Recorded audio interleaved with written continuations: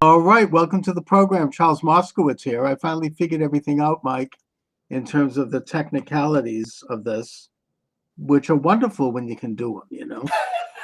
But It's always good when it works.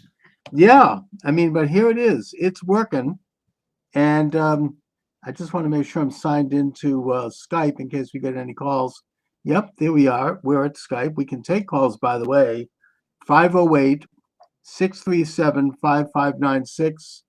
508 637 5596. I wonder if I should take the ultimate risk and go live on TikTok, which is a place where I'm generally not welcomed, but I'm going to do it. Yeah, we're live on TikTok. Welcome aboard TikTok. For now. Yeah, for now, until they shut it off. But here we are. Mike, I wanted to talk a little bit today about the two cases, of course, that are in the news, where in both cases someone ended up dead. And in both cases, two individuals were charged with the crime. And that is the case of Luigi Mangione and the insurance man, and also the case of Daniel Penny on the subway in New York. These things seem to have coincided in terms of Daniel Penny's case being dismissed and Mangione being caught at a McDonald's in Pennsylvania. And I think that there's an element to... Hang on, Trey. It wasn't dismissed. He was acquitted. He was acquitted, exactly. Thank you. Yeah. Now, I want to just comment on each of them. On the first one, the case of Daniel Penny, this is an example of how critical race theory has taken over the minds of this country, at least the elite minds, the legal minds, the high ground. And in that everything comes down to race. Race had absolutely nothing to do with it.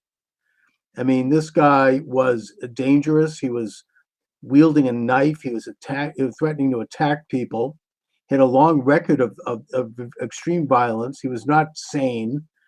And Daniel Penny, being a Marine off duty, conducted a function by which he subdued him and saved a lot of lives in that subway, according to everyone who was there.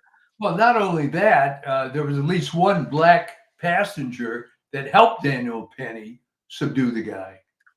Right. So race wasn't involved in this at all. No, and it just happened to be a coincidence that the guy happened to be black. It had nothing to do with anything. But the fact that it was made into an issue and then it was brought to court, which it never should have been. And then you had this radical leftist attorney trying to put Daniel Penny in prison for life. Or put him in, charge him with manslaughter.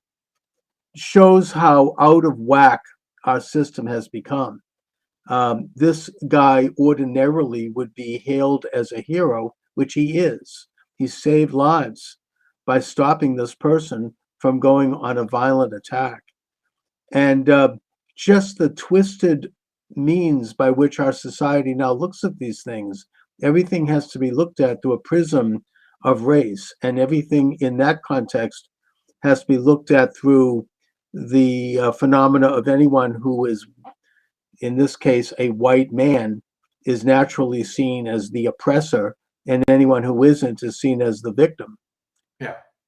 And let me just add this, though, that I'm not sure that, quote, society feels this way. I think that it is true and very unfortunate that the institutions have become dominated by these lunatics, including this ugly, angry lesbian prosecutor. Yes. Is there any other type of lesbian other than angry? I don't know. Well, let's just say that they tend to, I with due respect, I don't want to get shut down on TikTok here, but let's just say that there's something twisted going on there. Yeah, well, okay. So she also went viral for a case where she felt sorry for a murderer and reduced his sentence because he'd had a hard life. But I guess don't confuse the way society at large is reacting to something with the very, very unfortunate fact that these evil lunatics tend toward these kind of jobs. No, I think that society at large views Daniel Perry not only as a hero, but as someone who stood up and took, like an ordinary situation where you would protect people's lives. I mean, I think that most New Yorkers, including most liberals, think of that, think this way. It's just this radical establishment, the very people that President Trump won against, who have become so twisted that they think there's some virtue in this kind of a bizarre and inverted outlook that would lead to prosecuting this man for. I think what helped is that, and maybe we can use this as a sort of BCAD kind of thing, before COVID, after COVID, all right? I think there were a lot of people who for their whole lives have been brainwashed into the idea that their betters know the way things should be. But that forever lost all credibility with how the experts handled COVID. So when it came to this case of Daniel Penny, the elite were trying to say, well, it's terrible. He shouldn't have put the chokehold on the guy for that long, and so on and so forth. Didn't hold. Didn't wash this time. No. And that, I think, is one of the reasons that Trump won, that the elites are out of control. The same thing with the movie industry, everything else. All these institutions are falling apart because people aren't buying the lie anymore. That's right. And now I think because of this acquittal, it's time to revisit the case of Darren Chauvin. Chauvin, who also basically was putting this man in a hole that he had been trained to do as a police officer in Minnesota, and that they had undergone training to do that procedure. Now, maybe they shouldn't have been doing it, but that was what he was trained to do. It had been done many times before, and that he did it because this man was resisting arrest. He refused to get out of the car, and he was behaving in what all observers said appeared to be violently. The fact that he died is something that they could not have foreseen. The man was on fentanyl and he was on other drugs they found in his system. Then he had an enlarged heart. And yet this became another one of these successes for this leftist establishment that then ginned up this case with somehow the fact that he happened to be black had anything to do with it, which it didn't. And that it was he became like a symbol of all of the situations historically, which are real, where black men were attacked, yes. But this particular case, it didn't really add up to that. It became more kind of an archetype of something else. And that's sort of how they use the legal system in a way. Well, yeah, what happened here was, and there were a few people that spoke out at the time. Not only was this guy a career criminal, but he was raised up to be some sort of secular saint. So I think they overplayed their hand, but the establishment in Minneapolis felt that they were trapped into going along with the crowd, much the way, I suppose, because it's almost Christmas, you could argue that to some extent Pontius Pilate maybe was kind of railroaded into going along with the crowd and so on, right, rather than doing his job. So the good news is that when they tried to gin up a BLM type situation on this Daniel Penny, it didn't work. It didn't work. No, it didn't work, and it backfired on them. And just not to get off on a topic, but I view Pilate as having been part of the deep state in his day. Oh, and yeah. that in the case of Chauvin, you had the deep state putting on kente cloth and bowing in the Capitol. Remember that with Pelosi, and then you had them launching these what I would describe as a Kristallnacht against Black communities in major cities where businesses were looted, houses and businesses were burned, and people were shot to death in response. Almost in a coordinated way, while the media, while filming the fires, was saying this is a peaceful, mostly Mostly peaceful. protest. Yeah. But I also want to talk about Mangione because there are certain conspiracy theories around this, Oh, good. and I have no idea about any of them. Who knows the truth about it? But I think there are a couple that are And you worth never listening. will know the truth, by the way. Probably Any not. high-profile shooting, no. There's some very strange things around it, but there is social benefit in examining certain aspects of this, and one of them, and again, and I am not in any way in favor of this insurance man getting gunned down like that, of course, but it did bring up some issues about what's happening in insurance. That Brian Thompson probably in accord, and you know something about this, Mike, Yeah. with other insurance companies over the past maybe 3 or 4 years, maybe since Biden took office, I don't know, maybe earlier, they had consolidated and become so huge that they were in a position to deny benefits to people who may otherwise have gotten benefits. And these are people who had paid into that system for decades and who, owed that system. Now, I'm speaking here as somebody who actually got a life and health insurance license. So I know something about this. And I remember being in the office when I was trying to sell those policies. I was terrible at it. I didn't last long. But I remember my supervisor there on the phone with this poor man who had bought an extended policy.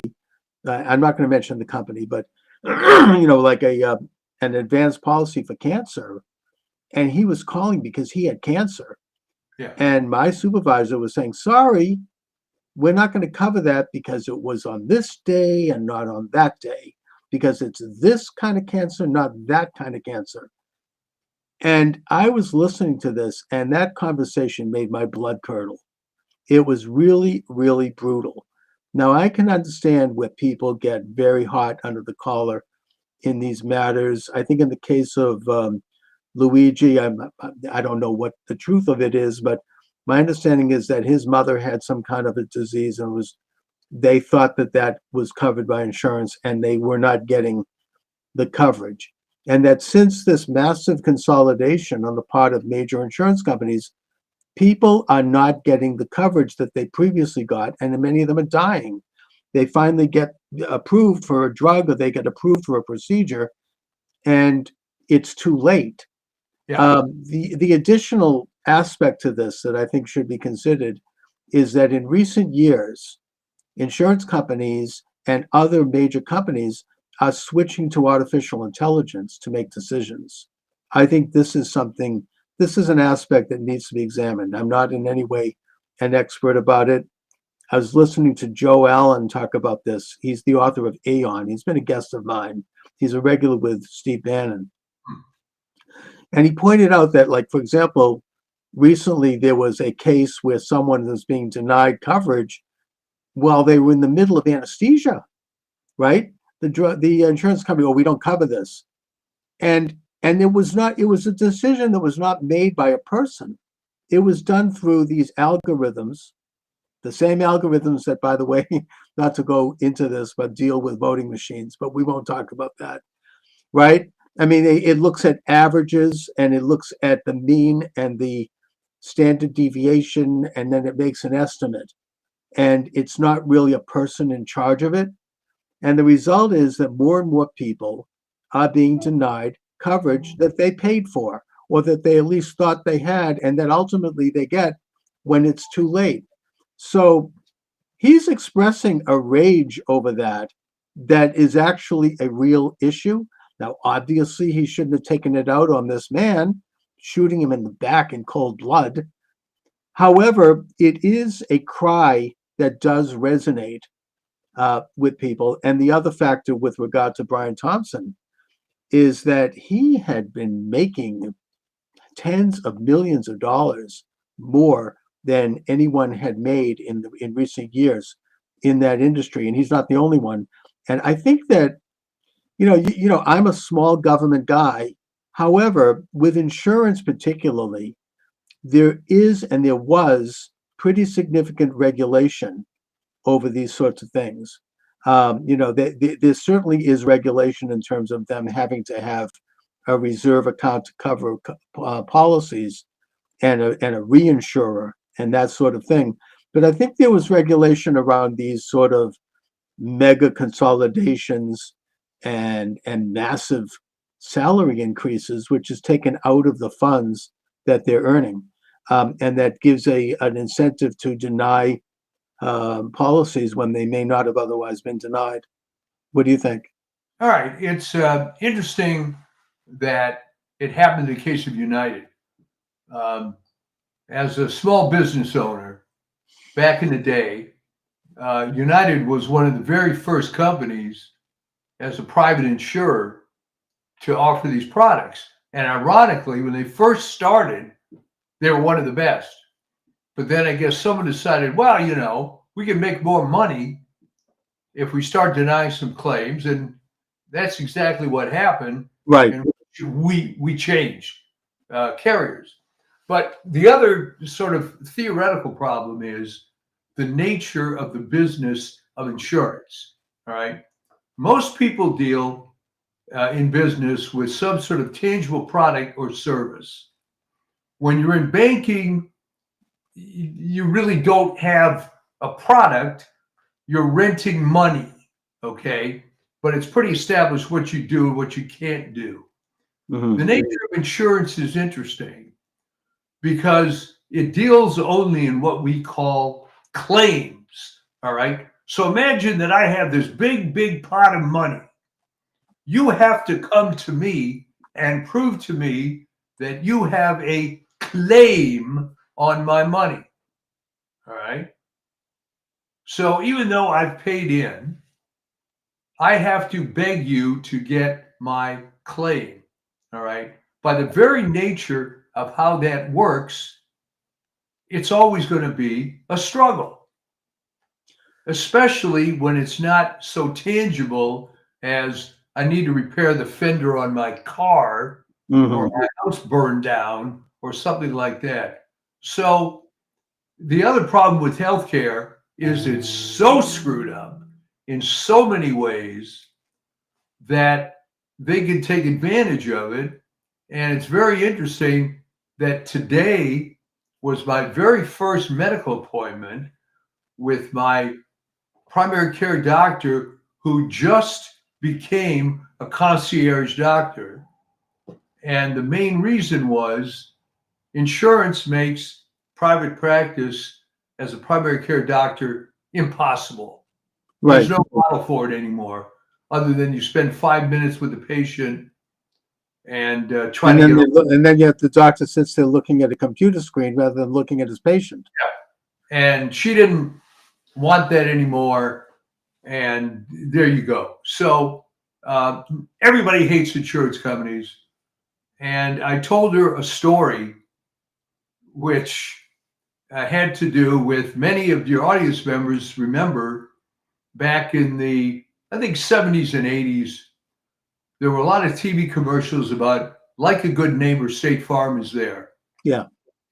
And they would focus on the State Farm agent in some very small town somewhere, Right. who is the State Farm agent in that town, right? So it ended up that there was actually a case of the State Farm agent in some little town in North Carolina driving down the road, and he sees one of his policyholders pulled off to the side of the road, changing a tire or something, an older guy. So the agent stops, helps the guy, and as he's walking back to his own car, he gets hit by a truck and gets killed instantly. Oh. He had his life insurance through State Farm, and the benefit was denied because him working on the side of the road was not part of his normal occupation. This thing went up to the North Carolina Supreme Court, and they eventually paid it. But the sad part of that was, look at the mentality. This isn't just some guy. This is your like a good neighbor guy, and you still deny it. That's the mentality. Right. They have an incentive to deny. And yet, I don't know if you can answer this, and it's kind of a paradoxical situation, but you have drugs that are very expensive. Yeah. And I particularly would note some of these injectables that are becoming very popular, like Ozempic Yeah. and Anything Wegovy and all of them. And they cost thousands of dollars, and yet the insurance company is happy to cover that. And so it's out of pocket for the consumer, like just a copay of whatever, $50. How does the insurance company, I mean, aren't they losing on that? I mean, why are they doing that? Well, you don't know exactly what the reimbursement is. Okay.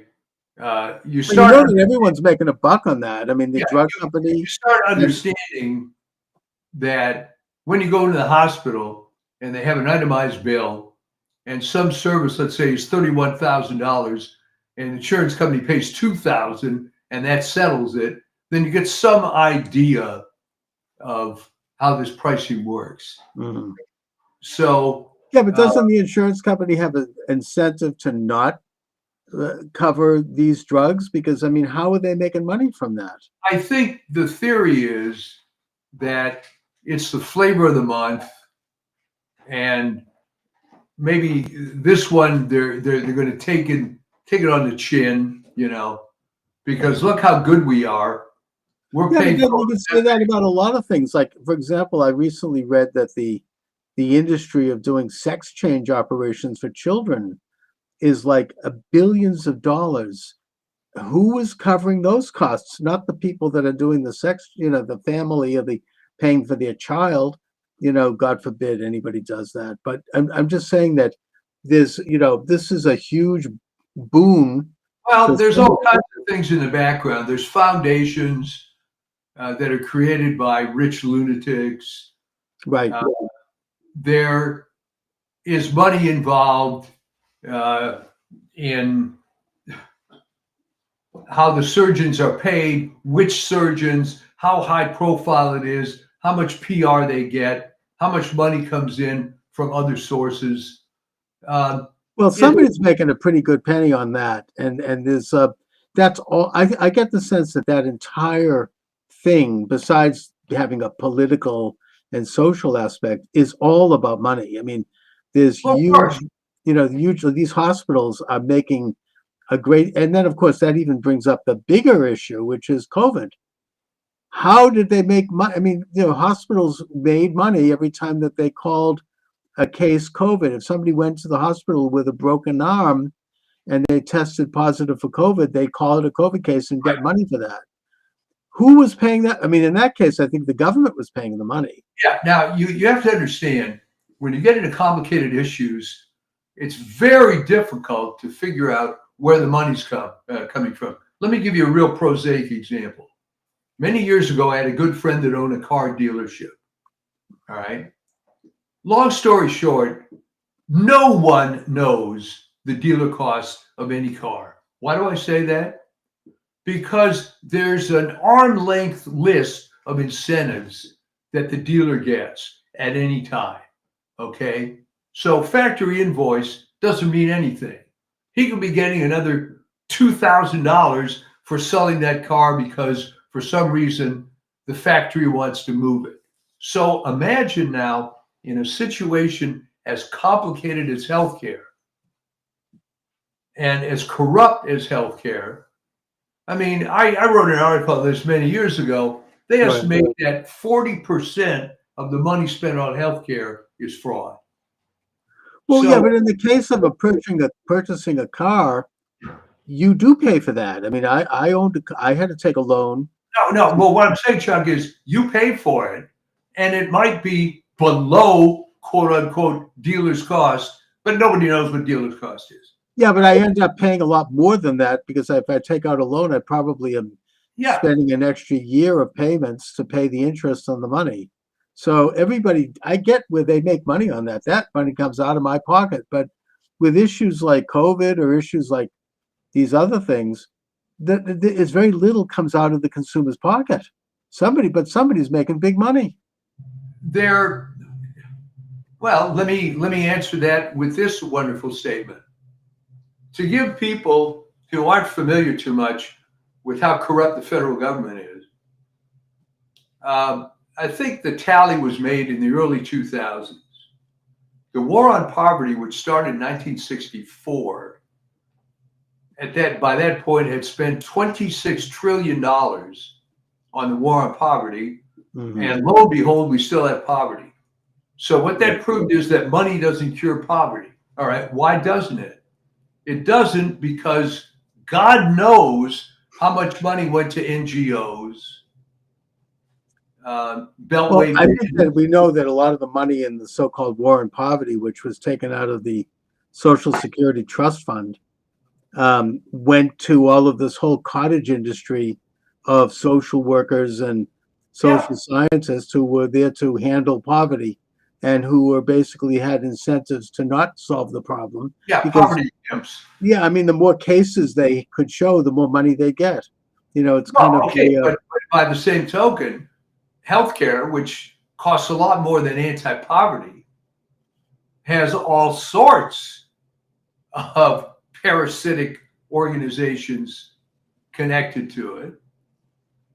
And I mean, isn't this an example? I mean, even like we look at Nixon launched the so-called war on cancer, right? One of the first things they did was, and not to get into a topic here that I could get banned for, but they got rid of Laetrile, right? Which is basically the inside of a peach pit, and which has proven to help cancer, cure cancers. I think that's now being admitted that these things, have a benefit. I don't know if they cure cancer, but they have a benefit in terms of managing it. But the drug companies couldn't make a buck on that. Yeah. So they got rid of it and they denounced it and they had it.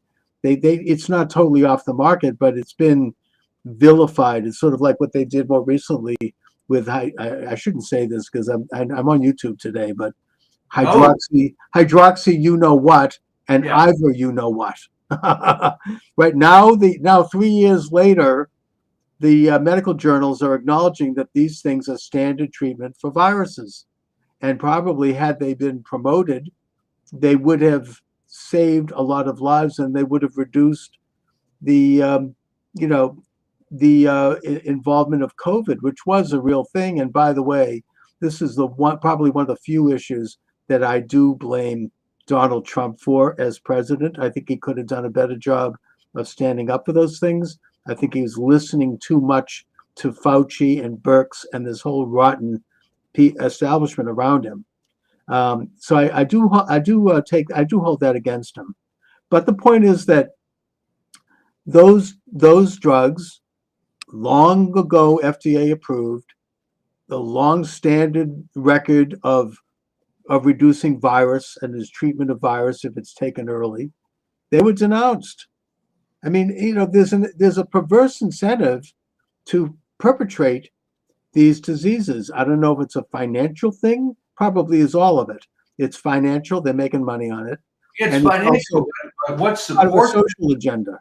What supports it, unfortunately, is that the entire medical establishment, and not really by their own fault, okay? The entire medical establishment is very weak, all right? Mm-hmm.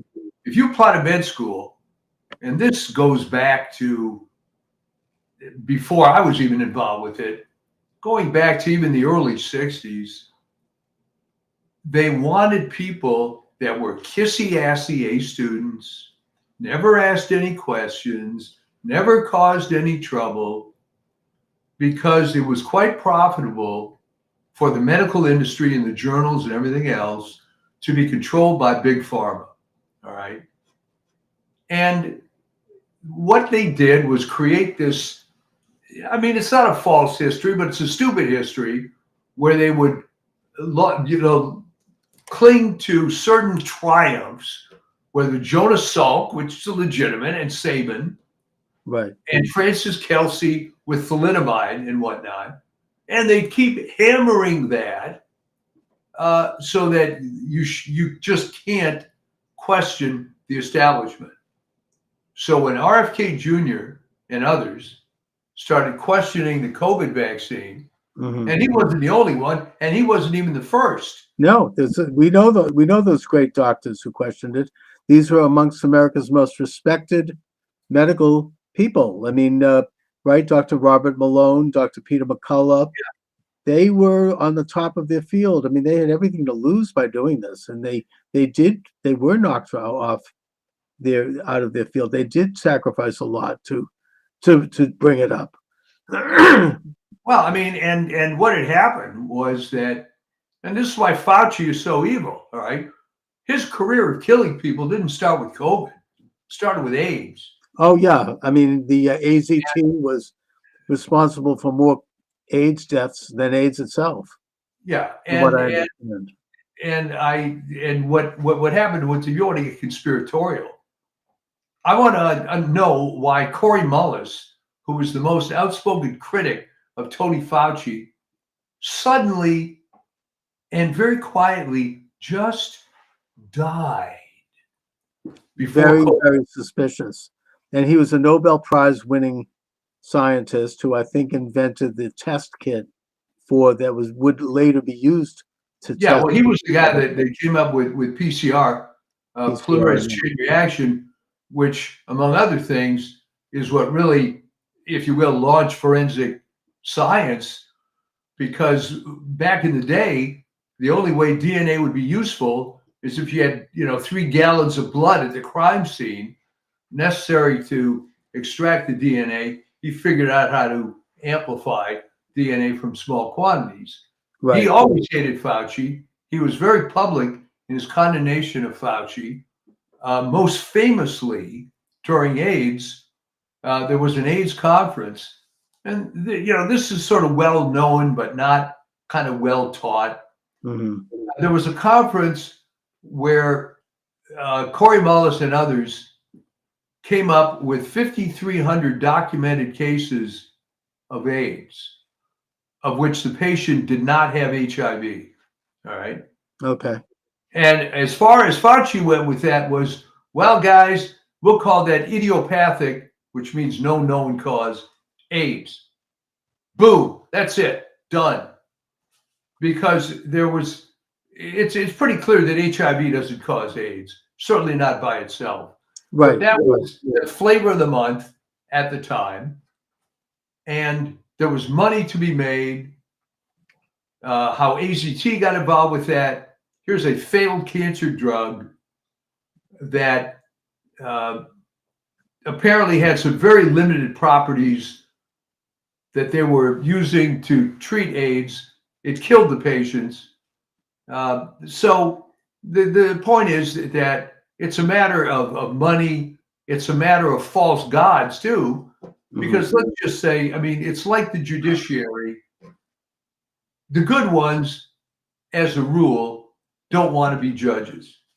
I mean, think about it, Chuck. You could be 100% mediocre lawyer like a Mark Elias, and you pay tons of money practicing law. Why would you want to be a judge? Oh, by the way, I would say Mark Elias is a very brilliant lawyer. Evil, but brilliant. He doesn't do the work. That may be, but he has a bunch of associates who are true believing liberals. No, but he can't be underestimated. He's very good at what he does. He's evil. His organization, but he personally is a mediocre lawyer at best. Probably, yeah. But I guess the point of that was that he doesn't want to be an academic in the law school. He's just going to make a lot of money. He billed out $650,000 just for, what was it, week and a half, 2-week attempted recount in the Pennsylvania Senate race. Oh my God. Yeah. And not to mention the fact that I think they all got rich off of Cackles, the Cackles campaign, right? Yeah. They shelled out over $1 billion into who knows who. Consultants became multimillionaires overnight. But by the way, just for the record, I should note, I've just been shut down on TikTok. I don't know what something you said, Mike. Something I said. Right. I think it might have been the business of of mullahs, or there was some trigger that led them to shut off the stream. Well, you know, it's interesting. Who the heck is listening that carefully to this? There are people. No, I had people. When you go on TikTok, people pick it up. I mean, I have about 8,000 followers now, even though I've been shadow banned. Well, And what I think happens in, and there's this people illustrates, keeping tabs on me on TikTok. what illustrates my point here Yeah. is that people generally in an atheist society like we have worship authority. And believe me, I have been attacked mercilessly on various forums for trying to tell the truth about Tony Fauci. Oh yeah. Well, that's taboo. I mean, and now of course there's rumors that this corrupt, illegitimate regime is going to issue some kind of a retroactive pardon for Fauci before they leave. But you touched on something that gets into the second conspiracy theory around Brian Thompson, the insurance man. And I'm not going to be articulate about this. I'll be general, but generally speaking, they were under investigation by the Federal Trade Commission for antitrust activities. Yeah.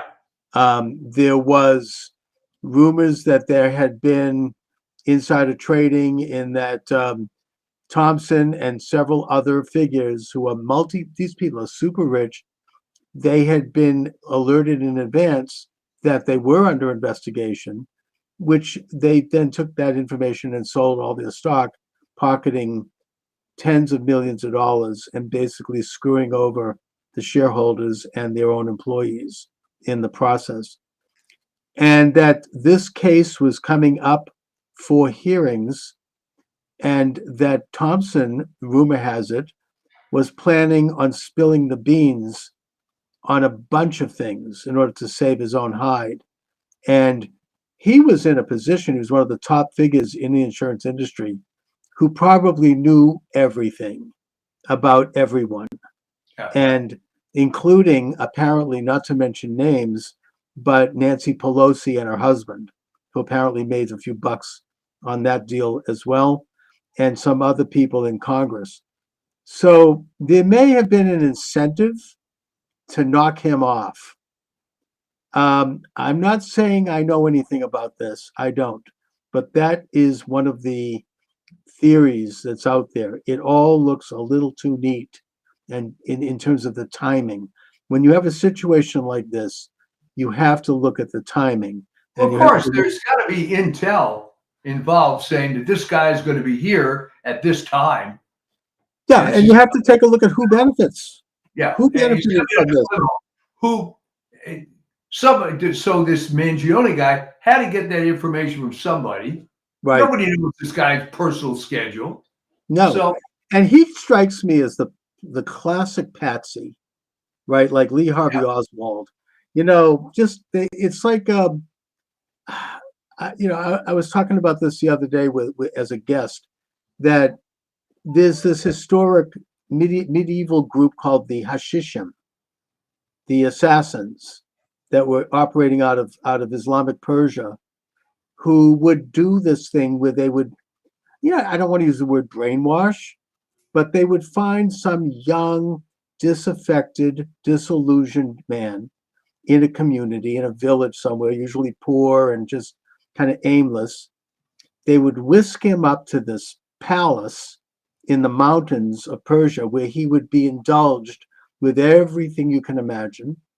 He would have everything in his, every kind of like vice, and he'd live this enormously luxurious experience. And then and not to mention a lot of hash and a lot of drugs. That's where the word hashish comes from, the hashish. And also it's where the word assassin comes from, the hashishim. These are all come from this cult.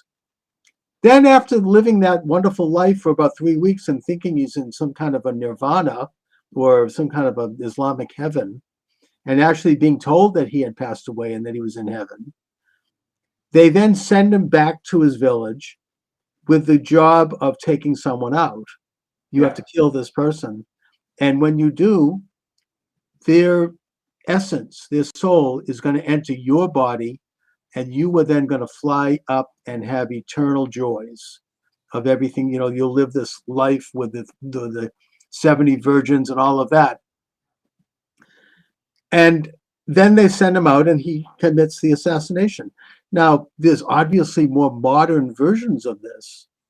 I would note that another example of this, I think, is, and I've studied this a little bit, not too deeply, but enough, would be Sirhan Sirhan, who assassinated. Yes, I was going to mention that. Yeah, I mean, he's been interviewed. I think that RFK Jr. believes him. He's the longest held man in American prison, and he does not remember what happened. It was almost like he had been tampered with mentally. The night before the assassination, he was having at a party with people who were involved with Charlie Manson, okay, who was another one who was part of maybe this sort of, I don't want to use, say CIA, because I don't know, but there was this kind of mind control thing going on there. And he said that there was some kind of a trigger. He was at the hotel, and there was like a sound that went off, or he saw this woman in a red dress, and there was something happened, and then he felt like he'd passed out. And then before he knows it, he's awake and he has the gun. And, I think that there's a lot of people, who've interviewed him over the years, who believe this story, that he really didn't know what was going on. Another example is this guy who shot up the gay nightclub in Orlando, Mateen. I actually wrote a short book about this for my college. We had to pick, like, in my criminology class, we were given a list of people that we had to do a dive into and study, and I picked him. And I discovered that he had been on several trips to Saudi Arabia. He was one of these disaffected guys, kind of an in the closet kind of a guy. And I think there's evidence that he came back from one of these trips and he was very different, according to people who knew him. It was like his brain he'd been tampered with. And that his experience of doing this shooting was one where he didn't know what he was doing. It was almost like he was under some kind of, hypnosis. So that, well, the famous term MK Ultra was raised. Yeah. After the Mangione thing. And as I predict, you can hold me to it, you're not going to find out a damn thing about this. No. Other than, physically he did it. They're going to tie him with the evidence to the crime. But, I mean, it would have been very clever if this Hashim organization, so to speak, the Hashim, some guy that has a vague connection to this insurance company by the fact that his mother was denied benefits or whatever it is, and he's groomed to be the assassin. Well, that's the theory. And like the Israelis have found that some of these guys who will show up in a pizza parlor with bomb belts and pull the trigger, some of them like were caught in advance and they were stopped. And they were interviewed, and they said, "Look, it's almost like I was I didn't know what I was doing. Now that I'm awake, I do know, and I'm sorry that I was doing this. I didn't mean to do it, but there was something going on." It's sort of, a modern version of the Hashishim. I mean, our intelligence apparatus. I mean, what Michael J. Glennon calls the double government. They've studied and they've gone deeply into psychological conditioning on a mass scale. And I think the master at that and the one they emulate is Hitler. But also on the individual scale by using psychotropic drugs and by using other means to get people to do things that they want to do. And there's a certain type of personality that they seek out who might be vulnerable to that. People like Hitler and Goebbels claimed that they got it from us. So I don't really know. I don't know either, but it's been around. The British are involved with the Tavistock Institute, and certainly the Soviet Union was involved with the Polytechnic Institute. Yeah. And the Israelis are involved certainly with Mossad. I mean, this isn't new. They all interact with each other, and they all while they all have their own agendas, I think they share information about how to do these things and how to conduct these sorts of operations. So maybe there was someone, and again, I'm not saying I know anything, because obviously all I know is what I read in the paper. But but there might have been someone on the inside, what Michael J. Glennon would call a Trumanite, who wanted to take out Brian Thompson, I mean, from the insurance. There was an incentive to do this, and so they had this. I will tell you this because I've heard this from people that you wouldn't suspect. Let's just say Brian Thompson is not being heavily mourned. All right. No, I mean, we talked about that. I mean, he's screwing people left and right. There were a lot of people who were angry, and plus the amount of money he was making, that's just greed. Why? You think that he was getting, his salary was almost $10 million a year. I mean, the guy's living in Minnesota.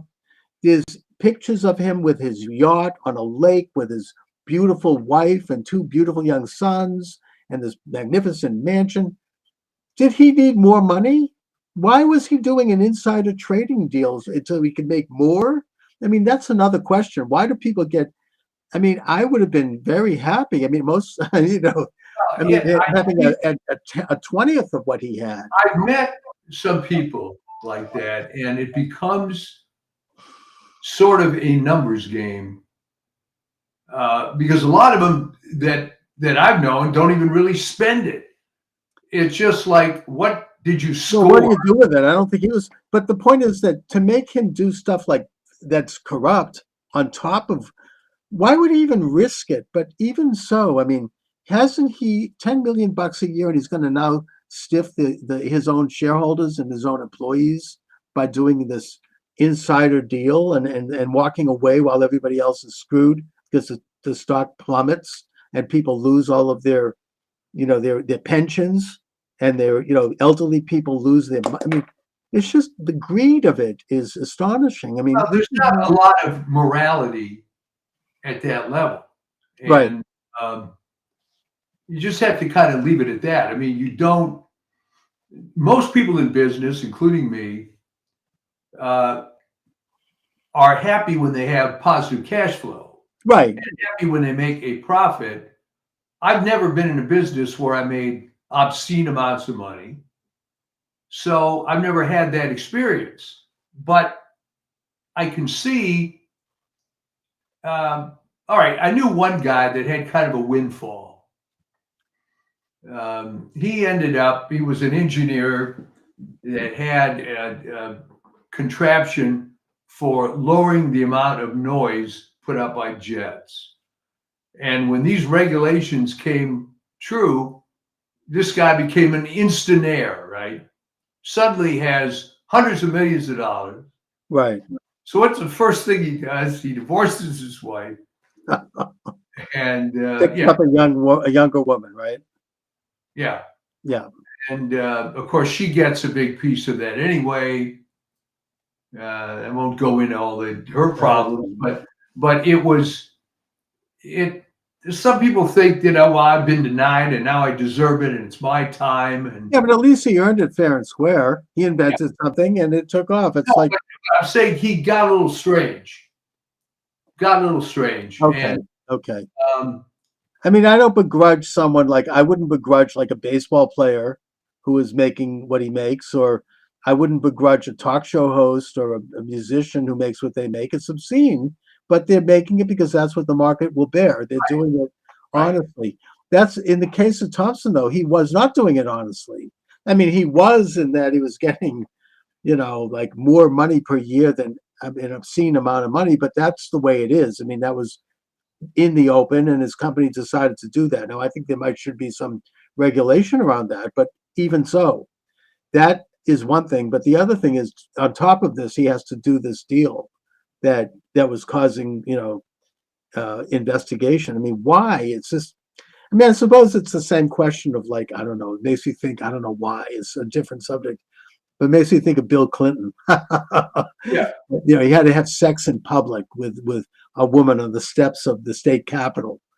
You know, wasn't it enough, you know, to, you know, be having an extramarital affair, but he was like the thrill of it, I suppose, you know, he enjoyed, you know, you going to the church and waving a Bible in people's face and then going back and having various assignations with Monica Lewinsky in the Oval Office. Well, he got a perverse pleasure for publicly doing stuff that was wrong. Right. Because it gave him a sense of power. Like, and yeah, and daring people to call him on it. I mean, he purposely misquoted one of the Beatitudes when he said, "Blessed are the peacemakers, for they will inherit the earth." The correct quote is, "Blessed are the peacemakers because they will be called children of God." All right, not a big deal, but he did it because he knew that the sycophant media wouldn't call him on it. Right, and he enjoyed that, and he had nothing but contempt for them. Yeah. And he was like, you know, like kind of sticking it to them all. And hey, even in his book, which was 1,000 pages of absolute drivel and dull crap, he says in one sentence, he acknowledges with regard to, he talks about Lewinsky only, but he says, "I did it because I can." Yeah. That was his explanation. He left it at that. "I did it because I can." You know, this kind of arrogance and this sort of, you know, sticking it in the eye of the very establishment that created him and that he served so servilely, right? I mean, it's I don't know how I equate that with Brian Thompson. I mean, I don't think his kind of corruption is different. Well, you get to the point where, you know, you do a little chiseling and a little more chiseling and a lot more chiseling. Before you know it, you're attending parties with P. Diddy before you know it. Yeah. That becomes your modus operandi, all right? And this is why he is not heavily mourned. No. And and then there are people trying to make you feel bad for the fact that he was killed. I mean, I don't know how innocent he was. I don't think he was that innocent. No. I don't think anyone has any sympathy for him. Although, you know, I don't think anybody deserves to be gunned down like that. Yeah. You know, there's something about it that it would have at least been decent if he was able to face the guy, you know, eyeball to eyeball before getting gunned down. I mean, but you know, the doing it that way was not the American way. It's not like the old West, you know, the model with Wyatt Earp. You meet somebody at high noon at the OK Corral, then you see who gets to pull the gun first. It's not like a, you know, John Wayne or some, you know, the movies. You know, it was not really done that way. And that's wrong. I mean, the whole thing is wrong. I don't think anybody deserves to be assassinated. But, you know, he's not a sympathetic figure. No. And this other guy seems, as I said, like some kind of a patsy. I don't know. Showing up at a McDonald's and, you know, he's identified by an employee and the police come and he's got everything there. He's got his fake IDs. He's got the gun. He's got everything sitting there. It's just a little too neat. There's something about it that's well, the whole McDonald's thing was a little weird. It just doesn't add up. I don't think we'll ever get to the bottom of it. No.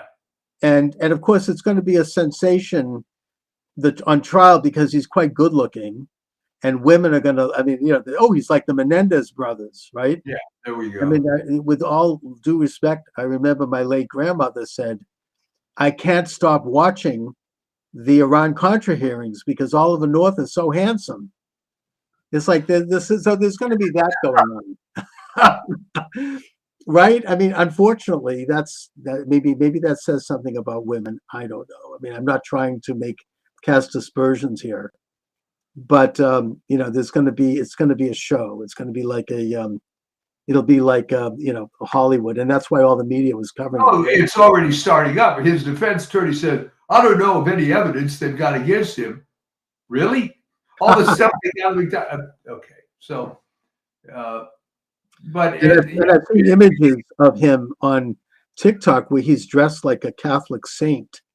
and Yeah. with holding like a heart. He looks like almost like Jesus. So there is this going on, and that's not good. That's not healthy. There's something about that it's a snapshot of our society, I suppose. Yeah. Well, there's going to be some tumultuous times here as we readjust back to a Trump situation. There Thank are God. people in the establishment that are really scared of what's going to come down. Oh yeah, and by the way, all of Trump's nominees are going to be approved. Yeah. They've got 53 Republicans. Even if they lose like Murkowski and some of these rhinos, they still have enough.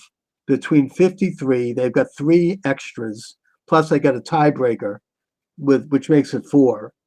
They're going to get them approved, and there was just another hoax or another smear job attempted against Hegseth. I don't know if you saw this, but the media was big establishment magazine was about to go out with the latest. They were going to claim that he never really was accepted at West Point. And somebody on the inside at West Point was working to make sure that he was like information about that was taken out. But Hegseth fortunately saved his receipts. He had the letter of acceptance. He had the documents which showed that he was accepted at West Point. He chose not to go. Instead, he went to Princeton. But he had it. He put it. He posted it. He brought it up, and they canceled the story. And and West Point changed the record back. So, you have to be careful. I mean, they're going after these people, and they're failing. It's not going to happen. All of them are going to be approved, and it's very exciting. Trump is going to hit the ground running. Looks good. Yeah. I think 2025, we're going to have more positive attitude shows than maybe we did before the election. You seem to be a changed man. Yes. I mean, I feel very hopeful. I really do. And I was, they're into the same old crap. I was listening on the way over here to do the show to NPR because I want to see what the other side's saying. And they were interviewing, you can guess, none other than McCabe, right? Lied to Congress something like 20 times, never charged, disgraced, part of the FISA fake dossier case against Trump, the Russia. And he's just spouting the same old garbage. I mean, it's just not working for them. Oh, Trump tried to, was trying to assert power, and he was like trying to overthrow the election results. And nobody believes that anymore. And like I said before the election, they don't have any talent. They're pulling out the same crap that maybe worked for them 20 years ago. Right. But it's not. It's already been rejected by the American people.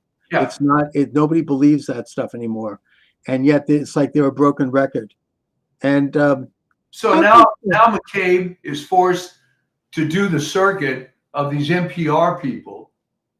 Great, good for him. They're all there drinking the same old Kool-Aid that they've been into, and it's not. I don't even think the host was buying it. It's like you could just tell. Yeah. I having been a talk show host, I can hear things. Yeah. Because I'm sort of tuned into what people are really thinking, and they're not even buying this anymore. It's just it's over for them, and hopefully he might be held legally, called down to the carpet for first of all for lying to Congress. I mean, Steve Bannon and Peter Navarro went to prison for a lot less. Oh yeah. Than what he did. I mean, they just refused to testify to this phony committee that all of those people should be held accountable, especially Liz Cheney. God, I mean, the worst. Stealing, She's really begging for a pardon now. She's going to need a pardon because she's in trouble, and she should be. Yeah, destroying evidence of federal investigation. Yeah. They destroyed everything before the Republicans took over, and they don't. It's like the whole thing was illegitimate from the beginning, and even even Speaker Johnson has said that publicly, that they should reconstitute a legitimate committee and actually look into all of this stuff. I hope they appoint Matt Gaetz as a special prosecutor to look into like the 2020 election for starters. Maybe that might be asking too much, but we'll see. You know, Yeah, it's going to be interesting. they should, because they need to get to the bottom of that once and for all. After all these years of gaslighting and attacking anybody and who questioned that election as almost being like a subhuman, it would be a beautiful thing to see them get into it. But that might be too much to ask. I'm happy that Trump's been elected. You have to ask. I mean, Bill Clinton is asking for a pardon for Hillary. Oh, really? So, yeah. They're going to need they want all these rotten criminals, Hillary, Fauci, the whole stinking Schiff. They'll all get this blanket pardon before Biden leaves office. It's going to destroy whatever's left of that awful party. I don't think any American is going to buy that. You know, it's just it's just an ugly, sickening, and pathetic way for this illegitimate regime to go down the tubes. Anyways, so Mike, what do you have coming up on the Substack? Well, you know, I was going to try to do a few more articles before the end of the year. Fortunately, we've been busy in my other business and, you know, just trying to keep up. But, and I feel kind of embarrassed because, you know, there are people that, well, they make a living on Substack, but they're writing all the time. Mine is free. So, you know, whatever I put out is there when it is. Well, you do it as a passion. I mean, it's Yeah. not necessarily. Yeah, it's right. It's a passion project. Yeah.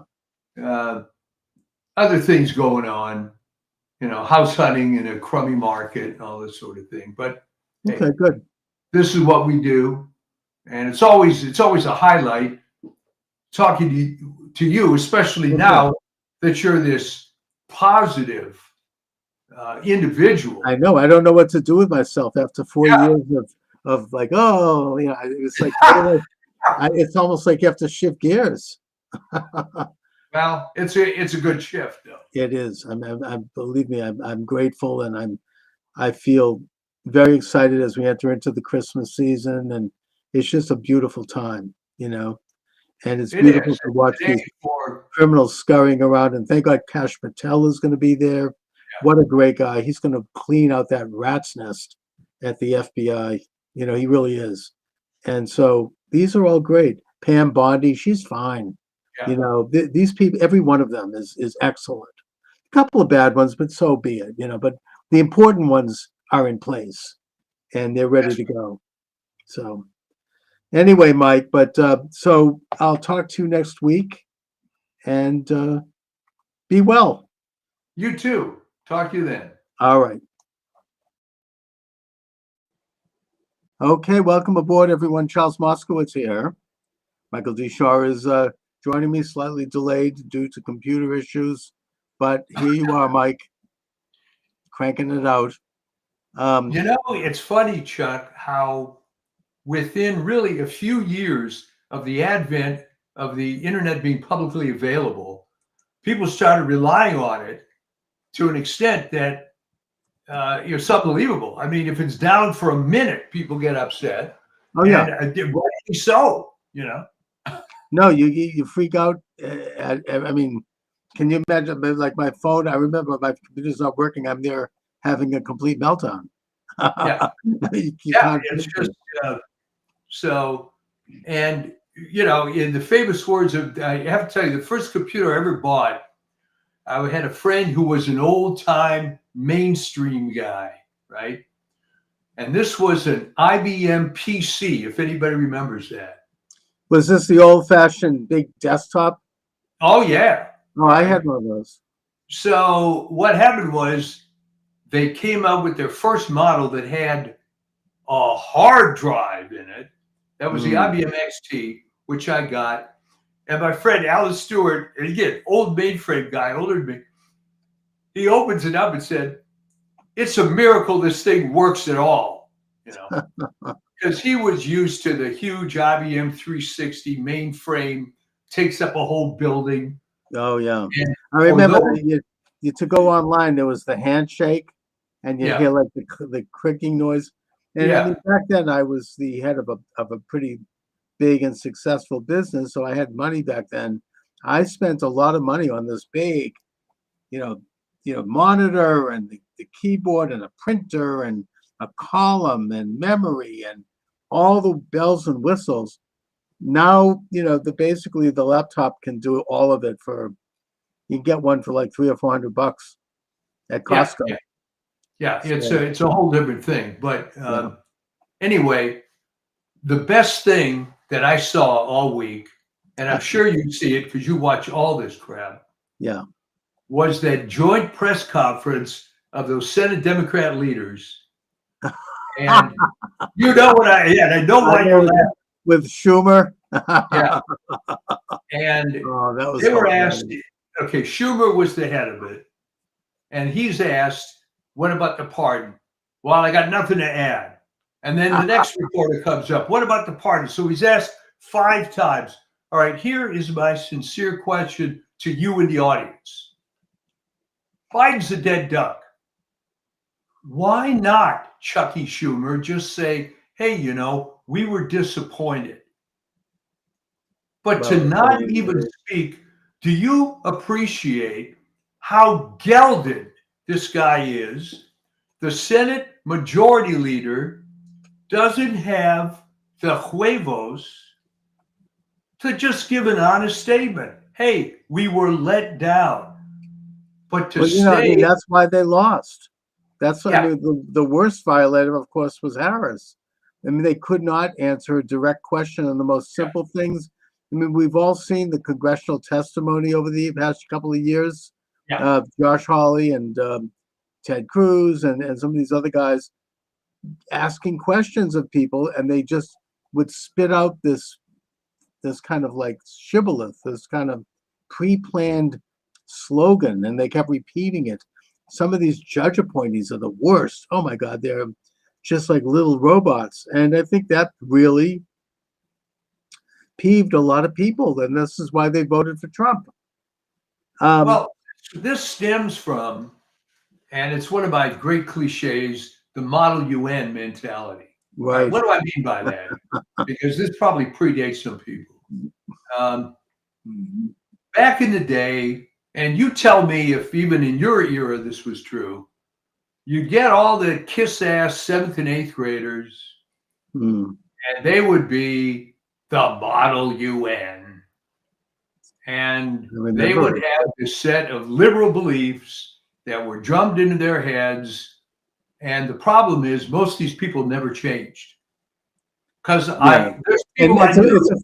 It's a finishing club for the future left wing Yes. activists. I know my daughter was briefly involved in it. She didn't like it, but she went to the convention in Boston for it, All right. and one of the main speakers was Noam Chomsky. Oh, there you go. And he's there rambling along, and all of a sudden he said something outrageous. He goes, "The United States got what it deserved on 9/11," or something typical. Yeah. And all of a sudden, my daughter's like, she's like, "What?" Her ears pricked up. Yeah. But yeah, She was smart. I mean, she was actually smart as opposed to just being a quote good student. So right. The point is, and I think you'll agree, that the ones that weren't smart, like your daughter, that was it. They were just very spoon fed, and it's kind of how to act, how to walk, how to talk. Yeah. It's a finishing school for the left, and for the future, rulers of the world.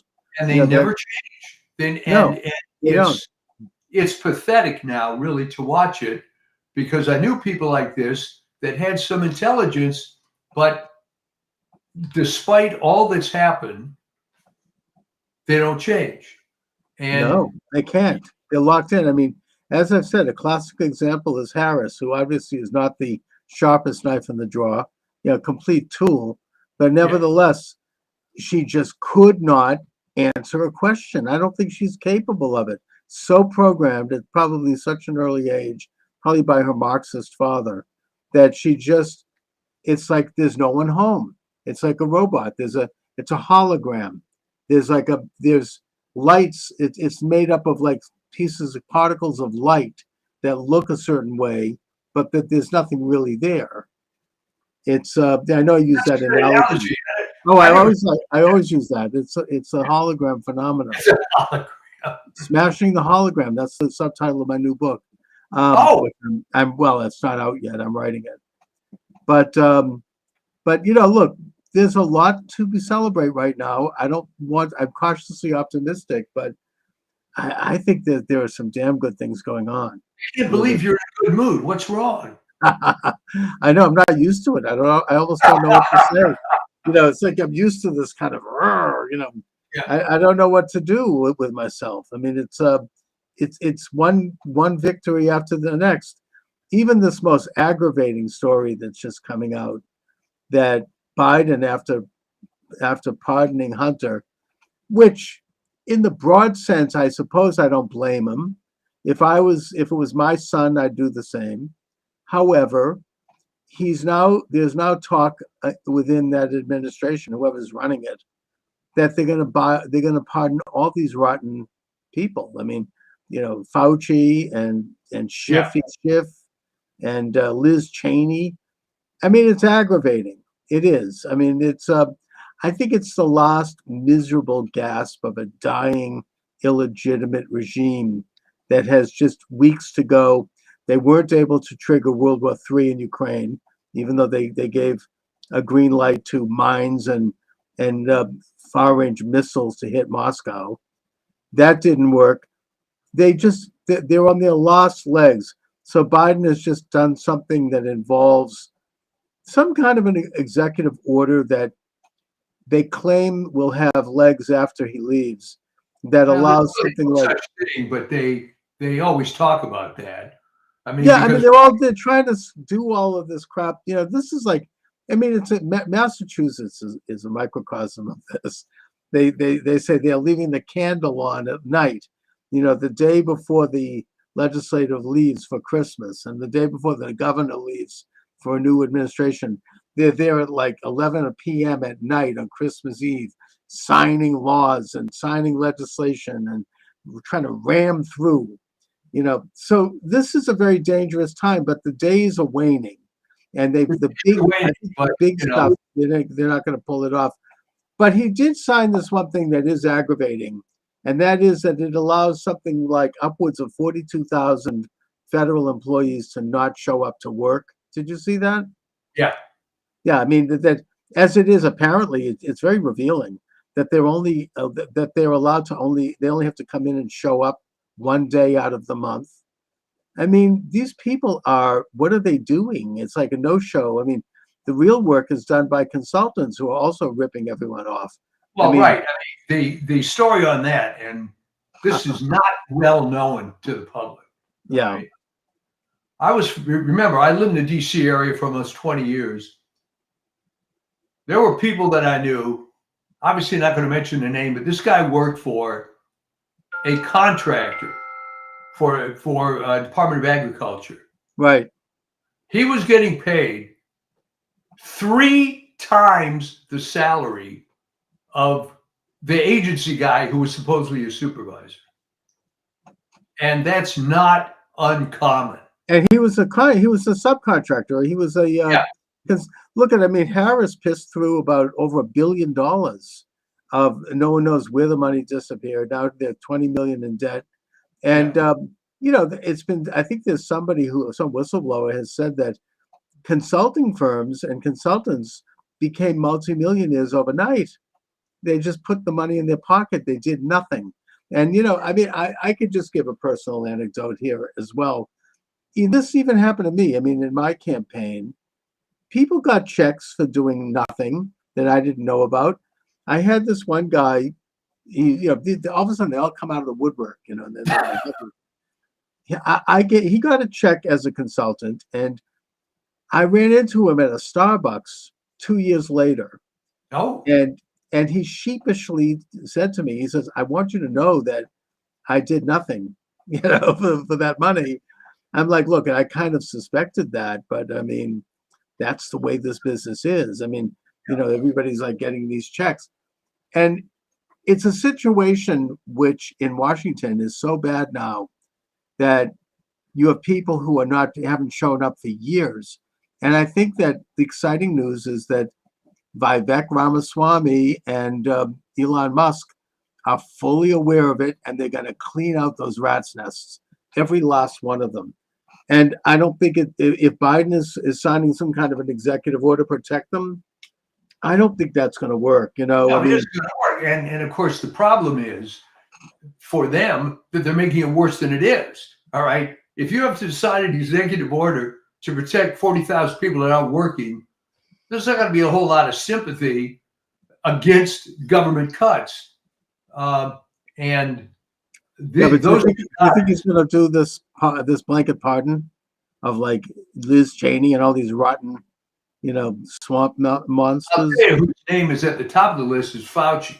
Oh, I know. Oh, And, the Mengele Fauci. I mean, that's aggravating.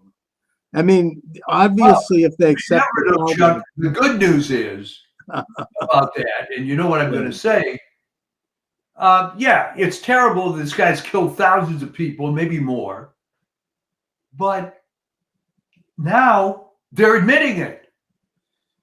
I mean, yes. I mean, obviously, if they're not getting pardoned for nothing. I think that the party line is, well, this is all Trump's fault because Trump is going to prosecute these people. I don't think anyone, even the liberal media, didn't buy that when they claimed that about Hunter. Everybody knows that he was just a real scumbag. I mean, on the top highest order, nobody bought this at Trump's. First of all, he's not even on the list of people that Trump is going to prosecute. I mean, and also, unlike them who make up crimes, like they'll take an alleged campaign misdemeanor, turn it into a felony, split it into 34 pieces, and get 34 convictions from a corrupt jury and a judge who's made $85 million in contributions to his daughter's firm. The Trump people aren't going to do that. They're not going to make up crimes. There's plenty to work with there. They're going to work, you just work within the law. I just had on earlier today this lawyer, Peter Tickton. He's been around a while. He's actually a longtime personal friend of Trump in Florida. He's in Florida. He's bringing a case in Florida regarding voter fraud. And he's calling for the decertification of a congressional race because the independent, so-called mail-in ballots, which come in at an average of like several hundred to 1,000 a day in a period leading up to an election, he discovered that there was on one day 185,000 of them came in, which is statistically impossible, and that someone had shut off a little computer machine run by the state, which requires that they prove that they have a driver's license and that there's one other proof of personhood. That was shut off by someone or automatically the day those came in. And he's got a lawsuit. It's happening next week. And it's going to open up a whole deal. He knows Pam Bondi, who's going to be the attorney general. He knows Trump. They're aware of this. And I think that if they open this thing up, because he says this is just the tip of the iceberg in terms of a national phenomena. Trump won anyway because he got such a huge vote, but they were doing this crap that we've been talking about for years with these fake votes. He says that they're almost like drone votes. They're phantom votes. They're not connected to a real person. I've heard about this before. I mean, this has been out there, but he now has the receipts for it. And he says that if this trial is on track and it really gets the kind of traction that it should get, it's going to open up a can of worms because Trump actually, in Congress, the Republicans actually carried 40 or 50 more seats than they actually seem to have. And that this was more done on a local level than nationally. Probably Trump did get bigger amounts of votes, but for it was mainly a congressional thing. They couldn't take down Marco Rubio and Tim Scott because they're like Trump. They had a big vote that these kind of votes couldn't overcome. But they were able to take out several close elections for Congress. Yeah. And if this thing is exposed, oh, it would be beautiful. I mean, we'll there'll be a lot of new congressmen coming up. Well, there's three elements that are very entrenched that are going to be attacked. One is voter fraud, Right. which is everywhere, and you just have to use your old friend inductive reasoning, right? How did California go from being at worst a purple state to be blue as hell? It's voter fraud. Yeah, but I think we have to differentiate. It's not so much voter fraud, like people engaging in fraud, because Voting fraud. well, yeah, that's a felony, and that's something that it's out there, but it's not. There's no big change in that. That's been going on since the days of Washington. What has changed is what I would call election fraud, ballot fraud. Good. These are not real people. These are fake ballots. This is, Attorney Ticton talked about ballots that are made up of algorithms that are entered into the computer system, that somehow they appear and then they disappear. It's like a ghost. They show up in the system a few days before an election and then they vanish. And he says that it is something it's a national thing. It's an international thing, actually. And that he's on the tip of an iceberg on a huge, huge story. One that I think that the leftist media is going to try to, ignore, but it's percolating. As I said, he has Trump's ear, he has Bondi's ear.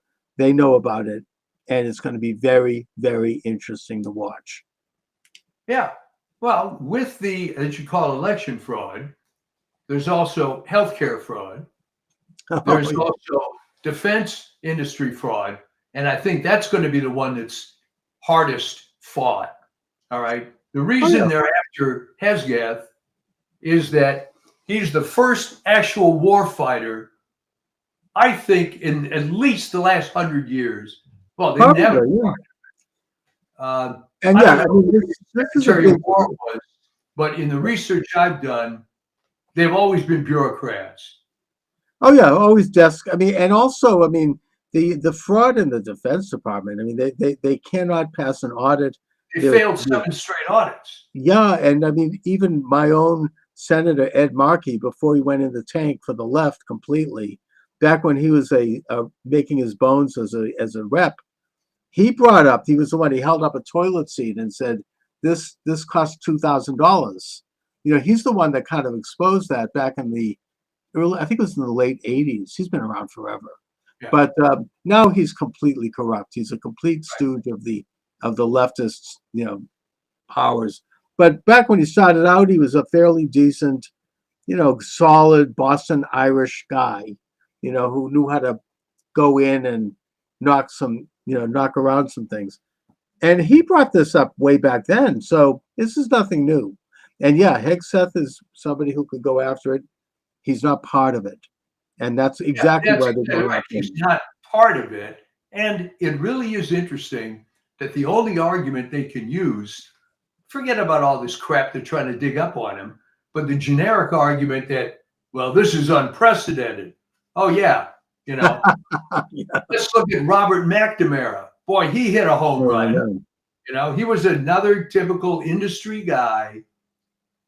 How many lives have guys had? I mean, all these people, Schlesinger. I mean, we could look at all of these guys, and that they're getting into like digging up someone's personal life, and I don't think it's going to work. I heard just yesterday, I don't know if this has been confirmed, but apparently all of the Republican senators are backing Hegseth, and that includes, even the real rhinos like Murkowski and Collins.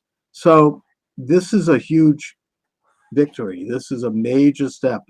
I think they're backing him because now they know which way the wind is blowing. There seems to be this whole bulldozer going through the entire corrupt government structure. The big money is in defense, and the big money is in healthcare. And Uh, that's the thing that they have to fix, those rotten agencies. No, Isn't yeah. it funny that the guy from Stanford, Bhattacharya, I believe his name is, he was on their enemies list, and now he's going to be head of the whole NIH. Oh, yeah. And Kennedy, that I don't think they can touch him. They've demonized him. They've tried to go into, his past, and they're digging up personal stuff. I don't think, this is the same crap they've always pulled. I mean, if they can't find something, they'll make it up, and they'll basically bribe people and hire people to come forward. I mean, this goes back to Anita Hill. That was the first example. She was a mediocre mid-level executive working under Thomas, and he might have told a few dirty jokes. Fine, he never touched her. He asked her out, not appropriate, but it's not like that has to come up in a Supreme Court hearing. I think that she was awarded. I think that she was groomed, and she got money. I think that apparently afterwards she was charging $10,000 to appear as a Right. as a speaker at a college, and she got a big fat book deal. Then she got a tenured position at Brandeis, and she was rewarded. Yeah. Where she heads the diversity and inclusion department. So, right, she does. So she was. Well, I think that that's how that works. I think that she was given some plums. Well, you're from that area, so you tell me, how does the destruction of Brandeis University reputation comport with the Brandeis family, if it's still even involved? I don't know if they ever were involved. I just think they named it after Brandeis because he was America's first Jewish Supreme Court justice. It has nothing to do with Brandeis. It's just they wanted to come up with a good name to kind of give a brand. But even now, I mean, there's a woman making the rounds attacking Hegseth. For what? He was seen publicly drunk. There's no one's ever charged him with anything. But I think she's getting an award. She's going to get a book deal. She's going to get her fat face on television. How about that? If everything she says is true, it doesn't matter anyway. So what? She went in the guy's room. I mean, these are like the worst kind of like attacks. I mean, and she's appealing to the cottage industry of Trump haters, which are people who do spend money on books. Trump's own niece made millions, peddling her book. Right. And she was a disgruntled family member. It wasn't even against Trump. She was angry because the family screwed over her father. Fine. But she's used that anger to, hook into the Trump derangement industry. I mean, and as I said, such a large percentage of book sales are based on this vicarious sort of weird sensation. Okay. If you go to any fat person's house, you'll see 2 bookshelves full of how to lose weight books. Right? And if you go to any liberal's house, you're going to see, I mean, before Trump, you'll see whatever the flavor of the month, left-wing cause, all the books. Oh, yeah. And you walk into Brookline Booksmith here in Boston, near where I live, and it's all those books on the front of the house. I mean, that they're like in the windows, and along with the Black Lives Matter flag. Not to putting aside the fact that I think the head of Black Lives Matter endorsed Trump, but putting that aside, I mean, there's still, and they have what's called the apple pie and motherhood placards. We support science. We oppose hate. All these euphemisms that are saying that they hate Trump, basically. But I've always wondered, because as a marketing guy, I'm always a student of human behavior. All right, maybe you hate Trump or you're liberal, whatever you are. How does it make it any better? How does it hurt Trump by you sending money for a book describing how bad he is? How does that affect anything? They just wallow in this stuff. Yeah. I mean, look, I saw it at my Thanksgiving table. Oh, I was going to ask. Oh yeah, I mean, there are people, with due respect to her, my 91-year-old mother is one of them, that are going to spend the rest of their lives just stewing in hate and rage and anger and just absolute bitterness. I mean, I don't know how they sustain it. And it's so like they repeat, all of a sudden, these people are experts on tariffs. They don't even know what a tariff is. They should have taken a little time to look it up in a dictionary. And they're like, all of a sudden, they're like, anything that they can get. And it's, oh my, I mean, it's just, it's really like, and I think that cult is diminishing. I do. I think that I it's think you're becoming right. marginalized. Reality has hit too many of these people right between the eyes. I mean, you can be the most flagrant Model UN type there is, but after a while, you're going to see, hey, you know what? My worldview that was pumped into my head when I was 12 maybe doesn't apply anymore. But then by the same token, you and I have met people who still talk that way. They do. And you just can't convince them otherwise. It's All like right? it's like Michael Savage says, it's a mental disorder. Yeah, It's it a is. mental disease. And I said to them, I said, look, I certainly respect opposing Trump's political positions, or using reason. And I get the fact you may not like him personally, you don't like his style, fine. But really, I mean, this kind of hatred, this irrational hatred. Look I didn't like Obama. I disagreed with his socialistic agenda. I didn't like him as a person particularly. I found there was something about him that I didn't like his character. But when he did something that I thought was good, I praised it. Right. I wanted what's best for the country. I mean, I was glad that he wasn't worse. I wasn't like, stewing. And same thing with Clinton, who was even more of a loathsome individual. But still, I mean, I never was, there's something really wrong with them. I mean, yeah. And I said, look, Trump has won. He won a substantial mandate. Get over it. You don't have to like him and you can criticize, but it's like the campaign is over. You lost. Get over it. It's like, it's a Some of really, them no. Although I because will tell you, I haven't seen any. I mean, after John Kerry lost in Massachusetts, you still saw those signs up on the lawn a year later. yeah. I haven't seen that with Harris. Those are Yeah. gone. She's bad. I mean, she's like, just as I said, it's going to be like Dukakis. People don't want to ever think about her again.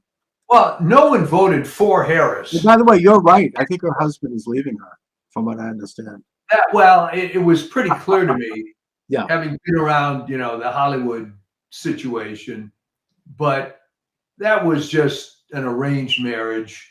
Right. Obviously, she had to have some quote husband. Sure. She was going to be on a political trail, but just Terrible. you almost feel bad for them because, good God, what a terrible candidate. Oh, just the worst. I don't think there was a worse candidate in history. I mean, it was horrible. And now people have made the argument that she was the worst. Oh yeah, In history. hands down the worst figure to ever reach that level in a presidential campaign. And I think most people are relieved, even people who hate Trump. They're happy that she's gone. I mean, it was awful.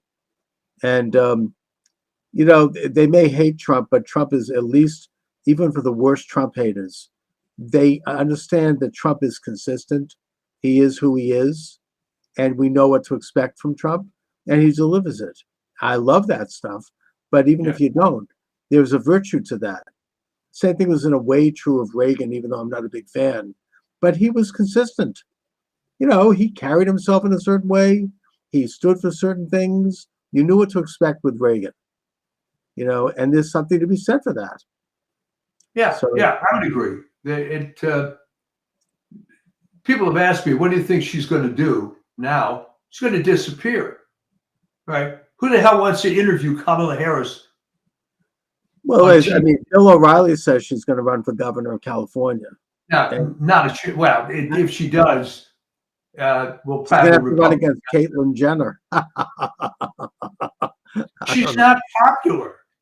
I don't think She so. doesn't realize everybody hates her. You know, it's She kind of doesn't like seem to realize it. you could almost compare her career, if you follow the movies, to Rachel Zegler. It's the same thing. Some pumped up situation, and in the case of Rachel Zegler, it's even worse because she torpedoes herself nonstop. At least Harris would generally keep her mouth shut. Yeah. Imagine being Disney, already spending over $300 million on the live action Snow White. Everybody hates this broad. Everybody. The trailers have come out, ratioed 10-1, 15-1 on YouTube. Yeah. I just don't get it. And they changed it. Here was the latest thing to come out. Well, in the original story, it's Snow White because her skin is white as snow. I'm not making up the following. No, I know. They changed the story to she's Snow White because she was out in a snowstorm as an infant and survived. That's a good one. Oh, So can't have a white girl, you know. And of course the other problem, which is just killer. Magic mirror on the wall. Who's the fairest of them all? All right. If you look at Gal Gadot and Rachel Zegler,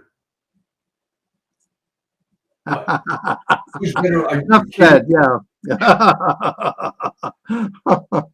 Oh man, yeah. That's a huge So debacle. the DEI thing is just dying a well-deserved death.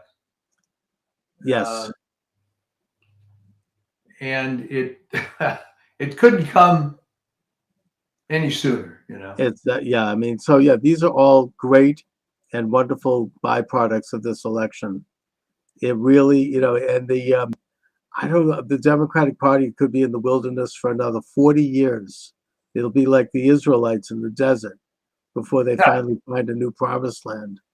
I mean, they just, I think they're clinging. They're like, it's like the reverse of what Obama said, bitter clingers, holding on to their. Exactly. DEI. I mean, the whole thing was based on, it's basically a communist model, right?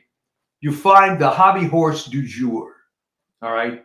In 1917, it was the peasants and the poor workers.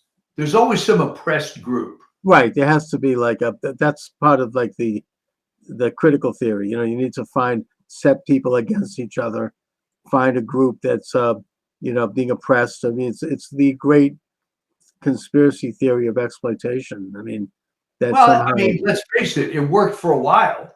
You could be sympathetic to the peasants and the low-paid workers. right. The trouble is they ran out of victim groups, you know? Not that many people are sympathetic to trans women playing collegiate sports. So No, I mean, this is like this is kind of the Waterloo, yeah, it seems. And conveniently, this case is now before the Supreme Court. And it doesn't look good for them. I mean, it's just, you have, you know, Ketanji Jackson, who comes across as about, it's just as a dimwit. I mean, she says something about that she's comparing sex change operations for children to miscegenation. I don't know how she makes that up. but she was outdone, I think, by Sotomayor. Oh, yeah, another one. Sex change operation has about as much risk as taking an aspirin. Yeah. So I mean, and I think I think that most people, including most liberals, are cringing over that. They don't want to talk about it. It's so, and it's just coming at a time when, you know, they're already on the ropes. And, you know, this is one of the many reasons why Trump won, is because people reject this whole agenda. You know, sex change operations for children is ghoulish. It's, you know, it's sinister. It's sick.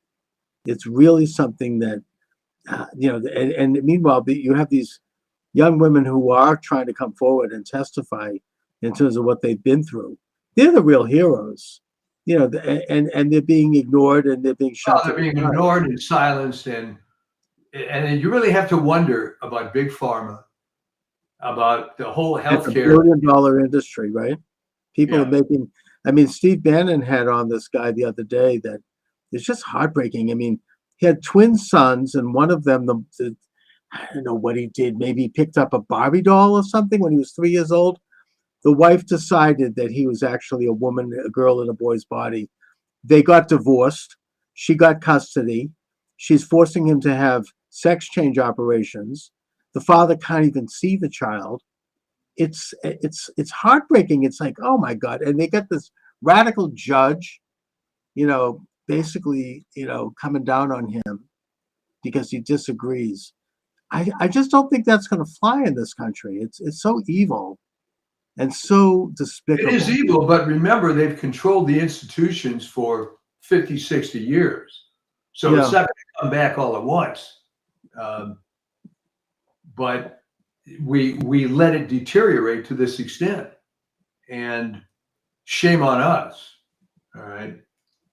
So. Yeah, I mean, this is how far it's gotten. Sterilizing children, Yeah. removing a young girl's fallopian tubes and a boy's testicles. That's what we've come to. That's the symbol of the opposition now. That's what they're fighting for now. I mean, that's how low it's gotten. Have they run out of everyone else? I mean, this would have been unthinkable even 3 years ago. Yeah. Oh, yeah. Always something. No, they want to call in the show. Okay. Tell them to come on.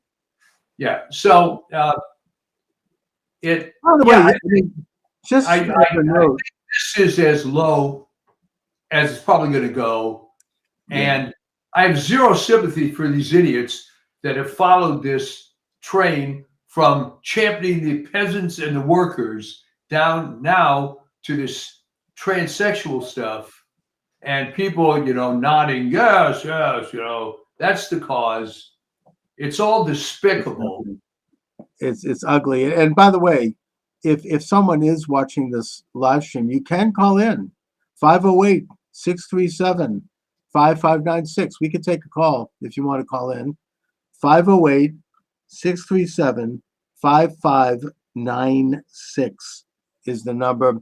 I think we also can take chats on Kick and on Rumble. Let me just see if I can see that. I'm terrible with this. Yeah, I mean, I should get Discord, whatever that is. People tell me that that's something that could be used for technically to get chats.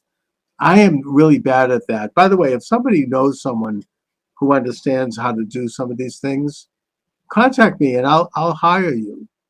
To help me, because there are these various live streams that I just don't know how to hook them up, but I should have, and they're not even, a lot of them are free. I mean, I should be live on Substack. I should be live on Telegram. All you have to do is find a conservative young person.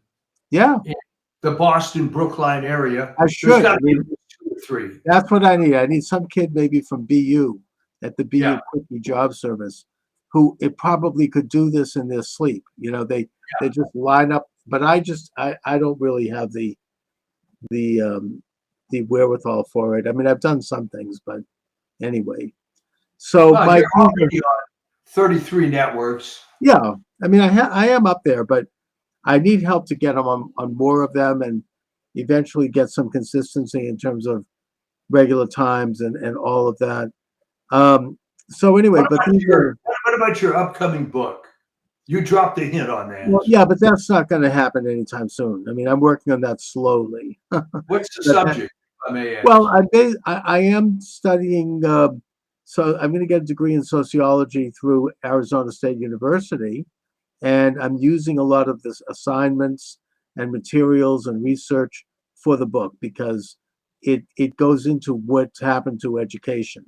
It's so far left that and some of the people that are taking these, as you say, like with Model UN, you have young people who are taking these courses who really don't know better and who are just steeped in this stuff. And it's real, it's Marxism brought up to today and put into today's paradigm about, the different causes And so I'm writing about that, and I'm taking notes, and I'm writing papers, and I don't like to leave anything unpublished. So when I write a paper, I'm then incorporate. It's kind of easier that way, you know. I have Yeah. a paper I've written, and then I incorporate it into the book. So it's kind In of the case of your old friend Sam Blumenthal, yes. how long ago did he notice this trend in education? Well, Sam has written a shelf load of books on this. His magnum opus, I think, is NEA Trojan Horse in American Education, Yeah. where that was the first book that really launched him, and very influential, where he goes into the history of how this kind of behavioristic leftist um, modality took over public education, and how it originally was not that. He shows how Harvard really started out as a Puritan uh, thing. I mean, it was congregational, and how it changed. And same thing with Yale and all these colleges. They started out as Christian colleges, and they changed. And he goes into when that happened, how that happened, and points to several major figures, including particularly John Dewey, as coining the phrase change agent, and turning education into a tool of world change and reconnoitering the human being, as opposed to teaching people how to think. So yeah, I mean, I think Sam, if he were here today, he'd be very pleased with what's going on. Trump has said that he's going to abolish the Department of Education, and he will, because he means it. And Reagan, That was absolutely the low-hanging fruit. Okay, yeah. you could get rid of the majority of federal agencies, but if you wanted to pick the absolute easiest one that has no justification existing at all, that would be it. Oh yeah, I mean, and that's just the beginning. I mean, there's this this what do they call it? Council of Democracy or something. Yeah. It was started actually by Jesse Helms, and it was started as in a sense, it was good in the beginning, but now it's run by Victoria Nuland and her husband, who basically wrote a column in the New York Times calling for Trump's assassination, and who is instigating color revolutions. They're behind the Ukraine revolution. Now they're starting trouble in Georgia. And they're out there. I mean, they get something like an annual $300 million check from the taxpayer. I think that Musk and Ramaswamy are going to cut them off at the knees right away. And these other things are just, we're going to, it's a beautiful thing to watch. I mean, I don't think that they're going to be corrupted. We'll see. But I think that these guys mean business. I think that, the wind is on their back. I mean, it's going to be, I think that all of Trump's people are going to be confirmed. You got Mike Davis out there, who I think would have been an interesting attorney general pick. He's the Project 21 project outfit. He was involved with helping shepherd in the Kavanaugh to U.S. Supreme Court. He's been around. He knows the score.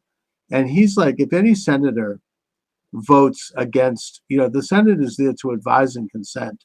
And if someone has to have a pretty damn good reason to vote against a nominee of a president, they are there simply to look at whether or not someone's fit for the office, or if there are anything really major reasons why not. And there isn't.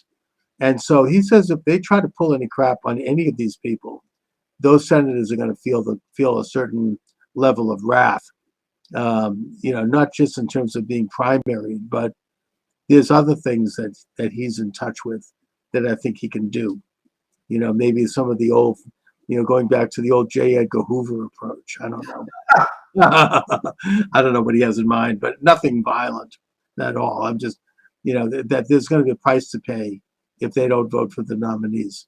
Trump won the election, and he has a right to appoint his cabinet, and that's that. Just like any other president, unless there's a damn good reason. So I think that Trump is going to get his people in, and it's going to be great. I just You I'm, know, I'm really looking forward to it. And what's nice is what an attitude change on your part. yeah, My yeah. goodness. After 4 years of traveling in the vineyards, and just being disheartened. I mean, it's exhilarating. Yeah. It's a beautiful thing to have seen.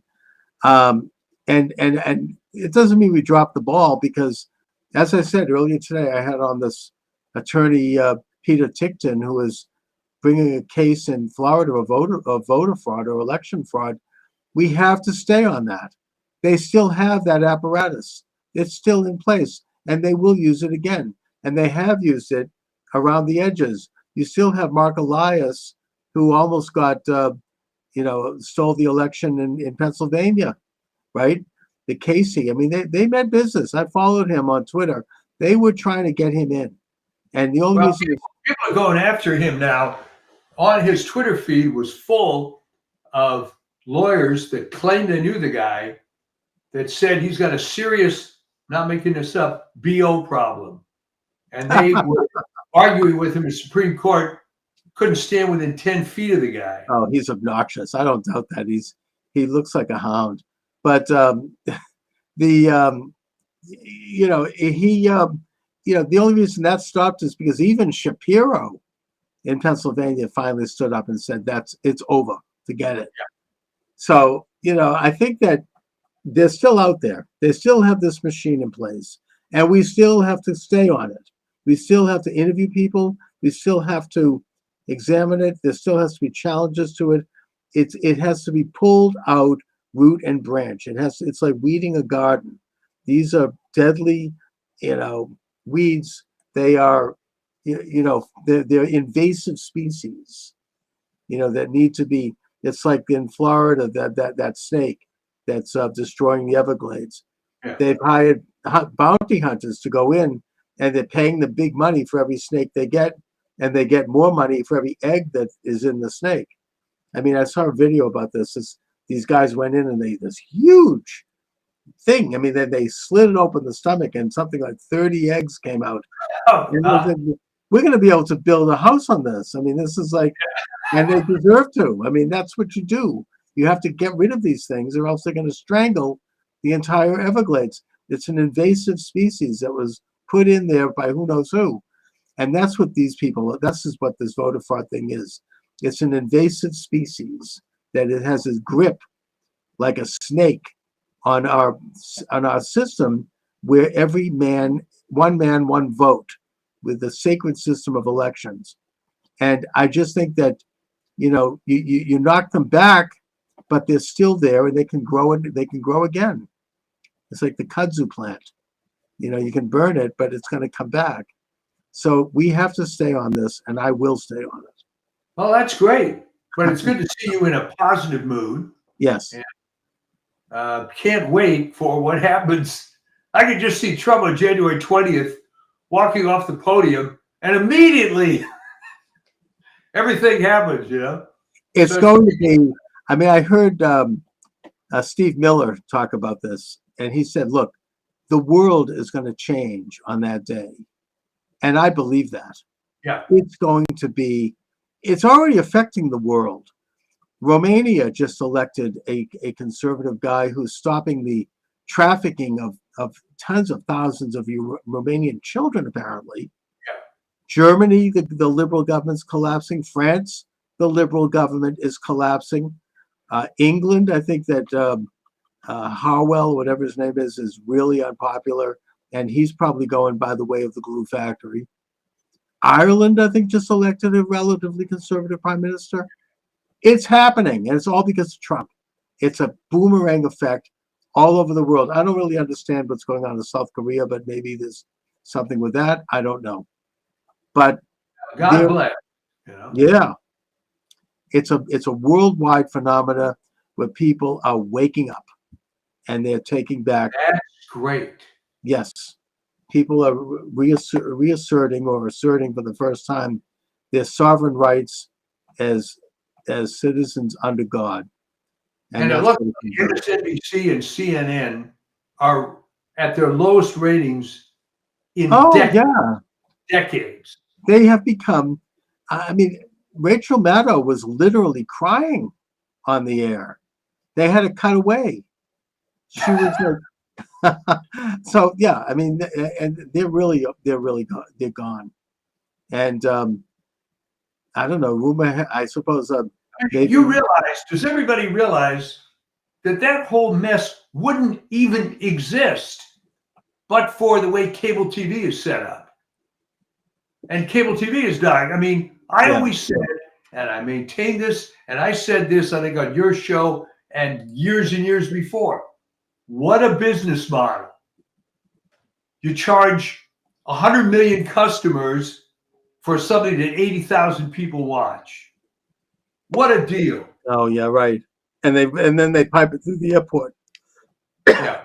But I think that Elon Musk might buy MSNBC probably at a cheap price, and maybe he'll replace Rachel Maddow with Laura Loomer. Anyway, so Mike, what do you have coming up on the Substack? Well, when things quiet down a little bit before Christmas, I'll put up a couple articles. I haven't done anything for about 10 days. So just if the war against Christmas is over too, I think it is. Yeah. Well, that, the war on Christmas, that quote doesn't exist. Yeah. Yeah. And the war against Thanksgiving didn't go over too well this year either. Yeah. So I think that culturally, there's some very interesting developments. America, in many ways, is back. So thank God. Yeah. Well, it's been away for a long time. So yeah, glad to see it back. Be it back, but we have to keep educating and keep moving the ball. All right, Mike. So I'll talk to you soon. We will see you. Thanks a lot. I have a what do I have? I have HP.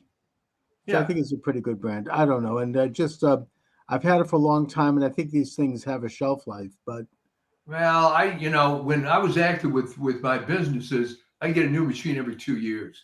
Didn't want to screw around. I'm about due for it, and so yeah.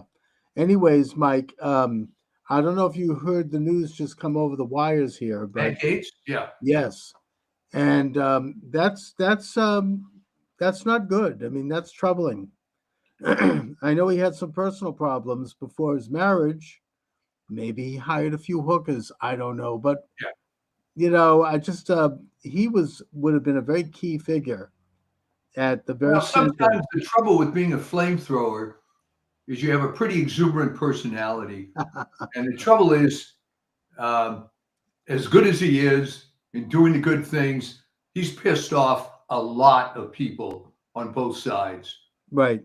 And they were probably marshaling a lot of resources to make it very difficult for him.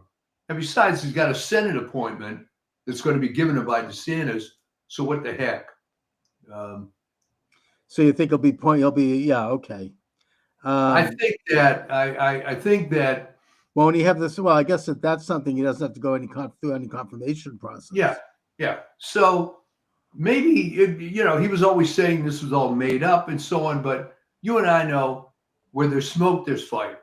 No, right? I mean, look, the man obviously had some issues, but I think that look, I think he kind of cleaned up his act after his marriage. With where you take a guy like Bill Clinton, and the problem started after his marriage. Yeah. So, I mean, it's obviously a double standard, but there you have it.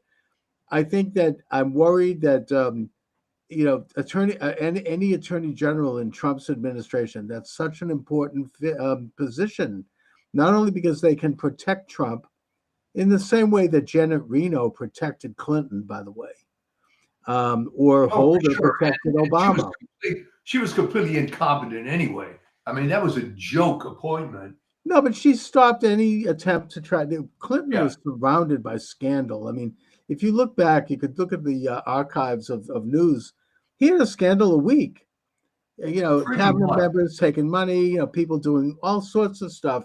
And she kind of ran interference. That's the only function I think she had, basically, was she knew how to run interference to protect him. And that's, when you're a figure like Trump, you have to have that. He's going to have, we're talking here mainly about the lame duck period here. they are going to throw they're not stopping. I mean, the Trump hatred is as vigorous as ever. I think that they are, besides the fact that they're trying to start World War III with nuclear Russia. Yeah, So I mean, Biden should be just for that impeached. oh, clearly, I mean, who knows who's in charge of that? Anyways, I mean, this whole policy of giving Russia a green light to fire missiles, or Ukraine Ukraine, to right? fire these advanced missiles, and also lay landmines. This was done. Biden wasn't even in the country when that was done, which brings up the broader question of who ran that illegitimate, rotten regime. But putting it Oh, aside, probably, yeah, yeah. they're trying to set a trap for Trump by launching a war that Trump will be embroiled in. They don't give a damn how many people they kill. And on a domestic front, my understanding, according to the reporting of Natalie K. Winters, who I think is a pretty in-depth reporter, they're doing some of the same crap they did when Trump came in the first term. And Obama basically embedded various figures inside the government that could not be easily removed, could not be easily discovered, and that would basically thread and marble the Trump administration and just run interference every chance they could get. They're lining up people like Mark Elias, who's not going away. I think he's ended the big steal in Pennsylvania now that even Shapiro has come out against it. So he's now lining up, according, again, my source on this is Natalie Winters, lawsuits to bring out against Trump. Every single thing he does is going to be a lawsuit. There's going to be lawfare. Is going to go in a high gear. That's not going anywhere. You've got a shadow government set up. I forget who was talking about this openly on NPR. I believe he was a congressman who was like, we're setting up a shadow government, just like they have in Great Britain, where you're going to have, for example, the shadow attorney general is going to be none other than Shifty Schiff, and the shadow secretary of state. And each of these people are going to be there to attack and criticize every time one of Trump's cabinet members and office holders, whatever they do, they're going to get attacked. They're going to get criticized. Well, here's the good news. All right.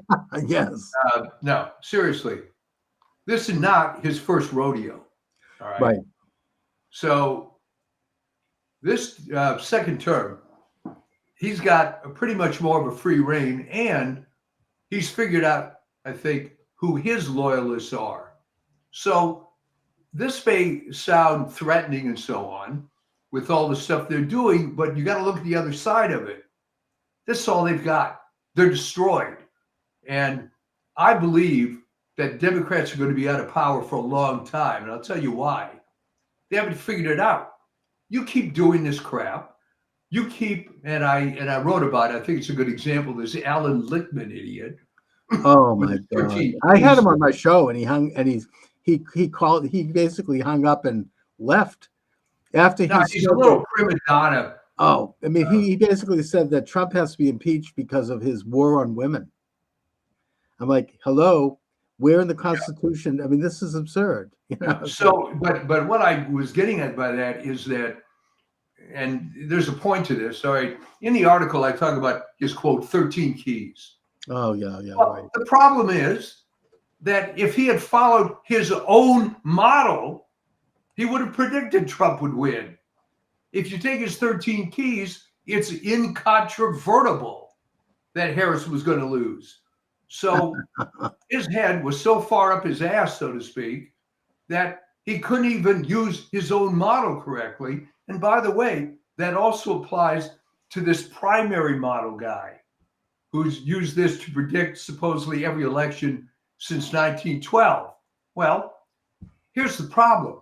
There wasn't a legit primary candidate on the Democrats this year. Whoops. So that all fell apart. Well, the whole thing is... The guy that won the primary was Biden, but he didn't run. Okay. So I think that let him double down and triple down and bring out all these weapons, but they're going to lose. They're going to keep losing because what they're doing is they're simply denying the fact that the FDR model of winning elections doesn't work anymore. All right. They don't I have think all that the Nate right. Silver kind of got a wind of that, and he changed his tune and came out and acknowledged that Trump was going to win. But they're going to try to do all this crap. You're right. I mean, it's the same old playbook. It doesn't work for them any longer. They haven't learned anything. They're so mired in this really demented and irrational hatred. Either that or And it gets more and more irrational by the day. and you got people on the inside, people like George Soros and his son Alex, who have announced, oh, heaven forbid, they said, don't break bread with any Trump supporters. Don't meet them. Don't talk Oh, to no. them. And miss a chance to go to lunch with Alex Soros? Oh, well. I mean, I'm going first to of all, I slash don't my think wrist. any self-respecting Trump supporter wouldn't want to be seen having lunch with him. Your career would be up the river. But putting that aside, I mean, they obviously haven't learned any. It's the same old bit of stuff. I'm seeing it still. I mean, they're just it's like they're locked into some kind of and their brains are locked into some kind of an iron cage, and Well, they're it's, just it's, it's very sad. I think we talked about this before. And the shorthand I use for it is the model UN mentality, which may yes, be lost on some people. The idea was back in the day, the little kissy assy smart kids in junior high would be appointed to the model UN. right. And this was a big deal. And these were all the smart kids. And this was the worldview they had when they were 13, 14 years old. The trouble is, it doesn't apply anymore. But instead of modifying their view, they're just trying harder and harder and harder to make it work. It's pathetic. I've seen this in high school sports all the time, where the team is losing by 30 points at the half. And what we have to do is double down and do even more on the same losing game plan Mm. we've already It's done. the And definition, as I said, it's the definition of insanity. yes, You had that pop psychologist Dyer, I think his name John Dyer, back in the 70s, the erogenous zones. He yeah, he wrote his research based on spending many years working in mental hospitals and observing mental patients and their patterns. And he one of the things he takeaways from that was that the pure sign of mental illness is that someone would do something over and over again, even though they knew it didn't work anymore, but they would keep repeating it. That is someone who's mentally ill, and yeah. that's what they're doing. They're Well, I mentally mean, ill. I think that's true. And, I had said in the past weeks that there's no talent on that side. Now, there's talent to do the same old crap they've been doing time after time, but they can't adjust. So what do? Well, as I mentioned in the current article, they attack the customer, so to speak. I mean, Lichtman, the people have to go to that video. It's unbelievable. This is the best time I've ever seen Chase Uger. He just laces into this guy. Yeah. And Now he wants to be on Musk's Doge, I guess, yeah, apparently. And they're all basically, selling out to Trump. You've got Joe and Mika, Morning Mika, meeting Trump. I don't know why Trump even gave them the time of day, but putting that aside. showing that he's gracious and all that. Yeah, I mean, they were off to Mar-a-Lago. Now they're on the verge of being fired. MSNBC is considering changing its name. All these leftist media outlets are going down the tubes.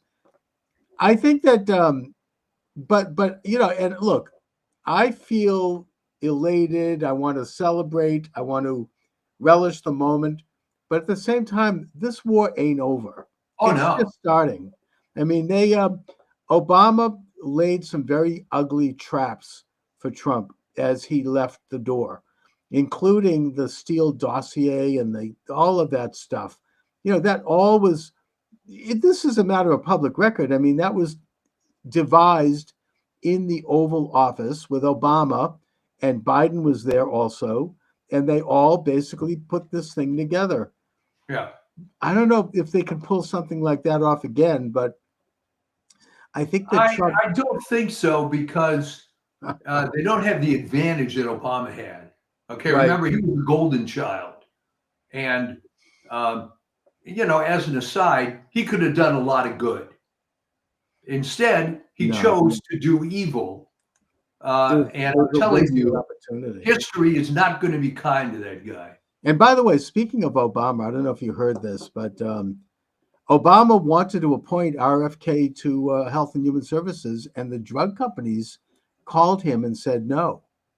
Yeah. So he didn't do it. It's just to show how much he was a stooge of this. No, Obama was a establishment. garbage human being, and He had he no was able background. He to had no authority. He was just another Yeah. one of these, as bad as they all were. Biden, the Bushes, Clinton, they've all been bad since Reagan.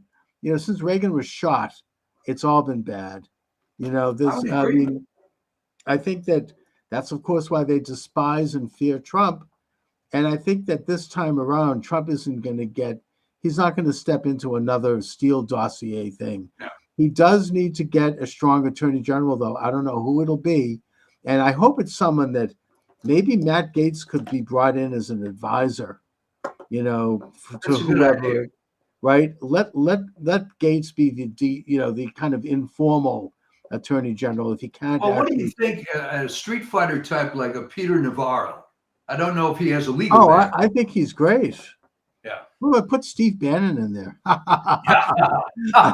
Well, first of all, I don't think he's a lawyer. So, I think a attorney general has to be a lawyer. Pretty much. Maybe, if Trump can get the recess appointment, he could still put Matt Gaetz in there. Yeah, I think the trouble with that is that would just be a flashpoint forever and ever. Yeah, I mean, unfortunately, they've got so many things on him that it's a big distraction. It's too bad, but that's where we are. One way, and maybe I'm glad that Trump chose not to go this route. I was kind of relishing a real street fight in that, okay, bring it on against Ed Gates or whoever. And believe me, there's no shortage of dirt on the other side. Well, when they talked about releasing the ethics report, I think that Marjorie Taylor Greene made the very good point. She said, fine, release all the ethics reports. Yeah. Right, on all sides, both parties. They have an immunity fund in Congress that they basically use to pay off people who are making accusations. And it's been used, I think, many dozens of times. Let it all come out. If they want to have it come out, fine. Let's have it. So, but the point is that maybe that's why he's stepping aside. Well, the trouble is, that sounds fun, but it's kind of a distraction from getting stuff done. I think you'll be able to find, and you could be blackmailed. It's like I understand that like J. Edgar Hoover used to show up at the LBJ White House, and he'd bring lots of these files with him, and they would go through it and look at all the dirt, and they'd have a big laugh, and they would just go through everybody and what they had on them. So I mean, this is all blackmail material, and I mean, obviously, this wouldn't happen if it was a Democrat appointee. We know that. But here it is. I mean, I just hope he finds somebody who can pick this thing up, because you can't have another, weak person like a Jeff Sessions, or you can't have another backstabber like Bill Barr. You have to have somebody on the outside who is going to come in and do. This is such an important position right now. I mean, I don't know who it would be. Peter Navarro would be fine. Yeah, I don't know if he's a lawyer. I don't either, but he'd be fine. I don't know. I can't He's a tough guy. He is. And ideally a tough guy without a lot of past. And also, Mike Davis is good from the Century One Project. He would be a tremendous attorney general. Recently, Tish James made some comments about continuing with the lawfare in New York, and he came out and he said, I dare you. Go right ahead.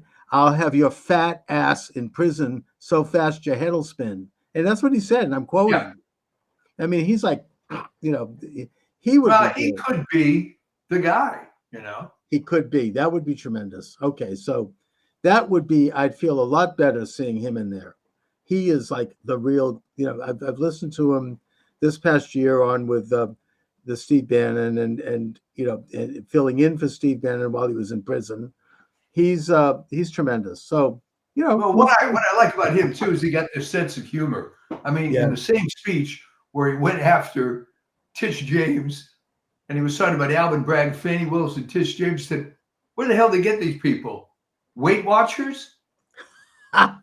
Exactly. Yeah, right. And then I'd like to see them investigated for how much money they've gotten from all this, and throw in Fannie Willis, big Fannie. Well, let's talk about money for a second. Yeah. All right. What happened with the total of tens of millions of dollars that the Harris campaign spent on celebrities? This was just incandescently stupid. All right. They were reversing cause and effect, right? Well, because we spent all this money, it's going to do all this good. And can you imagine giving $2.5 million to Oprah to make some kind of speech that essentially slavery is going to come back under Trump? Oh, it was horrible. I don't get it. What is It in was it so for flat. her? She's a multi-billionaire. Does she have to now go on TV and expose how stupid she is? Well, she did it for Obama too, and she did it for Biden. She's a hack. She's a Yeah. liberal. You know, she's drank the Kool-Aid. You know, she's just. I mean, you could see from her interviews, and she's kind of. You know, I never really got what her appeal was, but whatever it was, it's gone. You know, I think that she kind of bit the dust after she left her show. For a while, she was the biggest radio talk show host in history. Yeah. But once she left that show, she just faded, and I think that she's never found her footing again. She moved out of Chicago and she moved to like a tropical temperature. I think she's retired. I think she just had it at that point. So whatever happened to her, I mean, that's obviously an I embarrassment. think it was part of the it girl phenomenon, right? She was the it girl because the color purple, and she Right. does the radio thing, and oh man, this, you know, black women are people too, and they can do stuff, and isn't that great? Mm.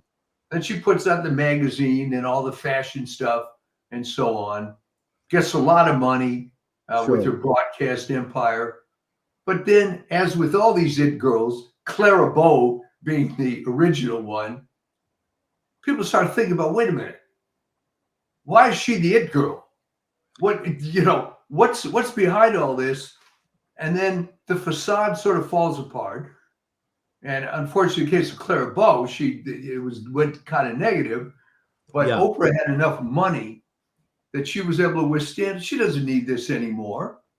Although she did take the $2.5 million from. Yes, I know. Harris. Really, what the hell? I mean, she's one of the richest women in America. That was. This is so important to me that I'm going to charge you $2.5 million. Yeah. I mean, and obviously Harris has gone down in complete disgrace. I mean, imagine spending over $1 billion of contributions and money sent in by people, you know, like for her campaign, on giving like 10 million to Beyonce and who else? Nobody knows where that's just typical of a Democrat liberal. The money disappears into some gigantic vacuum. It's like Black Lives Matter. Everybody probably is building mansions. They're all like, you know, cashing in billions of dollars disappearing. And she then leaves the campaign $20 million in debt. I mean, can you imagine what a disaster that would have been? I mean, it's really, I mean, Trump kind of had a great troll in that he said, hey, I have a surplus. I'll offer to pay off the campaign debt for her. But meanwhile, I heard Bill O'Reilly say that in response to your speculation about what will happen to her, he said, you know, she'll do some shows. You know, you know, she'll be on TV. Maybe she'll fill in, co-host The View for a while. But when Newsom leaves California, she's going to run for governor because apparently there was a poll done and she had 70% approval among Democrats, which means she's a shoo-in. So she'll become governor of California, as awful as that sounds. Well, we've had so many awful governors in California that. How does California put it? I mean, is it just a stolen election there? I mean, I know that there when Hillary got that huge popular vote in 2016, there was a lot of evidence of fraud. There was a lot of, like kind of street activity of signing up illegal aliens in Oh, yeah. Los Angeles, and you've talked about what happened to battling Bob Dornan, and I mean, I guess. Well, Dornan, Chuck, was the beginning. Yes. And I think it was a trial balloon for the fraudsters, all right? Because they could have stopped that, nipped it in the bud, but they didn't. Mhm. So the Republican Party of California, it's 100% their fault for letting it go. And if you think about it, from a strategic point of view, what a great test case, right? You take a popular congressman, I think he was in for 4 terms. Right. Loretta Sanchez, who, by the way, that wasn't the name she used until the campaign. Right. It's like she's as phony as Kamala. Yeah, it was some Anglo name I don't remember. She became black. But she suddenly became Sanchez, which was her maiden name that she never used professionally. And there was clear evidence of illegals voting. Yes. There was also clear evidence, unfortunately, of complicit Catholic churches allowing her to speak. And you don't do that. All right. No, why were they cozying up to this? Because it started even before then. There was this sort of left-wing liberation theology thing that was going through the church. Yeah. Unfortunately, the Pope you have now is part of that. Right. So this allowed the massive corrupt infrastructure to start. Okay. There was always an active Democrat Party in California. And when I was a kid, LA politics was dominated by, Sam Yorty. I can't think of her name. Mhm. These various people who were just fixtures forever. And of course, that took advantage. In fact, Yorty was actually one of the rare conservative Democrats. Didn't he run for president? Ross Wyman was the other one. They were working on this since the 1940s. And I think they let Schwarzenegger come in as a token, quote, Republican. But they were just vicious. I mean, Gray Davis was recalled. I remember that, yeah. As a Democratic governor. And here was a guy who was a perfect candidate, right? War hero, worked in the party forever. And, all the chickens came home to roost when he was up there, the power issues. No, it's been a mess. It's been a corrupt mess forever. Not maybe quite as long as the state of New York, but close. But pretty rotten. And I mean, I suppose that in this, kind of war to MAGA-ize the country, which is, I think, something that is ongoing. Yeah. And then when President Trump puts his hand on the Bible, it's going to be enthroned. And we need to make sure that we identify and call out all of these enemies. Every time they file a lawsuit, I hope that we can file a counter lawsuit. Every time they bring up, we should be the shadow government. Every time they do something, we should expose it. Not because we'll ever change the core of it, but because we can all continue to peel off percentages of the population who is sick and tired of it, especially if Trump is winning and doing well, which I think he will. And, but I don't know where I was going with this, but. Well, how California got corrupted to this extent. I mean, can it be saved? And can the blue states? I just had Trevor Loudon on my show earlier today, who he's from New Zealand. He's an expert on communism. Interesting guy. They have this new movie out called Behind Sheep's Clothing, which is really interesting. He talks about the influence of China in the United States and how strong it's become. We even talked about in Massachusetts. He says there's this Chinese Progressive Association that really owns the state. We don't know it, but they control a lot of what's going on in our state. And he shows that this is like part of Minnesota with walls, and California, major infiltration by the CDC, Chinese Communist Party, the CCP. Well, it ends up being, and I think you'll agree, a major cultural issue. All right. Oh, and by the way, just in the middle of my interview with Trevor Loudon, TikTok canceled my they canceled my live stream, and Trevor said, "Oh, well, you mentioned China, that's a no-no for TikTok." Yeah. I think that happens, and the cultural problem is this. All right. Generally speaking, people on the right are normal. They have families, they have careers, they have things that they truly care about. Yes. People on the left are freaking animals. All right. They don't care about family. They don't care about anything other than politics. It's almost like everybody, in a sense, is Ethel Rosenberg. And, you just have to look at it that way. So that's all they do. It's for the great cause. And the people on the right just aren't wired that way. Okay. So we're always going to have a disadvantage because you're up against these psychotic zealots. But their fatal flaw is their platform and their programs are terrible, and they don't know how to get to normal people. Now, the question that you and I have been struggling with, whatever happened? How did suburban white women become so deluded? I wish I knew. Well, that is the core. I mean, I don't know I know what you mean. I know this personally. I mean, it's like what is it, abortion? I mean, I don't know. It's there's just something going on there in the water. Suburban white women used to be conservative. They used to be the backbone of conservatism.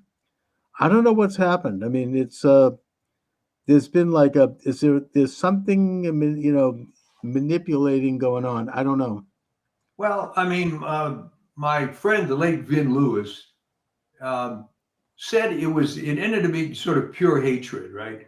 They're raised with feminism, but then they get trapped into having families and kids, and all that would have been avoided if they'd only had aborted everybody. So they're walking around with this huge chip on their shoulder. Yeah, but are they happy to have a family with kids? I mean, don't they love their husbands and their children? A lot of them aren't. A lot of them aren't. That they felt they were thrown and shoehorned into that role. They hate their lives. They resent it. Yeah. I know women like that. And they always feel like somehow they gave up, they sacrificed their wonderful life. It goes back, unfortunately, to this Model UN thing. When you were a bright college student at age 19 and they filled your head with all this feminist BS and you thought that was the gospel, then you come into real life and find that, no, it doesn't work that way, which comes back to maybe my all-time favorite cliche, is real life more like high school or college? All right? Mm-hmm. And the people that thought real life is more like college are pretty damn unhappy as they grow older. Right. No, it's true. And the colleges, of course, speaking as, I'm continuing with my own college studies with Arizona State, and it's real left stuff. I mean, it's really I keep notes, and I'm actually going to probably surprised, right? Yeah, I'm going to publish a book using all the information I'm getting, but it's become this is what Trevor Loudon talked about this in my interview with him. They control the high ground in the culture. They control the academia, media, entertainment, Hollywood, television networks, all of it.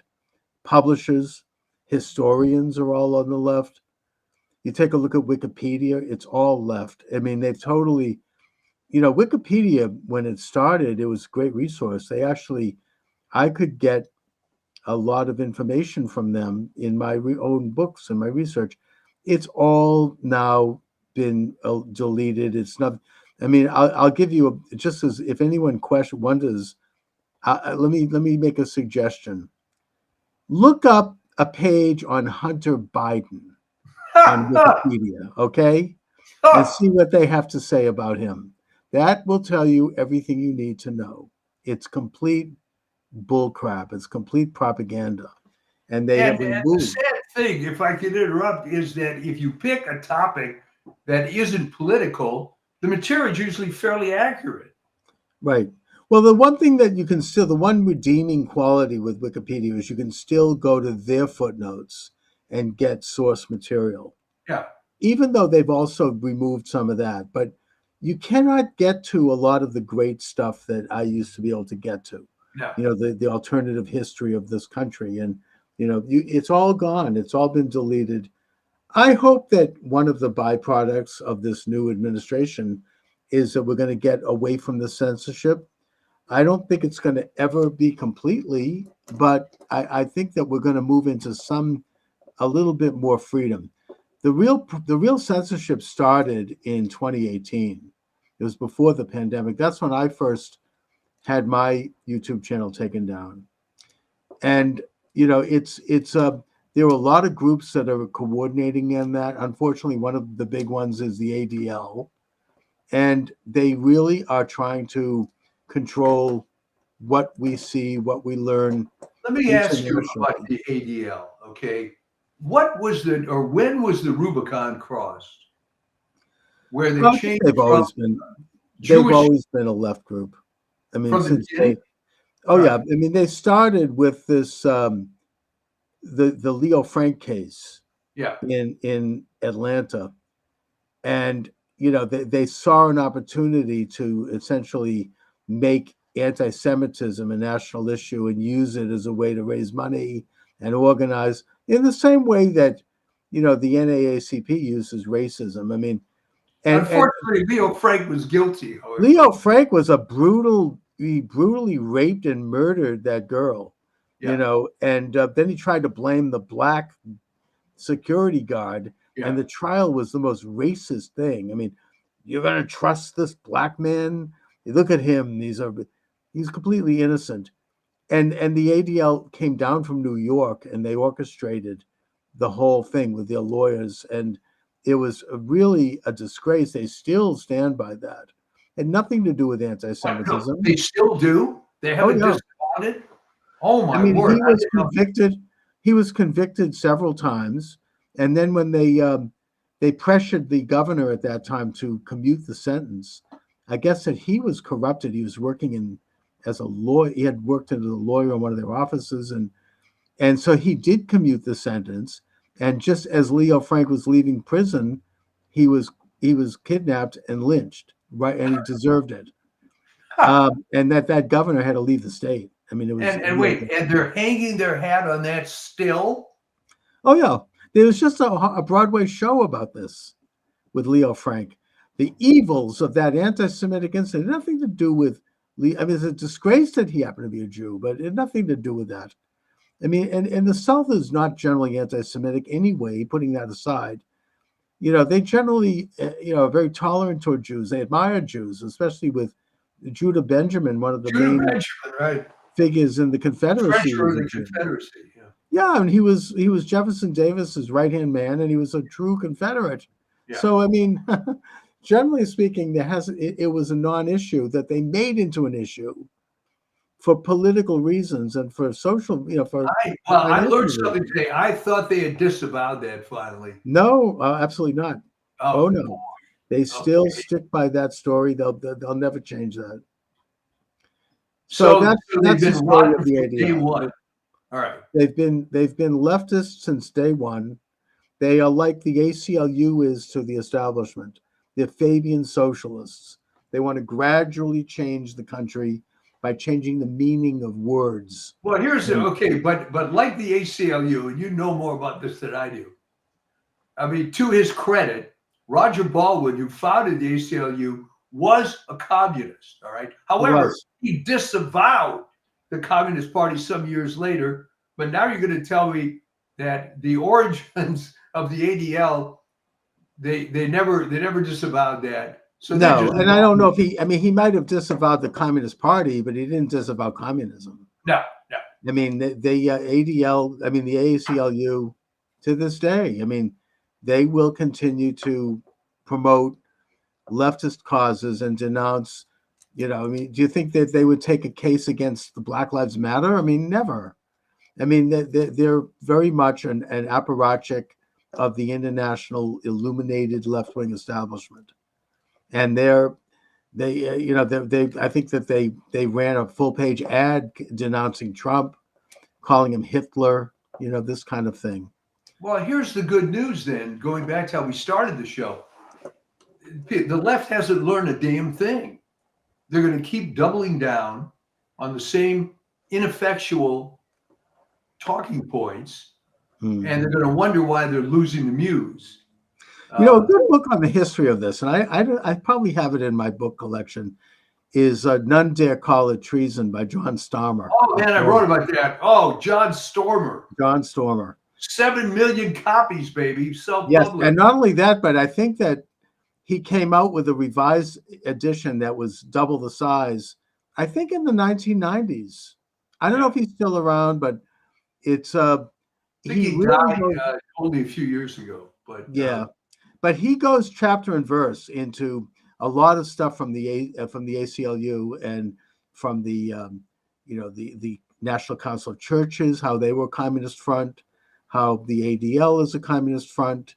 He shows all of the communist takeover of these, or creation of these establishment institutions, and how they then went ahead and became dominant in the media in terms of what would be, the official and approved narrative. Right. I mean, obviously the Southern Poverty Law Center, which spawned that rotten Secretary of State in Michigan, Jocelyn Benson. I mean, they're very much part of this communist movement, and that he goes into it chapter and verse. I have to get that. I mean, he really quotes it, and he does a brilliant job. You have the whole perpetual war for perpetual peace movement. Yeah. He shows how they wanted to have what's called, quote, convergence, and that this is a policy that was openly espoused by Roosevelt. That basically the idea was that the United States would move to the left, the Soviet Union would move to the right, and they would both meet and converge at some point in the middle to create a world government. You think I'm making this up? There was this, no, I mean, this is documented. This guy, Rowan Gaither, he was the head of the Ford Foundation, I think, or the Rockefeller Institute. He was interviewed by Norman Dodd, who was a researcher in the late 1950s, as part of the Reese Committee hearings, which are not well known today, but they were very pivotal. They investigated the big foundations and how they had been infiltrated by communists. And he interviewed Rowan Gaither, the head of the Ford Foundation, and he went on record as saying all of this. We were working toward convergence.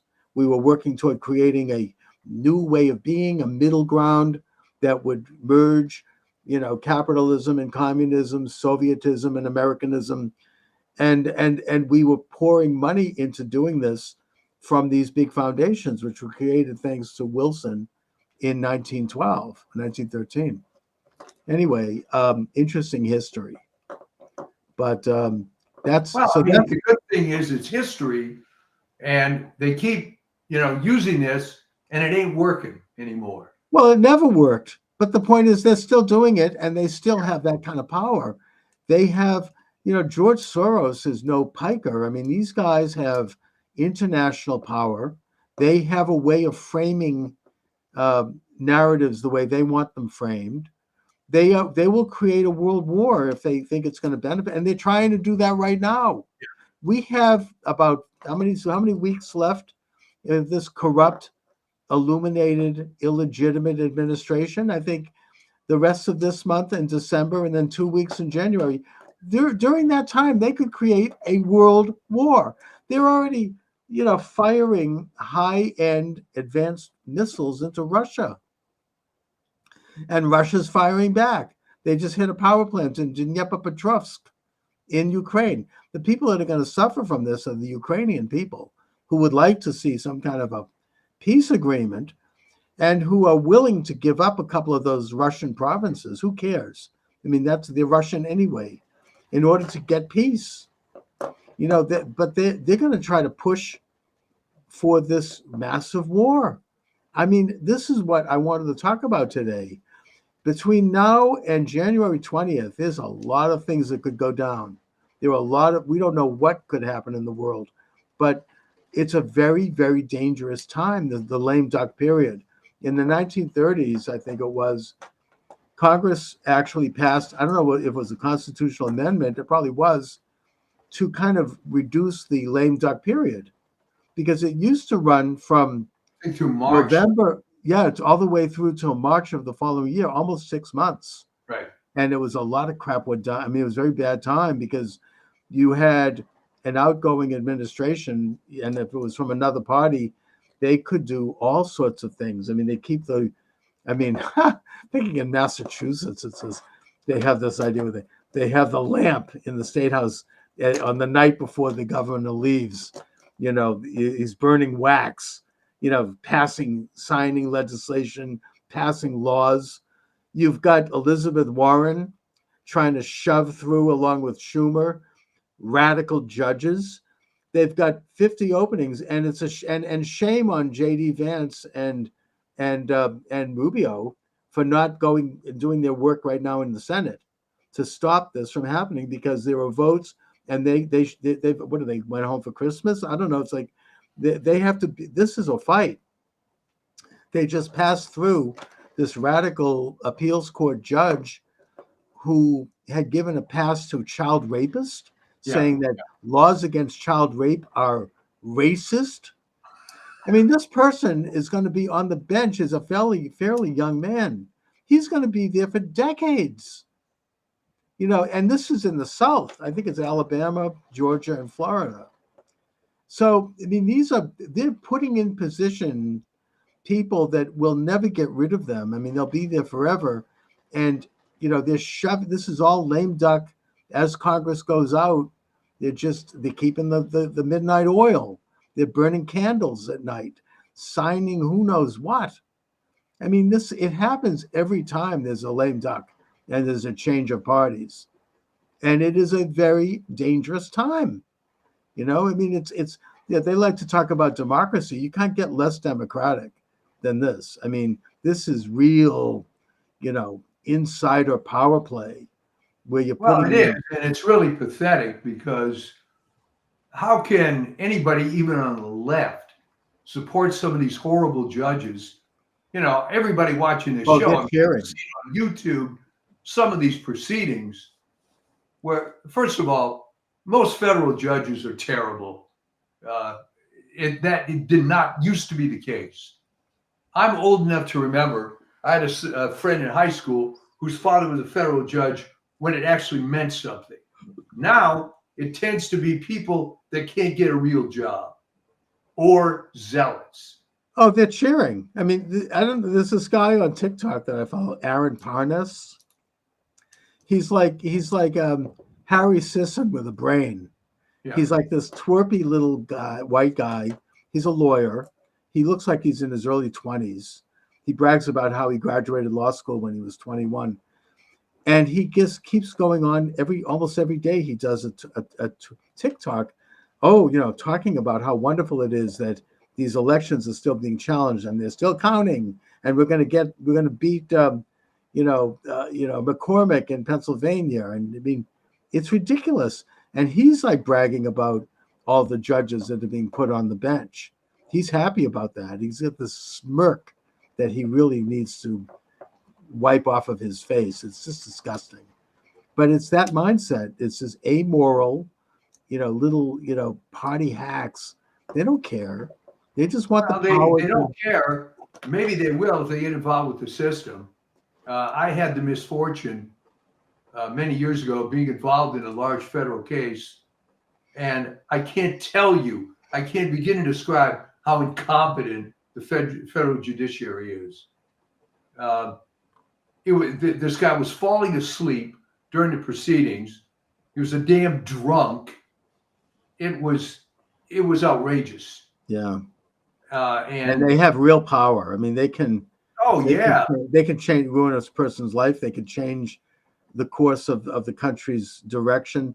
I mean, I think, and Elizabeth Warren, of course, is all, she's working, 18 hours a day trying to get these people jammed through in these last miserable weeks. Who knows what else they're doing? Though, it's just a numbers game, because even Warren would admit that some of these people are just total scumbags. Oh, she doesn't care. They don't care. Yeah, they don't care. They want to have their seat warmers. They're going to do. I mean, you see them being interviewed by people like Senator John Kennedy. He's hilarious. And he just asks them basic questions about, are you familiar with, the Clark versus so-and-so? No, they never heard of it. I mean, these people are dumb as bricks in some cases. Yeah. But think about it, Chuck. Who would want that job? All right. If you're a halfway decent lawyer, you're going to make 3 to 4 times what is paid there. They want power. They want to have power. Change the world for communism. I don't know, make a more collectivized world. These people they have that glassy-eyed look on their face. You could tell with that smirk. It's like Rachel Maddow on Speed. They just, of course, she's getting $6 million a show, but putting that aside, I mean, they want power. It's a very powerful position. It's these people who have like low egos and low self-esteem, they feel important, and in a way, they are important in a position like that. They can change lives. Yeah, I mean, in fairness, there is a small number of people that seem to really want to be on the bench to do some good. I mean, right. I knew a guy who was a really, really good litigator with a big firm in LA and making serious money. But he got the call from whoever the president was at the time. Yeah. We want you to be. And talk about taking a pay cut. Good God, But I guess he was a true believer. The guy was, not necessarily liberal. Right. But this was some sort of brass ring. I truly don't know why. No, I think that most of them are good. I mean, in Massachusetts, the federal bench is very good. And even though many of them are liberal leaning, they're pretty good. I mean, they are committed. They're hardworking. They do want to try to be fair. But there are these political appointments that Biden seems particularly involved with that are just rotten apples. I mean, it's very bad. But I'm not trying to, it's like most Catholic priests are religious people, but you have some bad ones that give the whole bunch of bad names. Yeah. Yeah. I think the same thing is true with the judiciary. Most of them are good. I do think that they are well-meaning and hardworking, and they do their job. But you do have what I'm talking about here particularly is these really rotten Biden appointees are just bad news. I mean, they're just being shoved onto the bench, and they serve the purpose of basically siloing power as Trump goes in. And then, of course, you have others on the bench who are now not going to leave. They won't retire because they don't want to have Trump have an opening. I mean, right? I mean, of course, that backfired with Ruth Bader Ginsburg, but, Yes, it did, didn't it? Yeah, and I think Obama actually asked her to step aside, and she said, nope, I'm going to live forever. I'm not going anywhere.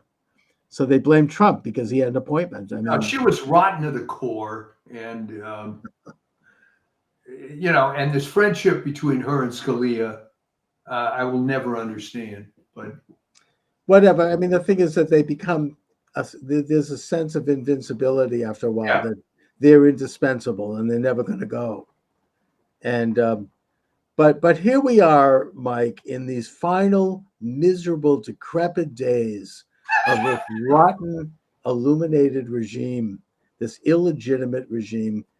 I just I don't know what they're gonna. They're kind of dismoored of any responsibility. They can pretty much now show their cards and do whatever they want to try to perpetrate their power. I think they're still in denial in a way that they have been beaten and that they are going to go. You know, Donald J. Trump, assuming they don't, something drastic doesn't happen, God forbid, he's going to put his hand on the Bible on January 20th, and he's going to be president. And it's going to be a great day because he's going to go in there and he's going to kick ass. And he has a lot of things that are going to happen. I do believe that, assuming he gets there. And they don't really, they're trying to figure out these sort of sneaky, miserable, end runs around that. And I mean, again, I mean, Obama tried to do it and it was bad, but I don't think they're going to pull that crap off again because Trump, isn't going to be fooled this time. No. I just hope that we don't have I hope we don't have nuclear missiles hitting Boston anytime soon. That's all. I mean, who knows what they're going to do? Well, what about well, not your mayor, because I don't think you're directly living in Boston, but I do live in Boston. Oh, all right. Oh, yeah. Michelle Wu saying she's not going to cooperate. Yeah, that's what they're. I mean, look, you've got Pritzker in Illinois. You've got. I mean, they're all saying this. Yeah, well, they're talking big, but when and in a way, there's actually a silver lining to all of it because what they're doing is they're asserting states' rights. Yeah. Right. That's good. Even if they're left-wing states, it's states should reassert. I mean, they were, they're complaining about that with Roe versus Wade. They want the federal government to come in and mandate abortions. But at the same time, hypocritically, they're all about states' rights when it comes to Trump. I say that, if they want to go that route, that does set positive precedent. It is a reinvigoration of the 9th and 10th Amendments. They do have a state right in many areas. They don't have to cooperate. They have a state right in immigration, though. No, they don't. But they don't have to cooperate. And right. Homan has said as much. He goes, if they don't want to cooperate, that's fine. But they better step out of the way with regard to a federal prerogative, which is immigration, especially when you're dealing with crime. And that they're talking about a lot of, they're going to put people in jail and they're going to separate families and put people in cages. No, that's not what's going to happen. They're going to, Trump in the first year is going to focus on criminals, on drug dealers, on drug traffickers, on sex traffickers, on people that are bad, violent people, all the, not the best, as Trump likes to say. And deport all of them. Good. And also, he's going to cut, as I said, I think I said earlier, they're going to cut off their money, which is going to save the taxpayers billions, and which is going to result in a self-deportation. If they don't have any more money, they won't stay. Yeah. Now, if some of them want to get jobs and be gainfully employed and not be criminals, I don't think that Trump's going to go after them. Maybe eventually it's going to be wonderful to go after the criminal element, right, and look into all the corruption involved with putting these people up in hotels and whatnot. That's right, and that's exactly what's happening in Massachusetts, and in other states. I mean, the state is going broke, putting people up in fancy hotels. They have this meal plan. They get $75 a day. I mean. And the state's hired a caterer to feed them all. I mean, the state is going broke. There's no logic to that. What are we supposed to get out of that? Meanwhile, so I think that once you cut that off, they're gonna leave, and we're gonna have millions of people. Well, what it is virtue signaling with somebody else's money. Yeah, but why is this a virtue? What's virtuous about? I hate to go back. I mentioned this third time. It's this Model UN thing. You see, we have to do right by these people And, Yeah, to but we take could an do. old term from Rudyard Kipling, white man's burden, right? I And thought that there was a hilarious YouTuber. I don't know who he was, but he he went to during the campaign. He was knocking on the doors of people with Harris Waltz oh signs, yeah, I saw right? some of those. Hey, we have an illegal alien here. And then some guy would come out of the van. He wants to move. He wants to live with you. Will you take him in? It's like, right. So I mean, to a man, they said no. Of Of course. course. What do you mean? I can't. I have children at home. I can't do that. No, you'll send them all. I mean, it's like what DeSantis did with Martha's Vineyard that time. Senator Martha's Vineyard. It was hilarious. Martha's Vineyard deported them. They hired 150 National Guardsmen came to the island. They put them on a bus and they deported them, sent them to a camp, I might add, at Yeah. at Otis Air Force Base in the Cape. That's what the liberals did when it came to actually dealing with illegal aliens instead of sending them to the red states. Anyway, it's going to be very interesting to watch. Oh, And absolutely. I mean, it's they're going to complain, but the point is that the American people voted for Trump, and it was a mandate.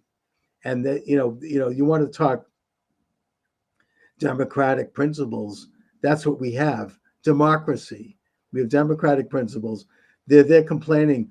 Well, Trump is going to get rid of agencies, and he's going to fire all these people. Guess what? That's what every administration is supposed to do.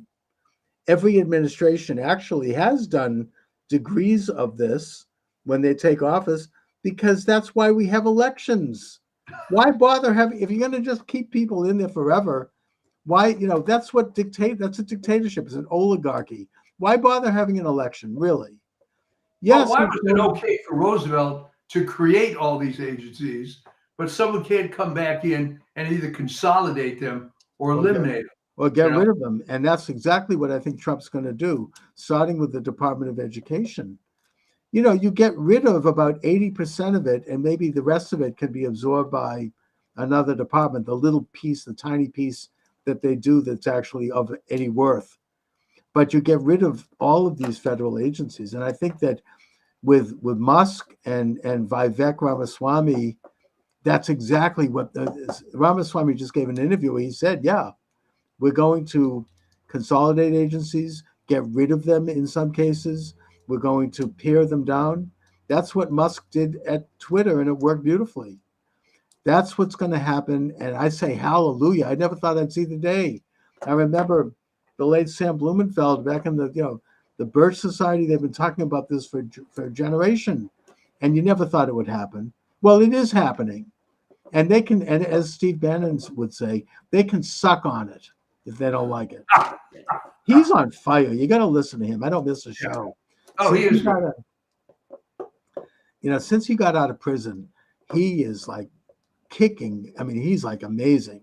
I mean, he's great. I mean, I'd love to see Trump give him an appointment. He's tremendous. Although I'd like to see him stay at the War Room. I mean, he's doing he's got millions of followers. It's huge. Yeah. I mean, he's doing gangbusters over there. Yeah, Abe said this, but go to prison really helped his game.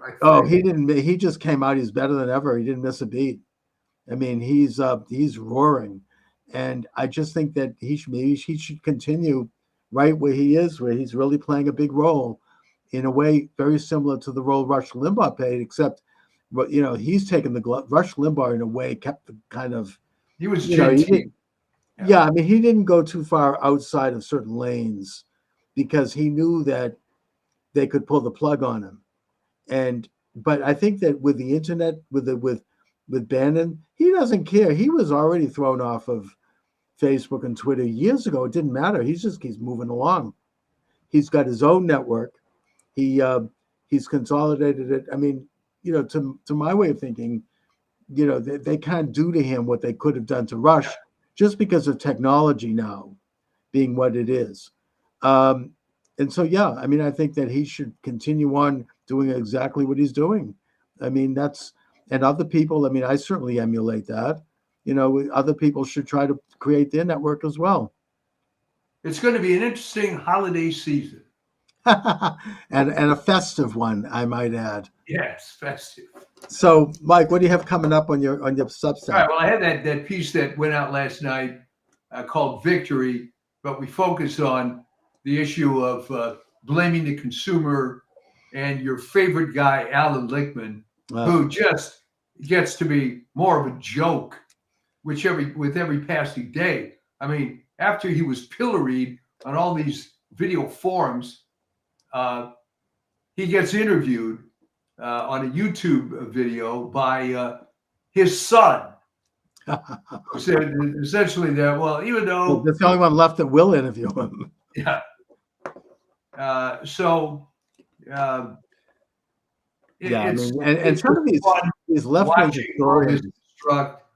Uh, some of these and left-wing historians have really gone off the deep end, like Mitchum, who has written some pretty good books, completely Trump deranged, and Michael Beschloss, he wanted Trump to be executed. yes, Remember that? Because of the after Mar-a-Lago was raided, because he had papers that might reveal some national secrets. Anyways, they've all shown their true colors. They're absolutely insane. So I guess I'll talk to you next week. we will see you next week. Looking Take care. forward. God bless America. All right. Thanks for joining me, everyone. Charles Moskowitz, welcome to the program. The movie in question is Beneath Sheep's Clothing, and my guest to talk about it is author Trevor Loudon. Trevor is a New Zealand author, speaker, political activist, blogger. He was vice president of ACT New Zealand, a classical liberal and right libertarian political party from 2006 to 2008. The author of 5 self-published books on U.S. politics. Trevor, thanks for joining me today. It's an honor. Always good to be on. Thanks, Charles, for having me. Trevor, before we get started, I have to ask you about this New Zealand story with this haka, which took place in the parliament. I mean, it's something that, in spite of myself, I can't stop watching it. It's fascinating. And what is going on there? Briefly, what's happening with that? Well, we've got to see the head of the ACT party, which you mentioned I used to be the vice president of, is David Seymour. And I knew him very well when he was the head of Young ACT when I was the vice president. And he's introduced a bill defining the rights conferred to all citizens under the Treaty of Waitangi. That was signed in 1840.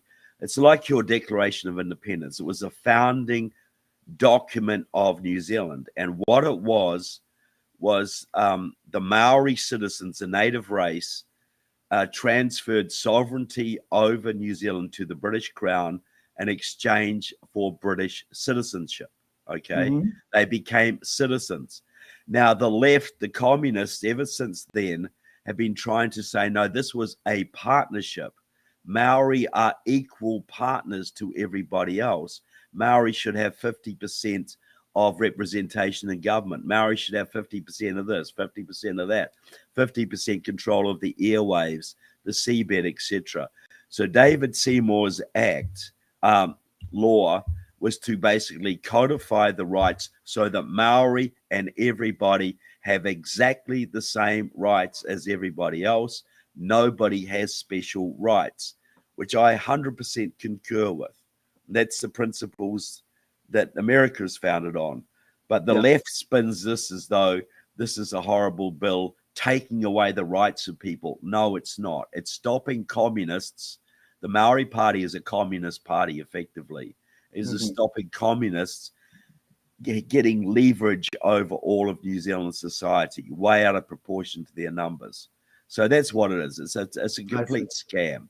And David Seymour was calling out the scam and saying every New Zealander should have exactly the same rights, no more, no less, regardless of your ethnic origin, which I think you and probably all of your listeners would agree with, Charles. Of course, and the bill doesn't take any rights away from the Maori. It just simply recognizes that all citizens of New Zealand are equal and that the Maori Yeah. are free to organize their identity any way they choose. Doesn't Yep. change anything. It just it doesn't give special group rights to any particular group. It just stops Marxists using race as a wedge issue to get more powerful themselves. Like, for instance, they were pushing things, and it happened in some places that Maori, who are 15% of the population, would get 50% representation on government boards. Mm. So this is a great way to blackmail people. Oh, we're on the Waikato Water Board. Well, if you want to build a new pipe, you'll just have to give a couple of $100,000 to our Maori Resource Centre. I see. And then so it's ending an endless stream of scams, of special privilege, of affirmative action. But the left-wing media, of course, says, oh, this is taking away rights from people. It's like saying if you arrest the mafia, you're taking away their rights. do the Maori have a particular geographic part of New Zealand, or are they well distributed throughout the country? They're well distributed. Well, look, the further north you go, the more Maori it gets. Like Right. New Zealand is about 1,000 miles long, 2 main islands. When I grew up in the South Island, Maori were probably 2% of the population. If in the far north are probably more like 40% of the population. I see. The further north you go, the more Maori citizens you find. But they are everywhere. Every community has Maori Right. citizens. And the other thing, I mean, this gets into a broader question of the indigenous issue, which is something the left is, I think, using on an international scale as a Absolutely. leverage Yeah. to try to undermine sovereignty and to use people. And just to go to that briefly, my understanding is that historically, the Maori people and the British arrived in New Zealand roughly around the same time. No, It wasn't like they were there first, and if they were there first, it wasn't. It wasn't. We're not talking about a long period. no. The Maori arrived about 1,000 years ago from the Okay. Polynesian Islands. So they were well established by the time the British came. The British established formal sovereignty in 1840, but there'd been British communities there for about 60 years before that. A lot of Massachusetts whalers were there, by the way. Oh, There's sure. a lot of Massachusetts blood in certain communities in the northern, Interesting. Yeah. because the sailors had to have something to do in their time off, you know. And so there's a lot of Massachusetts ancestry in certain Yes. parts of the North Island. Just like a lot of Right. Massachusetts people are in Hawaii. They Well, settled here. Exactly, because of the whaling industry and that's Whaling industry and also missionaries. yeah, Puritan exactly. missionaries. Well, that's exactly the same pattern in New Zealand, and the Maori are basically the same Polynesian race as the Hawaiians. Understood. They're the southern reach of the Polynesian diaspora, which went to Hawaii, Tahiti, and many islands in the South Pacific. But look, you're right about this being used internationally. The communists call this the nationalities question. It was devised by Stalin. It's where you don't have a working class, you find ethnic minorities, religious minorities, racial minorities that you can instill a sense of grievance in and use them as revolutionary cannon fodder. So this is the Hawaiian independence movement. It's a Marxist movement. The La Raza movement, which wants to return the southern states, southwestern states to Mexico. Sure. The communists who worked in the black community in America and the Native American community for decades. So this is a common thing. Wherever there's minorities, there's Marxists stirring them up. Right, and they want to sow division, and they run on this assumption that somehow if a timeline indicates that a group of people were there before another group, they have some kind of a divine right to that country. And Yeah. of course, they apply this very arbitrarily because they will never apply it to Jews. To Israel, return yeah, to that's their- different. That's Yeah, different. to their homeland of that tiny little swath of land that we call Israel. I want to bring things to politics right now, and I feel remiss if I don't talk about the fact that after the resounding victory, thank God, of President Donald J. Trump to serve a second term, he received both the electoral vote and the popular vote.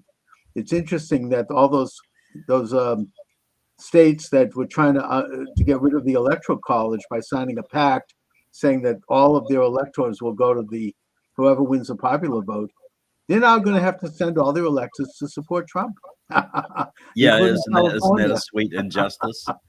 Isn't that sweet justice? Yes, and But also that Republicans have taken both houses of Congress, and it does look like we're moving toward a significant realignment politically, one that is as profound as any going back to the Reconstruction after the Civil War. yep, But they are causing a lot of problems in these miserable final weeks of this lame duck, illegitimate, illuminated, radical regime. They're trying to trigger World War III in Ukraine. And I do think that that's obvious. Now you have green lights for the Ukrainians to fire advanced missiles into Russia and place landmines. And it's all happening in these final weeks. I think that they're trying to embroil the United States into a world war, which will, of course, make it difficult for President Trump to fulfill the mandate that he called for, which is to bring about a negotiated peace in that war. Do you think yeah. that is the case? Well, look, I'm a big Ukraine supporter, so I'm glad they're getting these capabilities. But yes, Right. look, Biden didn't. The Ukrainians have been pleading for 2 years to be able to strike back into Russia when they've got troops massed across the border ready to attack them. They're not allowed to attack them.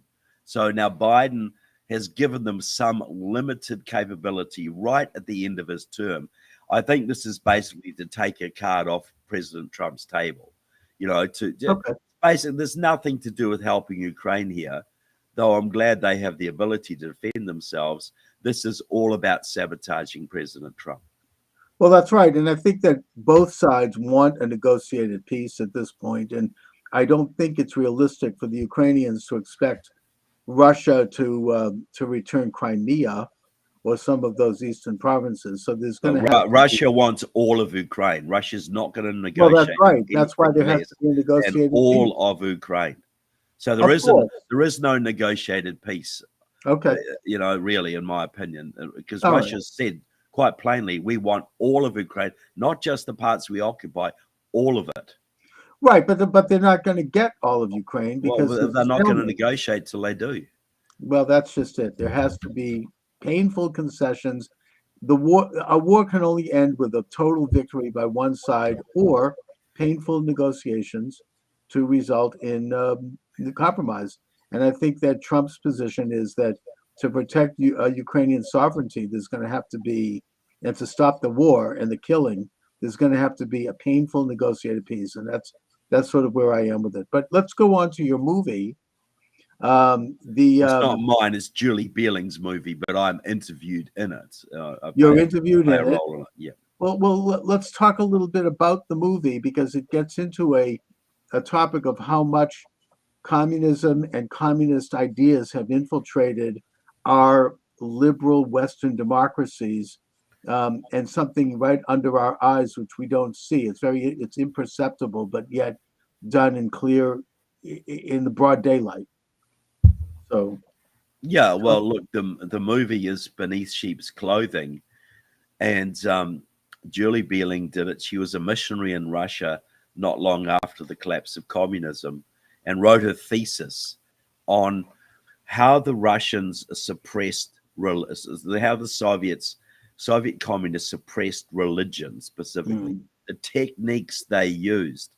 And she found that when she got back to the States, she found that the Democrats were using exactly the same tactics against Christian churches and conservative Jews, Catholics, etc. here, even Mormons.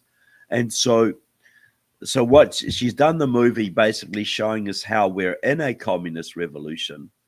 That's what we're in right now. Now, Donald Trump has put the brakes on that, and he's going to reverse a lot of it. but we got to understand that's what we're in. Right. You know, we're in a 70% completed communist revolution. They have our education system, they have Hollywood, they have sport, they have most of the universities, they have the Democratic Party, the unions, and they're trying to consolidate their power by winning one more time and legalizing 30 million illegal immigrants, so who will then vote Democrat religiously. So we're in a revolution. Donald Trump is putting the brakes on, but they ain't going away. They're going to be fighting tooth and nail, and I mean violently, lawfare, everything. And Julie's is the best movie I've seen out there that actually makes it real to people that that's what we're in. You know, that we can understand that this isn't just stupid Democrats or silly liberals.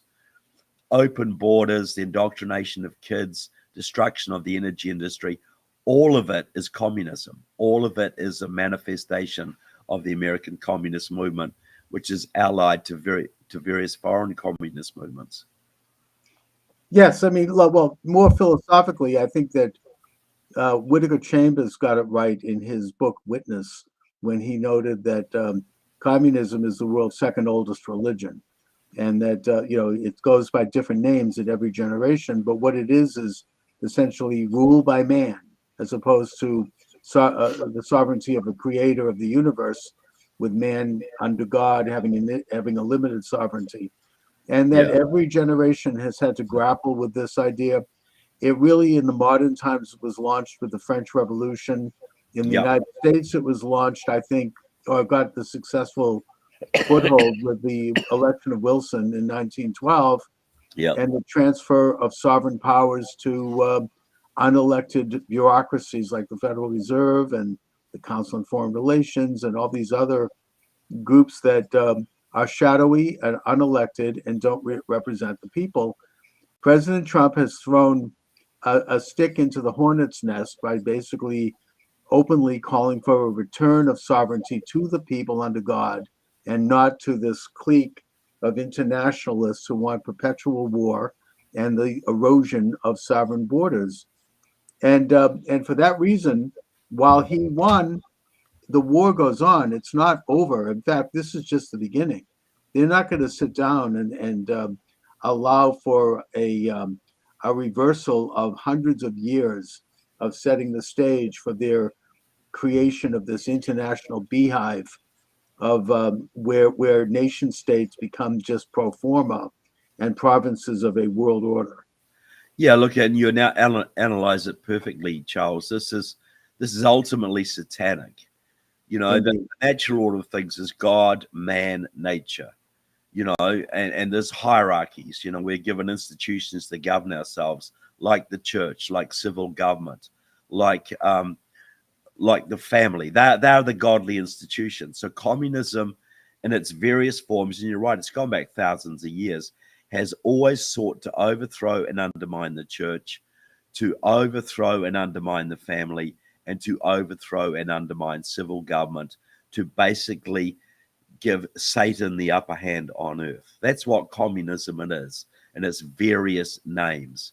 Today we call it sometimes globalism or the deep state, but it is communism, and it's heavily influenced by China, by Iran, by Cuba, by North Korea, other countries who have control over large numbers of our senators and congressmen, and have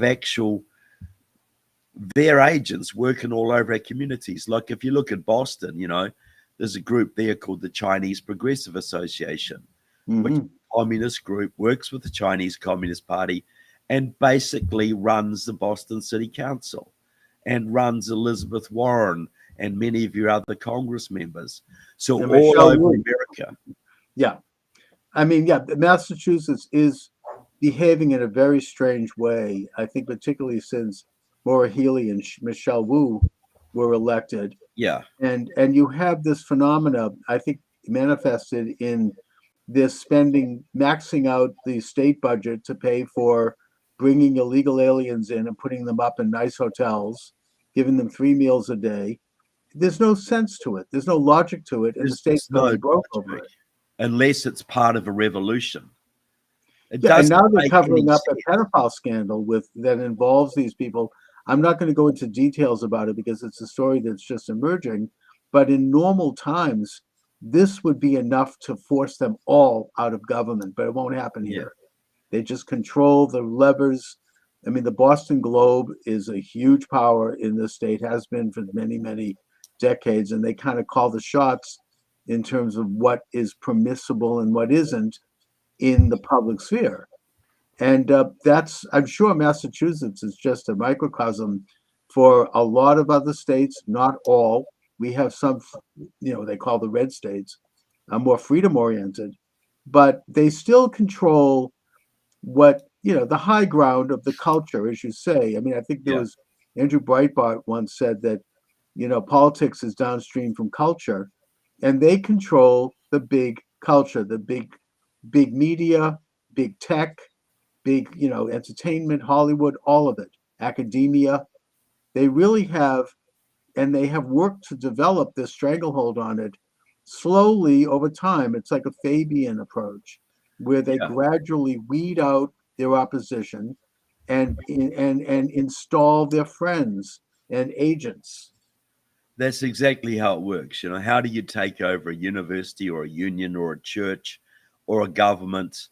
You just get a few people into key positions, secretary of a union, um, president of a union, chancellor of a college, head of a sociology department in a college, and they just hire their friends.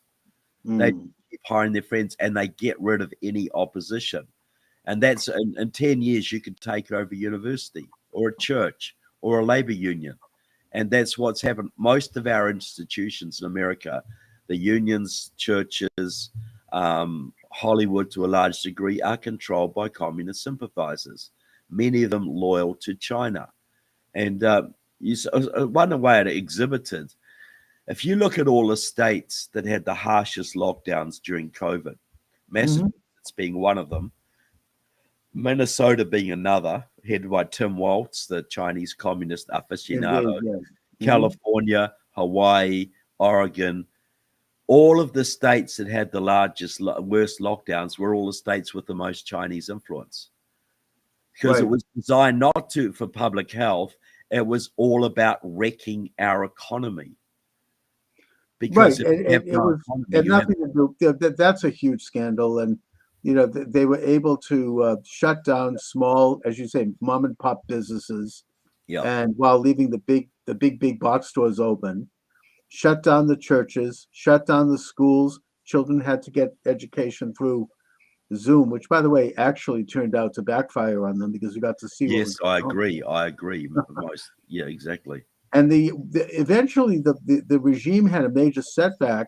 Thank God for the Canadian truckers who Yeah, stood up and said, "We're not going to go for the forced vaccines of the jab, which of course is questionable."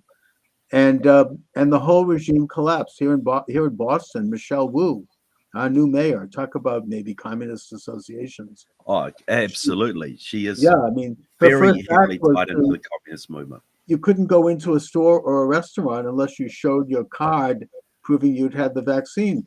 And that happened right when the truckers struck, and there was fear that the trucker strike would spread to the United States. So they backed down, and she backed down. Yeah, And so they had a setback, but they're going to try something else. I mean, it's only a matter of time. I think that they've had another setback with the election of Trump. yeah, And the team that he's putting together is tremendous. They're going after every one of them. They have people who they're planting a strategy, from what I understand, where they're going to sue everybody. Every move he makes is going to be lawsuits, attempts to yeah, impeach him. And I think that Trump has become sophisticated enough, and the people around him, that they're going to respond by countersuing. They'll tie them up. I mean, they'll bleed them out. This is a tough group, and I just was censored on TikTok. I guess I said something that PO'd the TikTokers, so I've been suspended for a week. Sorry about that. So anyway, that's the agenda. Look, I mean, it's happening in real time here. They still It's wonder control- because we were talking about Chinese influence in the Yes, I in think the that was the key, mentioning Chinese influence. yeah. That I think you're absolutely right, which is profound. China has, basically established a censorship regime in the United States with scores of, they got the EKG thing. I mean, they got rid of that to an extent, where if you don't rate well in three areas: economy, environment, governance, and social consciousness, you get a lower score and you can't function as well. I mean, that's open in China, but in this country, it's a little more subtle. Yeah. But it's a gradual tightening up of control over the lives and the destinies of citizens. Well, that's right. And what people see these things, they see the open borders, they see the ESG, they see this transgender education, they see the lockdowns, they see the destruction of the US energy industry, all of these things. What they don't see is that these are all arms of the communist octopus. All of these can be linked back to China. The COVID, obviously, Black Lives Matter was a Chinese operation. Right. The election, every state has major Chinese-backed election voter registration organizations. The Chinese Progressive Association does that for you in Chinatown. They run Boston through doing that. So if people understood the actual depth of Chinese penetration of every level of our society, from Congress and the Senate to Hollywood to the unions, whatever, they would be shocked beyond measure. But this is why they had to get rid of Trump with the COVID and the Black Lives Matter and the election shenanigans. And now they're freaking out because they've overplayed their hand, and Trump is a lot smarter this time and a lot better people around him. So we're going to see a battle royal coming up over the next few years. But as the point being, don't go to sleep. It ain't over. Too many people went to sleep the first time Trump got elected, and they came back and they won the election and they rubbed our noses in it like little puppies in the carpet, Right. And we got to understand Trump's a leader, but we got to all be involved in taking our country back, all of us. Yes, indeed. And we, as we said, the battle is just beginning. I mean, it's a great victory. We should bask in it and enjoy it as we enter into the festive season. But they're setting all kinds of booby traps for Trump. And I mean, even Obama did this when he set up the Steele dossier, and he put people that they call it burrowing. They burrow people into the civil service and into administrations and positions that you can't remove them. I mean, right now, in the final miserable days of this administration, Elizabeth Warren and a couple of other senators are trying to shove radical judges into place. And by the way, shame on Ted Cruz and J.D. Vance for not going into the Senate and working to stop this. They're sitting on their laurels. It's these are positions that are going to be with us for decades. And look, their own literature, I read the left literature, they're talking about the job is to entrench, their word, entrench as many justices in the system as we can to hold up the Trump agenda. Entrench, their word. So this is a very organized, very disciplined, very focused revolutionary program that we're dealing with. Indeed, it is a color revolution. In fact, recently, one of the congressmen, I forget his name, he openly stated that they're setting up a, quote, shadow government. They want Shifty Schiff, who basically lied for years about having proof that Putin colluded with Trump to steal the 2016 election. He's going to be set up as a shadow attorney general, and they're going to everything that whatever Trump does or any of his cabinet members, they're going to counter it. So, I mean, this is like, it's subversion at its worst. And they point to the British system as an example. Well, guess what? We kicked out that system in 1776. I mean, we don't want to go back to that. No, we don't. We got a constitutional republic, which has set the country free and made the most prosperous and great country in the world. But he just mentioned Schiff. All the time he was going on about Russian collusion, he was working closely with the Committee of 100, Communist China's main influence operation in America. Mhm. So he was going on about Russia, Russia, Russia, and nobody called him for his China, China, China. Deeply in bed with the Chinese Communist Party all through that time, and nobody called him on it. And that's why I write my books exposing this kind of stuff. But Adam Schiff is hardcore, and Oh, he's connected to the Committee of 100, which, as I keep saying, is Communist China's main influence operation in America. But this is the thing, you know, Elizabeth Warren is deeply tied into the Chinese Progressive Association, Communist China's main influence group in Massachusetts. So is Ed Markey.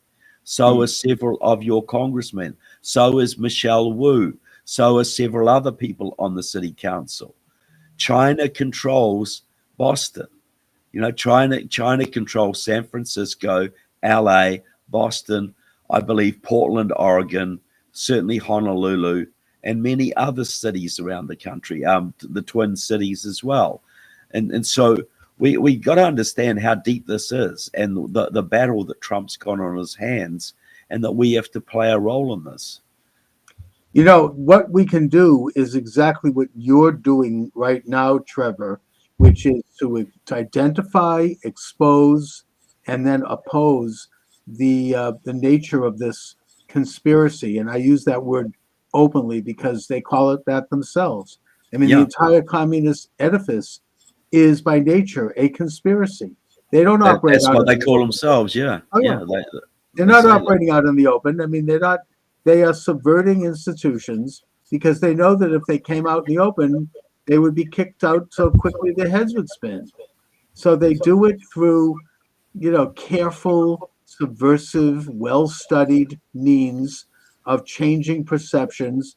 People that are involved in this, some of them don't even know they're involved in it.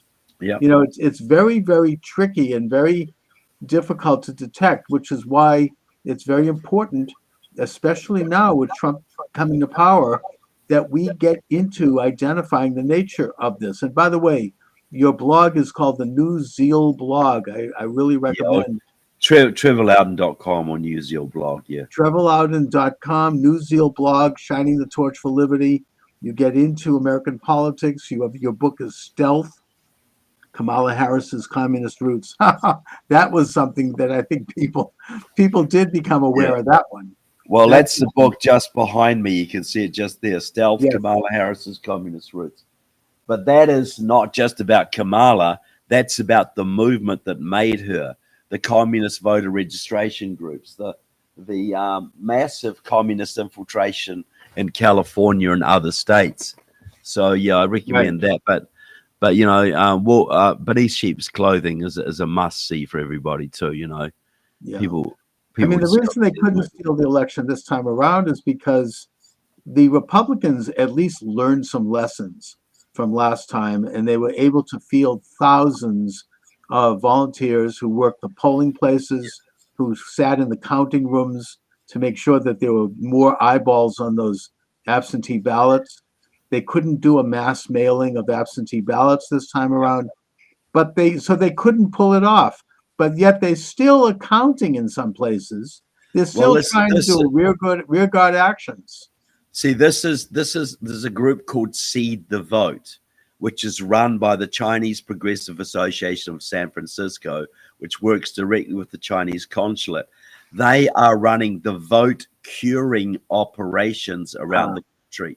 That's where they send their people, and they're openly saying this is to get more seats for the Democrats. They're openly saying this. So that this Chinese operation is going around finding faulty ballots and getting them cured. But they only get them cured and admitted if they're Democrat ballots. If they think they're a Republican ballot, if the person who did it is a Republican, they're not going to cure theirs. No, so they they're get still trying to steal seats. They're still trying to steal state Senate seats and congressional seats around the country right now. This is China. There's still 3 seats they're counting in California. And of course, you have in Pennsylvania the attempt to steal the Senate seat. one of the electors, one of the election officials there actually openly admitted that they were counting illegal ballots. And she said, I don't care because everyone breaks the law anyway. So Yeah. even their communistic governor has come out, Shapiro, and has put a stop to it. It's just so obvious that they Well, they can't should do be it. going back. You should be going back and throwing out all the ones that have slipped through Yes, the they cracks. should. And also, we do have now groups on our side like Turning Point USA. You've got Charlie Kirk, and you've got others who are curing ballots for us. So, I mean, they've learned some lessons. They're going out and doing, voter harvesting now because that's how the system works. We all voted early this time around. We didn't wait for election day. We didn't fall into that trick. They still stole Arizona, but the stealing has been met on the field by people who are playing that same game. And I think that's been very important. Although now that President Trump has won, I hope that he doesn't forget about the fact that we need national reforms on voting. We need national voter Look. ID. We need to have paper ballots, get rid of the machines. Elizabeth Warren in Massachusetts put a bill up in 2018. I mean, where she said that the voting machines are rigged and that we need all paper ballots. Of course, she denies that now, but that's we have to call that up and say, I support Elizabeth Warren's bill. And I do too. Yeah. But that's the thing, isn't it? All these reforms have to be put in place, and people have to go to jail for committing vote fraud. Oh, absolutely. And by the way, it's not what's voters worse, stealing your car or stealing your ballot. Yeah, I mean, this is a crime. It's a felony. It's not individuals committing voter fraud either. It's election fraud. It's ballot fraud. It's organized, hardcore. It's like an organized crime issue, and I want President Trump to set up an organized crime unit, federal government that goes and does RICO lawsuits against the organized ballot crime operations in Boston, in New York, in Los Angeles, in Chicago, and you start finding the low level people, and you say, we've got you for vote fraud. You get 2 years in jail, but you can go free if you rat on who paid you, and you go up the chain and you find the people at the top and you put them in jail. And if you do that, vote fraud will be gone. It'll be over. I think that's an excellent program. I mean, those rotten big city machines have been in power by these means for several decades now. That goes back to the 1960s. At least, and we're not going to fix the country unless we fix that problem. Oh, I totally agree with you. That's the first priority, returning the voting system to one man, one vote. And the integrity and sacredness of that system has to be restored. So, Trevor, just briefly, let's talk a little bit about this movie again that you're here to promote. What will people expect to see if they get this movie? What they'll expect to see is understanding that communism is alive in America, and it's way more powerful than they think, and it'll show how it's done, the ways this is manifesting, because we all see these weird things going on, whether it's open borders or transgenderism or the attacks on the energy industry, whatever it is, but we don't understand that it's cohesive, that this is part of an organized program by our enemies to bring us down. So the movie features me, James Lindsay, Alex Newman, and a whole bunch of other people some of whom lived under Soviet communism and are talking what they saw back in their own country. They see is exactly the same that was happening in our country until the last election, and still is happening, though now more on the defensive than it was. So look, it's a great movie. It's very, very gripping and very educational. And I want millions of Americans to see it. I really do. And I don't make any money off it. I was in it because I believed in it. And I just want people to see it. And now more than ever is the time to learn these these messages, these lessons, and to examine your local politics, your state politics, and when you see strange things going on, like governors saying, "I'm not going to allow illegal alien criminals to be deported," or "I support sex change operations for children," or any of these other things which are hard to explain, you know that there's something rotten underneath, because these are not things that people elected our government to do or to allow. These are not stupid people.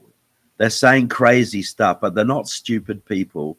These things only make sense if they have an agenda to weaken and divide the country in preparation for a revolution. And you got to look at it through that lens. And beneath Sheep's Clothing will help you to understand that lens, how we actually look at these phenomena and see the connections between them. I can already see the battle lines forming around the issue of deportation of illegal aliens. Yes, absolutely.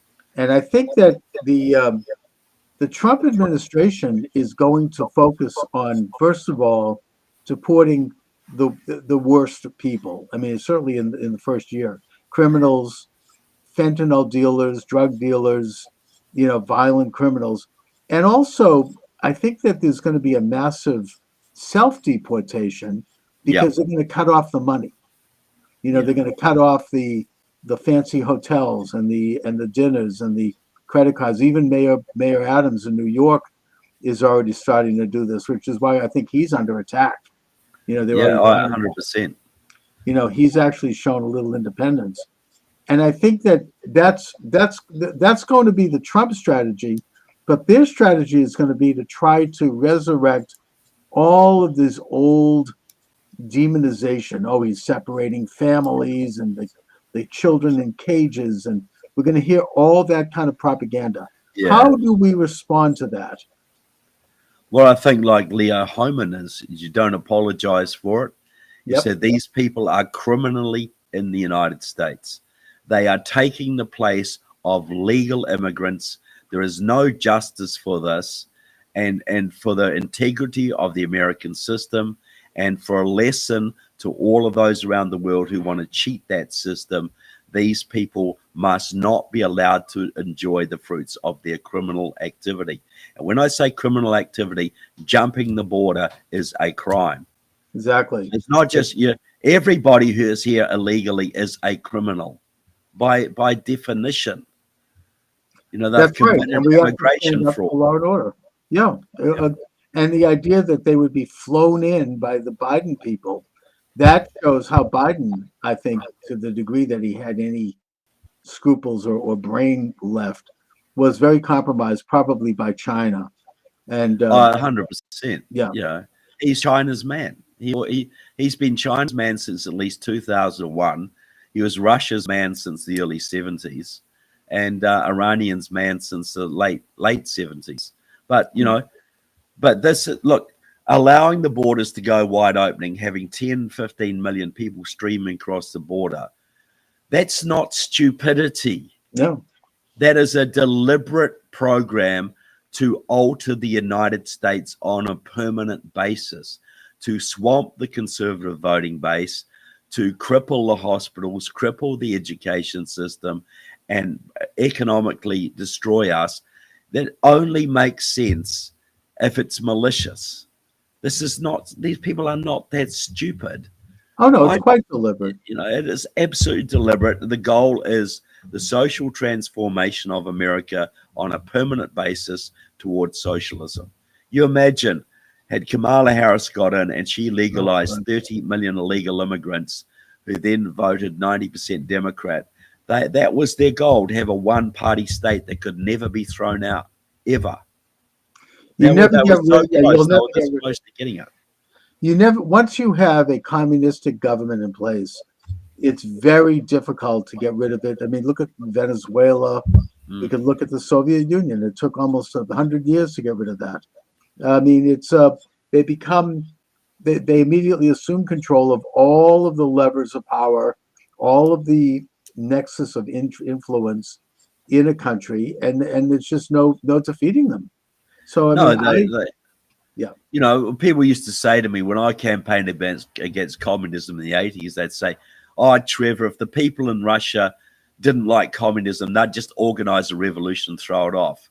And I'd say, look, to do that, you need a few people, right? So you got a room, you got 25 people in it, you're going to organize a revolution. 5 of those people are KGB informants, but you don't know who they are. And if they tell the KGB what you're doing, you're going to get executed. So are you really going to try and organize this counter-revolution? no, they use, of course, they have the mechanism of terror. I mean, I've talked to a couple of Iranian exiles here who have told me that they go back. That some people try to go back and they all get killed. I mean, it's just they control that ability and they have an outreach all over the world. And so, through terror, certainly China does this. China has in colleges the Confucius clubs, which keep an eye on Chinese students, making sure they're in line. Yeah, so and they had about 17 secret Chinese police stations in Minneapolis and others, monitoring anybody who might say something bad about China, and then their families will get pressured. They will get kidnapped. They've actually kidnapped people from this country and taken them back to China. Chinese nationals living in America who have criticized the Chinese regime have been kidnapped and returned to China. Oh yeah, and that was right under Tim Walz's nose. Tim, China-loving Walz in Minnesota was allowing this to go on. Yes, and it's something that, I mean, we can see how China even handles its own citizens. People disappear if they run afoul of the Communist Party. So Trevor, let my viewers and listeners know where they could get more information about you and your excellent work. Yeah, trevorloudon.com. That's my website. All my books are available there. And Beneath Sheep's Clothing, you go to beneathsheepsclothing.com or go to Amazon and look it up and get a copy. Excellent. There. Trevor Loudon, as always, I want to thank you for joining me. Great conversation. Always a pleasure. Welcome to the program. Charles Moskowitz here, live. Taking your calls. 508-637-5596, 508-637-5596, or you can text me or chat me, whatever you want to call it. I'm also live on TikTok right now and on Podomatic, so thank you. And of course, the flagship station is Rumble. Welcome aboard. Thank God, first of all, I just want to say again that President Trump has won a resounding victory. This is not something that for 1 minute I or anyone in this country should take for granted. This is not only a miracle, but it is a game changer in world history for the better. We really bit the bullet recently by avoiding another illegitimate regime. I don't want to go more than that regarding the opposition because TikTok will take me down. There's still censorship. But I just feel grateful. I feel happy about it. I almost at a loss for words. Be we need to continue the fight forward. This is just the beginning. President Trump, God willing, will be inaugurated and will begin his administration on January 20th of next year. And I can only count down the days.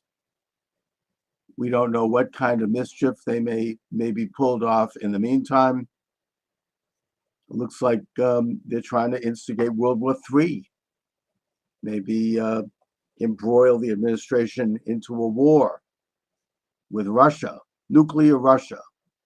They're going to start authorizing American missiles in the last weeks of this miserable administration.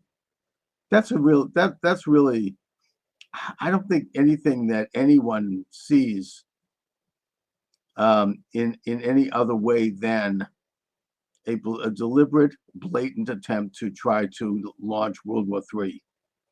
The new administration, God willing, they get to the finish line without that happening, without them killing half the population of the planet, will be in a position to negotiate a reasonable peace with both sides of that war. A war that really, we now know from information recently released, that the Biden regime, whoever was running the shop over there, instigated and started when they had Biden go up and give a speech where he basically gave a green light to a limited Russian invasion of Ukraine. And that's exactly what happened. You know, it's interesting if you look at these things from a modern geopolitical standpoint, that a lot of wars were started that way. Korea was started that way. You had Secretary of State Dean Acheson deliver a speech a couple of weeks before North Korea launched a full invasion of South Korea at the National Press Club. He was the Secretary of State, where he said basically the same thing. He gave a green light to North Korea invading South Korea by saying that South Korea was outside of the U.S. defense zone. You know, so many other double talk kind of references. So you have to ask yourself, why do they want war? They want war because they want world order, and they want to wipe people out and weaken the world in a way broadly, and more specifically, various populations, socially, psychologically, culturally, every other way, so that they can implement their world order designs. They can turn the United States into a province of the world, as a sort of a gendarme of the world. And also they make money from it. Arms dealers. I mean, it's interesting that the Clinton family, the Bill and Hillary, reestablished the Clinton Global Initiative shortly after the launch of the Ukraine war. These are scams. They're making money from taxpayers, with the blood of young people in these countries, and enormous suffering. And I mean, the immorality of it is impossible to calculate. And they have an interest in keeping perpetual war.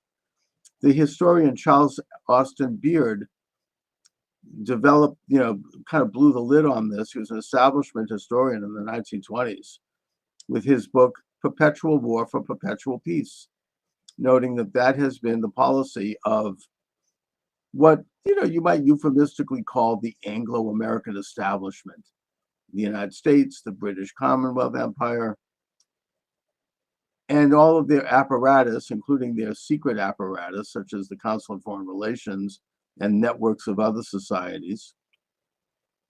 That has been their policy since World War I. Perpetual war for perpetual peace. Constant nation building, constant interventions, constant arms dealing and war, right up until today. Donald Trump was a distractor. He stopped this. He came in and he said, no, the United States will have peace through strength. Will offer a hand of support to our allies and a hand of friendship to our allies, but we will not any longer engage in this perpetual war. We are the peace party. That's why we one of the many reasons why we elected Trump, to get us out of wars, to stop this policy. Hi, you're joining me on TikTok. How you doing? Yeah, I'm good. How you doing? Good, very good. What are your thoughts? What do you say? Yeah, welcome aboard. We're talking about the new administration coming up. We're talking about this push toward World War III on the part of this decrepit Biden regime. What do you think? Oh, that's really nice, though. Like, where are you coming from? Well, I'm in Boston. Where are you? Oh, you're Boston. I'm from Africa. Really? Which country? Yeah, Nigeria. Nigeria, wonderful, great country, one of the powerhouses of Africa. I understand there's a Yeah, fantastic. yeah. We are the giant of Africa, you know. Gosh.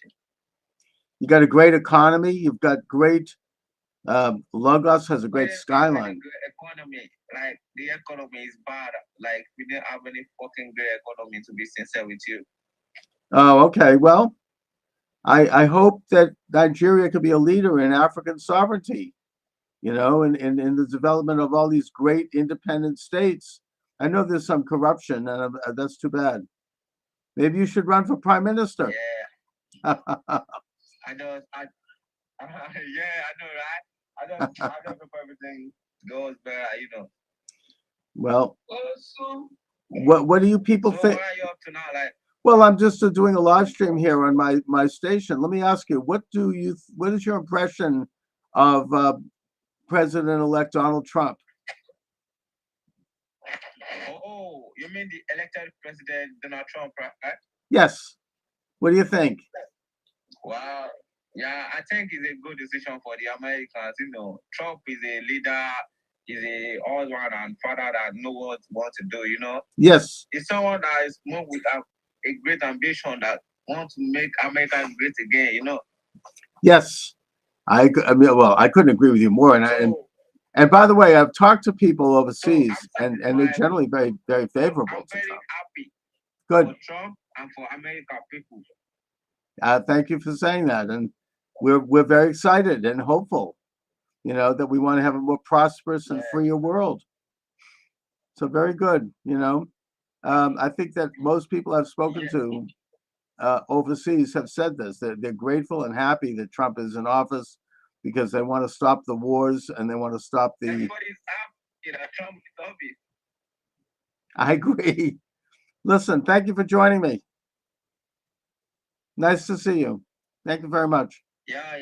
You're welcome. Anytime. All right. Yeah. All right, my friend. All right. Take care. All right. So you're welcome to join me, obviously, on TikTok. This was, and by the way, you could call in at 508-637-5596, 508-637-5596. So I want to get to the main, I mean, I'm kind of riffing here and not getting into the main subject that I suggested today and that I put on the masthead, and that is the MAGA cabinet, the appointments that President Trump have made. All of them are brilliant and excellent. All of them must be approved and must be seated. It's that simple. Donald Trump won the election. He won on the Electoral College. He won on the popular vote. He swept all of the so-called battleground states. Congress is Republican, both Senate and House. And he made inroads in all of the blue states, by the way, including Massachusetts. And thus, he has a mandate to govern, and we must ensure his ability to govern smoothly and effectively, not like last time. And the most important way to do that is to ensure that all of his nominees are confirmed and put into office. Now, the deep state, as President Trump calls them, the double government, as Michael J. Glennon calls them in his book by the same name. He's a professor emeritus at Tufts University Fletcher School of Law and Diplomacy. He's a former legal counsel to the U.S. Senate. He's an insider. The military-industrial complex, as Eisenhower called it. The power elite, as C. Wright Mills calls it, my sociology mentor. They will do whatever they have to do to try to stymie, slow down, impede, obfuscate the Trump mandate. They're already talking about setting up a, quote, shadow government, unquote. with people like Shifty Schiff from California operating as Attorney General. I mean, it's really, really subversive and frankly un-American. This is what they even say openly. I mean, there's an interview about this that I listened to on NPR. I forget the name of the guy, but he said that the British have been doing this for many centuries. Yeah, the British. I think we got away from them when we kicked out King George III. I mean, excuse me, but hello, we had a Declaration of Independence. We don't do that here. We may be, the Democrats could be part of what's called the loyal opposition, of course, and they absolutely should criticize. I do. I mean, we all do. That's American.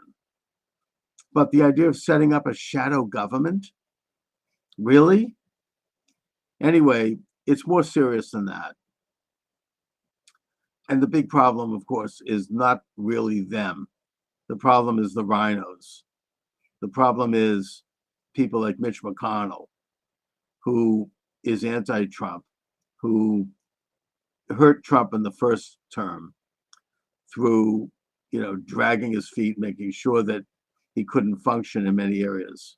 He's going, thank God he's out. But his replacement, John Thune of North Dakota,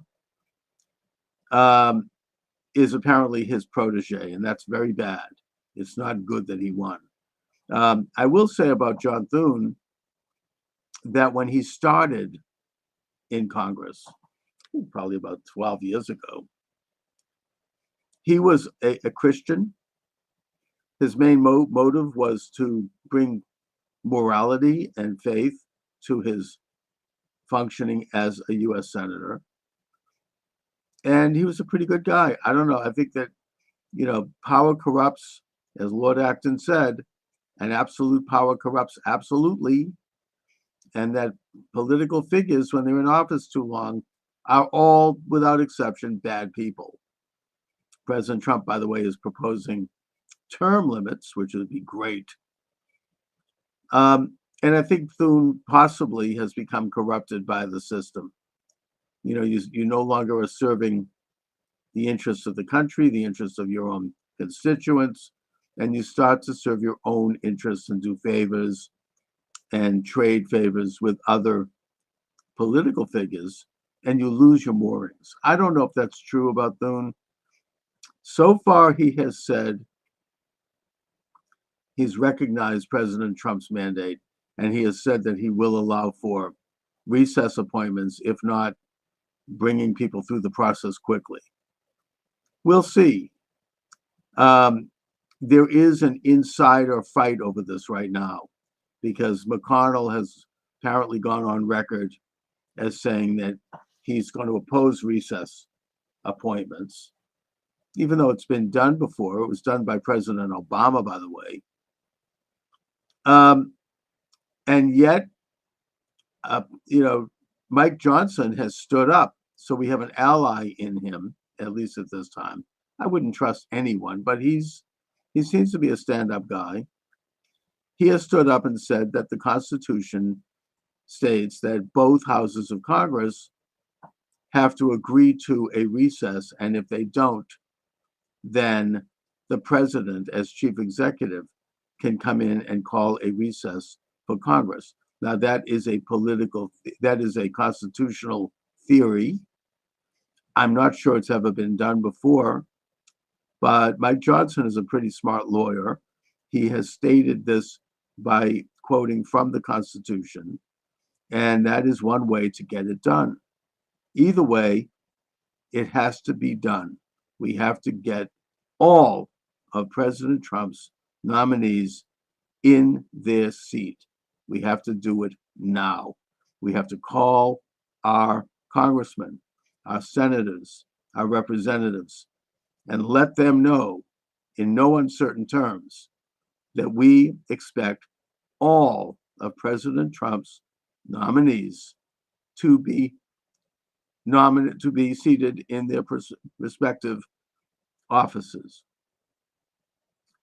Now, Pete Hegseth and Matt Gaetz, particularly Matt Gaetz, They seem to have some personal problems, or did have some personal problems, that are being brought up as ways to stop them. I would argue that this is very political, because those same types of problems would not have been brought up had they been playing ball. I mean, whatever Matt Gaetz was doing before his marriage, I think he was married in 2018. It doesn't look good. You know, it's not good, free, solid moral behavior. Okay, whatever it is, and I'm not saying any of it is even true, but I think it probably a percentage of it is true. It was before he was married. It was before he was in Congress. It was before he was married. He is married now. Apparently, marriage has done for him what it does for a lot of men, in that it's made him better, made him more moral. It's straightened him out. And and by the way, I would contrast that with Bill Clinton, who really misbehaved after his marriage, or probably before too, and who did, the stuff that Gaetz is accused of is nothing, remotely comparable to the activities of Bill Clinton. Not to mention other major figures like Joe Biden, for example. Let's not forget about Tara Reid and other people. I mean, this is the kind of thing that goes on. It's not good, and it should be identified, but it's personal. It's not, it's not really should not have bearing on his career. He's not running for Pope. He's no angel. He doesn't hold himself up as some paragon of virtue.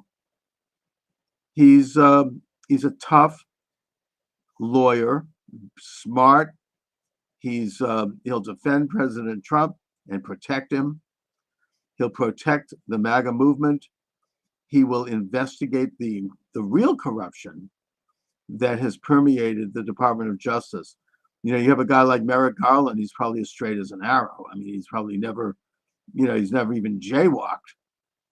And yet he has launched a complete politicization of the Department of Justice, using it to spy on political opponents of the present regime, however they're perceived, spying on parents as they go to school board meetings because they criticize critical race theory or transgender surgeries or COVID laws, spying on Catholics in church, spying on pro-life Christians protesting outside of an abortion clinic, spying on whoever else this regime sees as an enemy.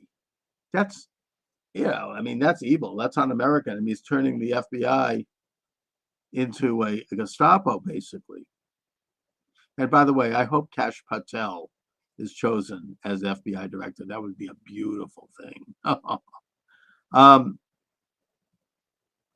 So I would rather have somebody who is going to go in and know how to function. And you should see, you can watch it on YouTube, some of Matt Gaetz's examination of corruption in Congress, when he questions Merrick Garland, when he questions Christopher Wray. He is just a tremendous lawyer and advocate, and he thunders and he takes no prisoners. He just goes in and he does it. So I think that he would be a fantastic attorney general. I understand he's got some personal problems. I think that we need to turn a blind eye, overlook those, and look at the interests of the country and of this administration first.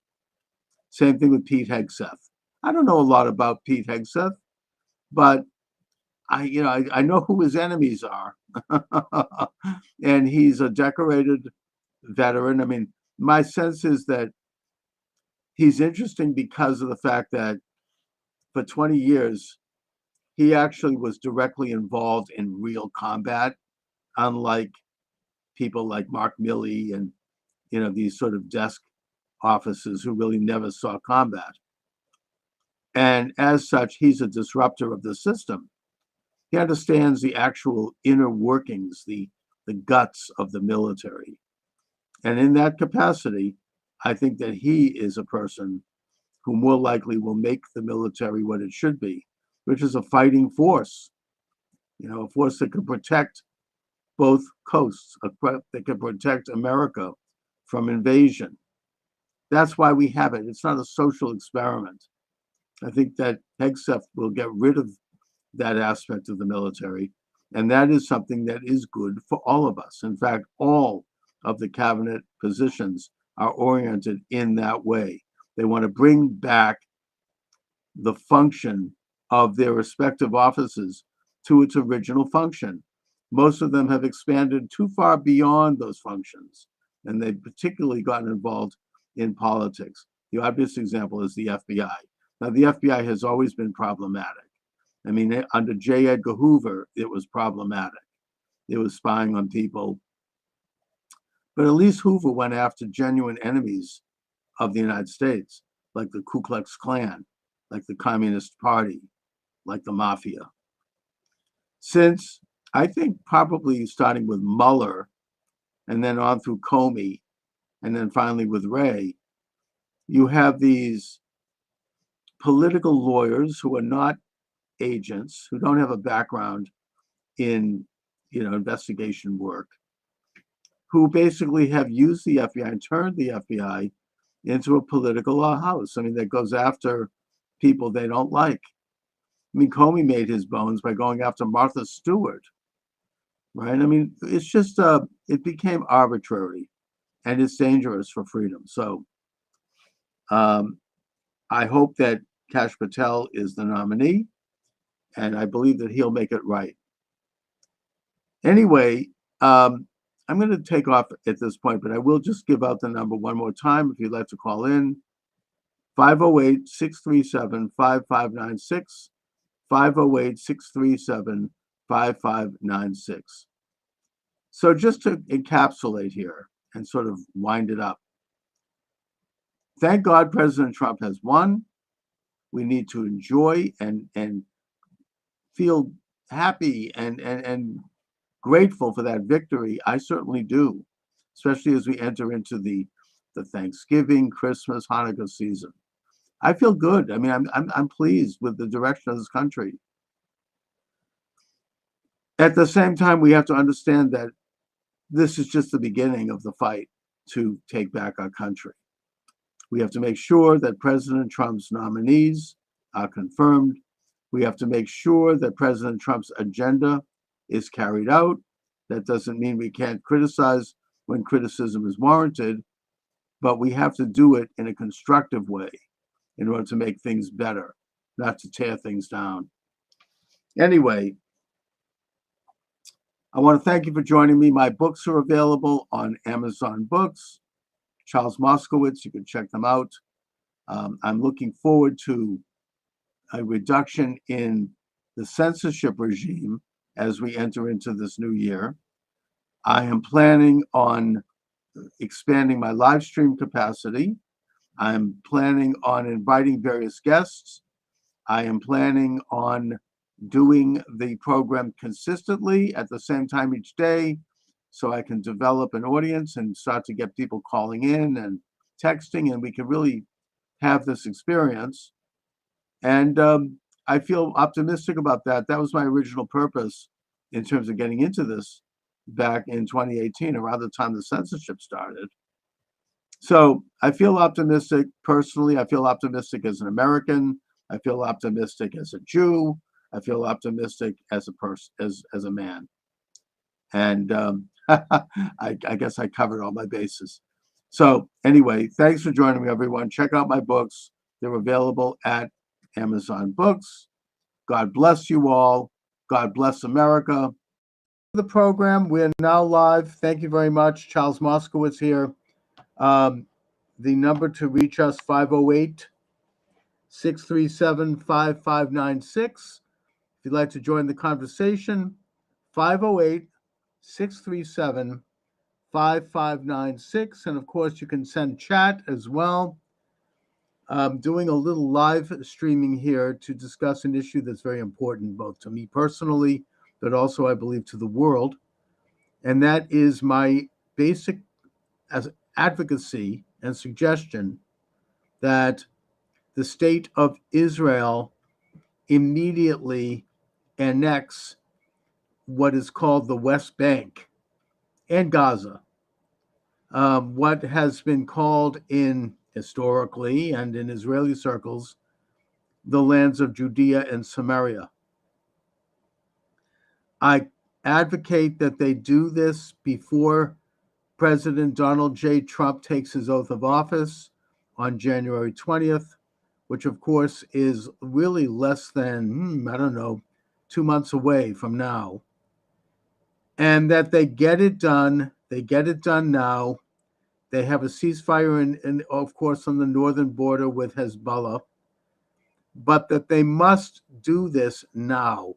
This is a unique, historic opportunity for Israel to take the bull by the horns at last and codify what was certainly a military victory in 1967, the Six-Day War, but which will end this ongoing political agenda to tear out from the very heartland of the tiny state of Israel another state that would be hostile to its existence. This would be like, creating a Taliban state out of one of the American states, or an ISIS entity out of one of the American states. To expect Israel to do that politically, militarily, it would be insane. Religiously and spiritually, it would be wrong. Israel must assert sovereignty over that tiny country that was recognized by the Balfour Declaration, was recognized as part of the British Mandate of Palestine, at least the western part of it. The eastern part, Transjordan, was basically the Arab part of Palestine. And they have to stop the quibbling and the ongoing and endless arguments and discussions. Get it done. Get it over with. Israel is Israel. Israel today, before I address the political issues, I want to address the spiritual issues, and then I'll go to the practical question. The spiritual issue is simple. The Lord God, King of the universe, blessed be He, spoke to Abram, who became known as Abraham shortly after this message, where He told him to go up and go to the land that I will show you. That land is exactly the parameters of the state of Israel today. That land, Abram did go up, Abraham as such, as the world's first believer in the creator of the universe. And he established a commonwealth there. He fought wars with the Canaanites, the seven nations, and he successfully established the first completely sovereign Israelite commonwealth. That continued through his rule and through that of his son Isaac, and then on to his son Jacob. Of course, we know the story of Joseph and how he ended up in Egypt, and he became the de facto prime minister of Egypt after saving the country from famine. And then Jacob and his sons, dealing with terrible famine in Canaan, went down and had a reunion with Joseph, and they lived in Egypt, where eventually, after Joseph's death, they became slaves. We all know the story. They would then be liberated by the hand of God and his messenger, Moses. They would wander through the Sinai for 40 years, where they would receive the Torah at Sinai, at Mount Sinai. They would then conquer the land that God had shown Abraham, that being exactly the parameters of the state of Israel today. The book of Joshua talks of how Joshua crossed the Jordan and defeated the Canaanites at Jericho. Now, the book of Deuteronomy is clear about two things here. Firstly, that 2.5 tribes of the 12 tribes asked to stay behind, to stay on the other side of the Jordan, and yet remain part of the Israelite Confederation, and continue to help with their brother tribes in the conquest of Canaan, which God commanded the Israelites to do. So that tells us that the border of the Holy Land was the Jordan River.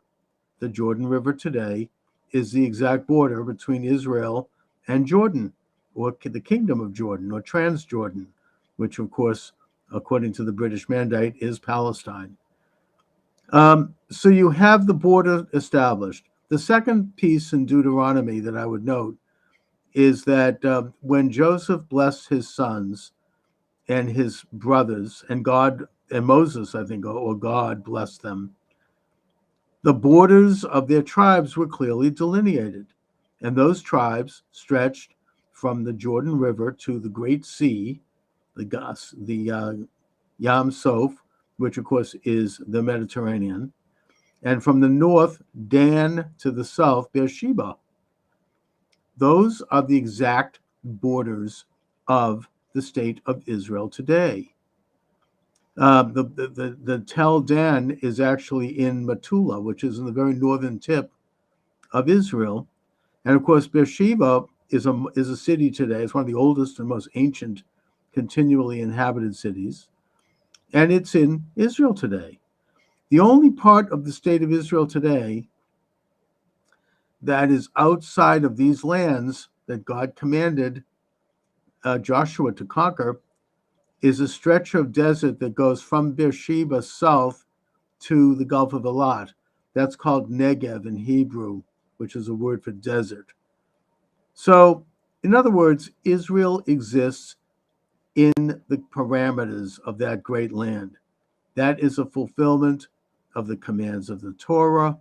It is the commands of the God of Israel, the God that we believe is the one God. There is no other God before him. Why God chose Israel, I don't know. I mean, that only God knows. But that is the very cornerstone of our faith. And it is very clearly delineated that we are to establish a commonwealth in that land, and we are to observe certain laws that would separate us from all the other nations and make us into a priestly sect. That's the concept of the chosen people. Not to go too deep into that, other than to point out that this concept has been misinterpreted by both Jew and non-Jew historically to mean that the Jews are involved in a command to control other people, to control the world because we're superior. Not so. That's not what it's about. We are not superior to any other human being. All men and women, I may add, according to the book of Genesis, were created in the image of God. We are all equal. We are all children of God and images of God. And it is that element of the book of Genesis that was recognized, thank God, by the founding fathers of the United States Republic. That's what Jefferson pointed out in the Declaration of Independence, issued July 4th, 1776, where he stated, all men are created equal. That's where that came from. It came from the book of Genesis. God said that all men and women are created in the image of God. We all have the same rights under God. We all are born equal. We all die equal. We're all equal. So I just wanted to dispel that misconception, one that's been occasionally amplified by people who don't mean us well. But also at that time, the borders, as I said, were clearly delineated between the 12 tribes, and Joshua conquered Canaan. He left some of the Canaanites where they were, which means that in some ways he failed to completely conquer Canaan, and that failure continues, frankly. But on a more practical level, the land of Canaan became somewhat of a diverse region where you had both Israelites, Canaanites, Philistines, and others. So you had you had an Israeli or an Israelite kingdom, but it wasn't, ethnically pure. It had different ethnicities in it, for better or for worse. And that's, of course, the story of the book of Judges, the book of Kings, the book of Samuel, right up through the book of Chronicles. I'm just getting into a brief history here, okay? The kingdom is united under first Saul and then David. And then it reaches a zenith of power under Solomon, where it becomes a great, powerful empire. Jerusalem is established as the capital. Solomon builds the temple in Jerusalem, which is actually not commanded in the Torah, but which is in the writings. And then, of course, Saul falls into sin, and he spends so much money on his concubines that he bankrupts the country. 3 years after his death, his son Rehoboam turns out to be worse and not even as intelligent as Solomon. And then the empire divides into two, Judah and Israel, or Judah and Ephraim. The northern kingdom becomes more pagan. They set up idols, mainly because they wanted to stop people from making pilgrimages to Jerusalem, since the two countries are now enemies. And at times, friends, Judah remains Judaic. It remains children of Judah. It adheres to the covenant, with some major lapses and some bad kings like Manasseh. But nevertheless, it retains its consciousness, its identity as the inheritors of the covenant of Sinai, the extra code and all of it, and the worship of God, the rejection of idol worship with all of its evil practices. Eventually, the northern kingdom is taken away by the forces of Nineveh, of Assyria, in the person of Sennacherib, and they are dispersed to, generally according to the prophets, regions in what is today Iran and Azerbaijan. The kingdom of Judah continues, and the kingdom of Judah is more than just the tribe of Judah, of course, because Judah had conquered Benjamin, and you had the disbursement of the tribes of Levi and Simon. Since both of those tribes never received an allotment, they were dispersed among all the tribes. And you have elements of the northern kingdom who had made their way to Jerusalem to worship at the temple and who stayed, and then in exile reuniting with the Judahites who had been eventually sent into exile with the Babylonian conquest in the person of Nebuchadnezzar and the destruction of the temple and of Jerusalem. So that happened maybe a century later. Then, of course, after the destruction and the exile, the Judahites, the children of Israel, are commanded to return to their ancestral land once again as clients of Cyrus the Great of Persia, who conquered Babylonia and who is referred to as the Messiah in the book of Ezra. Ezra, the scribe, and his general Nehemiah lead the children of Israel, or a big portion of them, not all. Many of them stayed in Persia or Babylon, where they set up, by the way, an incredible and learned civilization of Judahites, or what in English we call Jews, and eventually leading to the writing of the Babylonian Talmud many, many centuries later. But Ezra returns to Jerusalem. It's miraculous. He reestablishes the state in Judea, or Judah. Judea is just a Roman, Latin, Greek way of saying it. He rebuilds the temple, and he reestablishes the Commonwealth. under Persian sponsorship. Eventually, Alexander the Great defeats Persia, passes through Judea, recognizes the Judean client state under Greek control. The Greeks, of course, after Alexander's death, his General Ptolemy takes over and rules from Egypt, still recognizing the sovereignty of the Judeans, the semi-sovereignty. And by the way, around that time, Ptolemy, or one of his children, developed the Septuagint, which is a Greek translation of the Torah, and which basically brought Torah principles to much of the world. After Ptolemy eventually has a war with Antiochus of Syria, who victoriously presides, he conquers Judea. A lot of Judeans are beginning to become super secular. They're becoming Greek. They're becoming Hellenic. There's a civil war there between them and the religious Judeans led by the Hasmonean clan, which is a priestly clan. Eventually, the Hasmoneans defeat not only their fellow Jews who were secularists, but also the Greek state under Antiochus. That's the story of Hanukkah, which is a story of sovereignty. It's a story of nationalism. It's a story of religious assertion, one that should and has inspired all of man ever since. And by the way, the book of Maccabees is codified by Catholics in their Bible, the Vulgate. It's not actually codified in the Tanakh. But nevertheless, we observe Hanukkah. Judah Maccabee, the son of Metzisyahu, establishes sovereignty, complete sovereignty, even though he does send a gift to Rome, because Rome at that point was the major power in the world.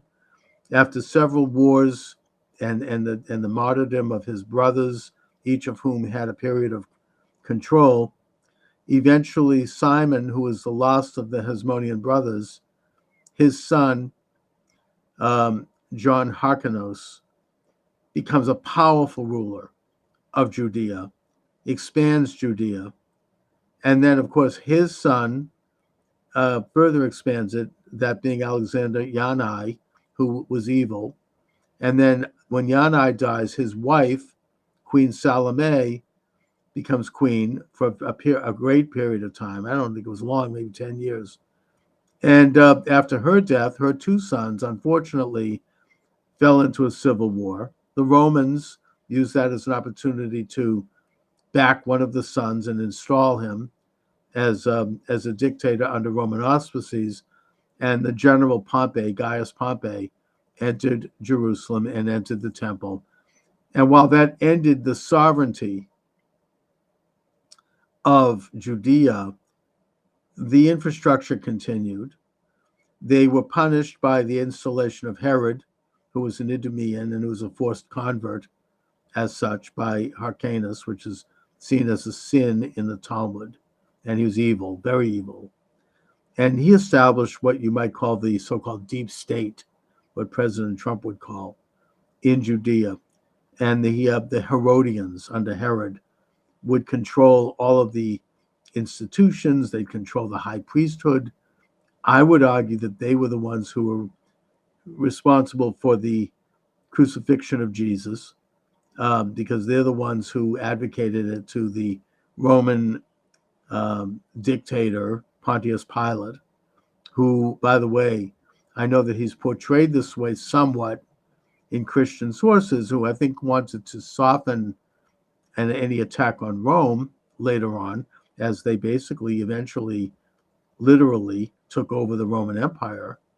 Nevertheless, according to Alexander of Philo Alexander, a Jewish scholar in Egypt, and according to Josephus, who was one of the primary sources as a historian of those times, Pontius Pilate was a very cruel and brutal dictator who probably crucified thousands of people outside the walls of Jerusalem. Eventually, he was so brutal that he was even too much for the Romans.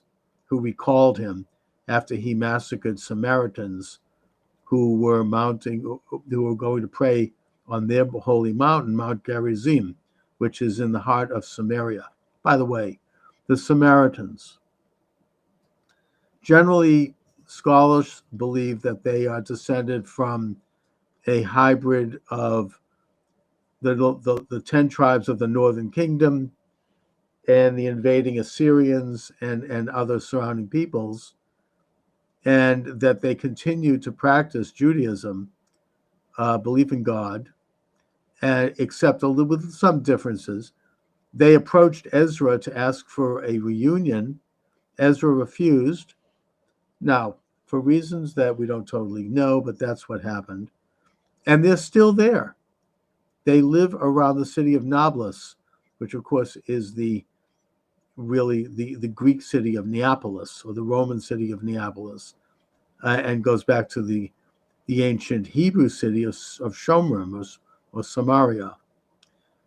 And they continue to practice a form of Judaism. They have had a rapprochement with the Israeli chief rabbi, and that is a relationship that ought to continue to be explored. A lot of Palestinians who trace their lineage back many centuries, and that's only a small segment of people who call themselves Palestinian, by the way. I'll get into that in a minute. They trace their ancestry back to the Samaritans, and the Samaritans, ethnically, genetically, are very similar to the ancient Judahites. So, in a sense, in the broad sense, we are brothers with the Samaritans.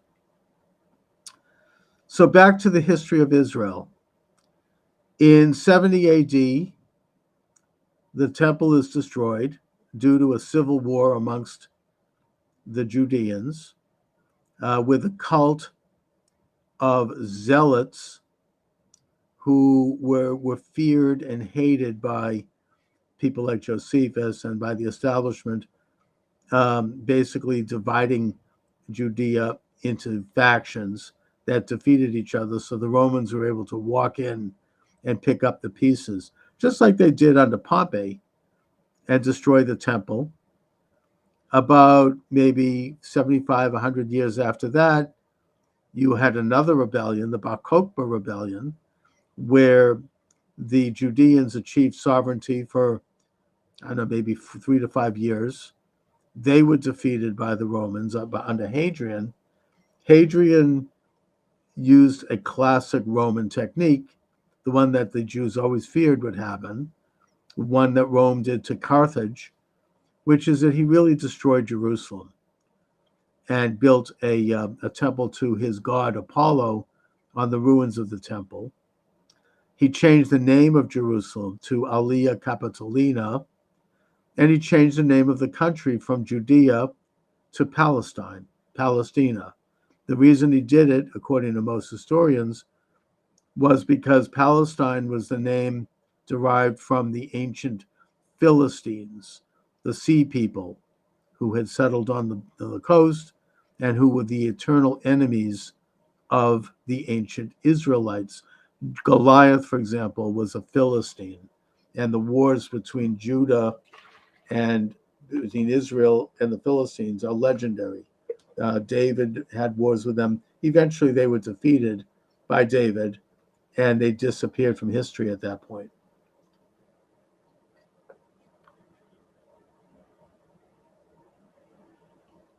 So you had the complete defeat of Judea, and yet they continued on in a weakened state. There was a disbursement of Jews, one that started by the Babylonians but continued and accelerated throughout the Mediterranean. Jews, according to history and archaeology, settled in the Rhine Valley of Germany. They were as far as Ireland. They were traders. They were merchants. They got into business. They were known to be polyglots. In other words, they knew many languages. So they made themselves useful to various courts There's a big Jewish community in Saranasia, which is in today in Libya, Benghazi. They were in Spain. They were everywhere. And yet they continued in Roman Palestine and Byzantine Palestine. And they continued to write the Talmud, or the Palestinian Talmud. And they continued to have communities there. They never left. They continued right up till Herodotus, who was a Byzantine emperor and who was oppressive to the Jews of Aleppo, of Antioch, and and basically at that point the Jews formed an alliance with his enemy, the Parthians. The Parthians came in and defeated him, and for about 20 years, this was just before the Islamic conquest in the 6th century, the Jews again asserted sovereignty in Judea. People don't realize this. It was a difficult one. It was insecure, but it was under Parthian sponsorship, which of course echoes Cyrus the Great. They were able to establish sovereignty for a brief period of time. Herodotus came back in, completely defeated them under the guise of the True Cross, and there was a bloodbath by the Byzantines at that point. About 10, 15, 20 years after that, you had the Islamic conquest, the Battle of Yarmouk, which was fought by Abu Bakr at the Yarmouk River, which is near Lake Tiberias. And the Islamic forces were successful in conquering Palestine. One of the caliphs at that time, I think it was Ali or Omar, he allowed the Jews to return to Jerusalem. He allowed the Jews rights under his control. They did not reassert a sovereignty at all, but the community was able to reestablish itself somewhat. And they formed an alliance with the Muslim authorities.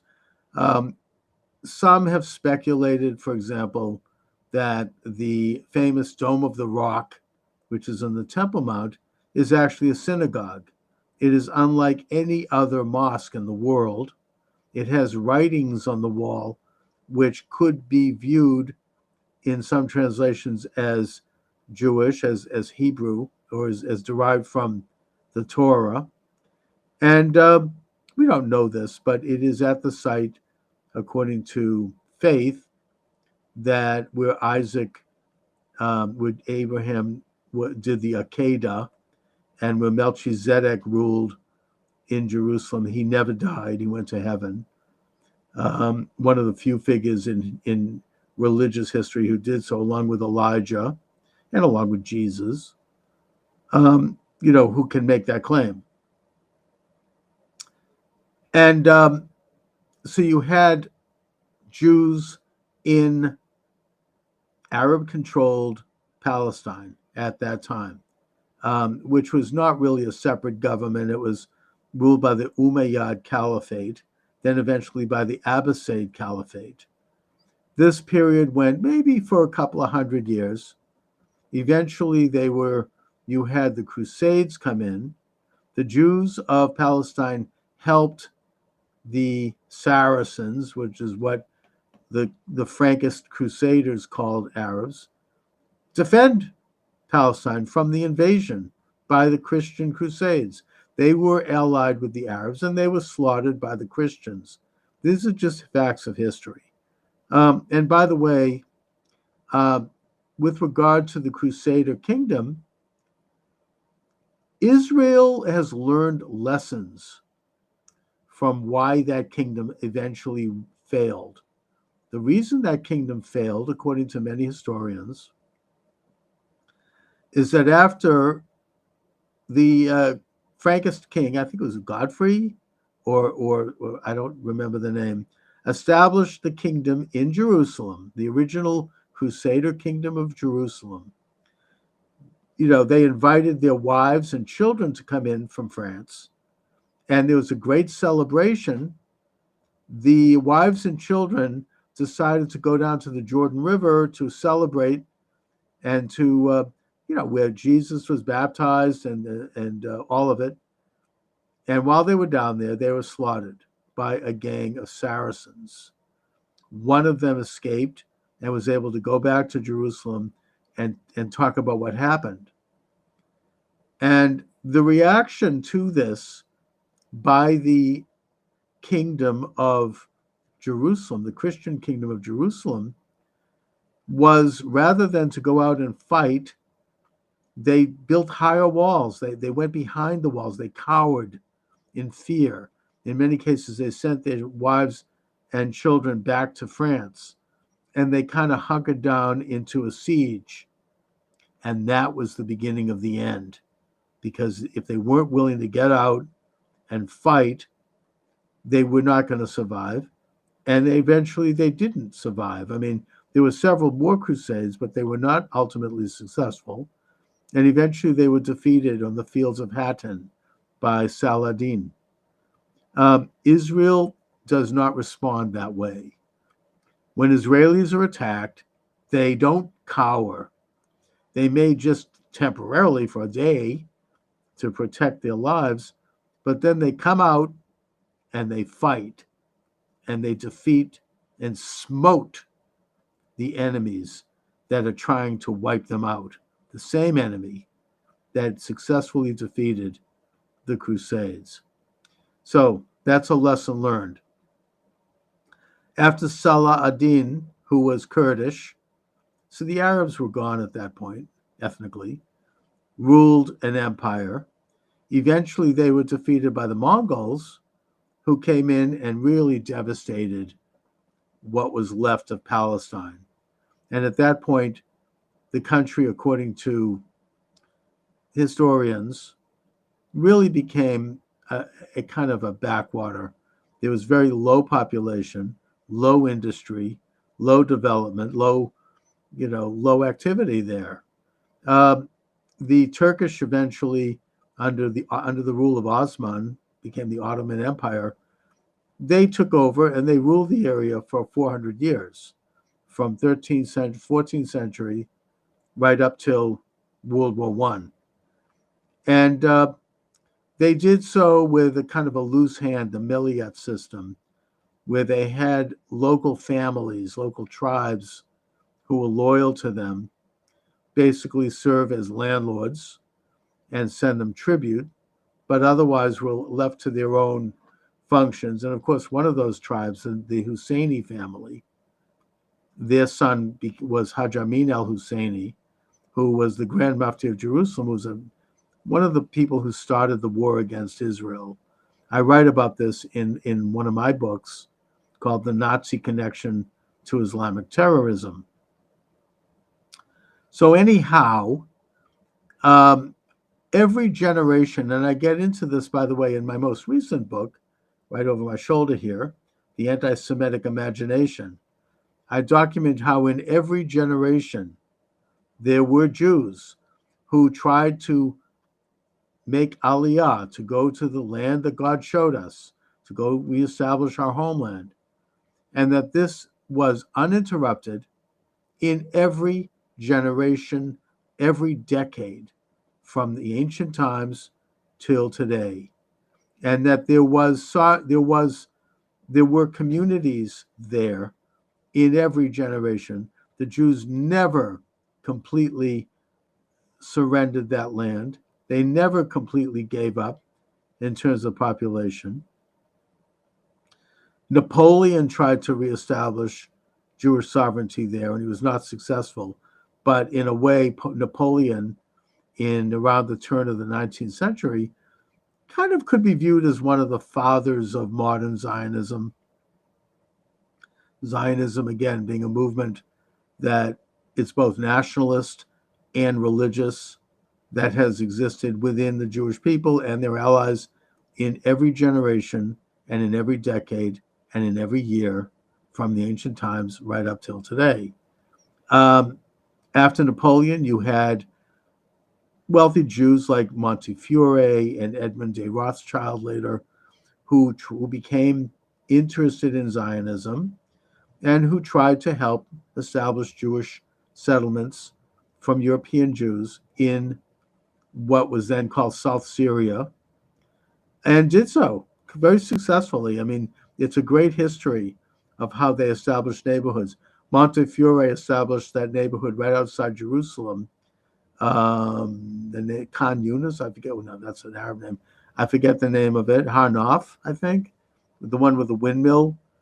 Rothschild, who was one of the few members of the Rothschild banking dynasty that was actually friendly to Israel, he set up what eventually would become the Jewish National Fund, which purchased land from local owners at fair market value and turned it into this massive Jewish fund that to this day technically owns the title to about 85% of Israel outside the West Bank.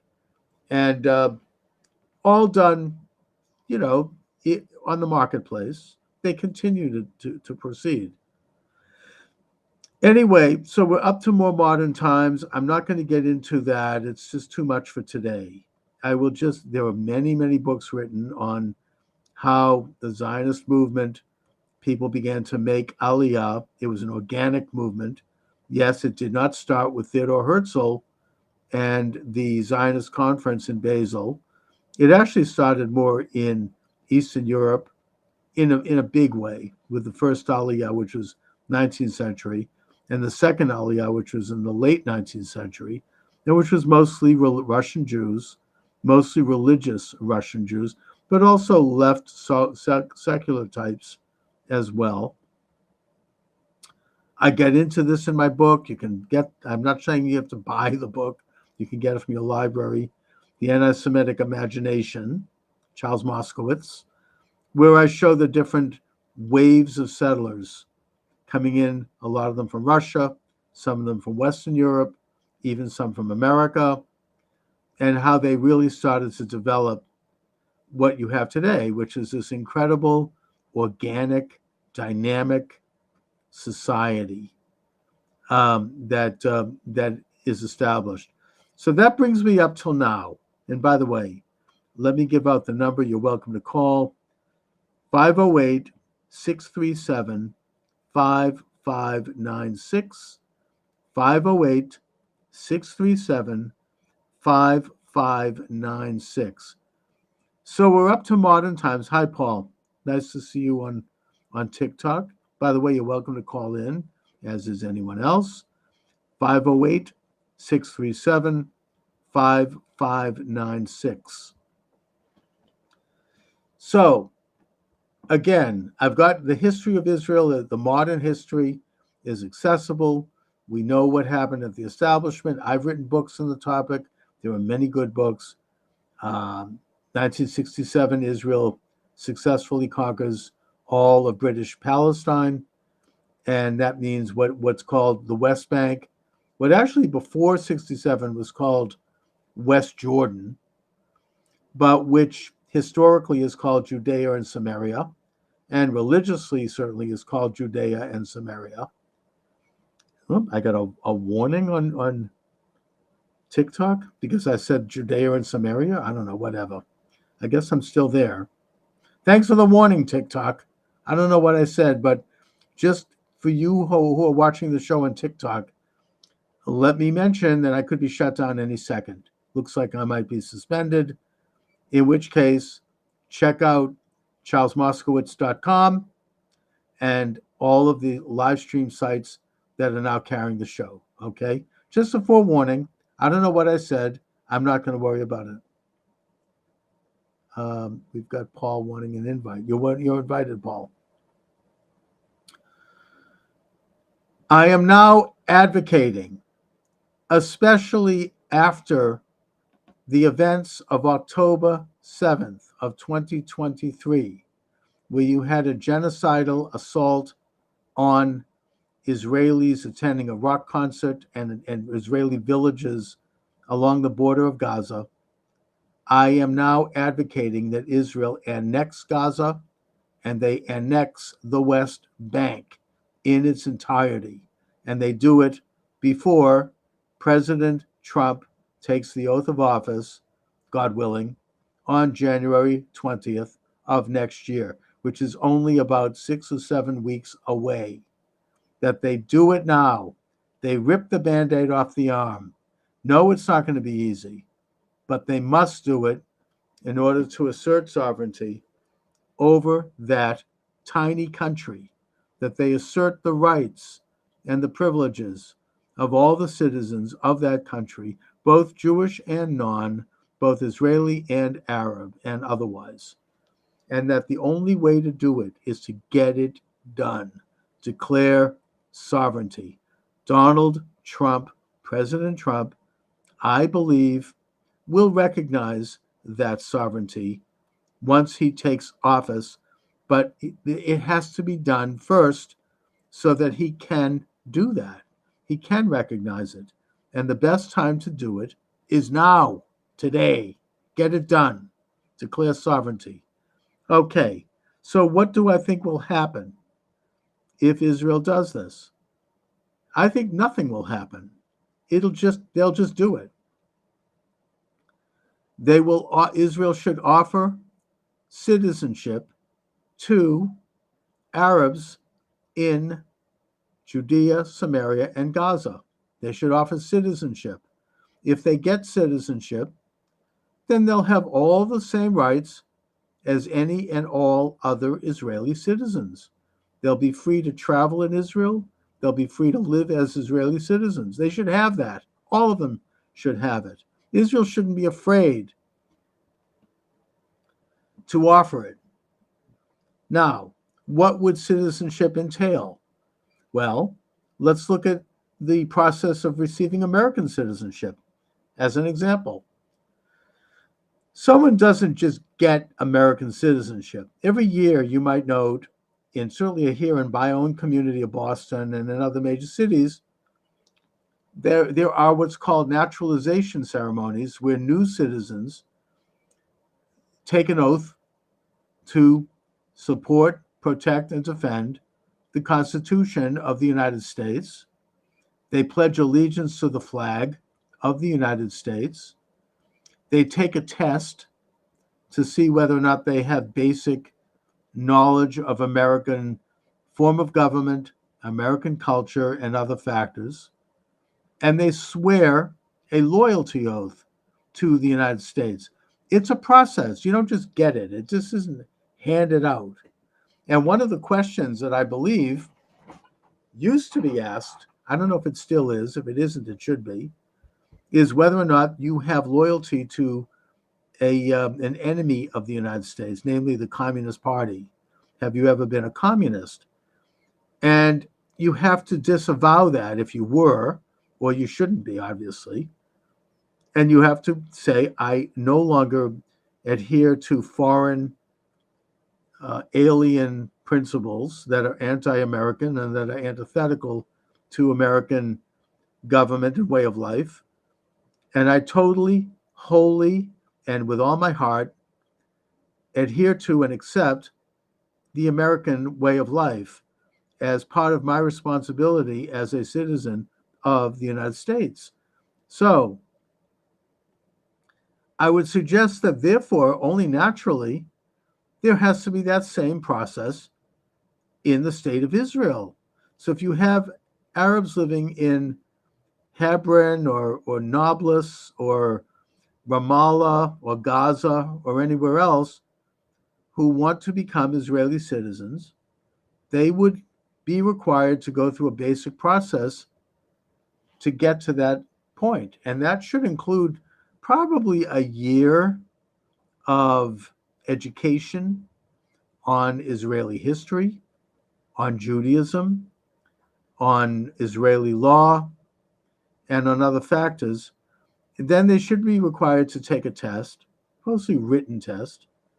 And finally, they should be required to take an oath of loyalty to the Jewish state.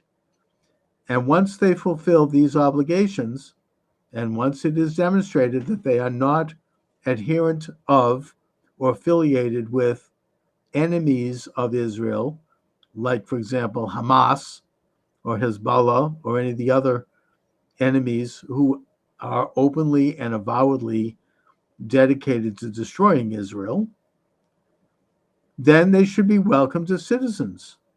I just think that's the right thing to do. Now, if they become citizens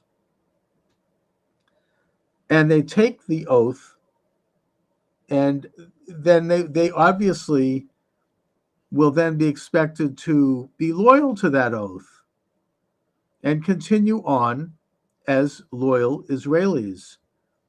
If for some reason they behave in a way that contradicts that, then of course that is a violation of that oath, and that's a crime, and they should probably be prosecuted or expelled. Now, as far as Arabs who don't match up to that level, or who don't want citizenship, I would say to them, that's okay, as long as they are peaceful, as long as they don't take up arms, then they shouldn't have to become citizens of any country. And for that reason, I would suggest that the Palestinian Authority should be allowed to continue operating sort of like an American state. It's like Massachusetts operates within the United States, the federal system, or Rhode Island, or Delaware, or any other state. I know that's an inexact comparison, but the Palestinian Authority should be able to continue to engage in municipal decisions, infrastructure, roads and bridges, welfare, healthcare, all of the normal things that local sovereign states do. They should not be able to make foreign policy. They should not be able to have military, of course. And they are under overall Israeli law, but they have limited local autonomy. They can elect people if they want to elect Hamas, as evil as that is. As long as they are observing the laws, then fine. I have a feeling they won't. I know that there was experiments after the Six-Day War in 1967 where municipalities elected governments, and some of them became radical and they went to war, in which case they had to be ended. I hope that doesn't happen again, but it might.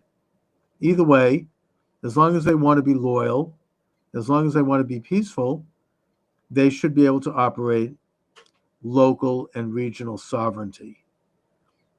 Those who want to continue to fight Israel, those who want to continue to take up arms against Israel, ought to be treated no differently than what Tom Homan, the new head of security and border control in the United States, is talking about doing to radical criminal gangs like the Frente Amplio from Venezuela, and syndicates, crime syndicates, who are illegal aliens coming into the United States. They should be viewed as terrorists. They should be detained. They should be expelled. And if they want to fight with weaponry, they'll have to be killed. And that's something that I think we can assume is going to happen in Israel. They're not going to just put down their arms. They aren't now. And thus, Israel is going to have to continue fighting them until they are defeated. And that war could take a long time. It could take 100 years. It could take 1,000 years. I think that Chaim Weizmann was once asked, the first president of Israel, by a reporter, when do you think there'll be peace between Israel and the Arab countries?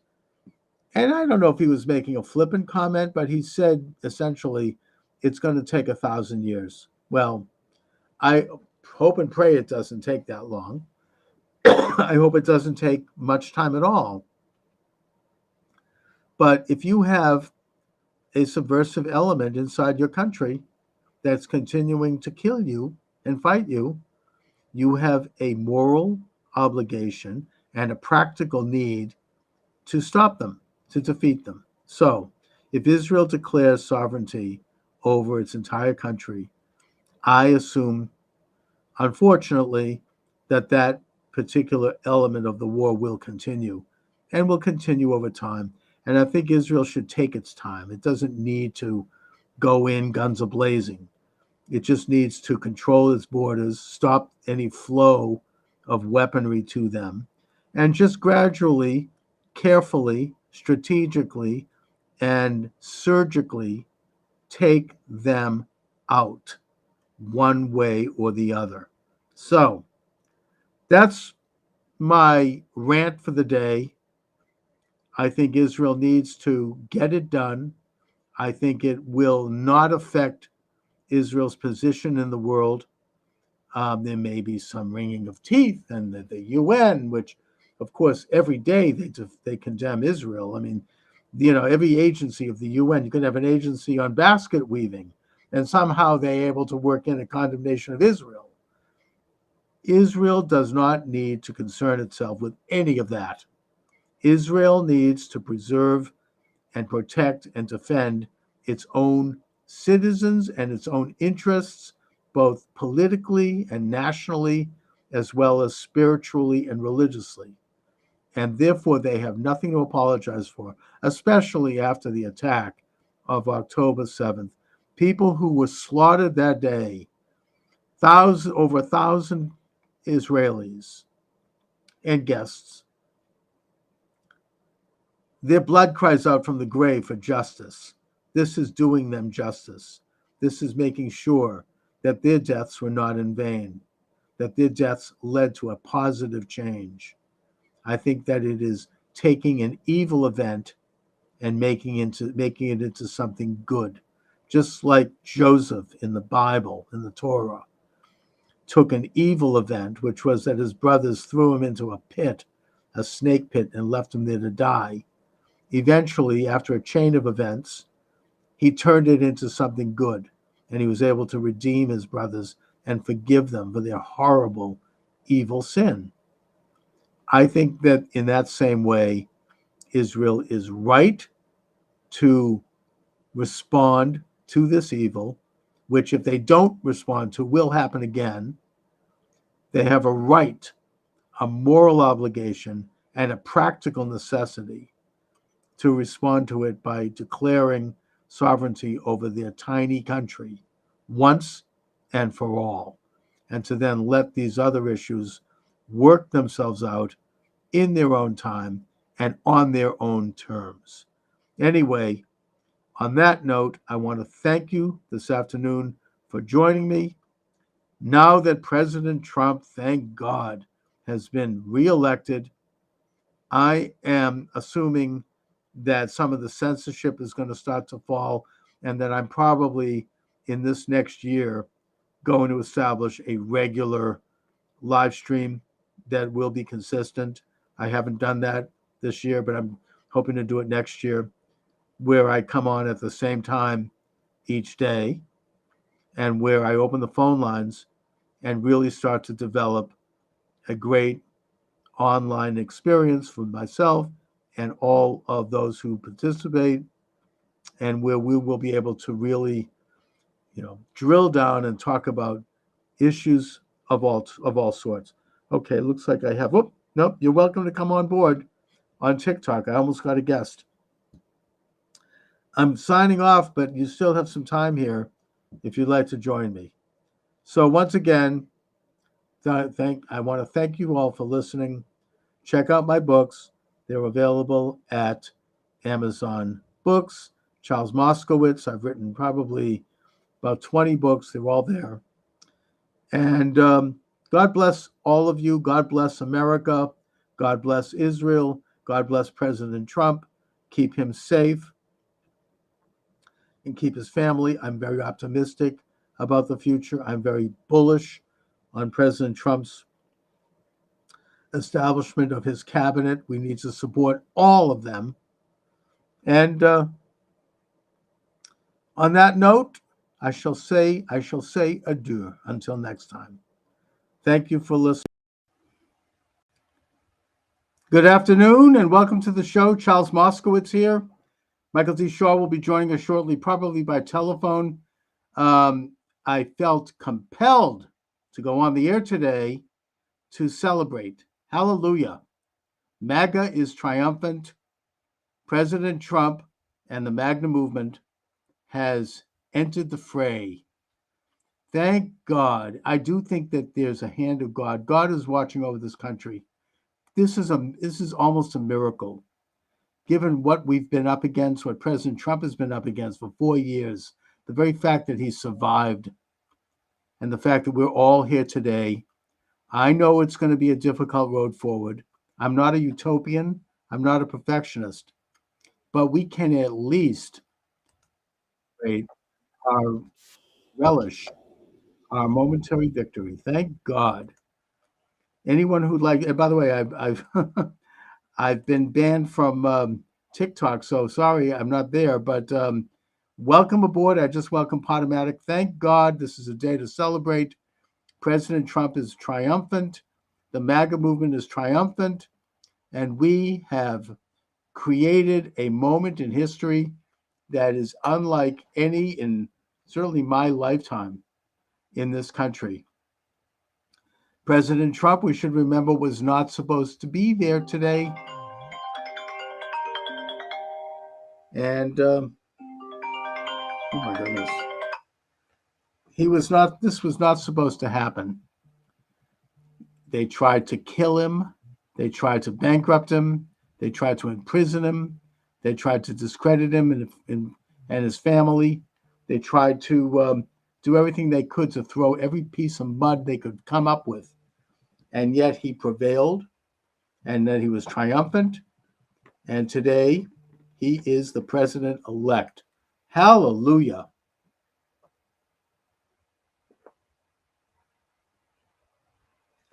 Now, I always thought that he would win. The only question was whether or not they would let him win, and I didn't think they would. And I do think they tried to do everything they could to stop it. But they didn't stop it, and Trump probably would have done better had they not tried everything they could, I think, to steal the election, but they were behind the times. They didn't estimate what was going on. Now, President Trump and the Republican National Committee, under the auspices of Michael Whatley and Laura Trump, and they did a wonderful job. They basically embraced the model that was established by Glenn Youngkin of Virginia,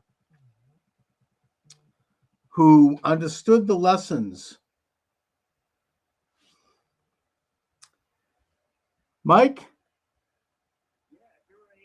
Here you are, but let me give you the number to call so you can be right in the system here. Now, and I'm giving the same number to others as well. 508-637-5596. That's what you called and you ended up here. Oh, that's odd. Well, what number did I reach? You reached my regular number. So what I'm going to do is maybe hang up and try it again. I'll shut my phone off. That might do it. All right. Thank you. All right. Michael Shaw is having a couple of power problems, so that's why we're having some technical difficulties. Oh, I see the problem. SKYPE. I need to put this on. It might help if I actually did things right here. The code in Charles Moskowitz.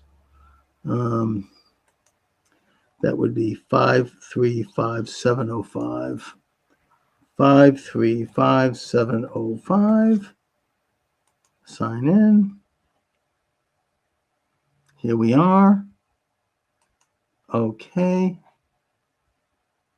Yeah. Anyway, so the basically the situation is such that Glenn Youngkin and the Republican National Committee learned the lessons of 2020, and they realized that they could not allow it to happen again.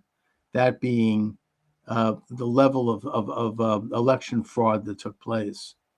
So what they did, starting with Glenn Youngkin in Virginia, is that he fielded thousands of volunteers to man the voting booths, to man the counting rooms where they get the absentee ballots, to make sure that there was a Republican there, and he basically put up a staff of lawyers who understood the law and who were prepared to deal with any interruptions in that election and to do so quickly.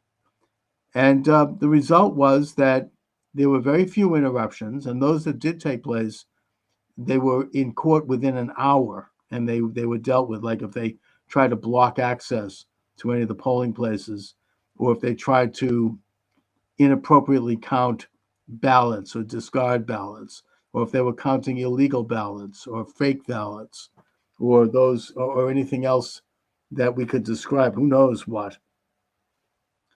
People who saw this would drop a dime, and they would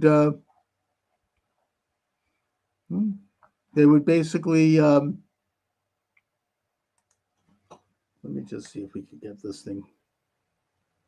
And they would deal with it right there. Well, that's exactly what President Trump did, and that's why he won. I mean, he would have won anyway, and he also got such a big vote. But he was able to thwart efforts to steal the election in Georgia, in Pennsylvania, in Michigan, and in Wisconsin. There were instances of fraud. Everybody was watching. They tried to, and in Arizona, they tried to keep illegal aliens on the ballot. And they had hid this from the public until it finally came out. They had lawyers there making sure that those votes would be taken off the ballot because they were not legal votes. They were not connected to a citizen. And in some cases, they were not even connected to any person. There were reports. The Gateway Pundit also would be applauded for doing a great job of reporting this. There was, tens of thousands, who knows how many thousands of ballots that were mailed out to bogus addresses. And there were a lot of reports of this. The Republican National Committee caught it immediately. They were sharp as a tack, and they were able to stop it in its tracks. And the result is, look, Trump would have won anyway. And they're still trying to show up, apparently, in Philadelphia and Detroit with boxes of ballots. So it's not like they're not trying. But the Republican National Committee was fully engaged and fully prepared to deal with the problem. So you had, they couldn't pull it off. And as a result, we genuinely had one of the most honest elections in American history. Now that President Trump has won, thank God and hallelujah. I just love saying that.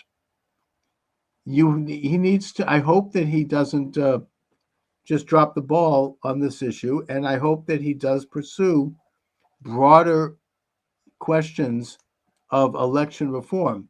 I understand that elections are state by state, but if there is a remedy nationally, and that's something that maybe Congress and the new administration can look into, to make these necessary reforms, then let's hope and let's pray that they do it. What is this? Let me see if I can get Mike to call in.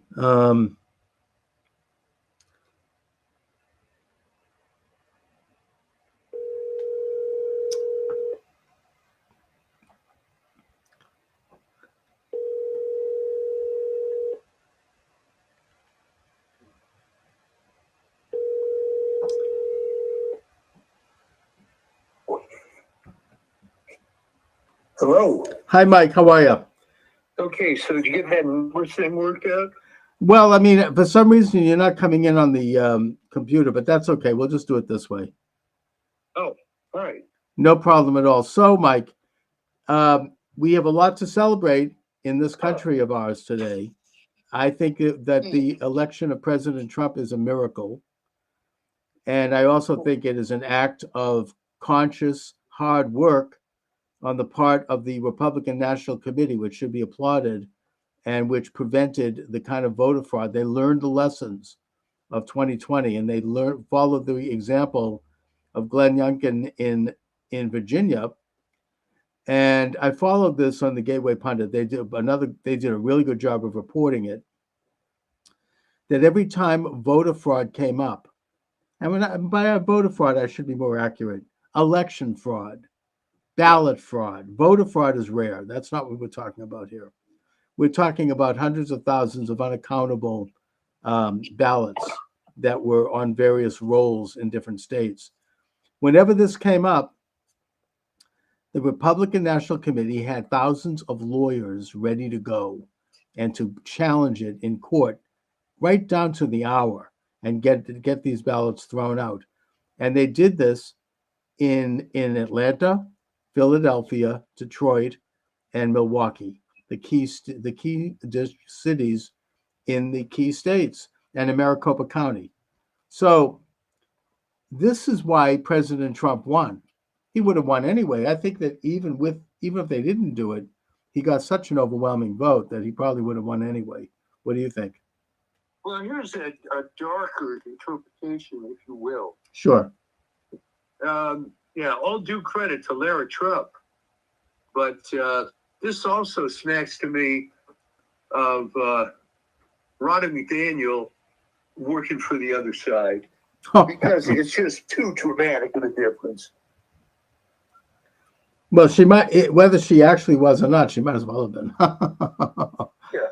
I mean, and I don't think that they expected such a disastrous result. I think that in spite of the stealing and in spite of the theft and the VOA votes from overseas and all these other things that they tried to pull off, it just wasn't enough to overcome Trump's vote. It was fantastic. It wasn't enough, and I didn't mean that literally. I'm just saying that by Ronna McDaniel being a rhino and doing business as usual, and being an election fraud denier, No. in effect, she was working for the other side. Yes, and as were all of the rhinos.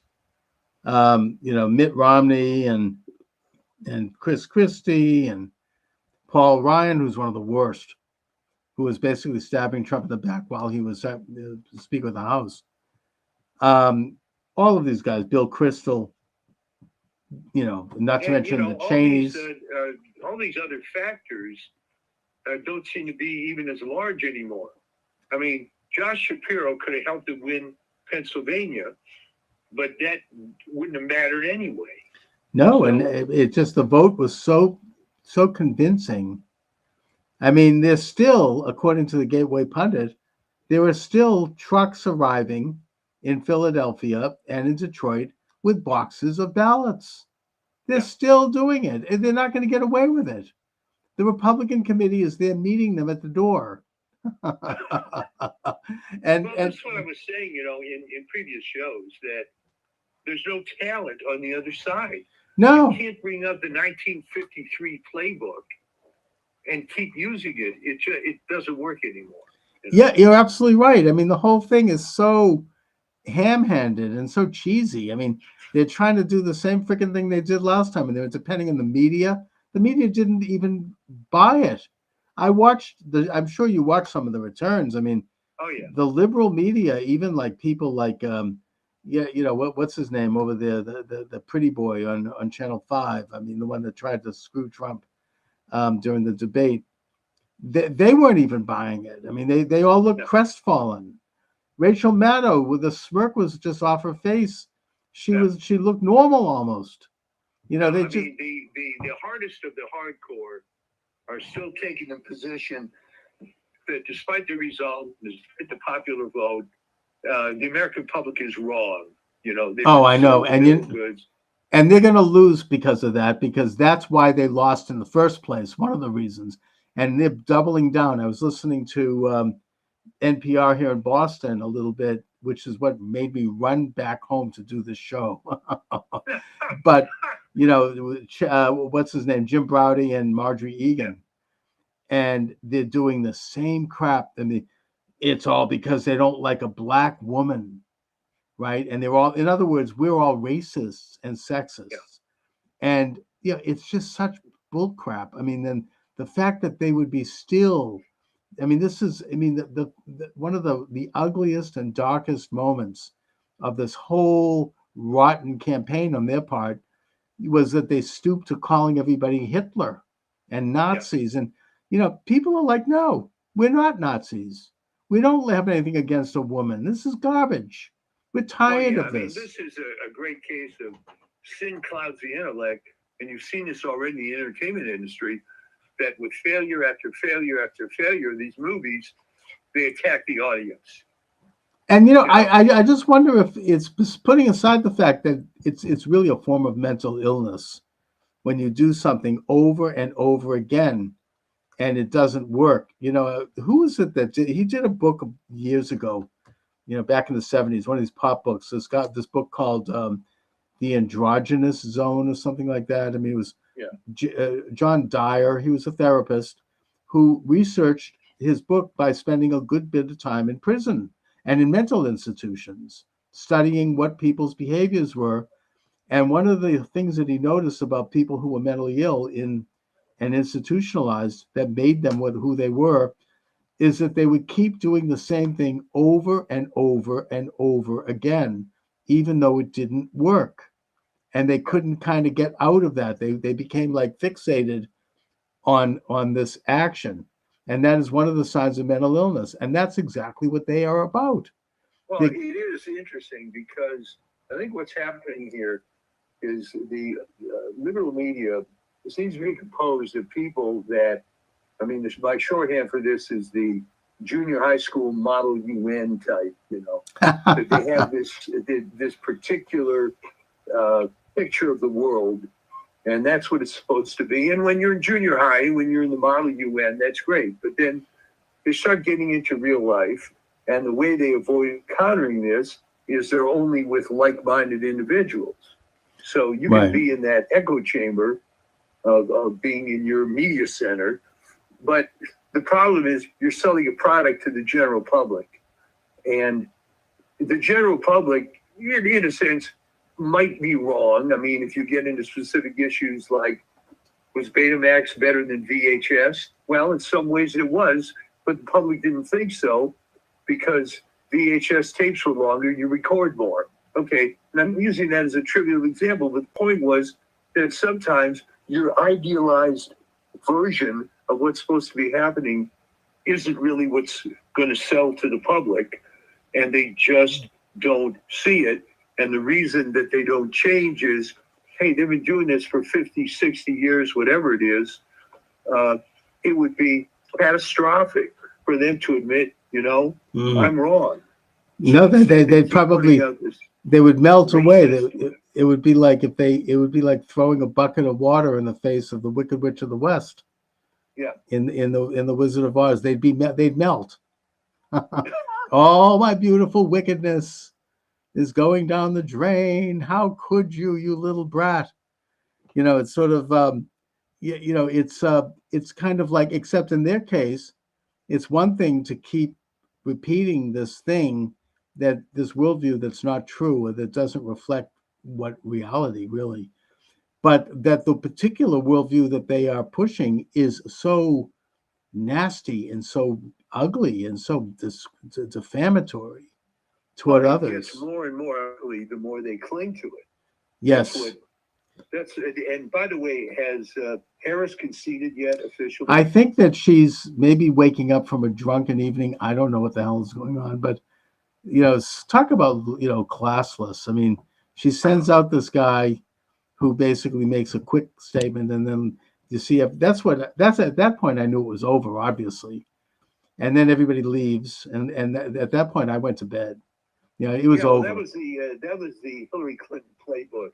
But I ended up watching Charlie Kirk had a streaming thing, which was just great. Oh, sure. I mean, there were these 4 or 5 guys on there that were consulting every possible website and Twitter feed that you couldn't possibly do on your own, Yeah. and getting these updates and being very conservative in some cases with which states they were going to call, and then they started making fun of Arizona with this. I think it was just total denial on the part of Maricopa.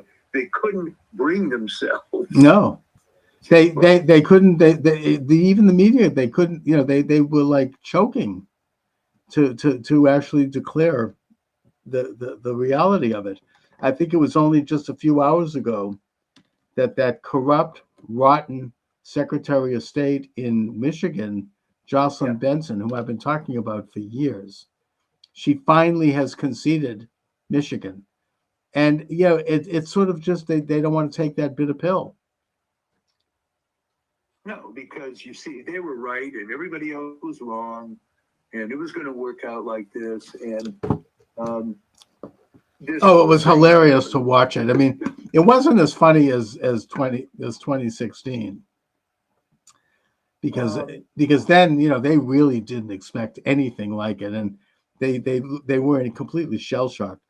Oh, right. You're exactly right, because as much as I hate Hillary Clinton, she did at least have some credibility. Yeah, and I think that was a shock to them. It was a shock to a lot of people. We all were shocked. Yeah. But this time around, I mean, it was kind of known, and they just looked so morose and so crestfallen. That was just amazing to see. It was fun to watch because there was no doubt from the beginning. It was just piling up, and the map was getting redder and redder. And oh my there God. are all these clips that are going out there. Like, I think there was one on CNN. Well, is there any county, and I don't know how many thousand counties there are in the U.S., is there any county in the U.S. that Harris did better than Biden? Oh, I saw that. A single one. That was with David. Was it with David Muir? Or is it? Yeah. Oh no, it was Jake Tapper, and he's looking at it. He's like, "Holy smokes! Not a single county." And they showed the map of the United States, and it was completely blank. Yeah. There was just nothing. It was.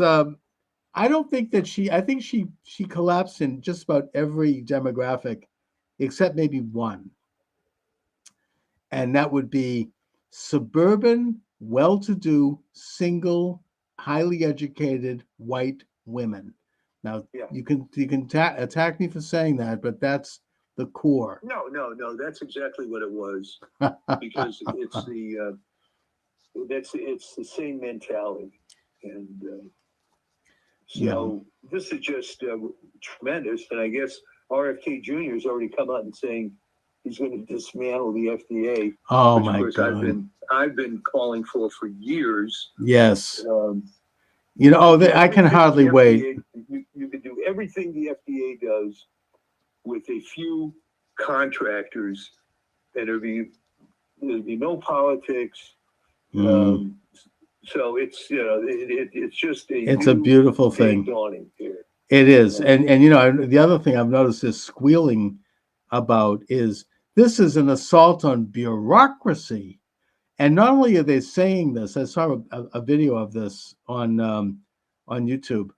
They have them. It's like a talking head thing. Bureaucracy, bureaucracy, bureaucracy, bureaucracy. You know, with each one of them making the exact same statement, like somebody sent this out to them and they got the message. And I say hallelujah, good. Yeah. Throw out the freaking bureaucracy. They were saying that as if it were a bad thing. Exactly. They're so out of it. They just don't see this. I mean, this is what Elon Musk did at Twitter. He cut about 80% of it, and it became better and stronger and more free as a result. Probably more profitable too. Yeah. Well, so it just became big and fat, and it very much typifies a tech company with too much money. And you and they hire must be more shaking in more- their boots because they know that the people around Trump and Trump himself, that they understand this, because these people are business people. Elon Musk was in business. Even JD Vance, I think he was in business. Yeah. You know, I mean, all of them. I mean, they understand what bureaucracy is, and they know how to kind of pare it down and turn it into a more efficient machine. And all these layabouts, all these hacks, they know their days are numbered. They better look for a job because they're going to be out on their backside. Well, and they're completely unrealistic about stuff. I mean, as we had discussed, I think on previous shows, how can you have a job at the LA Times and quit thinking that there's going to be another media job waiting for you? That's right. Those are plum jobs, and they're I mean, so- disappearing anyways. So what's the upside? Okay. And you're gonna start taking out a Substack column, and you're going to be all bitter about how you were forced out. You know, it's sort of like a riff on Colin Kaepernick, right? Right. He was offered a couple of deals, and he didn't take them. Everybody forgets that, you know. Mhm. He just decided he was going to make more money being a professional race baiter. Yeah. So, Yeah.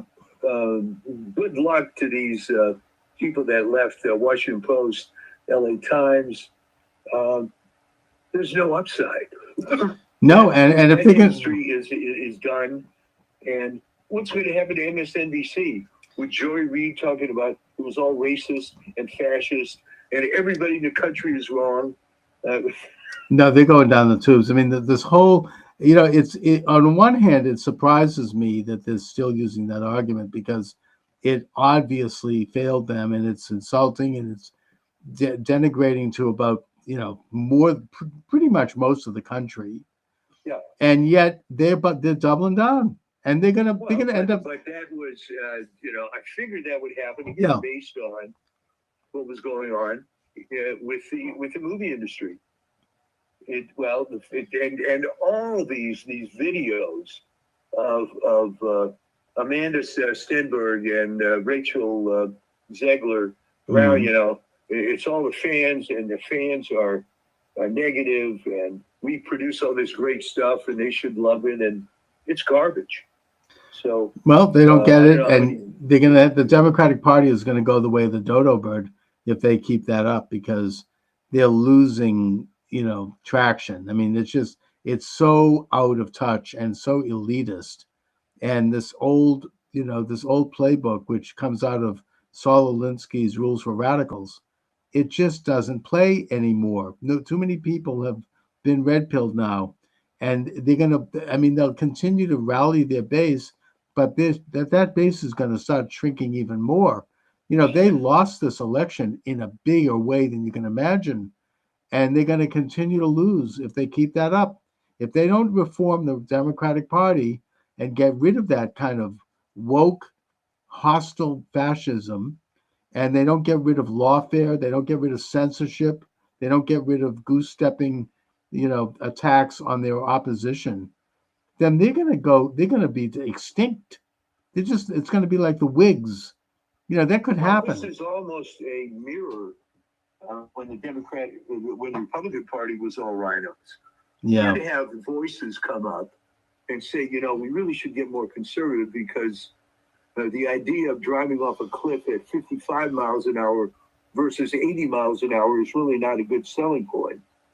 And it took all this time, and it took a complete outsider. That's right. Remember, Barry Goldwater was a senator and a big political figure for a long time, Right. and he couldn't change it. So No, but this is really almost revolutionary, and already you can see an international alignment by like-minded nationalists in their countries. People like Milei from Argentina and Orban from Hungary, and I think Meloni in Italy, and several others. They're all the guy from Poland whose name I don't know. not Musk, not Tusk, the other one who was basically removed due to a color revolution, thanks to the EU.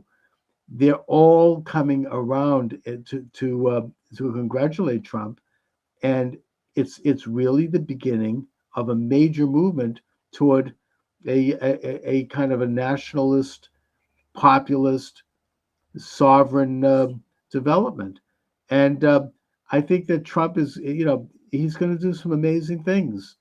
You've got Ukraine, which, by the way, now there's video out that shows that Biden basically gave Russia a green light to invade Ukraine, mainly because they wanted to have war so they could feed, trillions of dollars to the defense industry, Right. and it creates international order and all the other interests, which is the policy that's been in place in this country since Wilson.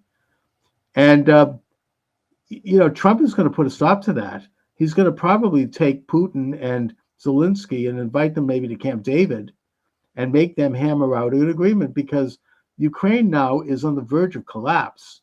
They've got, they have maybe another 6 months. And, the atrocity of that, all the losses of, lives, I mean, it's really loathsome and evil. And I think that it never would have happened under Trump, and Trump is going to stop it. He said that he could do it even before he takes office, which I think is possible. I mean, Eisenhower did it in Korea before he took office.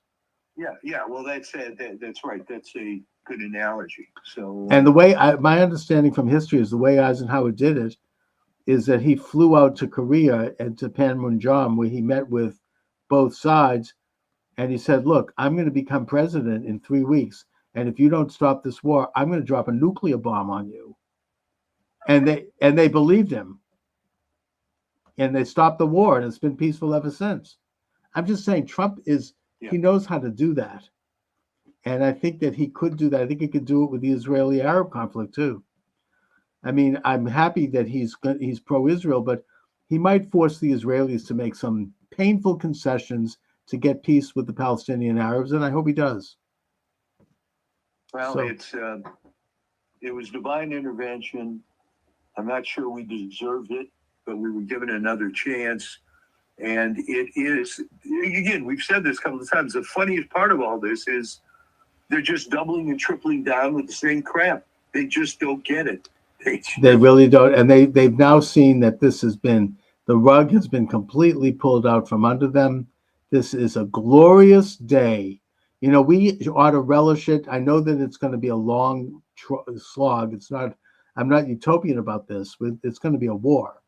But we can enjoy a moment of basking in the sun, for now, and relish our victory, and now get to work in terms of how to define it for people, how to make people understand what this is about, make people understand about, Trump derangement. Why did they hate Trump? Were they manipulated? Yes, they were manipulated by this deep state apparatus, and they ought to take another look. They ought to take another look at this whole movement, because it's incredible. And, it's time to get into the program now. It's not going to be easy, but it can be I done. think there are going to be more conversions than you might expect. Oh, yeah. Because, the old hell hath no fury like a woman scorned. How about hell hath no fury like some wild-eyed optimist who got taken over by this crap, seeing how they were misled, and just sort of do reverse Harry Sisson, right? Oh, well, it Oh, was my all God. BS. Well, yeah, his initial tweet was, how could the country be so wrong? And other people are saying that, that the women didn't come through as much, or whatever it was. Oh, my God. It's just not. It's not flying. I mean, he's talking. First of all, he's paid by by an ad agency. I mean, that's something that's been public. And in fact, it's now being said that the Harris campaign was literally paying people to go to those events. Yeah. But I mean, in the case of Sisson, he's doing this thing where he shows up with these two other goofballs, and it's so embarrassing. I mean, they're these white, privileged, empty-headed dimwits. standing there like in front of the camera with goofy faces. They've never worked a day in their life. I mean, and they're like, oh, well, we support Harris, and they make these ugly charges. They're probably all on a payroll, and they're dumb. You could tell that they're just dumb. I mean, it's embarrassing. This is what they say, well, we represent, Men for Harris or some crap like that. Really? That's what it's come down to. I mean, you see this thing and you're like, that's a sad state of affairs that they would represent Men for Harris or Men for anybody. But anyway, who knows? You may have a situation like in Germany after World War II when suddenly you couldn't find any Nazis. So well, that's fine. Look at Germany after World War II. Under Adenauer in particular, it became a powerhouse, and they were all former Nazis. Who cares? They all, I mean, Adenauer was not a Nazi, but he was certainly a man of the right, and he was able to negotiate an end to conflict between the unions and create a united economy that turned into a powerhouse in Europe. An incredible story. So if they want to join us and put aside, their past, great. Come on down. I believe in redemption. Oh, of course. Anyway, and I believe you're going to have a bunch of converts, because I think the only ones who are going to stay on the other side are the ones who are paid to do it. But at some point, the MSNBC and CNN model cannot sustain. They're only around because of the old cable system, but that's falling apart. No, they've lost the momentum, and it'll be interesting to watch what happens to them, because they're not going to be able to sustain that, not any longer. I mean, they barely were before, but now this is a big blow to them, and we'll see. We'll see. I mean, remember the way that it worked was 80 million cable subscribers were paying so that 400,000 people could watch CNN. Well, I mean, they got certain deals, like they were piped into all the airports. Yeah, and which stuff you like don't that. see that much anymore. So, well, good. I mean, you seem to be in a much better mood. Oh, totally. I mean, who isn't? This is a great day. I mean, I'm exhausted. I was up late and I, just stressed out. And I'm sitting there in a stupor on my couch, eating pistachio ice cream. And all of a sudden, something happened on the TV, and I said, "Wow!" And I sat up. I think that it was when I don't know, one of them said something, and I think one of the big states came in, and I was then riveted, and you could just see the whole thing unfold. So I think, like a lot of people, there was like a moment where you realized that you'd crossed the Rubicon, and that they were not going to get away with it, and that the election was going to happen fair and square. And Trump, of course, came out with his beautiful family, and he gave an eloquent speech. And, I think that I think you've said that Trump has been somewhat humbled, maybe after having been shot, and that, he's becoming molded into just a great statesman. It's just an incredible thing. Anyway. Well, good. We can all relish. All right, Mike. It's going to be exciting times now. Indeed. And not the least of which is that you seem to be in a positive mood. So totally. Don't lose that. No. I mean, I'm very optimistic. I really feel very, very. I'm just absorbing it, and I'm basking in it. And I hope that everyone is, including people who didn't like Trump. We all want to see things work out well. I think that everybody's relieved that it was not close, even whether they admit it or not, because then we would have had Mark Elias there with his team of lawyers, and they would have been dragging on week after week. And the liberals were talking about doing that, and they can't do it. It's too late. He got the popular vote, for God's sake. I mean, not just the electoral. Plus Congress. He won the popular vote, they said, by at least 5 million. And then, of course, it's all falling apart. Don't forget, people say, well, wait a minute. How is it possible that that Biden got 81 million votes? Well, That's right. He did. All of a sudden, what happened? They just evaporated. And yeah, it is falling apart. And also, the fact that Trump got such a large popular vote shows that those votes came from the blue, so-called blue states. They came from New York. They came from California, from Massachusetts. Yeah, well, I was waiting for Massachusetts to go red, but No, it no, didn't that's quite not. happen. That's not. I don't. There's not much hope for that. No, But but they didn't lose these classical blue states by all that much. I think it was New Jersey by 3. I mean, they almost Trump. They held on to Minnesota by a thread, and New Hampshire too. So they didn't. I mean, they lost steam in every single state, maybe except Vermont. I mean, and the District of Columbia. Other than that, they barely held on, and that's why the popular votes there. Both houses of Congress are going to be Republican, which means that little Jamie Raskin is going to have to put away his impeachment filings. Right? I mean, he does. Yeah, he was talking about this one with Bill Maher. Impeachment. We're going to not certify the election. That's all out the window. Ain't going to happen. Thank God.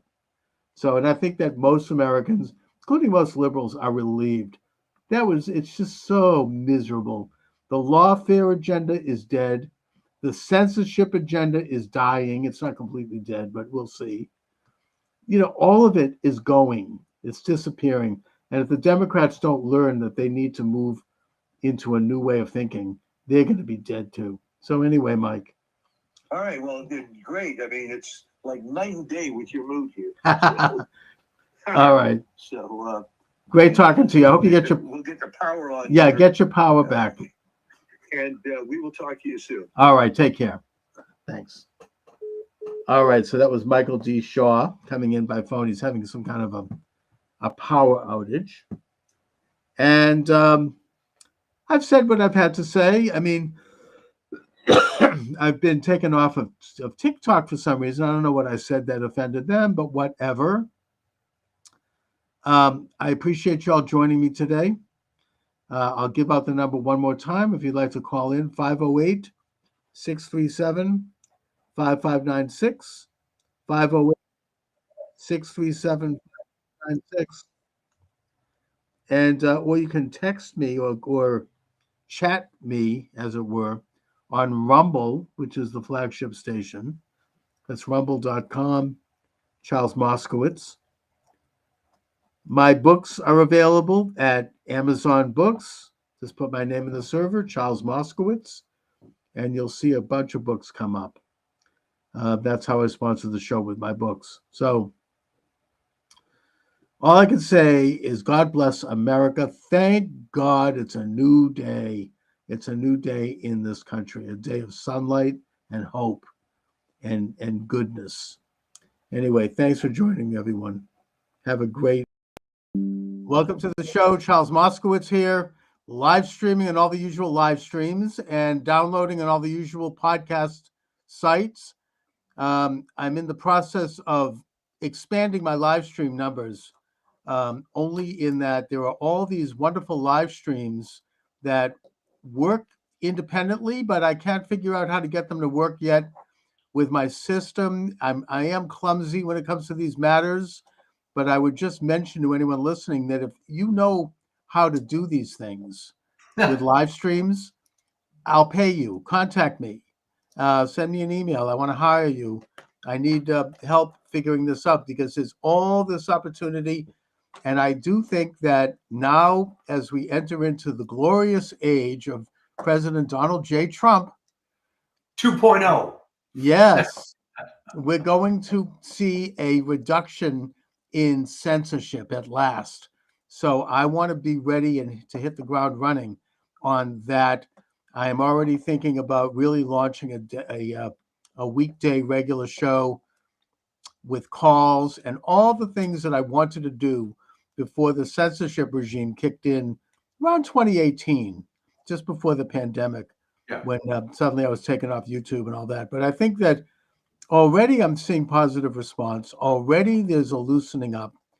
and everything looks like it's a go. You know, things are looking very, very good. I'm feeling giddy, actually. Well, I More think than what's happening, Chuck, is that the 25% of the lost audience of CNN and the 50% of MSNBC has all signed up on your channel. you know, So- that they've lost a huge audience. I don't know if you saw this, but even like the left-wing podcasters and YouTube channels, like David Pakman was quoted in an article in the Gateway Pundit. He noticed that right after the election, he lost something like 25% of his subscribers. Oh, that was glorious watching that video. And you know, he had been growing for years, and I think that they made the point that even the left is sick and tired of all the gaslighting and lies that they were pushing all those years. And you know, it's all kind of, you know, people have had it with it, and it's just I think that Joy Reid is now gone. My understanding is she just deleted her entire Twitter X account, and you know, they don't know what to do with themselves. I mean, it's just it's all falling apart. They can't. Apparently, MSNBC is up for sale, and they can't get anyone to buy it. Well, I have heard that the Daily Wire wants to buy it. Obviously, it's not going to stay liberal, but there is some value in having a TV network. Not the value that there used to be, but that David Pakman thing was great because if you watch the video, he was figuring out in real time what was going on. First, he said, you know, maybe it's just a tech glitch, or maybe a couple of people subscribe. But then toward the end of it, he was beginning to see that if you keep lying to people and telling them all this dire crap and it doesn't come true, then it's going to fall apart. And what's going to happen after that? Remember, this is just news media. But the people that were really lying to you, where really affected your life, unfortunately, was public health. Oh, yes. And, you know, I've heard rumors that RFK is going to be the head of the EPA. You mean HHS? Yeah, Housing, Health and Human Services. Well, which it's. I mean, and he's been talking. I mean, he's got a channel where he's like, I'm going to clean this place out. I'm going to. We're going to get to all the toxicity that's put in food, that the pushing of vaccines unnecessarily, and you know, he's one of America's preeminent environmentalists, and he's got guts. I mean, he's a very successful lawyer who's had lawsuits, won many lawsuits against drug companies and against all of these people. And that's huge. That's, you know, this is like, I can't believe this is happening. Well, the other thing with him is he's got a big chip on his shoulder now because he was betrayed by the party of his family. He was betrayed by his own family, for God's sake. Yes, he was. And yeah, he does. And, you know, he's on the right side. He's probably a lot closer to where JFK and where his father would have been had they been, were they alive today. And I think that he knows that. And he wants to, by the way, speaking of that, he wants all that declassified. And Matt Gaetz, he's going to declassify Diddy tapes and all that crap. Epstein. Oh my God. That's why they're going into a frenzy right now against him. But you know, Trump needs somebody like that. I mean, in his first term, he had like you know, Jeff Sessions. The guy was like a noodle. I mean, he didn't do anything to help defend Trump. He gave, you know, it's funny. My wife was mentioning Jeff Sessions. Yeah. And I explained to her, reminded her that he got the gig because he was, to his credit, the first senator to endorse Trump. Right. But that ends up being pretty thin gruel, unfortunately, because the guy turned out to be a lightweight. Right. Some good old boy that just kept getting reelected in Alabama.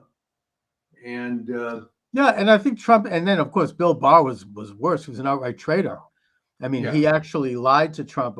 Oh yes, we investigated the election and we found nothing. So I think Trump has learned his lessons. It looks that way. Trump has somebody in there because obviously I think it's fair to say that he's going to have 4 years of attempted impeachments and lawsuits and bullets and everything you can imagine they're going to keep throwing at him.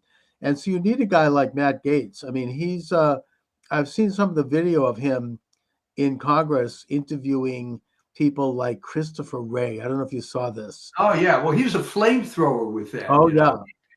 yeah. He's a tough, like old-fashioned Southern lawyer. He has a great ability to smoothly move forward on an argument. I mean, JD Vance has that too. I mean, they don't take any crap. I mean, you can throw everything at them and they just keep going, and they know how to keep the thing. They keep on the topic. They don't get rattled. And you can see in his interview with Christopher Wray, and he's saying, you don't know where the Hunter Biden laptop is. You've had it in the FBI for 10 years. And Christopher Wray, what an evil individual. You can see they have a close-up of his face. He's got, Tourette syndrome. He's twitching and everywhere you can look. I mean, the guy is just, there's something really rotten. And now I understand that just before coming on the air, I'm looking at news. Kash Patel is going to be the new FBI director. Is it FBI or CIA? It was FBI. FBI. Yeah. That's freaking amazing.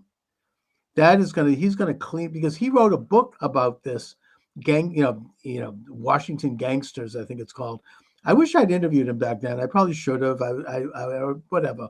But the point is that he knows the score. I mean, he's going to clean that office up and get through all of these, rotten, FBI officials. Well, let me tell you about the FBI. The morale at that place has been going down the toilet since, believe it or not, about 2005, and I'll tell you why I know this.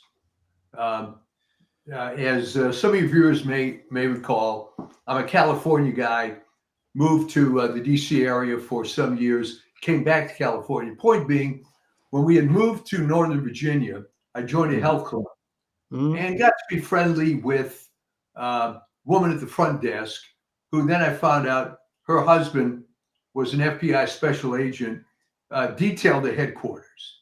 Right. And she just wouldn't stop talking about how bad the morale was and how everybody hated the leadership. And that was back then. And it was only getting worse and worse and worse. Chris That was Wray, probably back when Mueller was the director. yeah. Or Comey before him. These people are political hacks who are just weaponizing, and I think Wray has been the absolute worst. I mean, they're going to Patel is going to take the politics out of it and start to investigate actual criminals, actual enemies of America, people who are, the drug cartels, whoever. He's going to stop prosecuting Catholics by sending spies into churches and parents at school board meetings. I think that the other thing, Gates made mincemeat out of Garland. What a rotten individual he is. These people, I mean, they have the nerve to talk about, criticize Trump's appointments. I mean, this is excellent. These guys are great. And Hegseth, he's fine. He, look at his resume. I mean, the guy spent 20 years in combat, unlike a lot of these generals like Milley, who probably would faint at a nosebleed. No, Milley was a desk general. Desk generals, exactly, who worked their way up through cocktail parties and social circuits. I mean, Hegseth actually is in combat. He's awarded several Bronze Stars, front line. Same thing with Tulsi Gabbard. I mean, look at her record. It's incredible. These people are great.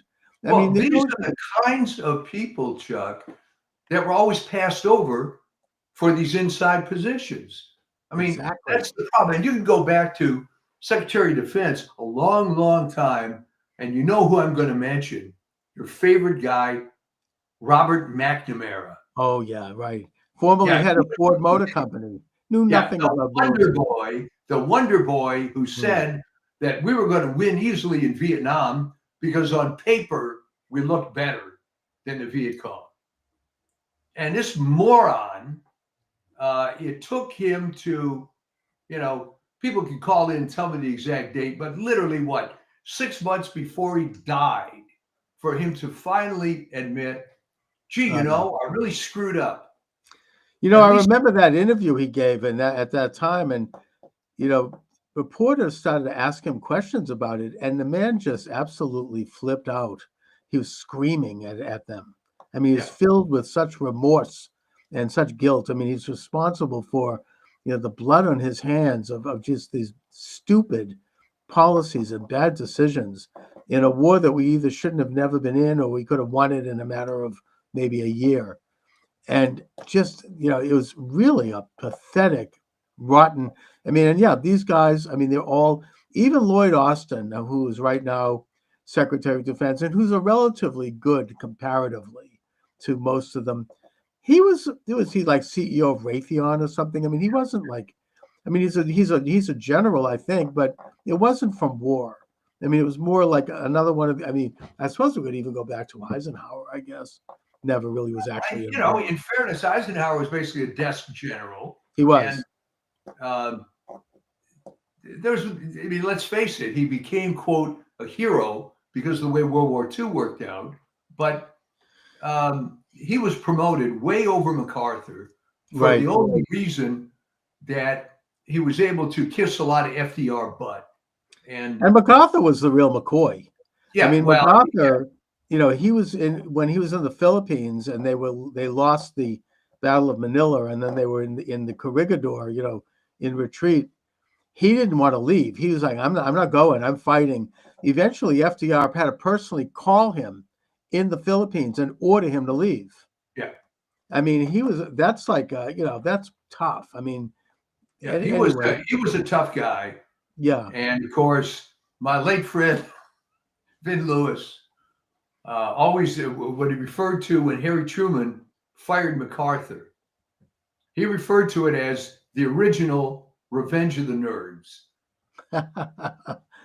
Right. Although Truman was correct in firing MacArthur. I mean, it was in retrospect, because we have a civilian government, and you cannot have a military figure defy and contradict and be insubordinate to that government. But what was great, and Vin was always very intelligent about this. It literally was true to the movie Revenge of the Nerds, because the nerds had legitimate complaints about the jocks, right? I mean, right. So there was stuff that MacArthur was doing that was wrong, no question about it. But if you looked at Truman. Yes. Well, MacArthur actually was right, but the problem is he was contradicting Washington. He wanted to invade China, and keep them out of North. He had completely taken North Korea by force, and he wanted to strengthen that border and eventually do some forays into China. And Truman put a block to it, and then of course China invaded. So it was a disaster. Well, I mean, that was the really a bleak period, because this whole Marshall Plan type idea for the world and so on was a terrible failure. And you're right, MacArthur was right. He was right, but unfortunately it was insubordination because Truman was president. So I get that. I mean, that's like what Milley did. I mean, he was insubordinate to Trump. So, and in fact, now Milley has said, and I hope he's right, that he's afraid that once Trump is in office, he's going to be called back into service so he can be court-martialed. I hope they nail him. I hope he is.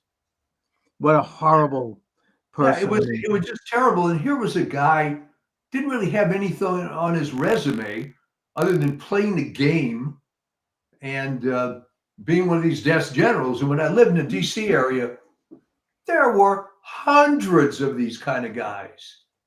They're all, I mean, he didn't even go to West Point. I mean, he went to Princeton. He didn't have any military.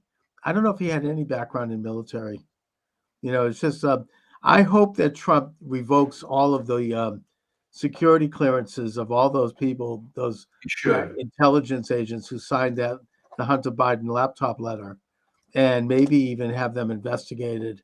That's, Trump wants revenge. Fine, good. I mean, it's not so much revenge, it's justice. You know, the left has for years, I've been hearing them gaslight, no one is above the law. Really? Well, now they're gonna eat that now, hopefully. Yeah, because no one is above the law. And those people, I mean, they need to be brought before tribunals and interviewed. And if they're guilty, let the process take its course, of course. But if they're so worried about it, what are they hiding? Well, call it revenge if you want, but I would prefer to look at it as straightening out and reforming the system. If these scumbags can exist in such a bad system like this, then it's got to be looked at heavily. Okay. And an article came out some weeks ago, I think in Epic Times, asking sort of rhetorical question, exactly what was wrong with the spoil system? It seemed to work pretty well. It's sensible. I mean, this horrible civil service thing, which now your new Department of Government Efficiency is going to look into. And by the way, great article in the LA Times, clueless thing on the front page of the LA Times today. It's unclear how this new department is going to find out anything. I mean, I think it's going to get pretty clear pretty quickly. I mean, Elon Musk. I mean, how can you get better than that? Yeah. I mean, he's the richest man in the world, and Vivek Ramaswamy is no slouch either. I mean, to have them go in forensically looking at every government agency, I can't believe it. I mean, I've been talking about this for decades. In Massachusetts, they should do this. I hope when they're done, they have a Doge in each of the states, and they clean up Massachusetts and the Massachusetts, the MBTA for starters. I mean, it's like 40,000 people on payrolls and their pension plans and their hacks. Meanwhile, the train is running last year with their train with no engineer running over the Neponset River. I mean, it's a disaster. And so yeah, I mean, that's huge for them to go in like that. I mean, no wonder they're nervous. Well, here's a little speculation. You think, despite the fact that we suffered from 2020 through 2024, is it not better that he won in 2024 because now he's more pissed off? The mandate is clear. And, we had to kind of wait, didn't we? But yeah, I think it's better this way. Oh, it is. I mean, it's almost providential. I mean, Trump has had a chance to learn from his mistakes. The country has had a chance to see what a disaster an illegitimate leftist regime is going to rot. And now he's come back with an ability to bring that new wisdom and this new team. I mean, there's a whole political realignment. I think it was Stephen Miller, another great guy, who said that this is the biggest political realignment in American culture and politics since the Reconstruction. Left and right no longer apply here. This is the people versus the uniparty oligarchs who are corrupt and who are out of touch. And that's why they're going berserk, especially over Matt Gaetz. I've never seen such a meltdown. Oh my God, they're like absolutely, spinning like crazy. The funniest Matt Gaetz that I saw was Lisa Murkowski tweets out, he's not really a serious candidate, blah, blah, blah. Well, that's really big talk from that broad, right? She was Frank Murkowski, who was the governor of Alaska's daughter. Yeah. And he appointed her just as some young woman that from out of nowhere to become a senator. And talk about legacy. I mean, I don't even think it's going to matter because there's 3 extra Republicans senators. I think it's 53. They're trying to take McCormick out in Pennsylvania. That's not going to work. They got Mark Elias doing like a rear guard election steal over there. He wants what a scumbag Bob Casey turns out to be. Oh my God. And he wants to recount ballots that already the state court twice or 3 times has said are not valid. We're talking about ballots of people that aren't even residents of the state. Right. So yeah, that's not going to work. but they're trying to do something. I mean, so they've got 3 senators. They probably have at least a half a dozen senators who are going to be up for re-election in 2 years, who are probably not going to be so quick to oppose the Republicans, Yeah. and who are going to go along.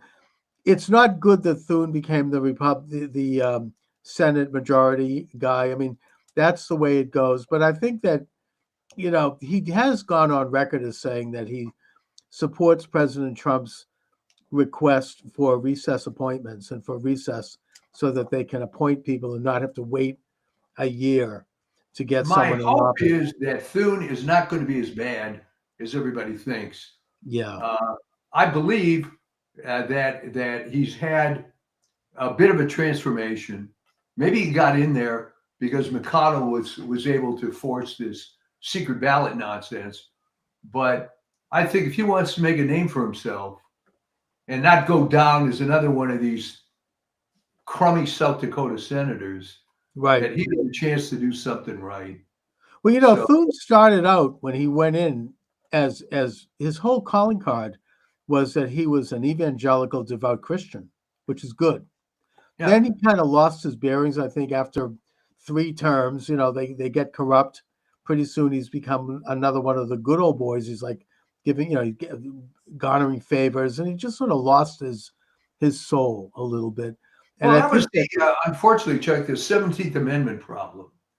That the worst part of direct election of senators is that you get Joe Biden and John Thune type guys, because right. it's And Ted always Kennedy. dominated by the small states, right? South Dakota has 300 people in the whole state.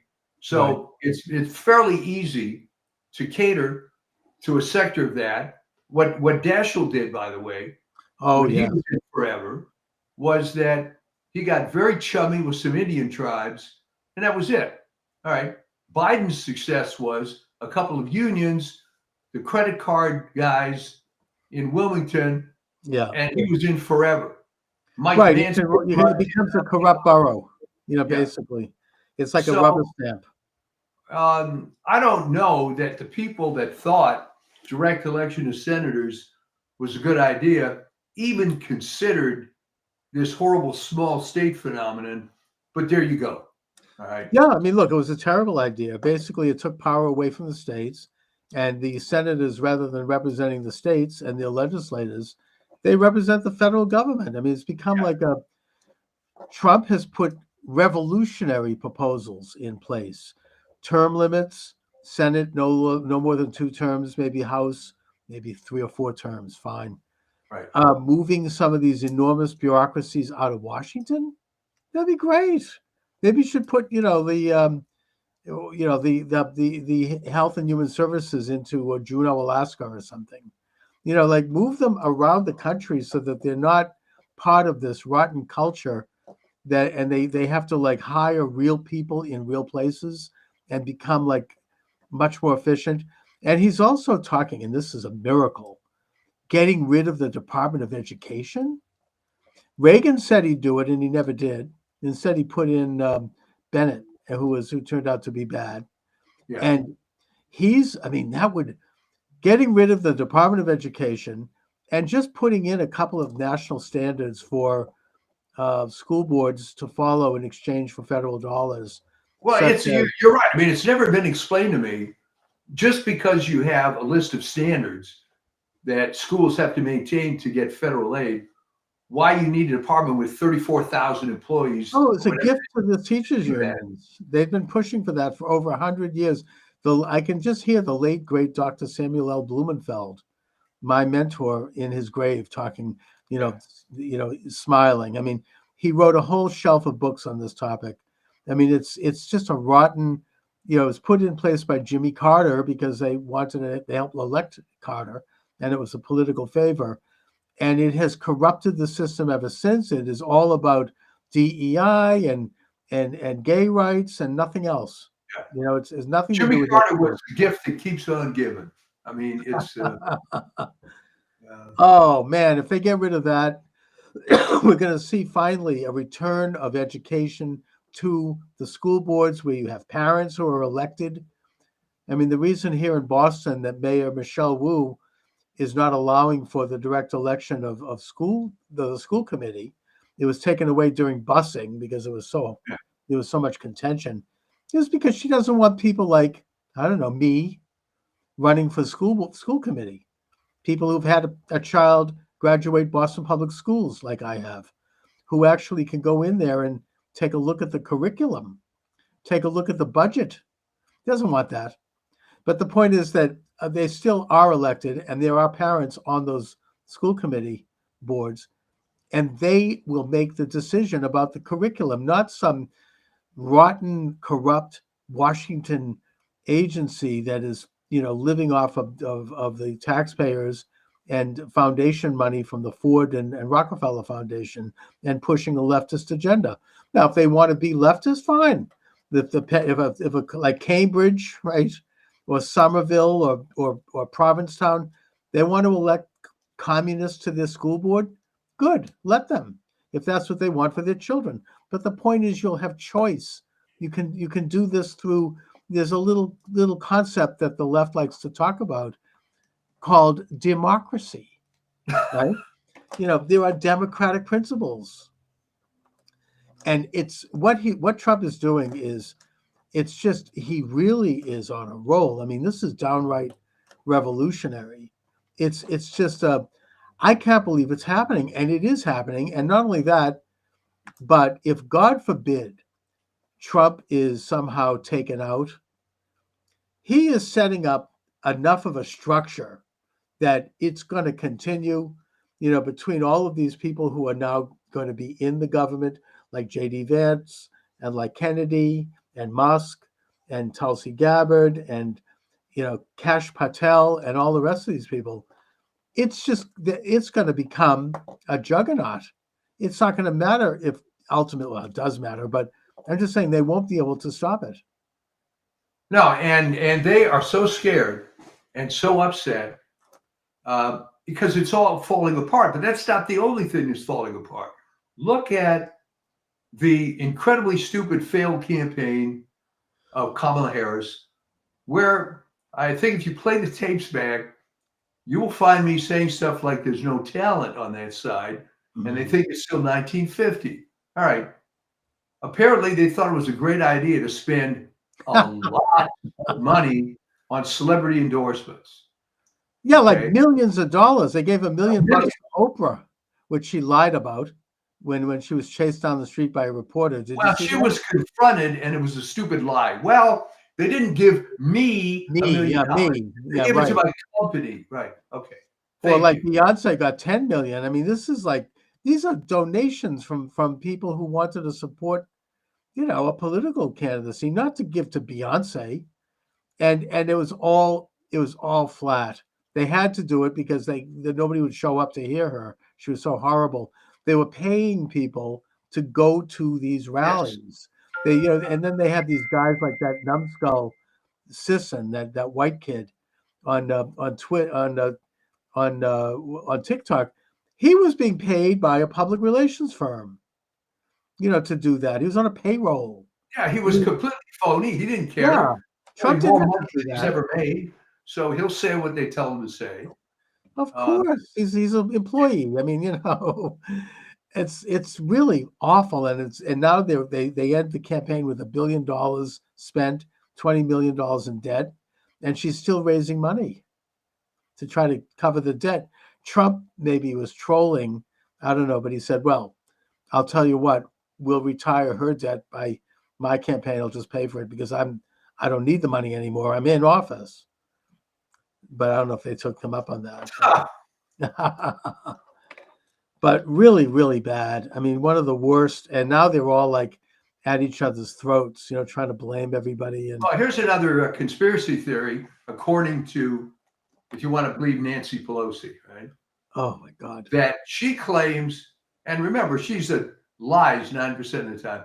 Oh, She yeah. claims that the Democrats wanted to have an open primary, but Joe came out and endorsed Harris as a deliberate way of torpedoing everything because then they couldn't go against that apparently. I think there might be some truth to that, actually.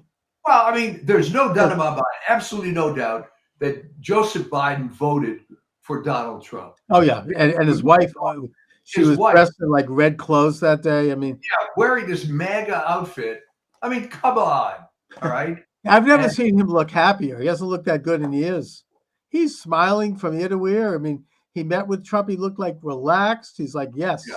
finally. I mean, they despised her, and I mean, she called him a racist and a pedophile to his face during one of the debates.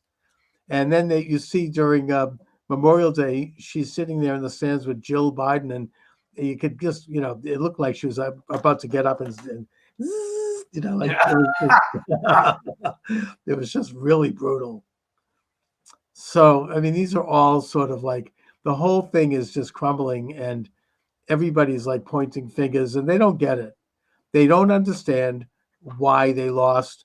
They think that it's not her personality, it's the issues. She did better than Biden probably would have done. I mean, they just the whole administration was obviously not legitimate, and it was corrupt. Opening the southern border, right? I mean, hamburger at McDonald's, $15. Just World War III on the verge. What do they have going? I mean, castrations and hysterectomies for children. I mean, they've got nothing other than those things. What? I mean, maybe, but he's made many accomplishments. What? He lowered the price of the EpiPen. Okay, fine. It's like, good. I'm glad he did. Very small potatoes. I mean, it's like this is it for 4 years. It's like, really? It was just too bad for everybody. He should have quit while he was ahead. Right. He was able to get away with 50 years of corruption. He could have retired. He couldn't let go. To the beach, and that would have been it. Yeah. But no, it's old-fashioned hubris. I mean, people think they're indispensable, and they get drunk with power. It's happening around the world. I mean, it's happened throughout history, where you have these new political figures, these young guys usually, who come up and they're reformers, and they're going to take over the country. They get elected with a huge popular vote, and then after a few years, they start to enjoy the perks of power, and they eventually, they're not going anywhere. It becomes as bad as anything. They're there for life. People get drunk. Heard of a guy named Julius Caesar? I think you're describing his biography. Yeah, I mean, it's an old story. Yeah, you could look at the kings of Judah, like that. I mean, it's just an old story. I mean, this is why, you want to get biblical about it. Why the prophet Samuel warned the children of Israel not to have a king. Yeah. Right. I mean, there's a fantastic speech in the book of, I think it's in the book of Samuel, where the people come to, we want to have a king like all the other countries. And he's like, fine. He's going to, your daughters will be made into prostitutes. Your sons will be sent out to war where they'll all be killed. Your property will be seized. It goes on this long litany of what's going to happen. Yeah, that's what we want, right? But the people, we don't care. We just want a king. We want to have somebody to look up to. I don't know. It's like a psychological thing, I guess. But anyways, these are very interesting times. And, I feel like we have to still keep the eye on things. I mean, nothing is ever we're never going to be there. This is just the next stage. My job over the next years is going to be to try to articulate the reasons why this administration is in place, what they're about, why they're important, to try to educate people as best as I can to make the most out of this. And also the one issue that I hope that Trump doesn't overlook, and I understand if he does, because he's received this incredible mandate. And by the way, just a little side, not to digress, but all those states that signed a compact to do an end run around the Electoral College, right? Because they said, we're going to only give our electors to the winner of the popular vote. They're all going to have to give their electors to Trump, including California. All the electors will have to go to Trump now because he won the popular vote. And apparently they're still counting, and he's growing. So, but the point I wanted to bring up is that we cannot take our eye off the ball with regard to election corruption, with regard to election integrity. They did try to steal it again. There were Well, so look at many Kerry cases. Lake. I mean, Kerry she Lake, got- exactly. That's Yeah. obviously stolen. I mean, I think in Wisconsin also they stole it from Hovde. You Yeah. know, he's shown how this happened. So yeah, they are still trying. They still have this incredible infrastructure that can steal elections on the state and national level. And they did. The reason, frankly, why Trump won is because he learned the lessons of 2020, and he saw the example of Glenn Youngkin in Virginia. Glenn Youngkin was able to and he went up against the real left establishment. I think it was, what was it? What's his name? He was a McAuliffe, right? Clinton guy. I mean, these are entrenched powers. And he came up, he had never held office before. He's a wealthy guy, I think he's a Wall Street guy. He got thousands of volunteers to work the voting booths, to stay in the counting rooms, to watch the counting of absentee ballots, to do all of the tabulation checking. And he also had a team of hundreds of lawyers on call. So if someone saw something funny going on, whether it be just observing a corrupt election official or whether the Democratic Party was trying to pull some bullshit about, we're going to keep counting, his lawyers are ready to hit the ground immediately and get it, and he won because of that. It was the cleanest election that Virginia probably has had since Jefferson. And even that wasn't so clean. But the point is that Trump did this nationally. The RNC did this. Thanks to Lara Trump and Whatley and a couple of other people, they fielded thousands, I think it was something like 275,000 volunteers across the country, not just in the battleground states either, even in some of the red states like Texas. And they worked the counting rooms, they worked the polls, and he had lawyers on staff. And whenever they came up with some bullcrap about, well, we need to, we're going to count, illegal votes, and we're going to do this. They had lawyers in court within a minute, within hours, stopping it. Pennsylvania is a good example. I mean, there was several lawsuits brought up and decided within hours, where you had corrupt Pennsylvania county officials and DAs. They stopped it, and they did it because they knew they had everything well heeled, well coordinated, and they were able to fight these things. Michigan, they stopped that crap. I mean, they were going to start in again with the white vans. Atlanta, they had it down. I mean, they just, the only place I think where they did kind of falter was Phoenix, but Nevada. I think Phoenix, unfortunately, Kerry ended up being a martyr, but I think that was the last gasp because this guy, what's his name, Richards, I believe. Richer, yeah, Stephen Richer. He's out. That was it. I mean, yeah, but he's talking about corruption. I mean, he's allegedly an R Republican. He's like working with these radical left-wing PACs. These PACs, these political, not the NGOs, apparently, UN NGOs. Yeah. All left-wing are trying to, they're out there. You didn't have like Zuckerberg write a big check this time. You didn't have the big money coming in this time. But the point is that in the broader sense, the whole system still has to be overhauled. It's been brought up that the states that Trump won were states that had voter ID, and the states where he did not win are states that don't have voter ID. There's a map that can show this without exception. This is this is crazy that they don't have voter ID. I mean, there's no excuse for that. They don't have it because George Soros created this turf group back. I think it goes all the way back to the Bush-Gore race, I think, but maybe not that far, called the Brennan Center, that basically decided that the way we're going to fight voter ID is that we're going to claim that it's racist, which is absurd. And the media jumped on that. The establishment jumped on it. And it's interesting, here in Massachusetts, I can think of an example. I forget her name, but she was an ultra liberal left state senator who was championing voter ID. And back then it was actually a liberal cause. And then all of a sudden, like overnight, she did a 180-degree turn. Suddenly, oh, no, we can't have it. The point is that they have That to is so reminiscent, though, of the way those commies turned on a dime. Oh, yes. Where Uncle When Adolf Hitler- is our ally Yeah. until he isn't. When Hitler double-crossed Stalin, all of a sudden, I mean, there's a case where this communist guy was giving a speech at like a public rally, and suddenly this guy comes and whispers in his ear. He gives him another speech, and he goes, I mean, they literally changed everything overnight. And that's how they operate. And I hope that Trump does, steps up and does the reforms necessary. There has to be voter ID in all 50 states. There has to be paper ballots. The rotten computer, the Dominion, they tried to do it.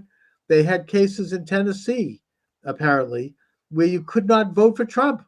You'd put Trump on the ballot and it would switch over to Harris. Now, people caught that, but the question is, how many people didn't catch it? How many people didn't notice this? It's still there. They have to throw out Elizabeth Warren, my senator, Hiawatha. She was championing this until all of a sudden there's like a 180-degree turn. In 2019, she put up a bill before the U.S. Senate saying that there will be no voter machines because it's, quote, rigged, unquote, and she was right. And they have to bring that back. They have to get rid of the machines. They have to have paper ballots counted on election day. No absentee unless you have a very good reason for it, like you're in the military or you can show. And if you do cast an absentee ballot, you have to have your signature in the town clerk's office where it can be verified. And it's just that simple. I mean, this country, it's a disgrace that we haven't done it right. I mean, it's never been right here. You go back in history, it took 100 years to get the secret ballot. When this country, in the early part of the 19th century, people would vote in public with a show of hands, and you could get it hurt. The author James Fenimore Cooper, the author of The Last of the Mohicans, his father was murdered after voting for the wrong candidate at a public forum in New York.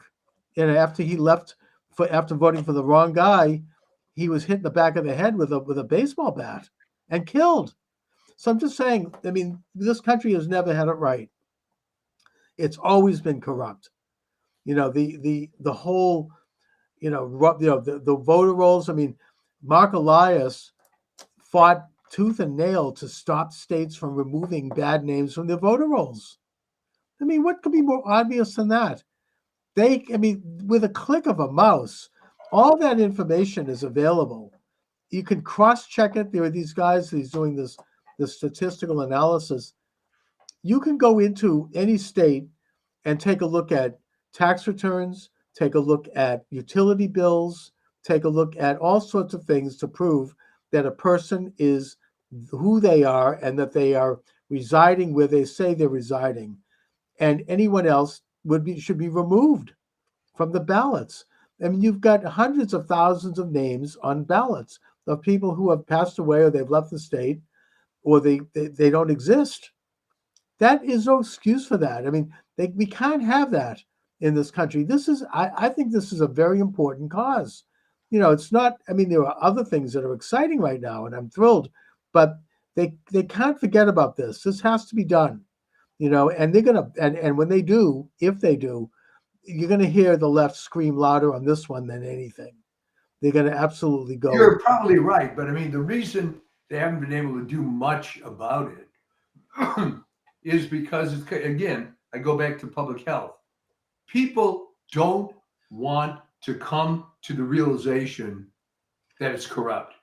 Because you're taught from the time you're in the first grade that it's a free country and you can vote and your vote counts.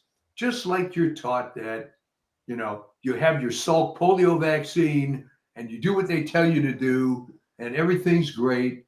Yeah. And for people to realize that a lot of this was just crap is devastating.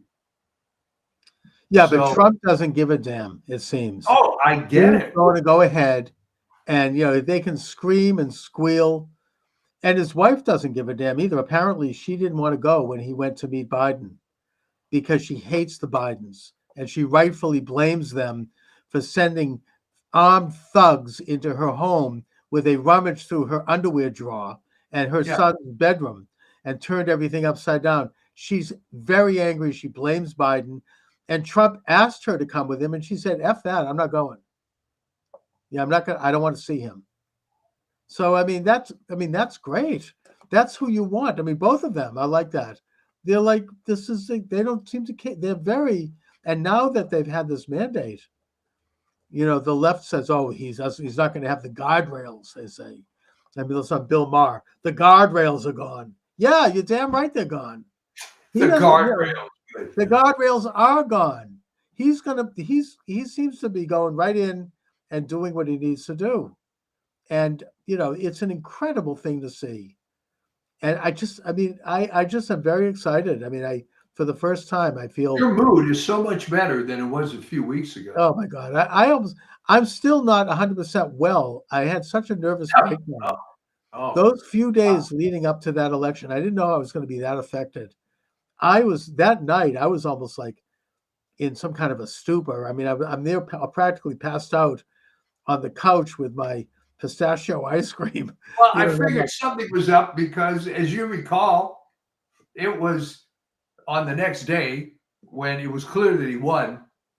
You were just euphoric. You called me. Let's do a show right now. Let's do it. I know. I mean, I'm like half asleep, and all of a sudden, I have one eye open, and I took a look at Rachel Maddow's face.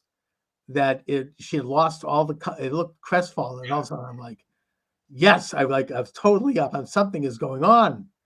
And then I'm flipping the channels, and they're all like, it's like worse than a funeral. They're like, oh, and one of them, she's like, I'm nauseously optimistic. Yeah. Really? I mean, they were falling I hell with those people, because what I saw in the real world, and maybe you saw it even in your little enclave there, is a lot of these people were coming out of the closet as Trump people. I remember I go to this deli to pick up a breakfast sandwich on occasion. Right. And I said, well, George, how you doing? Well, after last night, I'm doing great, And I never knew he was the Trump guy, right? Yeah. Well, I think that everybody's very happy. Even people who voted, nobody liked her. Nobody was happy with that. And I think that even a large percentage of people, other than these crazy women who are shaving their heads, I think that most people are relieved and happy.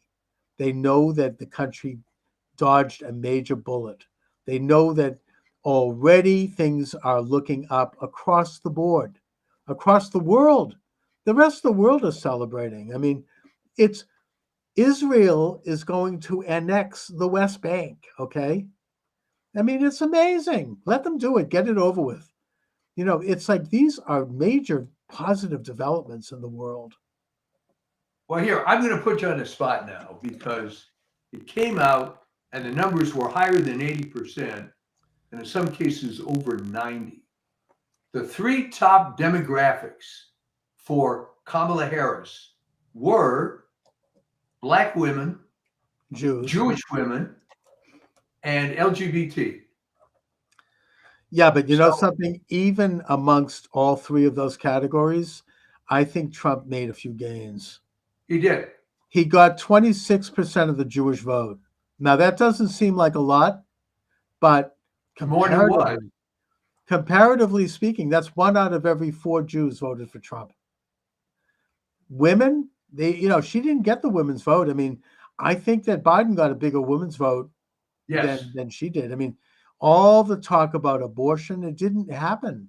I think Trump, I don't know if he won the women's vote, but it was pretty even. It didn't work for her. Maybe Black women, I don't know, but it didn't fly. Gays, I think Trump did better. I was driving around doing my driving, and I noticed in the town of Sharon, which is a very ultra-liberal town, this gigantic rainbow flag, gays for Trump. They're flying on the front of the house. I mean, this is not, they weren't making any secret about it. I think that Trump did better among all Why categories. do you think that the brain trust of the Democrats, or at least her campaign, thought that abortion was a winning issue? I never understood. No, but I think that most people saw through it, which is, first of all, if people do believe in, and they are pro-choice, Biden and Harris didn't do a damn thing other than a lot of hot air on that issue. Yeah. I mean, they did diddly squat. I mean, it's not a federal issue any longer. It's a state issue. And if they cared about it, they might want to work with states to try to just maybe tighten up the laws a little bit to help protect the life of the mother, which, by the way, we talked about this and you made the point, and now it's been kind of more proven that isn't happening. Women aren't dying because they can't get an abortion. No, and the other dirty little secret is that after Roe v. Wade was overturned, abortions went up. Yeah, and in some states like Massachusetts, they actually liberalized it, like to the point where now you can do it after the baby's born. Yeah. It's horrible, but look, that's what it is now. It's up to the states. Well, that's my point, democratic. Chuck. So why did anyone think this was an important issue? It wasn't. And I think people saw that. It was not on the ballot. It was not a federal issue. If they don't like abortion or they want to change abortion policy, it's a state issue. And there was some people that they thought they could get revenge against Trump because he appointed conservative judges. I don't think that worked.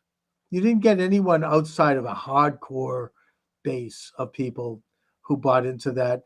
People just, and the other thing on this, on everything is there hasn't been any rioting. There hasn't been any violence. There hasn't been any, Right. pussy hat, stuff. I mean, none of it. It's people are happy. They're relieved. None of that. And I don't think it's going to happen at inaugural either. I mean, they just don't have the energy for it. And if they do, if like Antifa comes out, that's not going to help them. The other thing that Trump, and now it's sort of, there were two rumors going around. The first one, as I say, it was dropped by Mike Huckabee, the new ambassador to Israel. That Boy, was that a great choice. excellent, brilliant. I think he's tremendous. I think that Israel's going to annex the Judea and Samaria. The other one is that Trump is going to pardon all of the J6 prisoners. J6, yeah. 2 federal judges have now stopped all hearings. The rotten, Garland office is still trying to, arrest people and raid people. I mean, and they're not. It's not happening. The time is ticking away. They only have a few more weeks. Well, here's a little speculation thing for you. What happens to Garland next year? What does he do? He goes around the talk circuit. Well, I tried. I was an old warrior. I did all this. What happens to guys like that? I think that we'll never hear from him again because I think that the far left hates him because they don't think he did enough. Yeah. He didn't jail Trump. He didn't do, why? I mean, I'm listening to Jim Braude and Marjorie Egan on NPR here in Boston. I mean, they're like, why doesn't he, go in? I mean, he should have been put into Rikers Island because he defied that corrupt judge in New York. He defied the gag order. He should be put in chains. No, I mean, he didn't do that. So he's hated by all sides. And he's like that's just an old, rotten, that's the past. I don't think anything. He'll go to the same place Kamala goes. Nobody will want to hear from these people ever again. Well, it's interesting because unlike Mike Dukakis, that ended up having an academic career and being sort of a somewhat respected guy, those two, you're right. Everybody hates him. What I predict is going to happen with her is at some convenient point the next year or so, Dougie and her are going to divorce. Right. Because what the hell does he need her for now? Sure. And she's just going to be forgotten, kind of like Norman Thomas or something, just fading away. And she'll end up with a couple of cats like an old cat lady, sort of what J.D. Vance was talking about. Well, interesting that there was maybe non-Californians aren't familiar. Well, Jerry Brown had appointed this woman, and you know where I'm going with this, Rose Byrd, as the Chief Justice of the state of California. Right. And she was a radical leftist who it was a joke. I mean, there were some large number, dozens of death penalty cases came in front of her, and it didn't matter how egregious the circumstances were, she voted no every single time. Right. Let them loose. Yep. She ends up as the former Chief Justice of California, unable to get a job with any law firm. All right. Goes on welfare. Oh my God, really? No, well, she developed cancer, which I Right. think took care of some of the money, and she just died in obscurity. And Yeah, that's where that I think that's definitely a possibility. I mean, these people have no, they're no, the left will give you, they'll weigh your shelf down with awards when you're of use to them, but when Yeah. you're not, they'll pull the rug in a matter of a minute. You're just oh yeah, gone. absolutely. I mean, these people, I mean, who the hell wants to go? What's going to happen to Rachel Levine? I mean, who the hell wants to hear from any?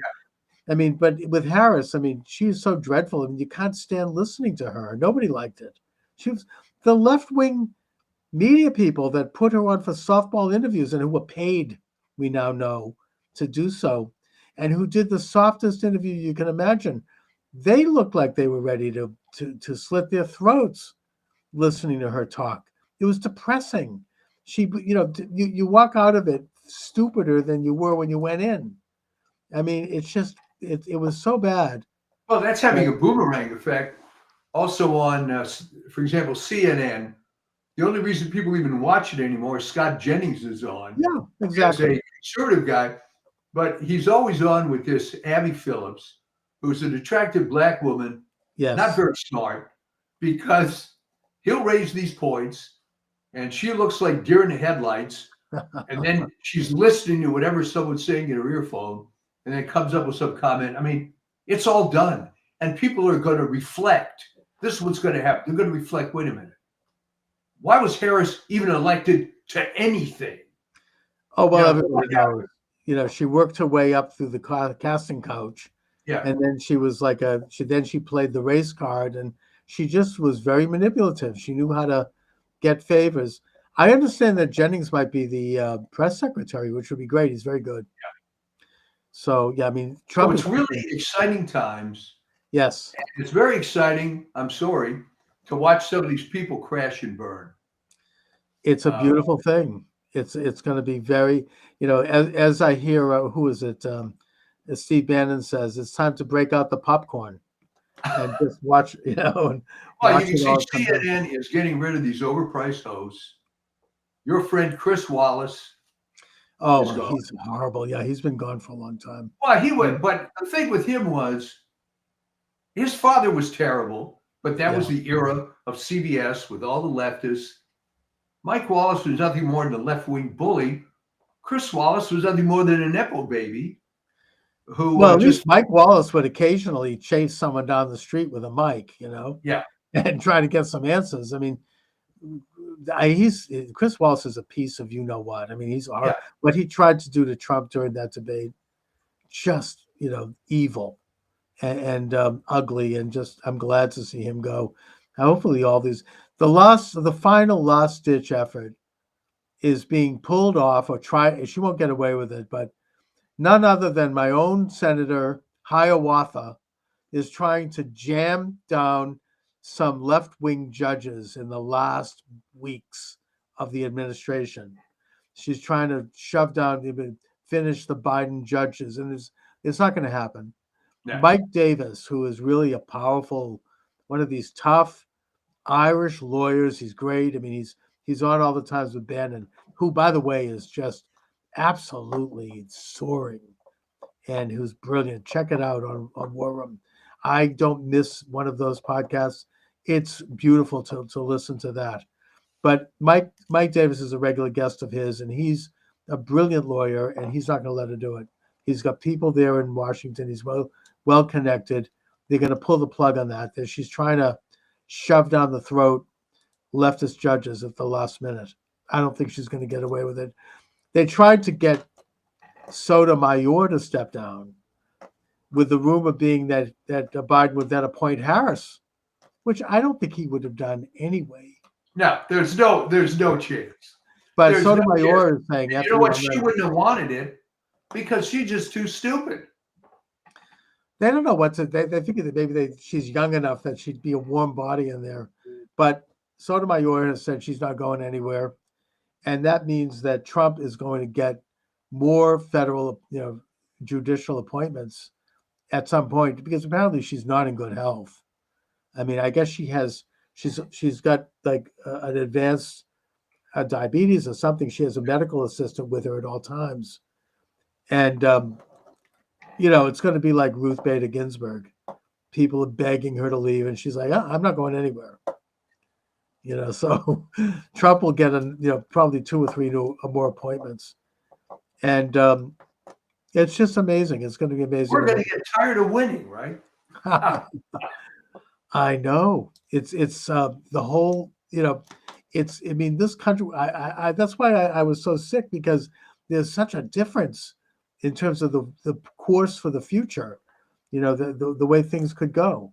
And I just am so thrilled and pleased. People were just always overwhelmed. I mean, I called a friend of mine, a retired cop, conservative guy. This is about a week after the election. I said, Neil, I haven't heard from you. He said, I'm still basking in it. I'm still enjoying the glow. I know. I don't even know what to do with myself. It's a beautiful time. I mean, you almost feel like you don't want to get too giddy, because bad stuff is obvious. And by the way, all these meltdowns that you see on TikTok, this is all crap. And it is, because what human is going to say, well, wait, I'm going to have a nervous breakdown, but let me first log in to my TikTok account. And that's not how humans work. This is all crap. It's all theater. Oh, I know. There's this one woman who's doing all the screaming in the car. Yeah. This musician, I don't know if you've heard this on TikTok. He's turned it into like a rap concert thing with drum beats and music. It's hilarious. And then there's the Lysistrata group, following in the example of South Korea. Apparently, women, no sex, no men, no relationships. But it's like a parody on itself, because all the women that post these are ugly. Well, I like the comment made by Natalie Winters, who's Bannon's co-host, and who did a brilliant job of filling in for him while they had him in prison. She's like, well, they're not, as President Trump would say, they're not sending their best. Yeah. Oh man. Anyway, there's been all kinds of parodies on it. One of them comes up and said, look, what do I have to do to make myself unattractive to MAGA guys? And Paul Joseph Watson said, just keep doing what you're doing. Perfect. Oh yes, I know. It's just not flying. Good for them. Anyway, so Mike, what do you have coming up on the? I was going to do but I think I've just done it on this show. I was going to do a piece called "Dead Wrong," and maybe we'll still talk about how. It's getting old even for me. How there's just no talent. They're going back to 1950s. Oh, just wait till we have the media. That'll convince them. Yeah. What I'm waiting for is the owner of the LA Times. I don't know if you heard this, because why would you?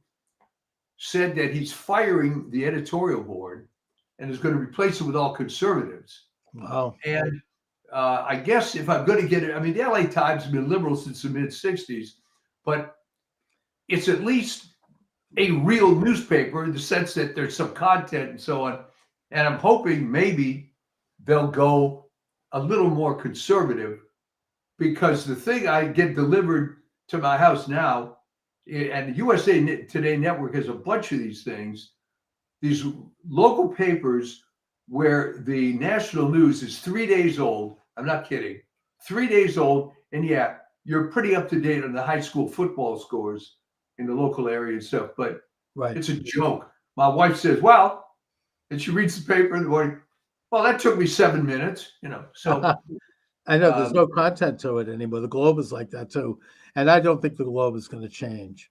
yeah. That's not happening. Although there's a lot of rumors about Mayor Wu having some serious opposition here in Boston, including from the son of Bob Kraft. We'll see. It's interesting, and he's more conservative. Well, I never understood, other than historically, how Boston, which to me, a large part of Boston, is hard scrabble working class, how they didn't get all red pilled as much as I would have thought that they should have. It's a good question. I don't know. I mean, they go just so far. I mean, they elected Marty Walsh over a very left-wing candidate. Yeah. And he captured all the rich, well-to-do leftist neighborhoods like the Back Bay and Beacon Hill, Yeah. whereas Walsh got all the more blue-collar areas. So, there is at least some shift there, but you never see, a real, MAGA type in Boston, at least not yet. We shall see. All right. Well, All good right, luck. Mike. I'm Thanks a glad lot. I'm glad you're doing so much better. As is everybody. All right. See you I'll next talk to you next week. Thanks a lot. Okay, I think that we're good. Let me just make sure that my sound is functioning here. Let's see, go to Podomatic for that. Doing my special election day program. Hello. Yeah, it looks like we're okay with sound. Hello. Let me just try it again. And testing, and we're good. And let's go live on Podomatic. Thanks for joining me, everyone. Charles Moskowitz here. Michael D. Shaw will be with us shortly. This is Election Day. What else can I say? 508-637-5596 is the number. Let me go live on TikTok as well. Not that, I'm a little worried about TikTok only because they've been censoring me. What can you say? They might shut down the program for reasons, but God willing, if Donald J. Trump prevails today, the censorship regime will take a major hit. They will not necessarily fall, but you'll have a major setback for the censorship regime. So how do things look out there? Well, what is this? I don't know what the heck that is. I'm getting music from Live Fest. I don't want that. Let me just go. I'm gonna shut down TikTok for now. I just try it again. I don't want to have anyone automatically come in. I'm going to cancel that and I'm going to go live again. All right. This is a live program. We're talking election. If anyone sees anything, knows anything, say something. Call in. What's going on out there? What's happening in your area? 508-637-5596. 508-637-5596. And I will put you on the air and you can report on what you're seeing, what you're observing out there. I am nervous after maybe I've been traumatized after 4 years of living in a regime where I've had to deal with censorship. I've had to deal with hatred. I've had to deal with threats. I just feel like we're so close. We're finally here. And this is a chance to take back this country. Whether you like Trump or not, I love Trump, but putting that aside, this is your chance to take back the country and do the right thing, to end this invasion of our country by 10 million foreigners crossing the border unvetted, this slide into perpetual war and World War III. In case anyone hasn't noticed, Ukraine is on the retreat, and if Biden or Harris are elected, they're going to nuclearize a war with Russia. That means missiles hitting American cities, whereas Trump doesn't want war. He's a peace candidate. He wants to bring about a treaty of peace between those two countries by getting them together and forcing them to come to the table and each making concessions. That's the role the traditional role of the United States. Do we want to have an economy where we haven't increased the deficit by something like $5 trillion, but instead we have a situation where we can, see inflation go down so that a McDonald's hamburger doesn't cost $15? It's really the choices are stark. Anyways, I don't really think at this point I need to make a pitch for Trump.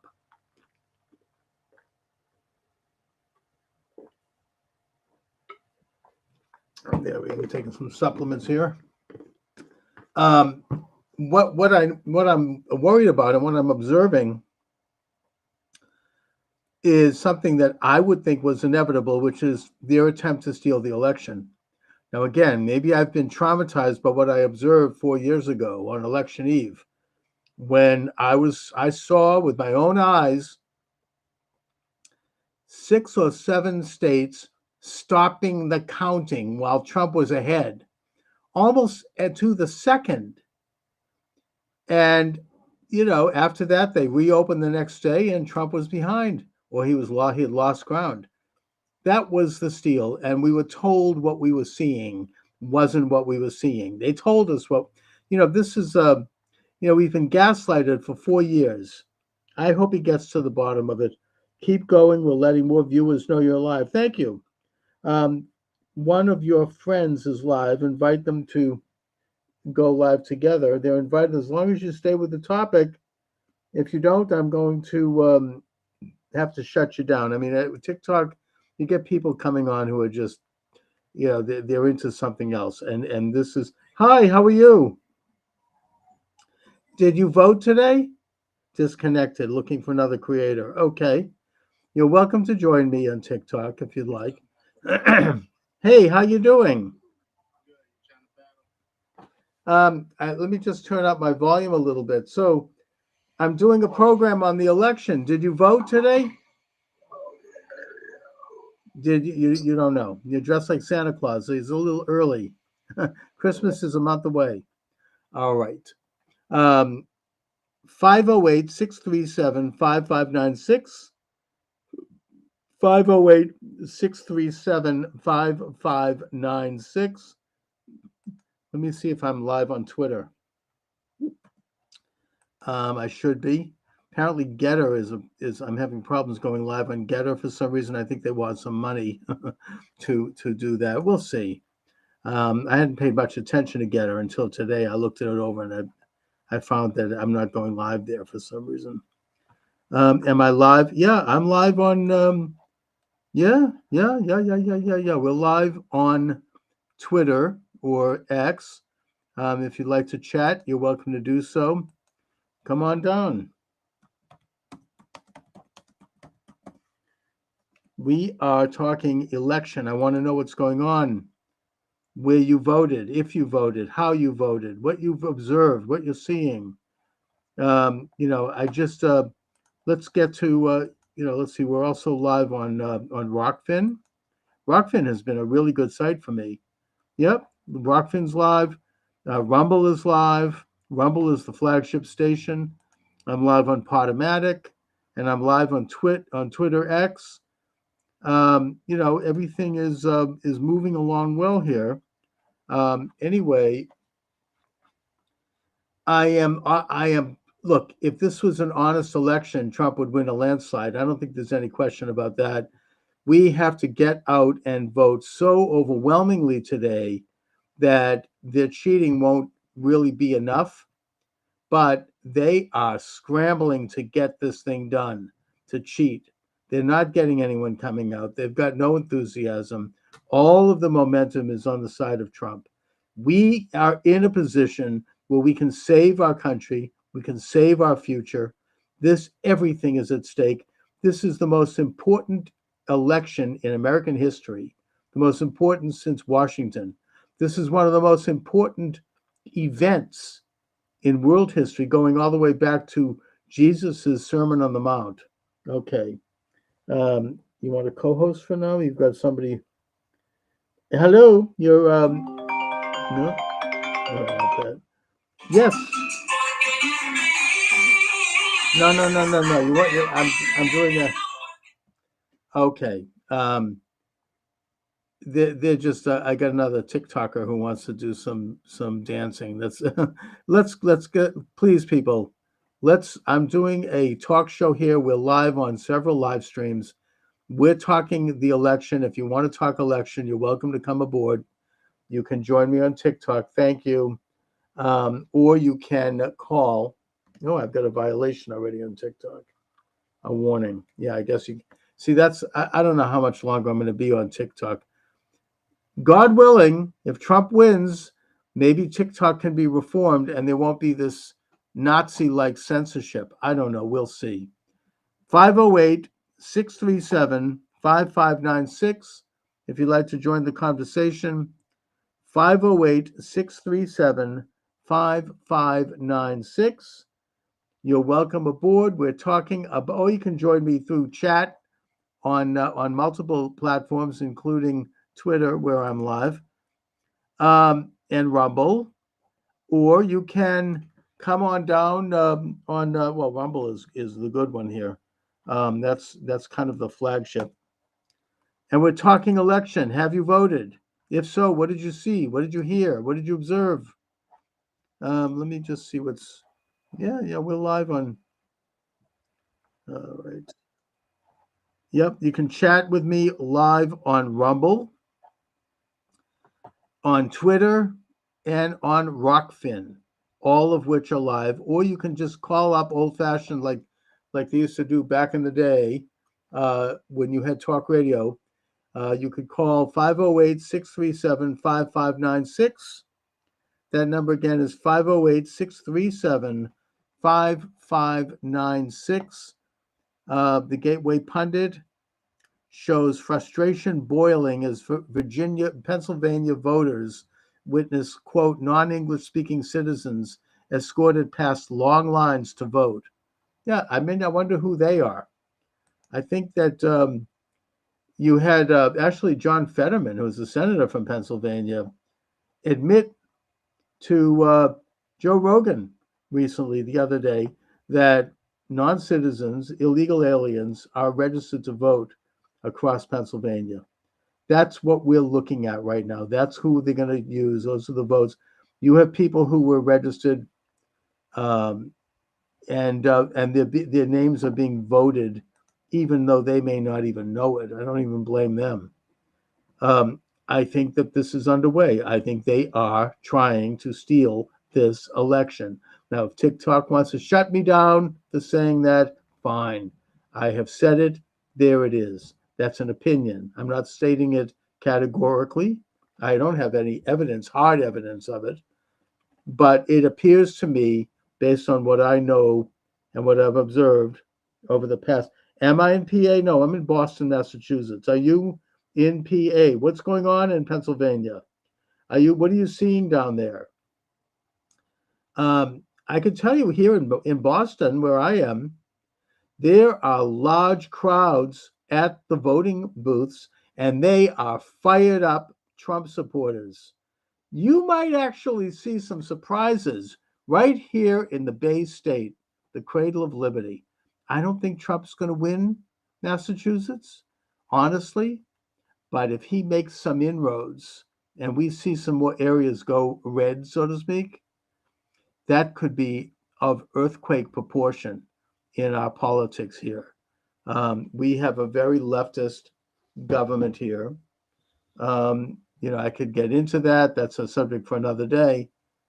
But suffice to say that the reports I'm hearing, initial reports, are that there's a lot of enthusiasm out there for Trump. And there's a lot of people showing up, and they've been waiting for this for 4 freaking years to put Trump back in and to get rid of this illegitimate regime. Anyway, in Tennessee, have you read? Good. What's happening in Tennessee? We're getting a note on TikTok. Have you observed? What are you seeing out there? I mean, are people enthusiastic? I mean, Tennessee is a bellwether state. I know it's red, but that doesn't matter. It's a key state. If without Tennessee, we can forget it. What's going on over there? You're welcome to join the conversation. Up. My access, my live has been removed. Okay, so we're done with Twitter. We're done with.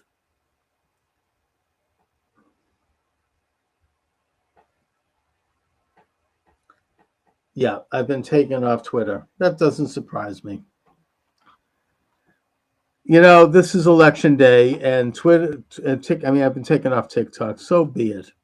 Anyways, 508-637-5596. 508-637-5596. Let me just see something. Content has been taken off. That doesn't necessarily mean that I can't go live. Let's just see. I just want to be sure. Live. Go live. Yeah, access suspended. November 12th is when they're going to let me come back. Yeah, okay. Did I say something that doesn't comport to the establishment? Apparently I did. Let me just try something here with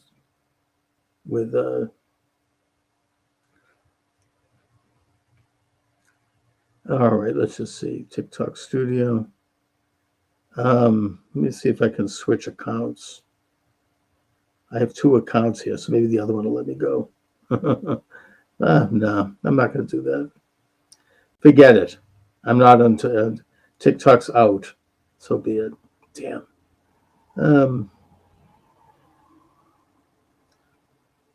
All right. Anyways, so the Gateway Pundit says that a shocking scene reportedly unfolded at a satellite election office in South Park Ice Rink in Bethel Park, Pennsylvania, where early voters who had been waiting for hours witnessed van loads of non-English speaking citizens allegedly escorted to the front by translators to cast their ballots.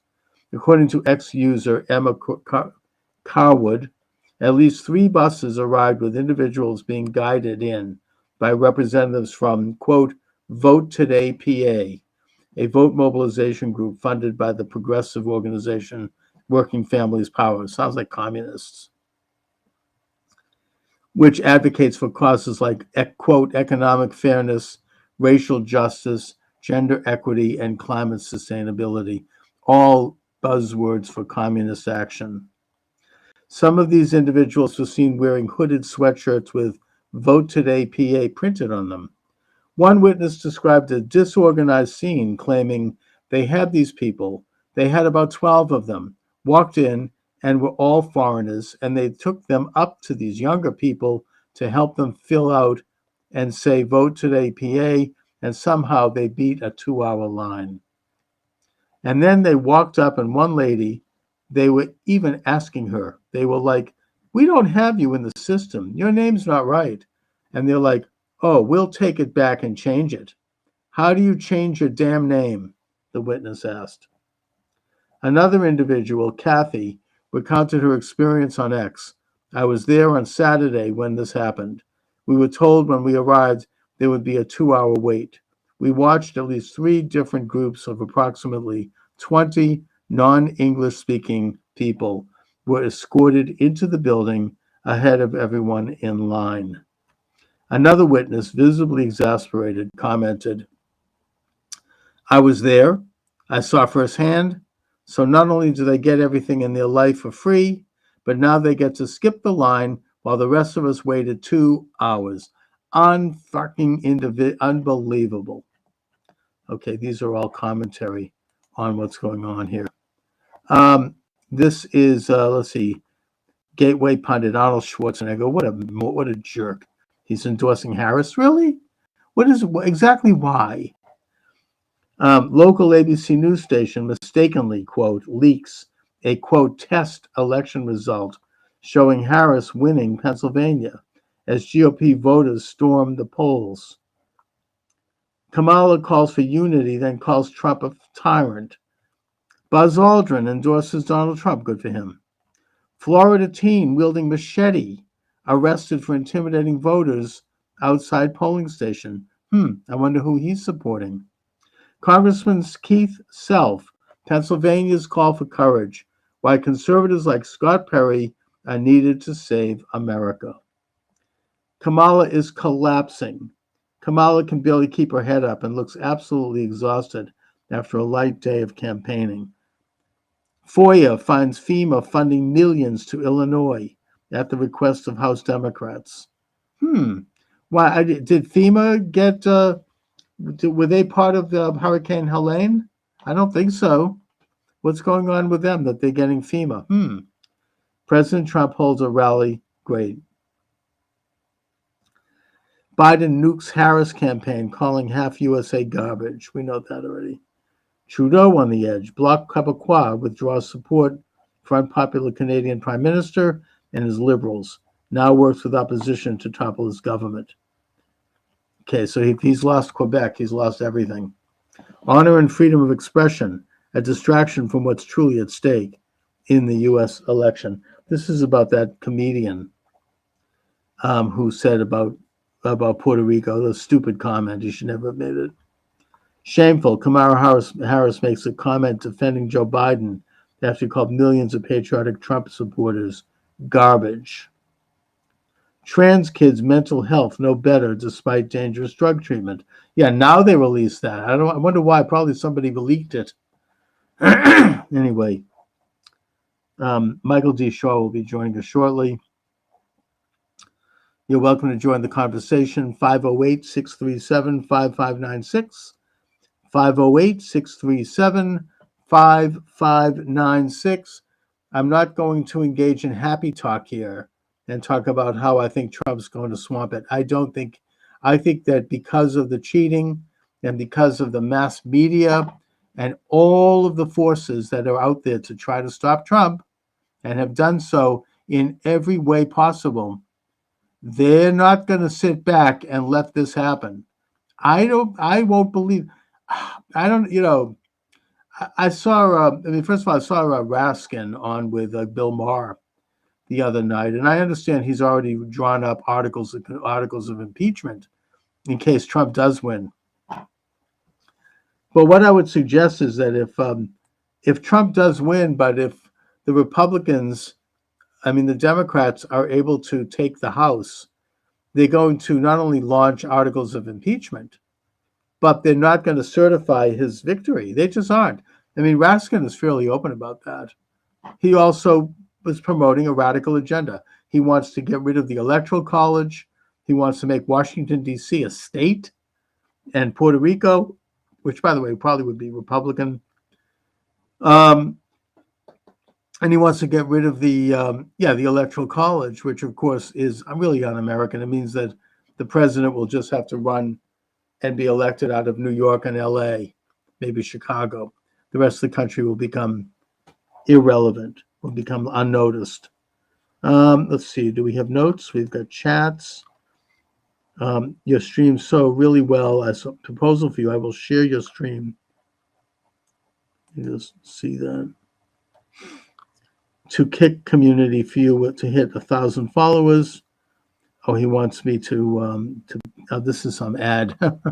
They're offering to do something in it. Yeah, they want to pay. No, thanks, but no thanks. I don't pay for anything. Yeah, I don't need to have. I don't need that. But thank you anyways. And nothing. There's nothing wrong with making a pitch. I just I don't pay for radio. I want to do it the old-fashioned way. Build up an audience as I go. I'm not going to. I'm just not going to pay. Anyways, 617. I'm sorry, 508-637-5596. If you'd like to join the conversation, come on down. 508-637-5596. Let me just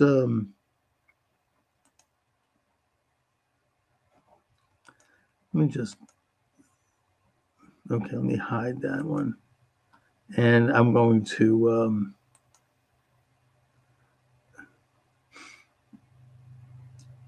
All right. I'm not going to overlay it, but I'm going to.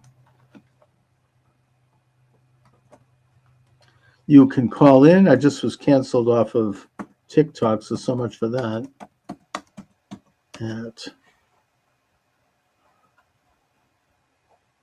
me just take a look at my my Skype here. We have.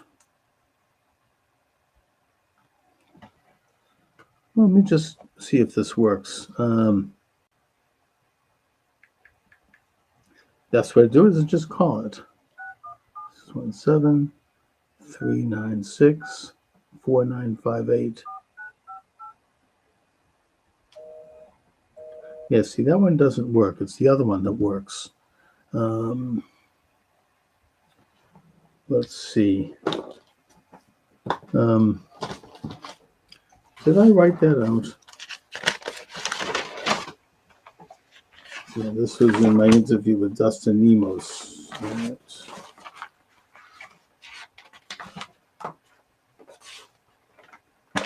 Nah.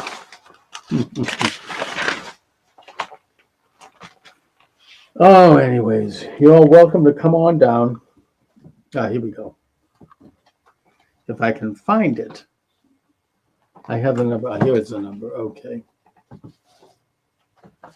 508-637-5596. 508-637-5596 is the number. You're welcome to come on down. Now let's see. Where did I put my phone? I think I just lost that. Can't get anything straight here. Oh boy. Yeah. Okay. So I'll have to find. Oh, there it is. Okay. So let me just try dialing that. See if that number works. 508-637-5596. 508-637-5596.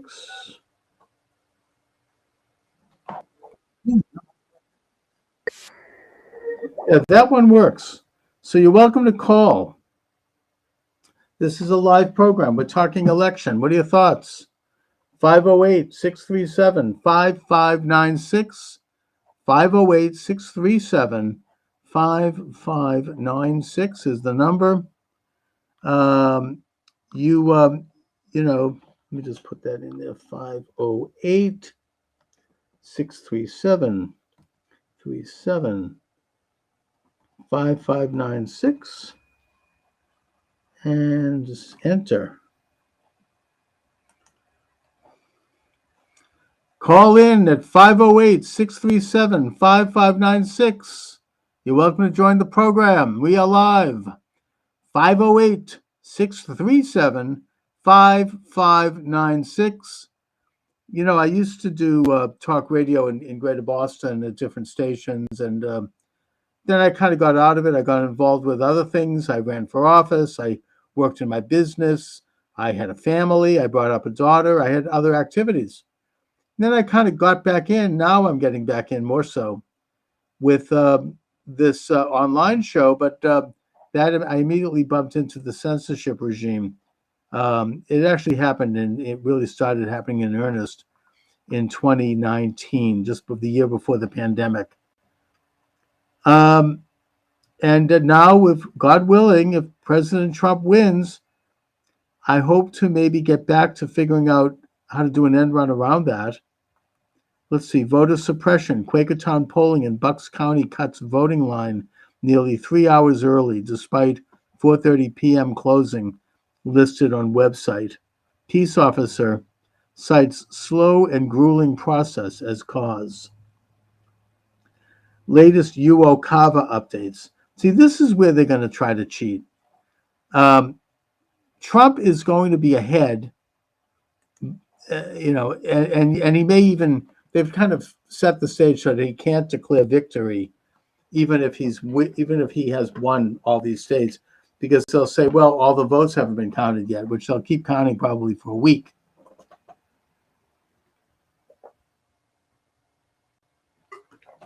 But in the meantime, they have these UOCAVA votes, which apparently they have lowered the standards overseas for who gets to vote. It originally was for the military, which, by the way, has been stiffed in that they don't have enough ballots in some cases to vote.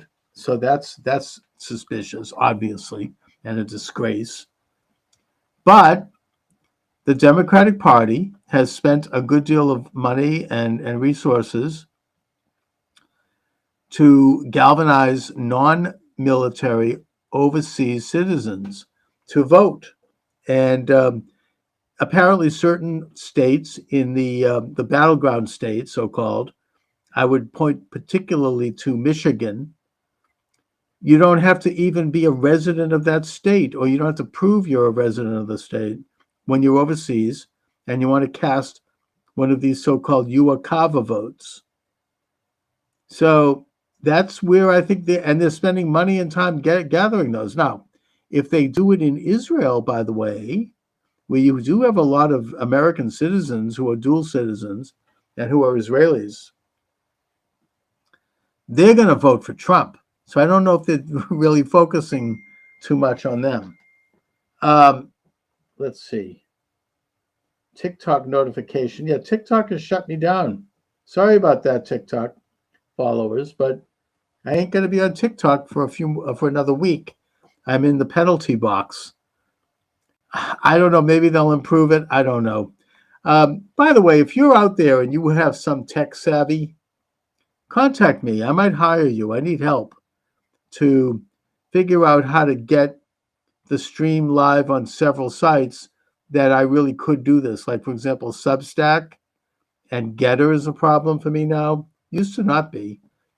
And several others. I want to be able to expand the program, obviously, as much as possible. What else would I do, right? I mean, that's why I'm here.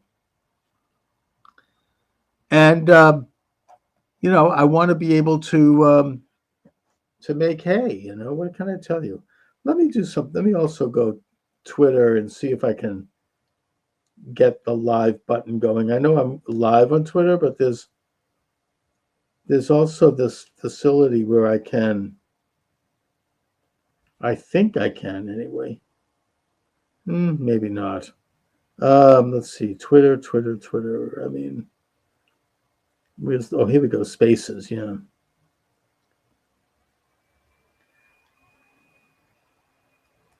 Go live on Spaces. How do I go live on Spaces? Let me try it again. I think I almost had that. Spaces.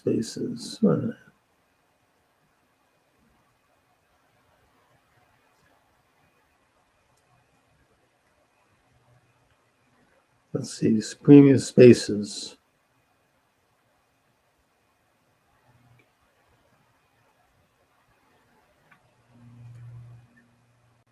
Wait a minute.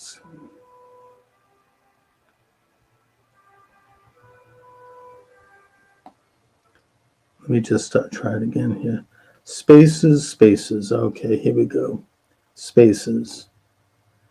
And I want to go live on the video. Reconnect. Hello. Let's see. Mic is off. Mic is on.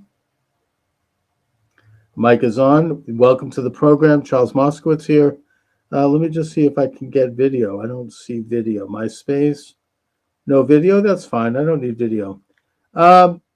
We're live on Spaces. If you want to join the conversation, you're welcome to do so. I'm also live on various live streams where you can. What do I want to talk about? What do you think I want to talk about? What else?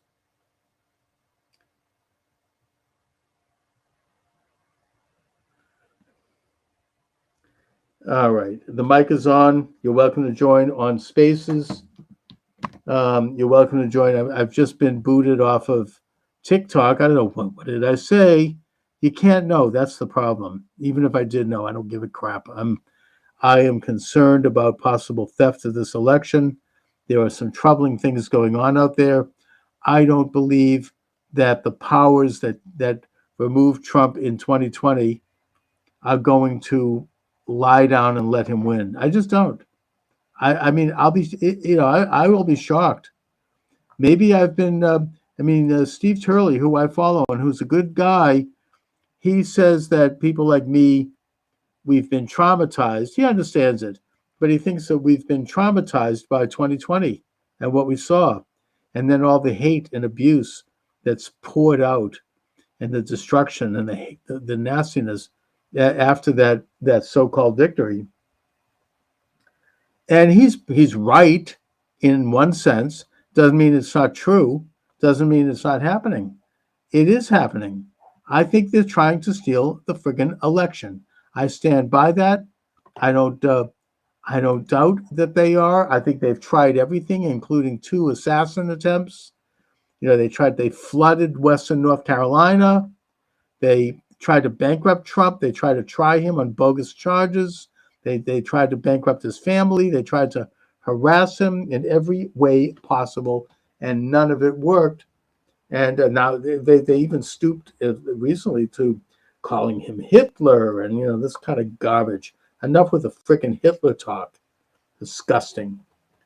These are the same people who are doing stuff that's would have made Hitler and his henchmen blush.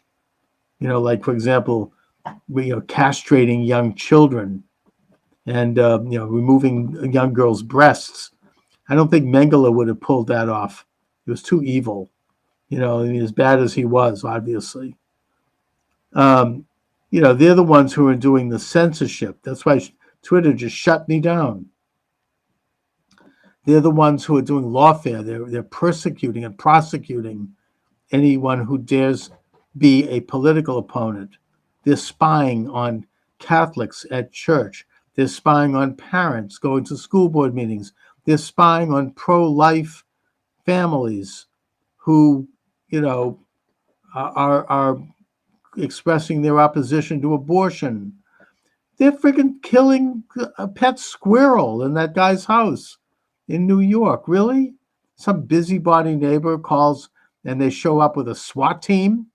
They go in, they ransack his house, seize his pet squirrel and his pet raccoon, and kill them. Commit, well, it's not homicide. You have to have a person for homicide. What is peticide, right? They killed his wonderful pets. I'm sorry, but that does have an impact. And they finished their campaign with this really low, sinking to the bottom of the barrel by calling everyone Hitler, and they're all Nazis. That's right. We're all friggin' Nazis. As I said, the irony is who they are and what they're saying. And what this tells me, again, is that they are not going to allow President Donald Trump to win. I won't believe it until I see it. I really won't. I'm sorry. But that's my position. I just, maybe, again, Steve Turley is right. Maybe I've been traumatized. I don't know. But that's what I see. And that's all I can go by. Let's see what else is going on here. Latest I talked about the UOCAVA updates. Benson is up to new tricks in Michigan. The widespread leftist ballot harvesting operations. Colorado's Jenna Griswold, who put Tina Peters in prison for 9 years for allegedly exposing the code of a machine. She's exposing a ton of codes. She should be in the can. Under fire for leaking voting machine passwords in 63 of 64 counties on the state website. What else is going on? Puerto Rican Trump supporters hold massive caravan rally in support of President Trump. That's in San Juan. Puerto Rico joke hyped by Dems and media has caused zero change among Pennsylvania Hispanics. Good. New Judge Cannon won't recuse herself from would-be Trump assassin. Andrea Mitchell announces she's retiring from her daily MSNBC show. Good riddance. White House spin after Joe Biden called millions of Trump supporters garbage. is so pathetic that CNN isn't even buying it. He came out of jail mentally and physically sharper, Steve Bannon tells the Gateway pundit. He's back and ready to fight, fight, fight. You know, Steve Bannon is really a great leader of this movement. I have been listening to him since he got out of jail. Every single show. Check it out. If you haven't been listening, check it out. It's so, he doesn't complain. He gets right back in the fight. He deals with signal, not noise, as he likes to say, goes right into the research. You can't get better than Steve Bannon. The guy is a powerhouse. He reminds me of growing up in Boston, these kind of Irish, tough, street fighting people, who Boston Irish Catholic vibe. And I mean that in the best sense. Not the bad ones. There were a few of them too. But Steve Bannon, this moral power that he brings to the table is unprecedented. And he hasn't talked about the fact that he was a political prisoner for 4 months. He's busy with the campaign, but he did make one quick reflection on that. He said that while in prison, he was giving civics lessons in the rec hall. And it was wildly popular. Everyone attended. You had lines out the door. And that most of the people there were Black or Hispanic. And based on comments that were made and questions over time, and while, of course, this is anecdotal, but it's obvious, he came to realize that they despise Kamala Harris because they know that she was responsible for keeping them in prison longer than their sentences required in order for the corporate interests to get free slave labor in California when she was the Attorney General.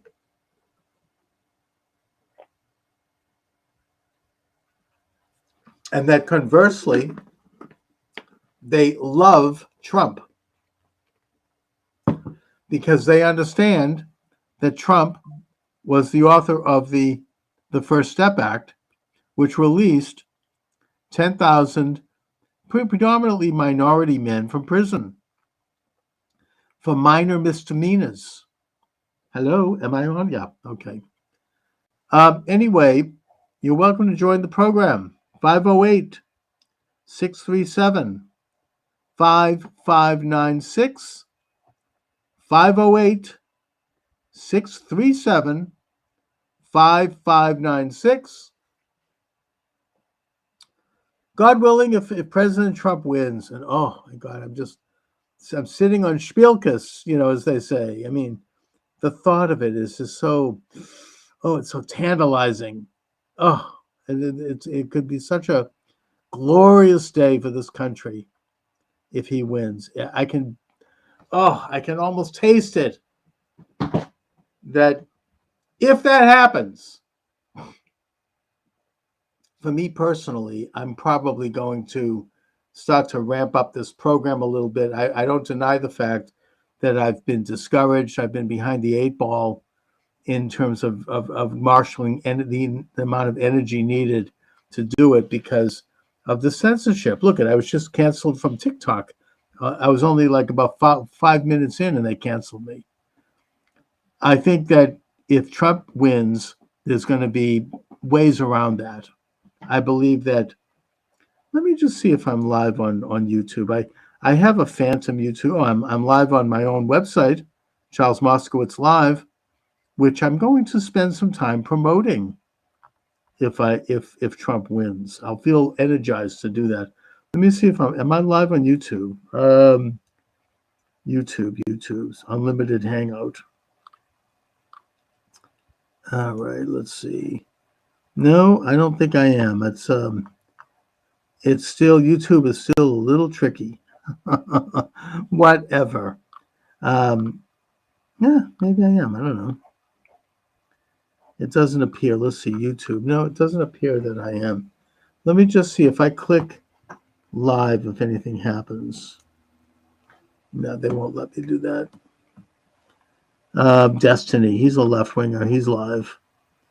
Yeah, they let him go because he hates Trump. You know, I mean, it's yeah. This is they're all having live coverage. Okay, fine. Not live on YouTube. Anyway, you're welcome to join the conversation. 508-637-5596. 508-637-5596. I don't see. I'm not really attracting much action on the Twitter X. But whatever, you know, it's just another venue. I don't mind. It's all good. Let me just see. Where are we on this? Spaces, yeah. Yeah, I mean, I am live on the Spaces. Anyways, Michael D. Shaw will be joining us shortly. He's a science writer. He does a blog. He has a Substack, a page, and we'll see what happens. Let me just maybe I should take some more of my supplements. I've been working out at the gym. Something I never thought I would do. I always hated it.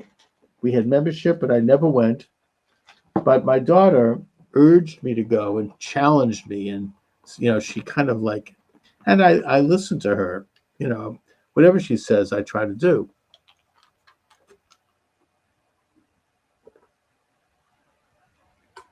And so I actually hired a personal trainer. And, you know, these things get more important when you get to be my age. And I think that the results have been astonishing. You know, I find that I really like it. I look forward to it. I feel better. I'm doing stretch exercises. I'm doing good old-fashioned bodybuilding, pumping iron.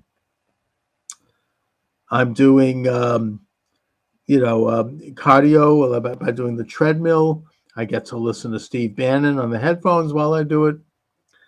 And I'm finding that I'm feeling better than I have felt in a long time, and I'm getting into shape. Plus, I want to be ripped, you know, especially as Thanksgiving comes up, and I feel competitive with one of my brothers who is very much kind of a gym rat, and he's always been fit. I'd like to be able to show up and not look out of shape, at least, or at least on my way. So that's interesting to me, and I urge people to do that. I'm also a big supplement person. I love supplements. I take them, a lot of them. Anyway, you're welcome to join the program, 508-637, while we wait for Michael. Here he is. He's there. How do you like that? Hi, Mike. How are you? Hey, let me call out. Sorry. No, that's okay. It's kind of a casual. No. Here we are. All right. First thing. Yes. I'm going to put you on the spot here. Please First do. question. What's your gut? What is your gut? You know something? I am, as I've said, I'm sitting on Spielkus. My gut is that Trump is going to win big, and you know that even in Massachusetts, the polls are crowded and they have Trump people. You know, I wouldn't be surprised. I don't think he's going to win Massachusetts, but I think he could make inroads here. I think he has a chance of taking New Hampshire. New Hampshire's key. New Hampshire is coming out in spades. Kelly Ayotte is running for governor. She's a Republican, very popular, and it's very important that she wins. But she's bringing out supporters. Maine looks promising. I think New York. Wow. Well, Maine has. I mean, the city of Portland is to the left of Pyongyang. I mean, those people are lunatics. But if you go outside of Portland, you've got real Mainers, you know, and they're coming out in droves. Maine is an interesting place because, yes, Portland is very liberal. if you go into hardcore Maine, it's pretty conservative. But then you go to places like the mid coast, and Right. apparently somebody created a truck train the other day driving up to these mid coast little towns, Yes. just driving those people nuts. Yeah, but people are coming out in favor. Yeah.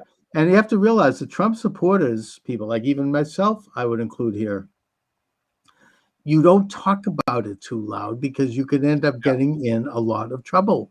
So, but today is the day that you can come out and vote. And I think that Trump actually is doing well in New York. The city of New York, you don't have too many. His rally in Madison Square Garden, you had thousands of people out on the street in Manhattan. You had, New York. I mean, the mayor Adams is pro-Trump, even though he doesn't explicitly say so.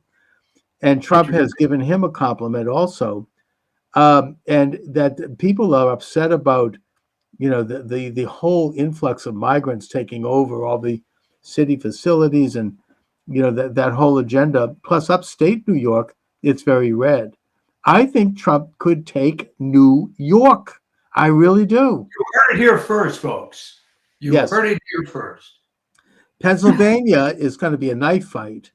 I think Trump. I mean, the people like Scott Pressler have been working in Pennsylvania now for years, registering Republican voters. Right. The early vote, which is something that the Democrats always expect to be work well for them, and usually does. It has not worked well for them this time. It's completely backfired. In every example, particularly of the battleground states, Trump's early vote was huge. People did come out and they were urged to do so. And they're not the usual type of voters. Today, they're swamping the polls. And so I think that if everything was on the up and up, Trump would win a landslide. He possibly could win, about maybe, all of the states except for the far left. California, I don't think he could win because you've got 3 million illegal aliens voting. So that's gone. I think Washington is probably far left also, but Oregon, maybe, I don't know. Hawaii, forget about it. But all of the West, I mean, even New Mexico, I think that Trump's Mexico's in play. Arizona, but of course, Arizona, you still have the corrupt, rotten, Maricopa County. But I just heard Kerry Lake on with Bannon last night, and she said that they have fixed the problems of the broken machines that were breaking only in Republican areas in 2022, and that the street game is good. I think that I'm optimistic there that the fraud will be overtaken. The fraud in Pennsylvania is a problem. They're blocking access to voting machines. It's like a street fight there. But I think that the overwhelming nature of the vote, they could overcome the fraud. There's always the threat of the UACAVA votes, and they're setting the stage now for preventing Trump from declaring victory by saying, well, all the votes aren't counted yet. He's stealing the election. And what they mean by that is the UACAVA votes. Now, the UACAVA votes are overseas voters. What it is that the standards were weakened, I think about 5 years or 6 years ago. I don't know if it happened during the pandemic, but originally it was only supposed to be for military personnel and their families, and maybe a few others overseas, American citizens. That has expanded to everybody, and that the standards of proof of residency has weakened. The Democratic Party has invested a lot of money in harvesting and gathering those votes, and doing so for the battleground states. And of course, you have the corrupt, rotten Secretary of State in Michigan, Jocelyn Benson, who has said that all of those votes will be counted whether people lived in the state or not. So that's a problem, and they could do that, and they could. That's going to be one avenue to steal the election. I think that they may use it. There are problems being reported with the Dominion voting, and there I said it, Dominion, in some states, apparently particularly in Kentucky for some reason, where people are trying to vote for Trump and the machine won't let them. I don't know how pervasive that is, but we know that that's something that's very difficult to detect, the algorithms of those machines. So I'm worried about that. Look, I still think that they're going to try to steal it. I can't imagine them letting Trump win. They've done everything to stop Trump, obviously. I mean, they tried to shoot him twice. They tried to bankrupt him. They tried to put him in prison. They've used day after day of these hoaxes and this propaganda to push him. And, oh, he's Hitler. They've gone to the lowest of lows. I mean, the bottom of the barrel. He's Hitler. Oh, yeah, sure. And, nothing has worked, but they're still not going to stop. They're going to do something. I mean, I'm not going to be calm and relaxed until I see it happen. I mean, what about you, Mike? All right. Well, I can't disagree with any of that, but on the positive side, they have no talent. They keep doing the same things. Let me give you this particular example. That Liz Cheney statement about the firing squad. Now, that may have worked. That may have worked when there was no alternative media. But I ask you, what's the point of making a ridiculous statement like that when it can be disproven in 3 seconds? Well, even Bill Maher noted that even though he was on a rant about Trump being Hitler, he noted that was a hoax. I mean, and you're right. I mean, there's too much alternative media now who can identify these hoaxes, and they come out with a hoax a week. I mean, I don't know, the latest one having Trump, I mean, just this garbage. I mean, you look at, he's unhinged, or, the most recent one, this is actually the funniest one, and the one that I think encapsulates the entire agenda every week. I'm looking at the Drudge Report, which is really anti-Trump. Oh, man. Oh. And they have a big headline, Trump is toast. Trump is toast. Yeah. And they show, of course, they do what the Globe used to do to anybody they don't like. They did this with Reagan, where they show a very large picture of him in the most unflattering light. I mean, it tries to make him look really old, or, you know what I mean? They'll find something. And then you click on the article, and what it is that Michael Moore, the filmmaker, has said in some stupid interview in some weird podcast that he thinks that Trump is going to lose. This is a headline? I mean, what the hell are they talking about? And they're making this is like, oh, yes. I mean, it's like pathetic. If this is all they have. Well, this is what I've been saying, that they're being very aggressive, but it's the same playbook they've always used. They haven't adjusted. Now, one piece of good news that I saw on Twitter, I believe yesterday, was that people are looking in Pennsylvania and say, wait a minute, where are all the votes? Where are all the votes? And then the answers come up. Well, if you're comparing it to 2020, when they added 700,000 fake votes, that's why you're not seeing it. And but I don't know. They still might drive in those white vans filled with made-out ballots in Philadelphia and in Detroit. I mean, I assume that Michigan will be stolen. I mean, it's so bad there. But I hope that maybe that might be the only state she wins because it's stolen. The signs look good. Obviously, we'll have to wait. But this election seems a lot different from 2020. Oh, and you know something? I'm listening to the left-wing radio shows. They all seem demoralized.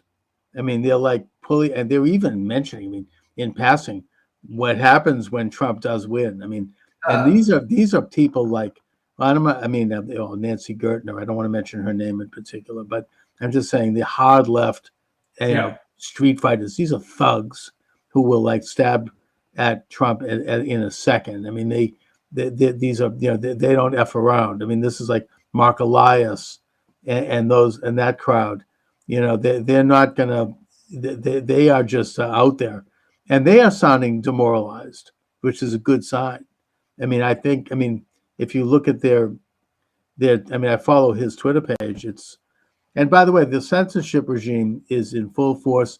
When I went on a little early and I went on live on TikTok, they shut me down immediately within 5 minutes. They Really? suspended. What did you say? I don't know. You can never tell. Did I make a reference to getting to the bottom of 2020? I mean, I was trying to actually be somewhat careful, but somebody reported me and they shut it down. You know, I've been suspended for 2 weeks. So I only say this to note that the censorship regime is in full fledged right now. And, you know, the last time around, anyone who brought up what they saw with their own eyes, which is that the election had been stolen and that they watched 7 states shut down simultaneously at 11 p.m., anyone who brings that up is demonized as being almost like a subhuman, you know, like you're the Übermensch, Untermensch. Untermensch. Was what the Nazis called you. And that the media, rather than investigate, because they've never really answered what happened with there or some of these other things, they just launched into vicious ad hominem attacks on anyone who questioned that election. That whole infrastructure is still in place. They are setting the stage for demonizing anybody who questions the election now. I do think that. I mean, they're going to try to keep it. I don't think they have the power that they even had 4 years ago. It's pathetic. In fact, there were numerous articles talking about Jeff Bezos' comment in the Washington Post why they didn't do an endorsement. And I think it was Megyn Kelly and others said, it doesn't matter. The paper's dead. You're not going to save it. You have a hardcore of like a couple 100,000 subscribers and people online, but it's like you're preaching to the choir. And for a good Catholic, this is not a particularly nice thing to say, but you know, they're just going to abort themselves to death. And that's going to be a smaller and smaller faction. I think so. I mean, but Bezos, I think, knows this, which is why he's not endorsing Trump. And maybe there's a couple of other big names out there who are around now. I mean, look at Elon Musk was anti-Trump until recently, right? He supported Biden. Maybe there's a couple of those types that are out there now and that are going to stand up. Well, even Joe Rogan, as otherwise a liberal, unless he's completely changed. Oh yeah, he formally endorsed Trump yesterday. So, you know, there are some pretty hard-hitting people, I think, who are around now who weren't before. There's a huge momentum. People are excited about Trump's government. He has amazing people around him. RFK Jr. That's a big point. It's not just Trump. It's the people around him. He brought the RFK. Yeah. Elon, Tulsi Gabbard, some of his good guys from the previous administration. Yeah. J.D. Vance. Yeah. His 2 sons are great. His daughter-in-law is great. You know, people he can trust. They're actually very brilliant people. You know, he's surrounded by good people who will not only protect him, but who are going to have expertise in various areas of government. I mean, Elon Musk wants to handle, you know, reducing the deficit. Can you imagine? I mean, Biden, they've rung up something like $9 trillion in debt, which is why people are wondering why hamburger costs $15 at McDonald's. Yeah. I mean, to bring Elon Musk in there for that, he's the richest man in the world. He did it at Twitter. He cut back 80%, and it's much better now. I mean, that's like, it's a gift. I mean, this is like something. Consider that for a moment. Again, I've seen things to this effect. By the way, let me just interject also. Cut back 80% at Twitter, and it's running fine. Imagine what he could do to the federal government. Of course. And by the way, they're UAKava votes. They're not trying to gather votes in Israel because Israelis are overwhelmingly pro-Trump. Right. They're going to, you know, they do have American citizenship, a pretty good number of them. I mean, probably in the maybe upwards of I don't know, 50, 60,000 Israelis probably have American citizenship, and they're going to vote for Trump. And that can make a difference. So I don't necessarily assume that the Uakavas are going to all be for Biden. I mean, for whatever the hell they are. Harris. Yeah, well, that's a good point. I think a lot of the military has become liberal, which is a story unto itself. But but did you see that they're shafting the military? They don't have enough ballots. I don't know if you saw that. No, That's really a disgrace. They always seem to complain about that. This isn't the first time, to be honest. Yeah, I mean, that's ugly. That's a disgrace. Can you imagine? Meanwhile, I mean, Jeff Kuna this morning pointed out that the Democrats in Congress scuttled a bill that would have provided for financial assistance to families of veterans who had died in war. For colleges. They scuttled that bill, and instead they supported a bill that gives free tuition to illegal aliens. Now, to me, F them. That's enough of a reason to vote for Republicans in Congress. And Trump has to take both houses of Congress. I think that his chances for the Senate are good. The House, I'm not so sure. They're trying to, in the Senate, numbers like 54, possibly more.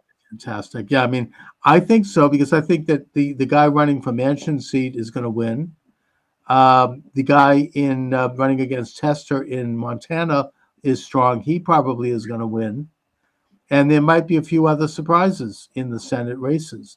I mean, maybe, I don't know, John Deaton can beat Hiawatha Warren here in Massachusetts.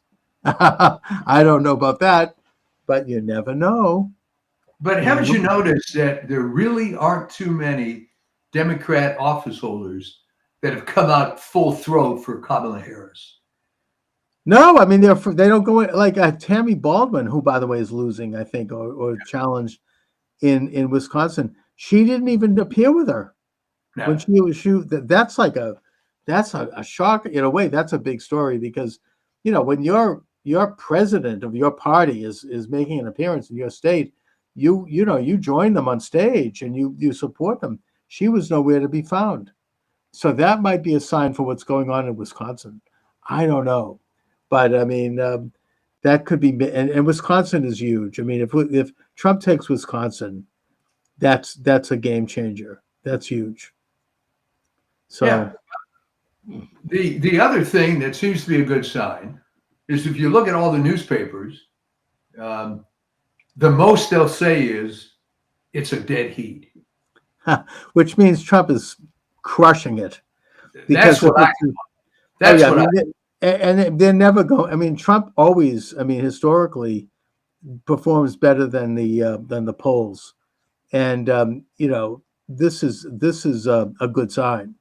The reports I'm hearing are that people are out on the street, they're voting, and they're waiting in line. If you're listening to this program, get out and vote.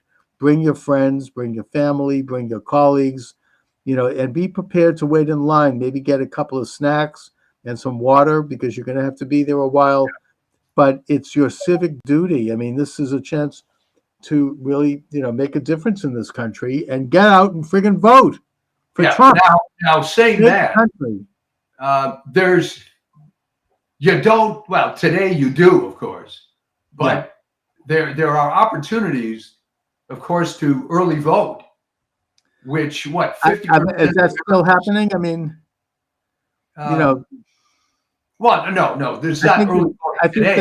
I think the early voting is over now. Right, no, but what I'm saying is that you didn't have to wait till November 5th.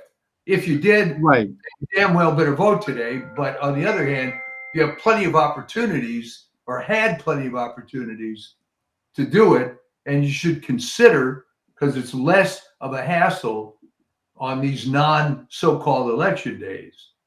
So food for thought. Yeah, but the important thing is that so far, the early voting has been in Trump's favor across the board. Every single battleground state.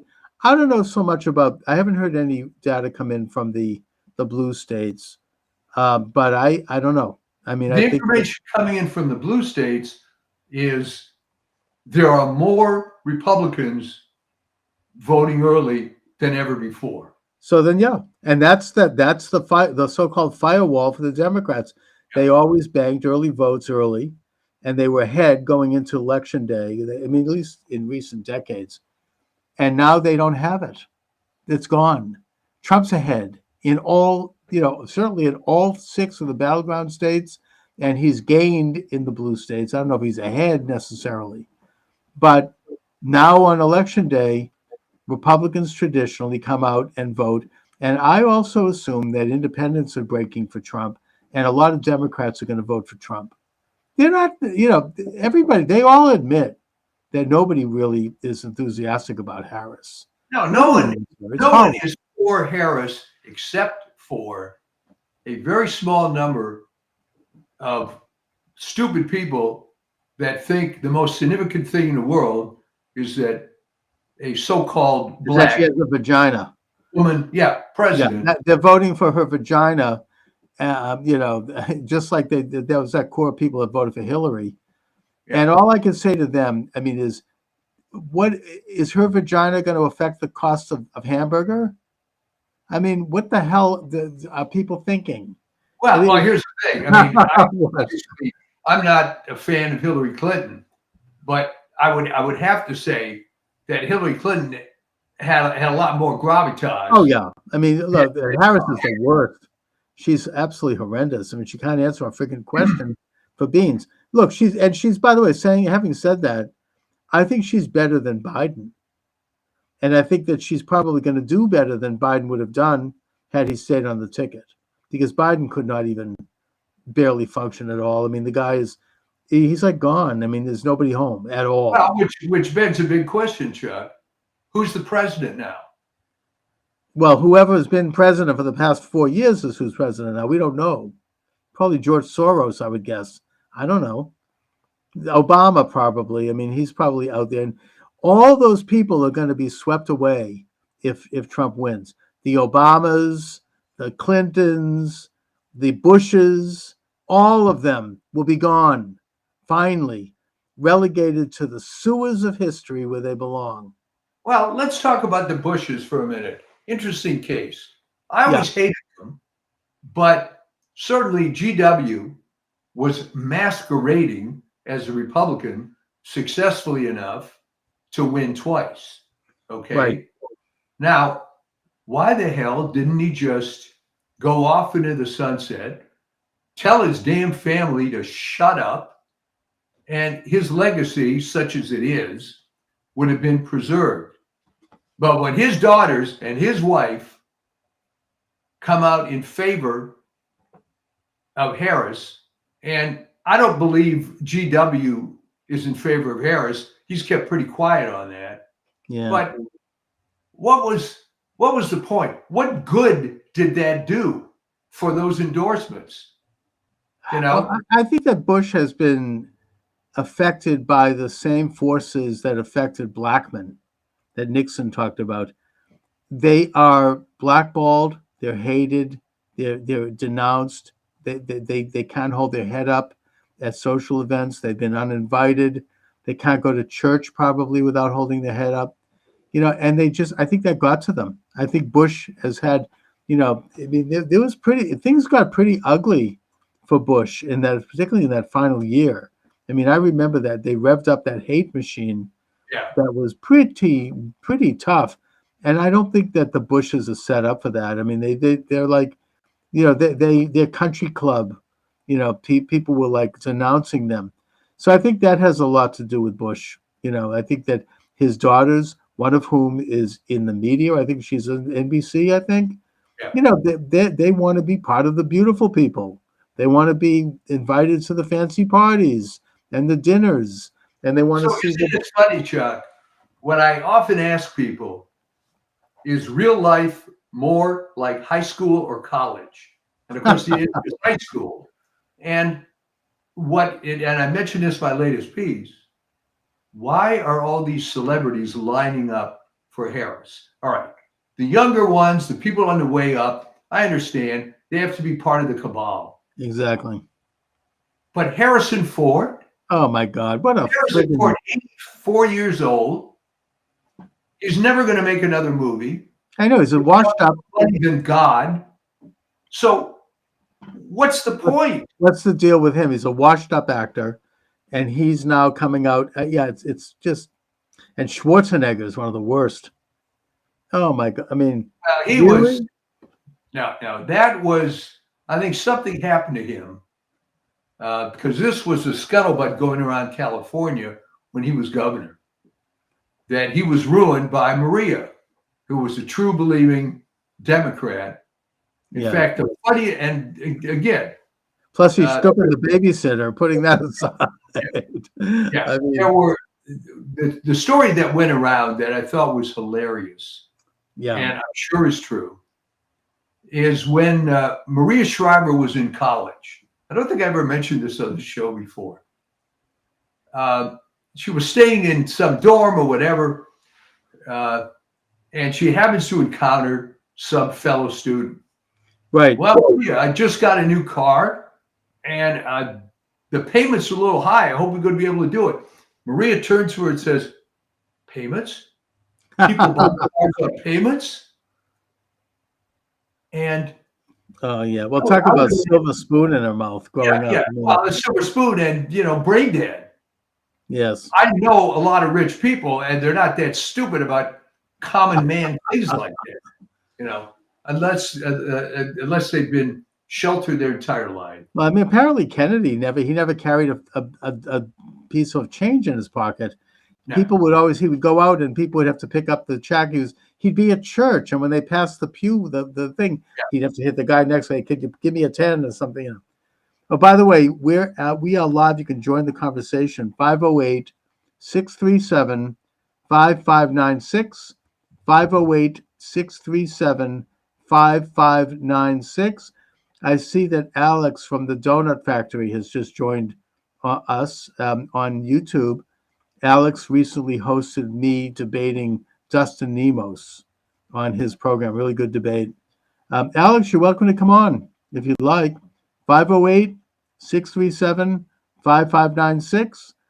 I'd like to hear from people about what they're seeing and hearing out in the field. Did you vote today? What was it like? What are the lines like? What are people saying? What's going on, especially in Pennsylvania? Oh yeah. Pennsylvania is almost turning into, it's almost a civil war. Well, I mean, there was some thing with Cambria County, Pennsylvania, where they're now going to have to keep it open till 10 p.m. I understand. Yeah, but now they're not. I mean, they've already tried to. They only put like 2 or 3 people in there. There is a war going on in that state. They just had somebody's reporting. I mean, the Gateway Pundit, that people are in line for hours, and these buses are showing up with people who don't speak English, and being done by this radical leftist group who hired them. And they're being ushered into the front of the line to vote, and they don't even know their name. They can't even have a name listed there. So, they are they're trying to pull it off in Pennsylvania. I know that we have a very good street team there. I mean, I don't know if they're going to overcome it. I mean, you've got Scott Pressler is out there. Jack Posobiec is out there. He's from Pennsylvania. You got teams of people. Charlie Clerk is out there from Turning Point America. I mean, there are people, we're not taking Pennsylvania for granted. There's a huge team of people crisscrossing that state and watching everything. And I think that the Republican National Committee, they've had their problems, but it's a hell of a lot better than it was under Ronna McDaniel. Now they have hired hundreds, if not thousands, of lawyers who are ready, just like Youngkin did in Virginia. Yeah, that was brilliant.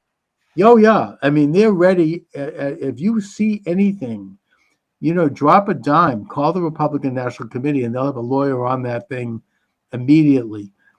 They've got teams of thousands of poll workers, people watching the counting rooms. Already, the corrupt, Soros-backed Southern Poverty Law Center back Secretary of State Benson over in Michigan, that beautiful blonde woman.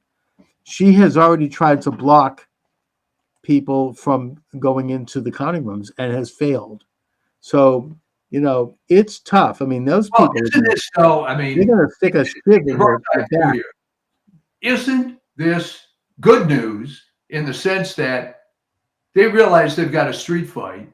Yeah, And the problem is they got a street fight against people that have already been bullied. that's right. And they're not going to take any crap this time around.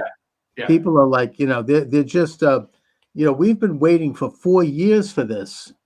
And I just don't think that they're going to pull that. I mean, I feel encouraged by that. I just think that even with that, though, they're not going to roll over. They're not going to let this happen. I can't imagine it. Do you think that they've got something up their sleeve? I'm sorry, but I feel uneasy about it. They don't care. I mean, they didn't care last time. They don't care this time. They want to hold on to power. If they lose, they all could end up investigated and in jail, like they did to Steve Bannon and Peter Navarro. I can't wait to see them being called to testify before Congress. Let's see if they do it under oath. It's like they know they're in trouble. They're going to be investigated. There's going to be an investigation. Here's a model for this.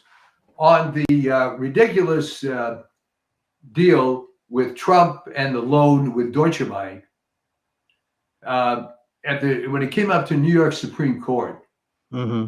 the case started falling apart like a house of cards. Yeah. To the point that, and there's video on this, I found it very amusing that toward the end, the lawyers for the plaintiff were begging the judge, don't sanction us. I saw that. He looked like he was about to cry.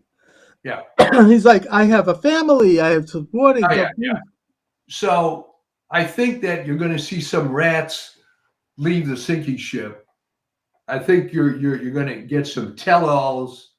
There's already a whistleblower, by the way, in Detroit, a young black man who is saying that they're stealing it in Detroit, just like they did last time.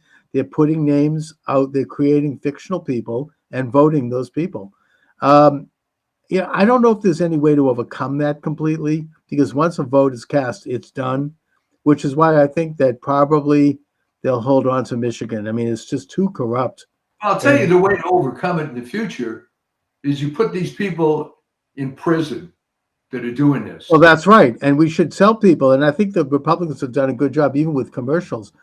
If you cheat and you're caught, that's a felony. You're going to go to jail.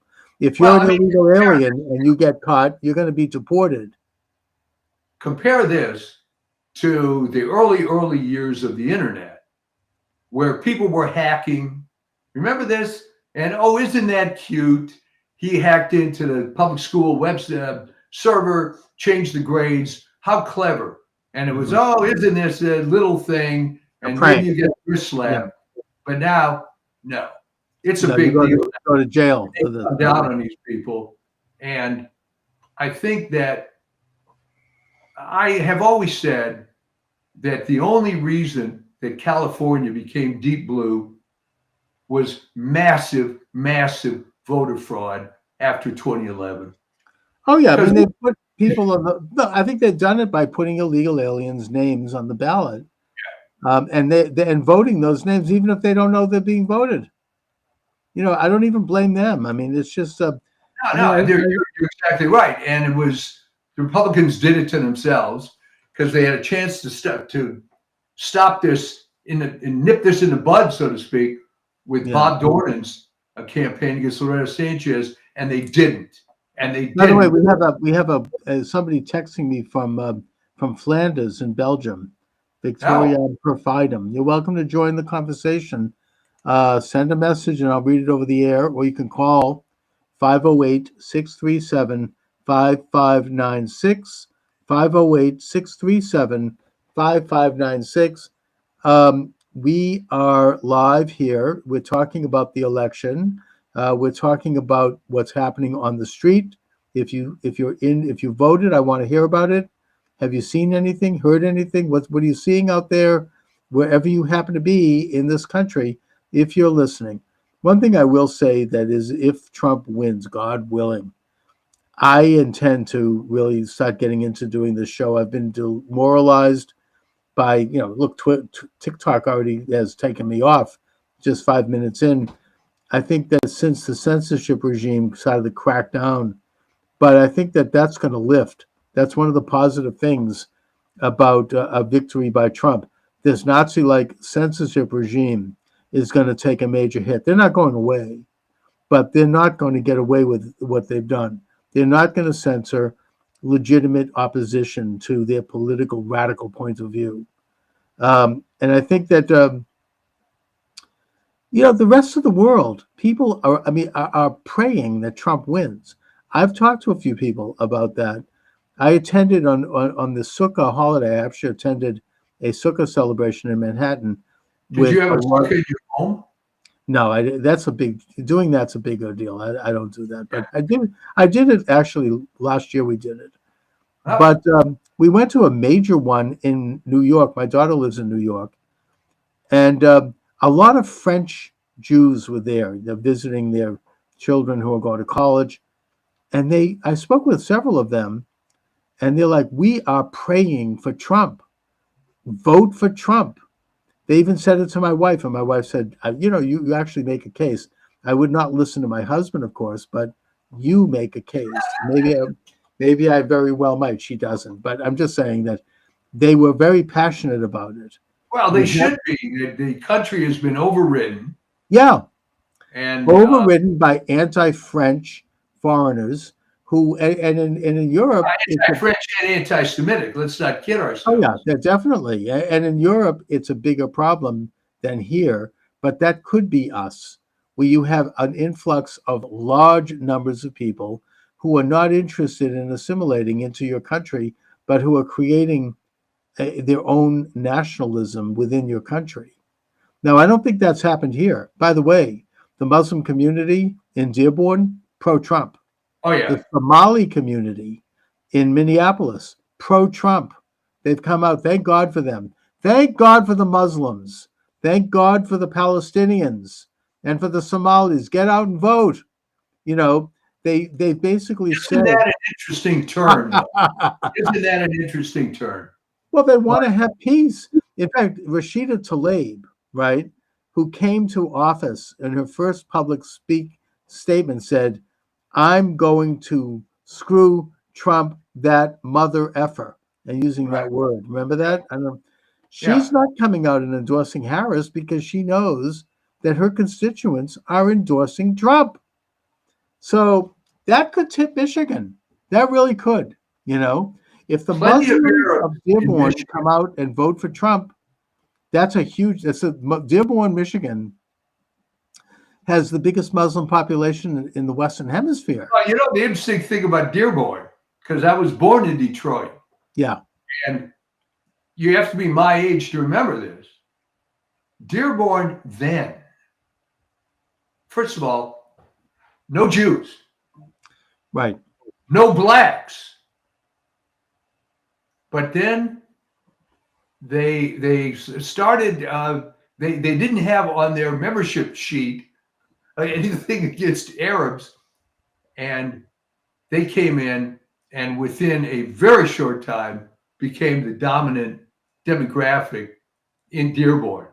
But it completely changed. The old mayor. My understanding is that Henry Ford wanted to hire Muslims to work in the factory back in the 1920s because they had a reputation for not drinking. And he thought they'd make very good employees. So he actually sent agents to Beirut and to Damascus to recruit Muslims to come to Detroit to work. So that was the beginning. There weren't that many living there then. Sure. But they're all voting for Trump because they believe in traditional values. I think that they're probably also, quite frankly, misogynists. They don't like women in positions of power, which is, I'm not endorsing that, but that's just. Well, that'll work this time. Okay. Yeah, that's just a reality. That happens to be a street thing. Steve Bannon has not talked about his prison experience. He says he's going to get into it after the election. He's completely focused on the election. He's doing an incredible job. Check out the War Room Pandemic. It's really, he goes into each state, he gets into it, brings in the right people. The one thing he did mention about his prison experience was that he said that while he was there, he was giving these seminars in the rec room, these civics lessons, and that they were hugely popular. People were lining up to go. These are prisoners, most of whom are Black or Hispanic, and that this may seem anecdotal, but he said they despise Harris because they all know that when she was Attorney General in California, she kept prisoners, but the majority of whom were Black men, in prison longer than their sentence required. They could have gotten an early release because she wanted to have cheap labor for her leftist support, the leftist supporters of the Democratic Party out there, who, this is, they're going to have slavery practically, and they know this, and they despise her for it, and they love Trump because of the First Step Act. The First Step Act, Trump worked personally on that and getting that across. The result was that upwards of 10,000 prisoners, predominantly Black men, were released from prison for misdemeanors, for like having a nickel bag of marijuana, really small crimes, and that he promised to do more. So, that's I think Black men are not supporting Harris. They hate Harris, and I think Hispanics. Exactly right. She made her bones, such as it is, by going with tremendous and stupid zeal on relatively minor drug cases, putting tons of primarily Black men in prison. Yeah. To put more notches in her belt. And she was very emblematic of the cartel of the criminal justice system, which is horribly corrupt. It just exists to prosecute drug offenses, to enrich defense lawyers, and keep incompetent judges on the bench. It's a whole mess, and she was a big part of it, being involved in the largest state in pursuing that. So I don't really know what her bona fides are, to be honest. Mm-hmm. I mean, she has not once talked about anything other than being, quote, Black and female. Right. She's talked about a single accomplishment, of which she doesn't have any, in her entire career. And exactly. So the only reason to vote for her is if you really hate Trump beyond all reason. Mm. But do you really hate Trump enough to put her? I think people are tired of the Trump hatred. I mean, they're going to still have their hardcore cult, Trump derangement cult. That's going to be there. But I think that you're never going to change those people. And who cares? I mean, I think the numbers for them have eroded. It's becoming, most people are just getting sick and tired of it week after week, year after year. And they're like, this is enough for me. I mean, how long can you sustain that kind of irrational hatred? I don't think people are buying it. They didn't buy the whole convicted felon thing. Everybody saw that they were persecuting a citizen. And then when Trump, of course, is like, he's a brilliant media person. Let's face it. I mean, he's like P.T. Barnum. And I mean that in the best sense. He knows how to work the crowd. I mean, coming out with the mug shot, right? When he gets shot, standing up, fight. I mean, Trump has instincts in terms of how to be a public figure and how to inspire people. The garbage truck, these things, the McDonald's takeout window. He's brilliant. I mean, he really knows how to do the business of politics. And contrast with Harris. I mean, when there's a chant, Kamala, Kamala, and she said, okay, now everybody yell their own name. and everybody sat there in silence. Yeah, No, it was Trump wonderful. is like it's like the novel The Last Hurrah, which is about Boston, Boston politics, and it showed this great skill that the fictional character had there. It was based on James Michael Curley, who was he actually won re-election while in prison because he garnered this. He knew how to work the public. I mean, he knew how to do things that would connect with people, and that's a great politician. Trump has that, and I think that's served him well. I think he's gotten He's not better at it. corrupt like James Curley, but Right. And, well, James Curley, I mean, he had a few. He lived, he a few beans went in his pocket. Okay, but the point is that he also was a great populist, and he connected with people, and there are similarities. Trump doesn't need the money, but Curley was somewhat corrupt, although they probably went after him because he challenged the Protestant establishment at the time, which he was scathing. He called Saltonstall horseface. I mean, he and all these old Yankees who were running Boston. Curley was, yeah, in a way, it is similar to Trump. I mean, in a way, and he was a memorable figure. My grandparents loved Curley, because I mean, Curley they is knew the guy him. that originated the notion of having ethnic groups dominate the city so the WASPs would move out. Which they And- did, except Yes. Beacon Hill. But he pushed them all out. I mean, John Kerry was like one of the last Yankees left, and maybe Bill Weld when he was governor. I mean, they were the last of the breed, and they were not the best ones either. But but no, Curley was a brilliant politician, and I think that there are similarities with him and Trump. And he got a lot done for the city. It was amazing. Anyway. Well, that was the model in a sense for Richard Daley, right?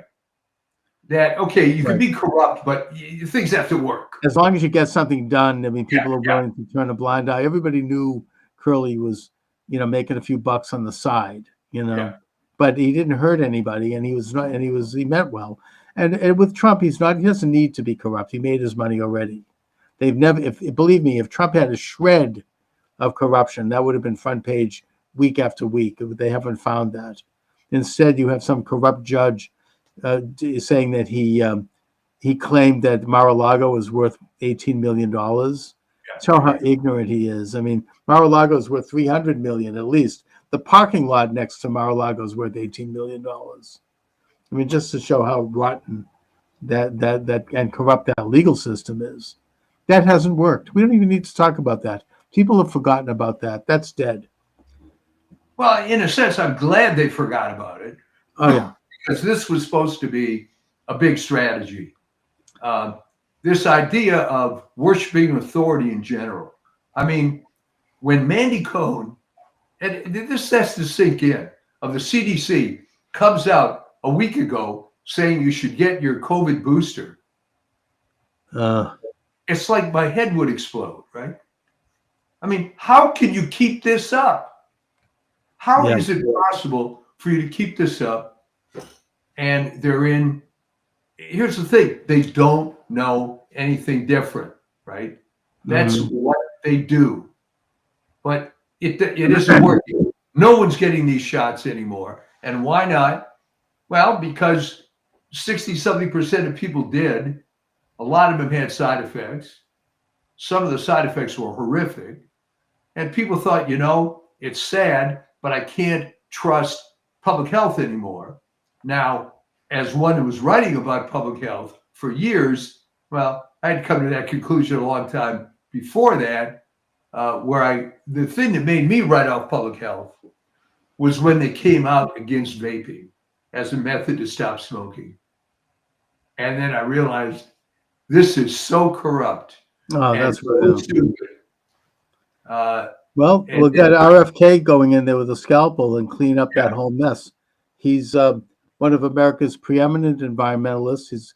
He has a record as a lawyer of winning cases against the big pharma and against environmental violators, and that's a great thing. I mean, I think that he could bring in a lot of people from the old left right? He's a I think you know, you're right, because people that have opened their eyes, yeah. seeing People, as they say, something, they've been red pilled. yeah, well, but it's red pilled in a good way, in the sense that, I think I mentioned this last time, that my oldest son said, like, what the hell is wrong with Republicans? Why have things gotten this bad? And I said, well, the first thing is, look at who these so-called Republican presidents were, going as far back as you want. After Calvin Coolidge, you have Ronald Reagan, and then Trump.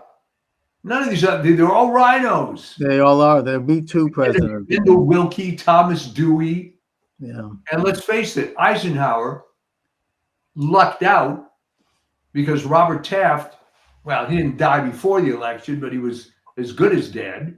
Yeah. So they never put up anybody. Barry Goldwater they put up, who was subject to pretty nasty campaign rhetoric from LBJ and company. Remember with that famous The Daisy commercial. If you vote for Barry Goldwater, he's going to blow up the world. Yeah. I mean, in a way, they're trying that against Trump. He's going to be like Hitler. We're going to have Nazis. And they showed the Madison Square Garden rally, and they showed the Hitler rally. I mean, to talk about ugly. I mean, it hasn't worked for them though. People aren't buying it. It's like the boy who cried wolf. You can just do it so many times, and eventually you're going to be ignored. They're not. No one's paying any attention. It's like, here they go again, the latest hoax. It's just they're not. It has no traction. Well, it has no traction. But then I point out, who was stupid enough to come up with that anyway? The Hitler thing. That's they've called every Republican a fascist, going all the way back to Eisenhower. That's nothing new, but they've gone a little too far this time. Who thought that it would resonate to compare a rally in 2024 to one in 1939?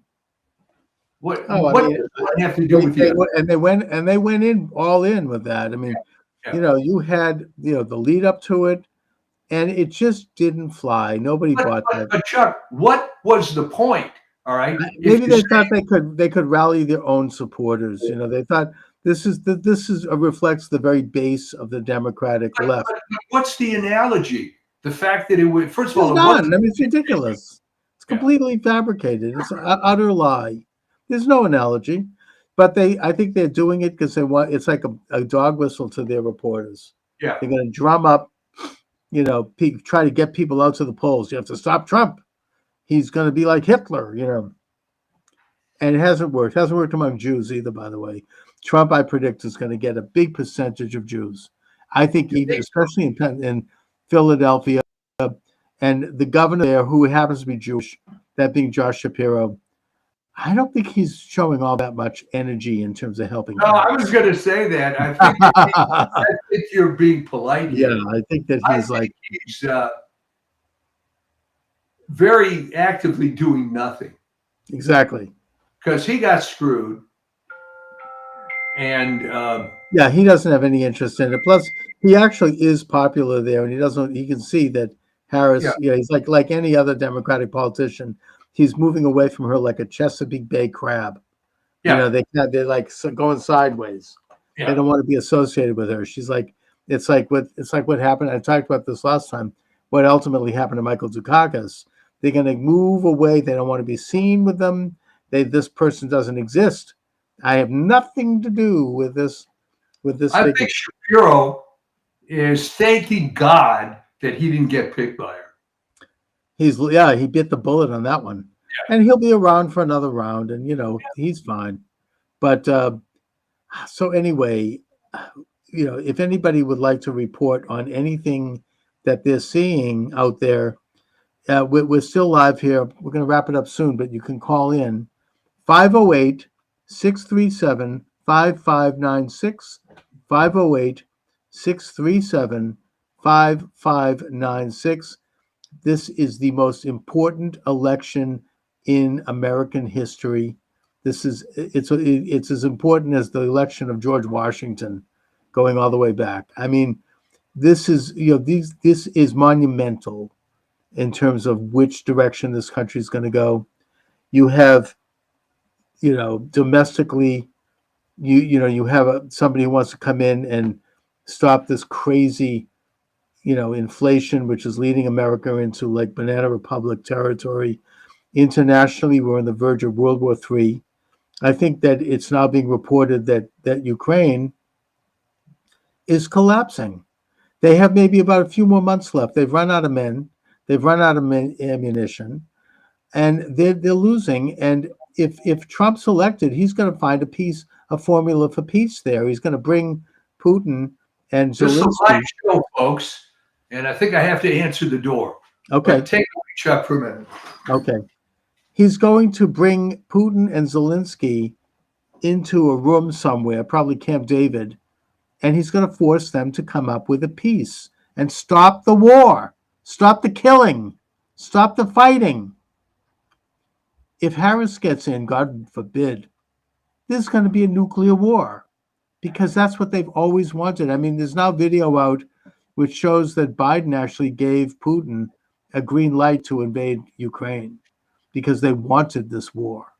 They wanted to create this perpetual war because it benefits the arms dealers. It benefits the internationalists who rely on this constant warfare to weaken resolve to develop sovereignty in the world. And that's what they're up to. So we're going to have war. It's probably going to be nuclear. There'll be nuclear missiles hitting Boston and New York. And it's going to be a complete world war if she wins. Whereas Trump is going to bring peace. Same thing with Israel. Trump will end that friggin' war. He will force both sides to the table. The Israelis are going to have to make painful concessions to the Palestinians, but there will be peace. Biden released something like, it now turns out to be $850 billion in monies that had been retained by Jimmy Carter going way back to Iran. They immediately funneled it into Hezbollah and the Houthis and Hamas, which then invaded Israel with that terrible genocidal invasion. Why did he do that? Because they believe in perpetual war for perpetual peace. That's why. The policy that was mentioned by historian Charles Austin Beard back in the 1920s, who, by the way, was attacked for being an anti-Semite. They tried to destroy his reputation. He was a great man, not an anti-Semite. No, they want to create war in the world. I just was mentioning that it's now come out, this video that shows this, that Biden gave Russia and Putin a green light to invade Ukraine. They want war because they want to, weaken the world. They want to have, the arms dealers, the internationalists. They want to have this perpetual state of war. Well, here's a good question for you. What happened to all the peaceniks, the Democrats, the lefties from the 60s, all the anti-war types? Some of them are coming home, like the RFK crowd. I mean, Yeah, all right. some of them are waking up. It may not be too late. Probably most of them are gone.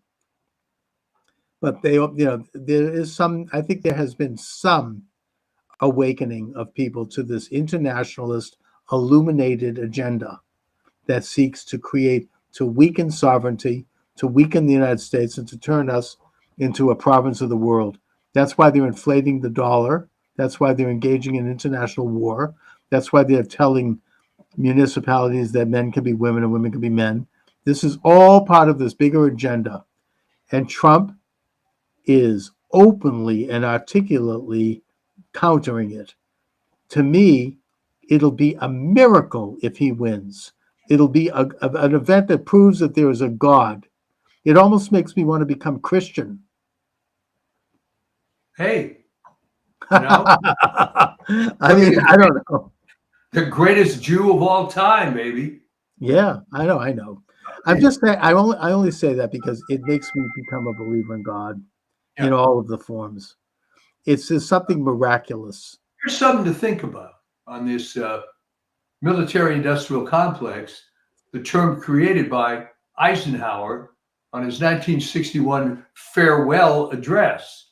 Oh, yeah. I'm thinking that he developed a lot of guilt feelings at that point, that he was part of this massive cabal of death and destruction, which, okay, worked out well for the US maybe, but he could see it was not ending. And it was No, I Korea. agree. I mean, I think that he did decide to spill a few beans at the final Yes. moments of his administration. He waited for the evening before he left office, and JFK was sworn in. Literally the 11th hour. Yeah, I mean, and, yeah. and he also said more than that. If you look at that speech, he also talked about big pharma and the biological industrial complex. I mean, there's a lot there that he got into, and you know, he's not the only one. I mean, there were other people in the establishment. I mean, we've talked about Michael J. Glennon and his book, The Double Government. You know, I mean, C. Wright Mills, the sociologist, wrote The Power Elite. It's all about that. You know, there were other people who have tried to blow the whistle, not just Trump and the deep state, talking about the deep state. And that this is a rotten establishment that's been with us since time immemorial. It's nothing new. And it's always been a struggle by people to bring back sovereignty under God and not under the state. I mean, this was the Protestant ethos of the Puritans who founded Boston. Boston is really the cradle of liberty. They brought in the idea that, and it was definitely anti-Catholic, it was anti-Jewish too, probably, that sovereignty comes from God, who is the great sovereign, and that he grants a limited degree of sovereignty to the individual under God, and that the state exists as a vehicle to protect and to preserve those God-given rights. This was the ethos of the Founding Fathers. This was the ethos that was captured by Jefferson in the Declaration of Independence. This is the political philosophy and the religious philosophy of America. It's a Puritan country. We believe in this concept. Catholics and Jews also have become slightly Protestantized as Americans. It's not the same as it is in other countries. Well, Because that's what we are. when Eisenhower, confessed in 1961, Yes. why has it taken so long, and why did it take a guy that was completely outside the system before more people woke up? Because they control the media. That's why. You've got Walter Cronkite. You've got them. You know, they've been able to, kind of like, manage what we know and what we don't know, what we see and what we don't see. They really have to a large degree, and they do so less now. There have been great figures who have stood up. I don't know. I mean, I'm a fan of Pat Buchanan. I don't know if you like his books, but Yeah. he's somebody who who threw out some ripples. Nixon was not completely on board with it, which is why he was, I think, removed from office. Reagan was not totally on board with it, which is why he was shot. And there have been people who have been at least willing to stand up to somewhat to this. Rush Limbaugh, the late Rush Limbaugh, he didn't go so far as to like completely expose everything he knew, because he knew that they'd pull the plug on him in about 5 minutes. Yeah. But talking between the lines, he made a big difference in terms of bringing people to a more conservative consciousness, an awareness of the American values. He really did. I mean, but he worked within the system because he wanted to maintain. It's kind of it is a compromise. He had huge influence. He had the biggest show in the world, really. They used to listen to it clandestinely in Havana. Yeah. And he was there for decades doing that show. Huge difference. But he did play ball to a certain extent with the illuminated establishment. But he pushed the edges, and that's what you have to do. I mean, I don't do it, you don't do it. But if you reach that level of influence, you kind of have to an extent. I'm sure Trump does to an extent. But within that context, you can still move things inexorably toward individual freedom under God, toward the existence of an objective body of moral and ethical values that come from Sinai, you can move things in that direction. The founding fathers understood it, and that was almost a miracle, the fact that there were so many of them that did. And they didn't always agree on everything, but they did embrace this American system. And, ever since then, this country being a microcosm, we have struggled to realize the true, as Martin Luther King said, the true nature of our creed. But in a sense, America's as a microcosm is, you can expand it and look at the entire human experience as the macrocosm. We have been struggling to realize our own individual potential since the days of Adam and Eve. I mean, it's not new. And that, it's every generation we have to struggle to advance. And we've made major strides in this country, especially. So, anyway, Mike. Well, there you go. So get out and vote. And as the Irish in Boston used to say, vote early and vote often. and please, pray for this country and pray for our future. There's so much at stake. If Trump doesn't win, I mean, no, and let me put a final historical perspective on this. All right. Consider how consequential the election was of 1912 when Wilson came in. Great Transformed the country, and no one's looking back at this point.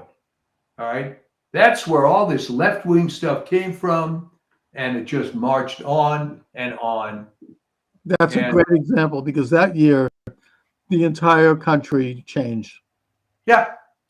Wilson was an open and self-avowed socialist, and that we've never been the same since. He was open and self-avowed racist, too.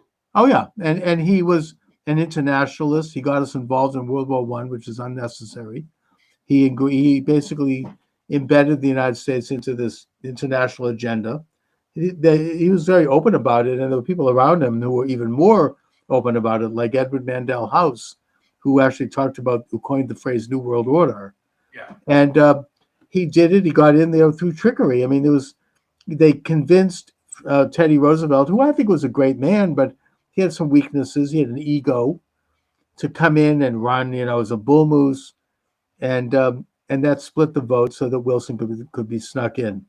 They implemented the income tax. They implemented a reform so that the Senate would no longer be appointed by the states, which removed state power.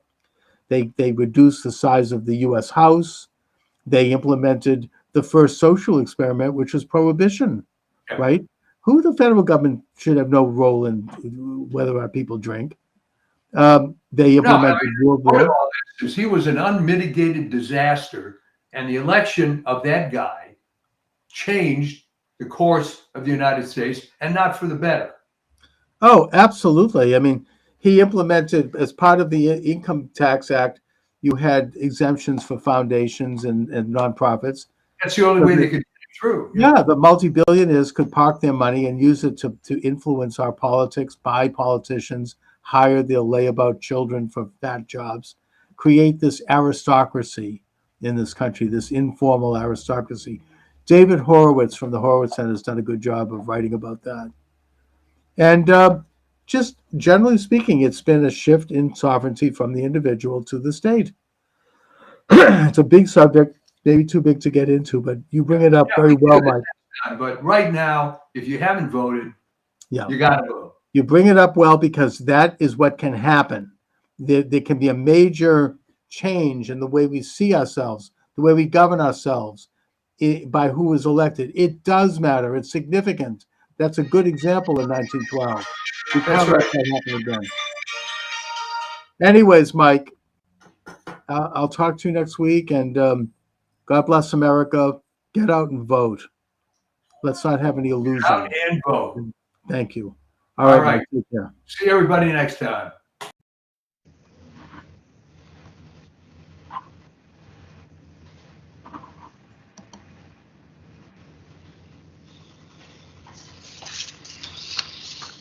And good afternoon. Charles Moskowitz here. Steve Turley is my guest this segment. Steve is internationally recognized scholar, speaker, and classical guitarist. He is a professor in theology, Greek, and rhetoric. Steve, thanks for joining me. Well, it's my pleasure, Charles. Thank you for having me. And Steve, you certainly have a gangbuster of a YouTube channel going. I've been watching it. Very, very good. Oh, cool. Thank you. Now, you bring up a very interesting premise in that you seem to believe that we are entering into a, you might say, renaissance of Western Judeo-Christian culture in the United States and maybe around the world. And I think you peg that to the, not to the pandemic itself, but that the pandemic is an opportunity to advance such culture. So talk a little bit, if you will, about your premise there. Yeah, thanks for that, Charles. Yeah, so what I saw prior to the pandemic were a number of dynamics that scholars tend to call post-security politics. It's a very interesting term. The nation state that's got structured, not to get too nerdy, but the nation state that got structured around the 17th century, that really in many respects, like Yoram Hazony, the Israeli scholar, argues, was more or less modeled after sort of a biblical cartography, so the Israelites, the Hittites, the Canaanites, the Egyptians. Well, prior to the 17th century, in many respects, the world was kind of run by empires and imperial structures. And after sort of the fall of the Holy Roman Empire, we started breaking up into what we now know as the nation state. And there were three advantages to the nation state. We had a sense of border security, so we could stay safe from marauders, We had a sense of economic security, so we can find jobs and provide for our families. And we had a sense of cultural security, so that our religions, our customs, our traditions could be celebrated and revered and give our lives a sense of meaning, so we can flourish as human beings. What globalism has done over, say, the last 4 decades or so, what scholars have noticed is it's smashed those three securities. It's opened up our borders into basically a borderless world. It's instituted what's known as an economic global division of labor, where manufacturing and industry has been shipped away from first world nations to so-called third world nations, China being the primary beneficiary of it. So we've lost all our manufacturing, and it tends to replace our customs, cultures, traditions with lifestyle values. Increasingly, proponents of globalism see our cultures, customs, traditions as hateful, as bigoted, as discriminatory, and the like. So, in the face of all that, there's been a massive backlash, and that backlash is going on all over the world, where populations are increasingly re-embracing their borders, their economic manufacturing base, and their cultures, customs, and traditions as mechanisms of resistance against globalization. And in many respects, this pandemic is only, well, in frankness, it's hastening both dynamics. It's hastening the craziness that we see with globalists and their autocratic tendencies, but it's also hastening and intensifying the blowback against that. Everybody now is closing their borders. Everybody wants to bring manufacturing back home and the like. It seems to me that the portrayal of the idea of the nation state and national sovereignty involves a major case of psychological projection on the part of those who advocate globalism, because the nation state is a very progressive institution. It's one that evolved over thousands of years, and it's one that, as you say, it protects a culture, it protects property, it's natural to a nation to protect the life and the safety of its citizens and their futures. I mean, it goes back to the Bible, really, and when they began to develop national borders after mankind tried to overthrow God in heaven at the Tower of Babel. You developed different languages, different cultures, different nations, and then the Bible, the Torah, goes on to give very specific borders for the nations and for all of the individual tribes of Israel. So the whole concept emerged. It's not new, and it's something that has advanced, and I think the greatest advancement in the great progression of the nation state was the development of the United States. Yeah. in that we have, we are the first nation to really embrace the biblical idea that rights come from God and not from the state, that we're created in the image of God. We're not God. And that as such, we have a limited sovereignty that we derive from God. And then we give a state certain powers that protect and defend those rights. It's not, the state isn't the supreme, which is, of course, a biblical idea, but it's a radical idea. And it's an idea that was patented by the founding fathers of this republic. So, I think that the pandemic brings to fore the necessity for things like property. And now we're protecting our own private properties more from this dread disease that is banging at the door. That's the right. nation, exactly. And that the nation is protecting itself by limiting people coming into the country because they might have the disease.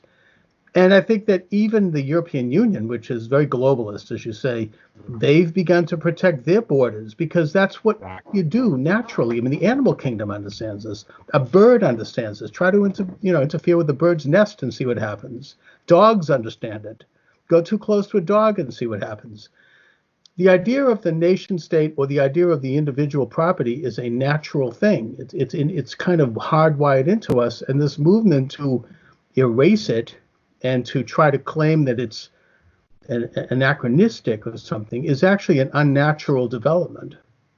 In many respects, what we're seeing now is simply a deference to the very nationalist, populist, America First policies that Trump had been implementing for the past 3 years. If I told you, say 6 months ago, that a North American leader of a North American nation, whose last name starts with TRU, has closed all his borders, has instituted a travel ban from Europe, China, you name it, in an effort to seal those borders, you would be shocked that I told you that one would be a fellow by the name of Trudeau. But it's exactly what's happened. Even globalists are behaving like Pat Buchanan right now. Even globalists are adopting this nationalist populism, and the whole idea of the supply chain, of farming out our manufacturing for pharmaceuticals to China, that's dead. That ain't coming back anytime soon, that's for sure. Right. You have Macron in France talking about bringing back industry to France. Japan has done the same thing as well, as starting to bring back their industry away from China. They start to see it as all economic nationalists do. They see the economy as a national security issue. We are a nation with an economy. We're not an economy that happens to be a nation that bows to it all the time. That's the very globalistic structure. And it's stunning. They did a study even before the pandemic. Breitbart talked about it, and they found that over 70% of the American public, when you polled them and asked them pointed questions that were reflective of an America First nationalist populist agenda, 70% of Americans agreed with it. The biggest, the single most conservative demographic, racial demographic on border security are African Americans. They have one of the highest, sorry, my phone is No, that's all right. They have one of the highest rejections of immigration of any population. And of course, because they're adversely affected by, especially illegal immigration with entry-level jobs. Well, labor and minorities have always had an interest in reducing immigration because it cheapens the value of labor, and it cuts back on opportunities for minorities who are trying to get a place at the table, so to speak. Right. And I think that we can see from this situation that a nation state has the right to decide who enters the national home in the same way that you and I have a right to decide who enters our private home. It is a normal, natural thing. It's a good thing. You don't have to explain it. It's just one of the basic building blocks of any nation. I mean, you try to enter into a communist country. I mean, if you're not wanted. I mean, it's sort of, the left is now criticizing Trump because they say he didn't do enough in terms of stopping flights from China in the early stages of the pandemic. They're saying, oh, you still let people in. Well, hello, they were citizens And that at the time, I remember they were screaming about the fact that, oh, he doesn't like Chinese men and women. Right. That's It's called what's motivated. xenophobia. Yeah. Exactly. So it's all very situational for them. Yeah. Yeah. But the fact is that, it's just a normal, natural thing for any sovereign nation to do. These are the functions of sovereign nations. And I think it does certainly put globalism on its heels. The latest thing I'm hearing is that now, it's sort of a last-ditch, desperate attempt by the globalists that anyone who criticizes globalism, this is a euphemism for anti-Semitism. Yeah. Hello, I happen to be Jewish, putting that aside, but as a Jew, I mean, Israel is a sovereign nation. I mean, the United States, I mean, this isn't an anti-Jewish thing. It's, are Jews supposed to be globalists? Some of them are, some of them aren't. But, this isn't something that is inherent in Jewish understanding at all. If anything, it's the nation state is the primary idea. Exactly. And again, Yoram Hazony has been one of the major voices in that, a wonderful, wonderful scholar. He runs the National Conservative conferences. They just had theirs in Rome right before the pandemic. And of course, they had all those horrible anti-Semites like Viktor Orban and the like speaking there, as they're all, of course, laughing at such an assessment. Yeah, one of the funny things, there's some scholarship on this now, where they're finding that, in point of fact, people like Geert Wilders and a number of nationalist populists in Europe are extremely pro-Israel because they see the danger of Islam, and because Islam, in many respects, the Brazilian philosopher Olavo de Carvalho actually argues we have three globalisms going on right now. So the first globalism is the one we're all familiar with, the Western liberal globalism. That tends to be very economically driven. Then you have the Chinese globalism, which of course is Marxist driven, and that's getting hit hard as we speak. Thank God for that. But then you also have a religious globalism, which is the Islamic globalism, particularly via Iran. And their expansionist tendencies. They want to take over the world. They haven't been able to figure out how to do it. But nevertheless, nationalist populists in Europe tend to recognize that. And they tend to see Israel as a beacon. And of course, Israel's probably, when all's said and done, the most nationalist nation on the planet right now. In many respects, the commentators are saying the left doesn't even exist in Israel.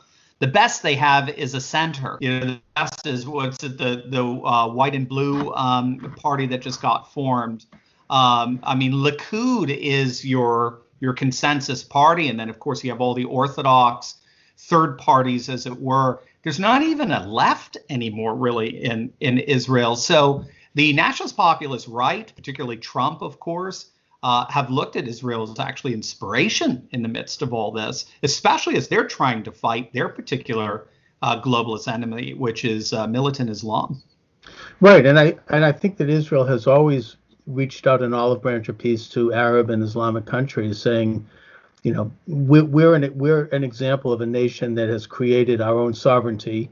We got rid of the British occupiers, and we want to urge you to do the same for your own respective nations. So, now you have Trump coming into office, and he's using some of the same rhetoric, of course, that was used by the Bushes and by Obama and Clinton, except he means it. And everyone knows that they didn't. They were full of it. They were just saying it for the bubbas, He talked about, protecting the borders, and he's doing it. He talked about better trade relations with foreign countries, and he's doing that, and economic relations that favor the United States and our labor and our industry, and he's doing that. So that, to me, is the thing that is leading the globalists to really take a very strong-fisted attempt to have him removed from office, and that includes several attempts at impeachment. I think there might be more coming down the pike. I mean, I pray for Trump. Yeah. This is the enemies of Trump are the enemies of our sovereign nation right now. And I think we need to understand that. And I say the same thing to liberals who may not be aware of this, and even leftists who are not cognizant of it, because we all have a life in this country. We all have a family and we want to have a future. And do we want to have that future under our own? I mean, it's sovereign nation. That's democratic. That means that you as an individual, as in a community, have more say and more control over your own life and destiny, not some foreign, unelected, faceless bureaucracy that's either in the form of an international form of governance or an international corporate form of governance. It doesn't matter. The point is that they have to be held accountable by a constitution and by elected officials who we elect to represent our interests. It's so interesting because even Bill Maher, an ultra leftist like Bill Maher, recognizes that if you actually want to have a conversation, a deep, meaningful political conversation, cultural conversation, you have to go to the right. The left is almost, it seems, incapable of doing that today, particularly the media, the mainstream, I like to call Marxist media. If you want to have a reasonable conversation, John Stossel found this out, Stossel being very libertarian. So being a libertarian, he's very liberal in many things, also conservative in others. He found liberals shocked and absolutely offended by the things he was saying, whereas conservatives are like, oh, that's interesting. Let's chat about that. That's why we have the talk radio everywhere. I mean, talk radio is by definition 99% conservative because we love reading and thinking and reflecting and then conversio, having a conversation, because we're not afraid. We have a sense that there's truth out there. We're all trying to get to it. And we're confident that we feel a certain sense that we're really pretty close to it here. And when you have an entire political movement that says no, and anything to the right of us is by definition taboo. It's by definition now going to be defined as hateful, bigoted, homophobic, anti-Semitic, xenophobic, and on. And therefore, it's to be dismissed, rejected, and excommunicated. The cancel culture. How is that even remotely democratic? How is that not the very authoritarianism they try to denounce us for? We're the ones who want democracy. We're the ones that want referendums. We are the ones who want more say over what happens in our nation. And we want to do it through conversation and a normal democratic discourse. So it's crazy, but that's why we get to have these great conversations.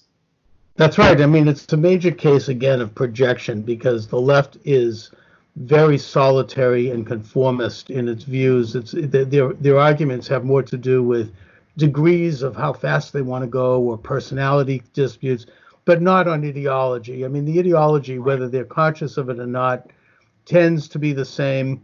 Their hatred for Trump is that he's actually challenging that view. And the hatred in the media, and you talk about this on your YouTube channel, Steve, and you do so quite eloquently. It is really unprecedented. It's really open to the point where they really are no longer professional. I mean, they'll do a story based upon one anonymous source, which is unthinkable before Trump. And then, of course, the next day when it's disproved, they then take it down and go on to the next one. And it's just this constant barrage. I mean, and the hatred is so palpable. I mean, I was listening to Michael Smerconish, who's a big-time left-of-center radio talk show host in Philadelphia. He's been there for about 30 years. And early in the administration, when the atmosphere was almost like Frankensteinian, I mean, people were showing up with torches and the rage was just on the street. He made one mild comment that praised President Trump about something he had done. And it wasn't even a big deal. It was some technical thing. And he says, we have to give a little credit. And then he got such hate mail and people were going to boycott his sponsors. I mean, people that had been sponsoring him for 20 years. And it was so bad that he had to back down and he had almost like retracted. The atmosphere is like, it's like a carnival. And I think that it might have lessened a little bit because a lot of people, I mean, the average person who dislikes Trump is not like that. They have legitimate complaints. I get that. Or they don't like his personality. That's fine. But this derangement is something that I think what they're weighing and balancing now is how far do they want to go with that, because if they expose it any further, it's going to sink them. So what do you see happening with the upcoming election? I mean, I'm actually very concerned, not just because of the pandemic, but because of the forces that are arrayed against Trump. I mean, these people aren't going to take no for an answer. Absolutely. Yeah. It's I think the way to situate the election, at least the way I'm doing it, is to have a healthy balance between recognizing we are in uncharted territory right now, especially with this pandemic, and we're going to have to see the economic fallout from it over the next few months. So we're going to have to see what's going on there, but also to look at it in terms of the patterns that have been pretty prevalent, certainly over the last 100 years of presidential elections. Now, for that, I tend to be very impressed with what's called the primary model by Helmut Norpoth of the University of Stony Brook, because it's an algorithm that has studied elections since 1912, which is the first year that the candidates had to go through a primary. And what he found is he found a pattern. The pattern he found is that the primary is the election in microcosm. So you look at the candidate who wins the most votes, particularly in the early primaries, you plug that data in to this algorithm, and then out comes the algorithm's determined winner. And he found it lined up with every single winner all the way up to 2016. Wow. I think there was one exception. I forget where that was, but that was the pattern. There was that's your ultimate poll, right? Your poll numbers. Who tends to win those elections? Who tends to win those elections are usually the incumbent. It's a twofold pattern. It's usually the incumbent. So if you've had the same party in power for two administrations, 9 times out of 10 we go to another party. It's we swing back and forth. Certainly since FDR and Truman, we've been doing that pendulum swing pretty consistently. Jimmy Carter was the one interruption with that. He had one term, and also Bush Sr. Well, Bush so what he says is Bush Sr. technically is the third term of Reagan. Oh, okay. So Bush Sr. getting voted in was the disruption of it. That's the interesting thing. So you had 12 years of a Republican administration there. So you almost had a little bit of a going back to the FDR Truman era to a certain extent. So Trump had that going for him. And then when he ran the numbers for the primary, Trump is setting records in terms of voting turnout in Iowa, in the caucus, in New Hampshire. He got 3 times the amount that Obama got the last time an incumbent was running for re-election, 2012. So he ran the numbers for Biden versus Trump in terms of the primaries. And he gives, based on that, plus with the pendulum swing, he gives Trump a 91% chance of winning re-election. Now, he is saying this is unprecedented territory, but if it plays out the way it's been playing out for the last 100 years, we should see Trump in a blowout. We'll have to see. So I know what you mean. I'm with you 1,000%. I'm scared too. There's just so much going against him and everything like that. But Norpoth is standing by his prediction, and he was right in 2016. Yeah. Did he do this before the pandemic? So he did it before the pandemic, and then if you go to the website, primarymodel.com, he has a caution on there. He says, now that we had this outbreak, I'm going to be watching to see if there's a massive disruption in Trump's poll numbers. If he goes down to 15%, he'll probably say, all right, forget it. My primary model isn't going to be applicable to this anymore. So he's been watching the poll numbers. And of course, I mean, his polls go up and down, but of course, the Gallup polls have been pretty impressive. Trump has positioned himself as a wartime president, and his support among Republicans has remained absolutely solid. So his support among independents is around that 50%, 60% mark. So he seems to be doing, so Helmut Norpoth has since said, the one thing he said is the last thing we got to watch out for is just the economic data that comes out this summer. If we're going into this election with 20% unemployment, all bets are off. But if he can bring that back down, we can open up the country again, which you've noticed blue states don't want to do, interestingly Right. enough. Mhm. Right. So I think they know it's going to really hinge on that. Well, it's all very unknown because the situation is so unprecedented, and I guess the question is, are they going to be able to hang blame for this on Trump? Are they going to parrot the communist Chinese line and do that? I think that in my opinion, we should be grateful, and I pray to God that Trump's president during this thing, because if we had the liberals and the left in office, we'd probably have concentration camps right now for people who step off the lawn. I can't even imagine. Take a look at some of these states. I mean, like Oregon is now, moving the opening date up to August 1st. I mean, it's and they only have like a couple of hundred cases, so it's not. It does show the authoritarian nature here, and we could go through other states.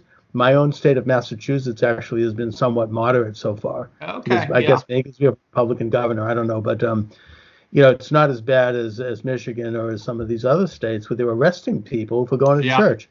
So, I think that all of it, however, remains to be seen. I think that I don't want to sound too tin hat here, but I wonder if they're trying to damage the economy as a way to stop Trump. I mean, I know that sounds far fetched, but given the lowness of this, I mean, impeaching him and doing all these other things and all these, frankly, these conspiracies, I wouldn't put it past them. I mean, I just, my way of thinking, I mean, they'll do anything. So, because we're not talking just about Donald Trump. We're talking about, as we started, Steve, a global movement that is, of which people are beginning to wake up. They're getting really woke, to use the term. In a good way, right? Yeah, in the real sense. And they're realizing that they want a government that protects their rights, not takes them away and decides to grant them on whim, and that they don't want to have this global entity that doesn't care about the individuals and the communities in their own nations. I mean, these things are basic common sense. And I think that the international community, what we talk about, the globalists, they don't want people to wake up to this, and they want to stop it. So I wouldn't put anything past them. Right. No, I agree with you. I do. Unfortunately, I have to. I mean, just look what they tried to do to Brett Kavanaugh. I mean, that was insane. And look what's happening now. Yeah, I know. I know, that's the joke. Elizabeth Warren, always a hypocrite. She's coming out and says, there you go, Elizabeth. And I'm from Connecticut, by the way. I'm a fellow New Englander as well. Yeah. So, I know. Be careful what you weaponize. It's always going to end up being used back against you. And that's. You just look at what they were willing to do to destroy in order to stop. And, well, I mean, it comes down to exactly what you said, Charles. You had a great distinction. We can disagree. We're all for disagreement. That's fine. It's derangement that we have an issue with. Exactly. All right, Steve Turley, let my viewers and listeners know where they can read your excellent work, where they can see your excellent YouTube program. They can go, so if they want to see just the whole panoply of stuff, go to turleytalks.com. It's my last name, T as in Tom, URLEY Talks, like TED Talks, turleytalks.com. And then just all you have to do on YouTube to check out the YouTube channel is just punch in Dr. Steve Turley. It'll take you right to the page. All right, Steve, listen, I want to thank you for joining me this afternoon. Thank you, Charles. And we start recording on this one. And if you need to take some time, take time. No, we're ready to go. Cool. All right. Charles Moskowitz here. And my guest is Charlie Robinson. And Charlie is the author of this really interesting book, The Octopus of Global Control. Charlie, thanks for joining me. Thanks for having me. Let's get into it, shall we? Shall we? Why not? First of all, what led you to write this book? Oh, man. So it's funny because there should be some deep, complicated story about it all. But really what led me to write it was a very simple question. A conversation I had with my mom. I had discovered some new great conspiracy topic that I had gotten into, and I was filling her in on it. And she just, and she's always such a good sport, and she listened to me about these crazy things. And afterwards, she just said, this is all this is all great. You've got all this information about all these different topics. What are you going to do with it? And I didn't have an answer. It never even crossed my mind that I had to do something with it. I just kind of, I just was compiling it in my head, and I was interested in the topics, but I never had any sort of plan. And after that question, I sort of, I just started thinking about it, and I thought, well, I could do a documentary. Well, I don't really have the background in film and all that. I could do a podcast. Well, I wasn't really at the point. I now have one, but at the time I wasn't really ready for that. And I just decided, well, I think I can write about it. I think I have a way of injecting my dark sense of humor into these dark topics. And I think I can find a way to make them, while still being respectful of how serious the topics are. I feel like I can do it in a way that also kind of makes it a little bit funny, because I've been inspired by guys like George Carlin and Bill Hicks and Joe Rogan and,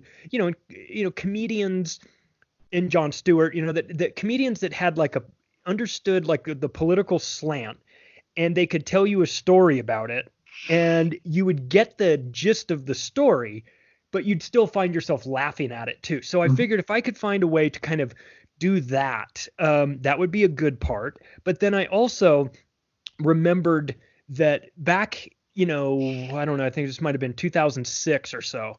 I made the mistake that a lot of us in the, I don't know if you want, I guess, truth community, if you want to use that term. I made the mistake that a lot of us in the truth community make, which is I brought up 9/11 at a Thanksgiving dinner, and I watched watched the table turn on me, and I watched everybody not appreciate my contribution to the dinner table conversation. And I also realized that through that botched conversation, I realized that they saw me as somebody that didn't have any sort of authority to talk about these topics, in part because I didn't have any authority to talk about the topics. I was just a guy that was interested in it.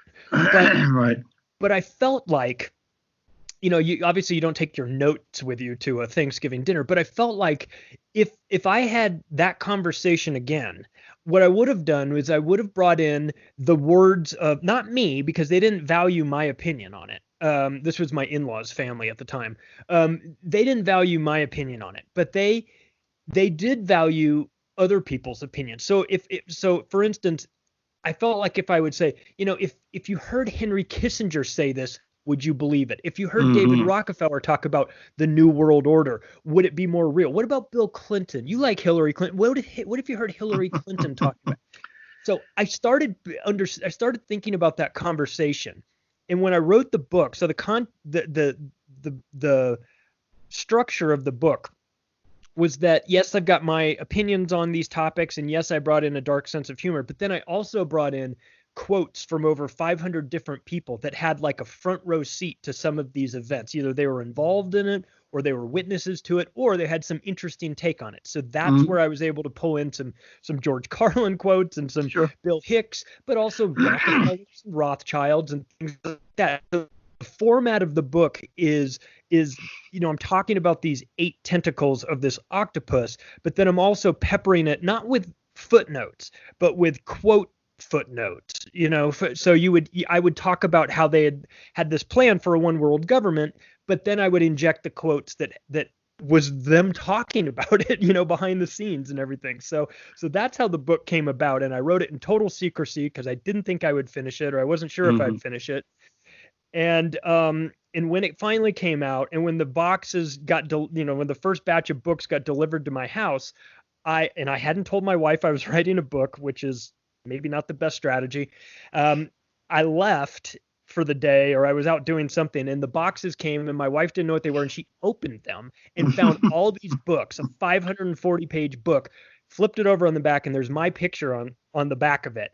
Oh, and my. When I got home, she threw me out of the house for 2 days because she said I was cheating on her by writing Now, the book. did you send a copy to your in-laws? I did not, but they should get credit for spurring me to write this book. So that's kind of how it started out. No, that's amazing. I had a similar experience. I don't know where you fall politically, but after the last election, I was informed by my in-laws that the Thanksgiving dinner would be a Trump-free zone. And also, look, I mean, on a more serious note, I mean, writing a book is and I've written more than 10 nonfiction books on similar topics. It is a great way to really go deep into a topic you're interested in and fascinated by. And anyone, almost anyone, can now write a book with the access to the internet and Microsoft Word and several things. You can write the book. You can self-publish it if you want on Amazon. It could get picked up by a publishing house, which happened with me in one or two cases. And it's an amazing thing, and that what we have access to. Yeah. Now, I want to talk a little about the book itself and your premise. Sure. You weave together a very comprehensive look at what you call the octopus of global control, what I think we used to euphemistically call the Eastern Seaboard liberal establishment and its interactions with other like-minded establishments around the world. Yeah. What do you see as the main nexus of, and in a sense, the brain of this octopus? Well, it's so the octopus concept was not mine. Obviously, it went on early. It's been around for a while. And one of the quotes that I used talks about.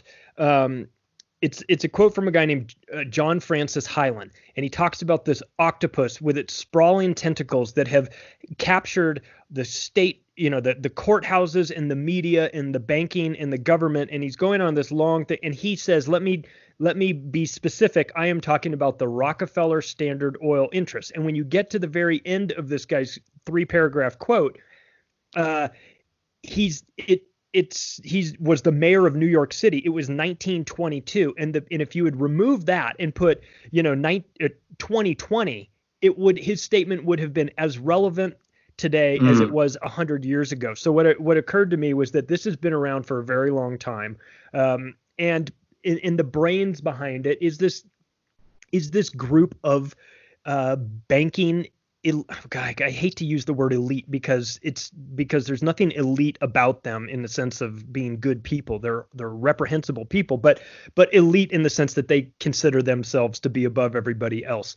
So it's these banking oligarchy families that have been around, that have like the Rockefellers and Rothschilds, and they're less concerned about nationalities, and they talk about it in their own works as being internationalists. Now we call them globalists, but David Rockefeller talks about himself as being an internationalist. So it's these internationalist type families that have a controlling hold through their interlocking boards of governors and through the corporations that they run, through the central banking components that they are involved in. But it's a fluid situation, though, because I think that it's not just that. I think that there's new people being added to this octopus. I think that the new tech oligarchs are going to carry this moving forward. It's a philosophy more so than anything. It's a philosophy that they believe they are.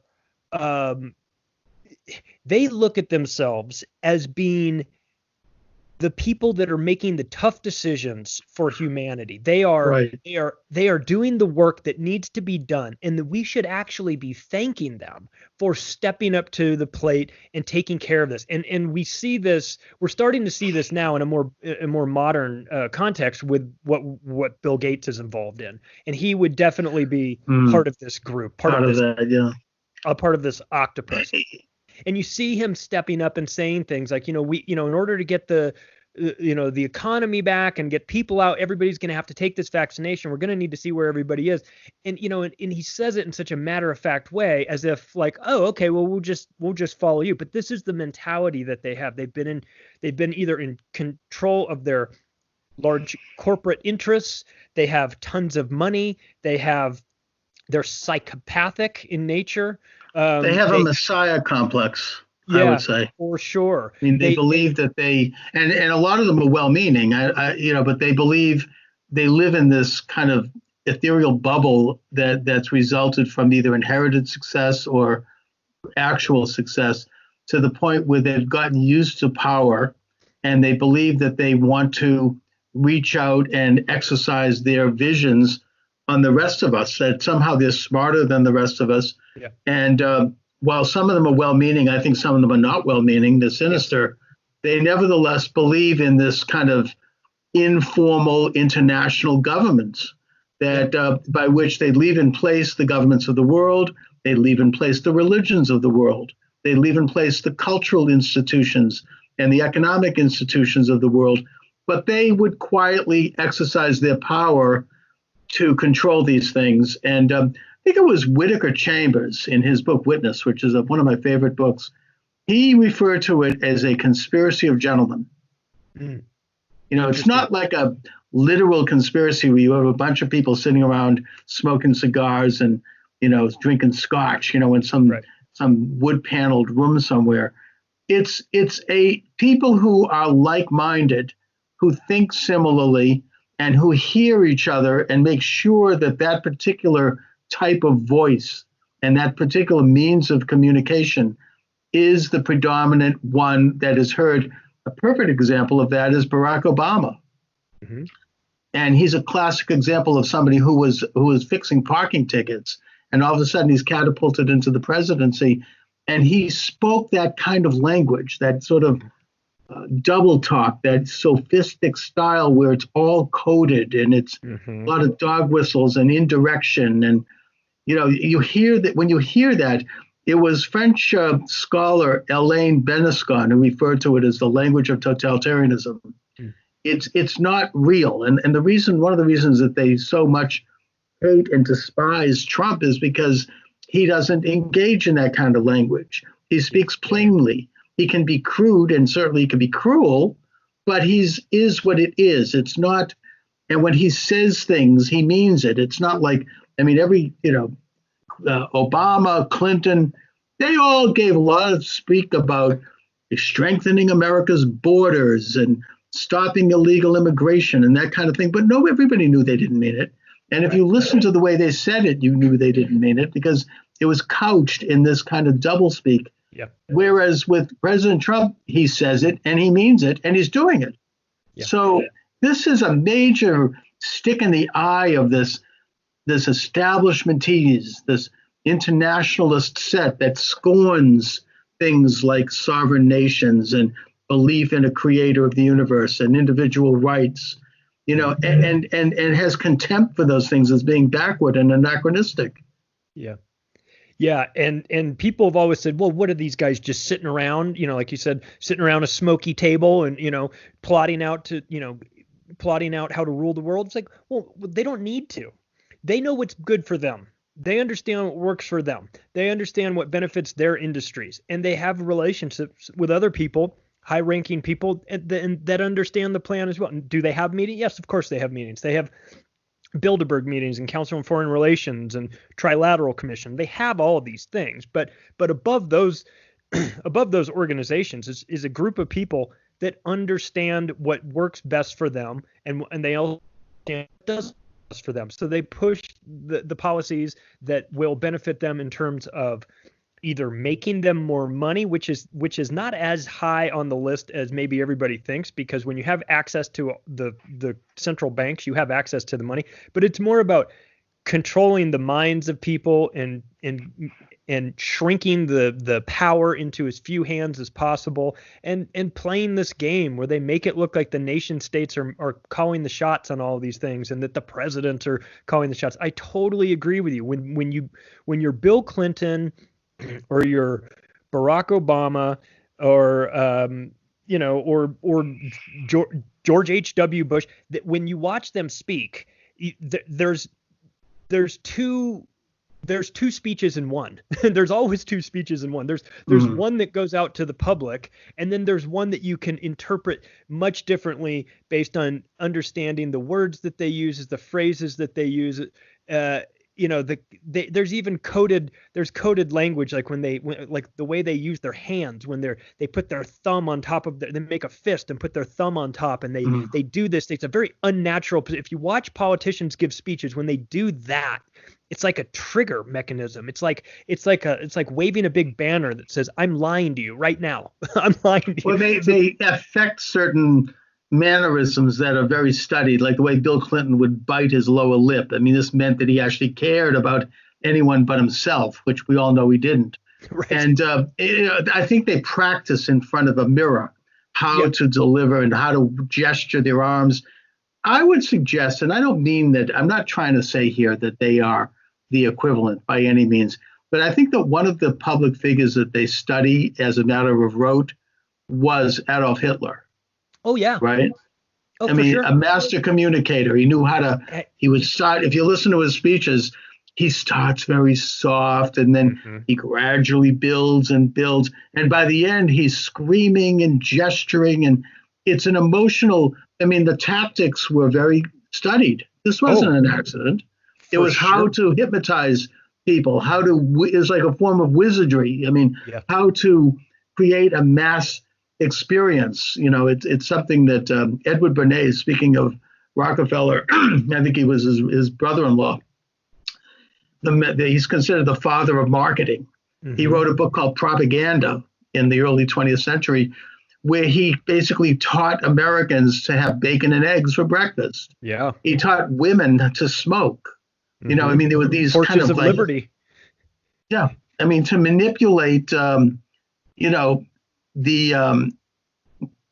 was to manipulate emotions and to manipulate people's behaviors.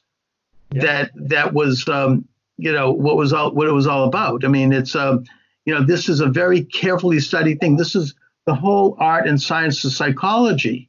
In a way, is, I'm not saying we shouldn't have it, but it's a study of control. It's a study of how to manipulate and control emotions, both control of individuals, but of masses, of entire countries. Yeah. Yeah.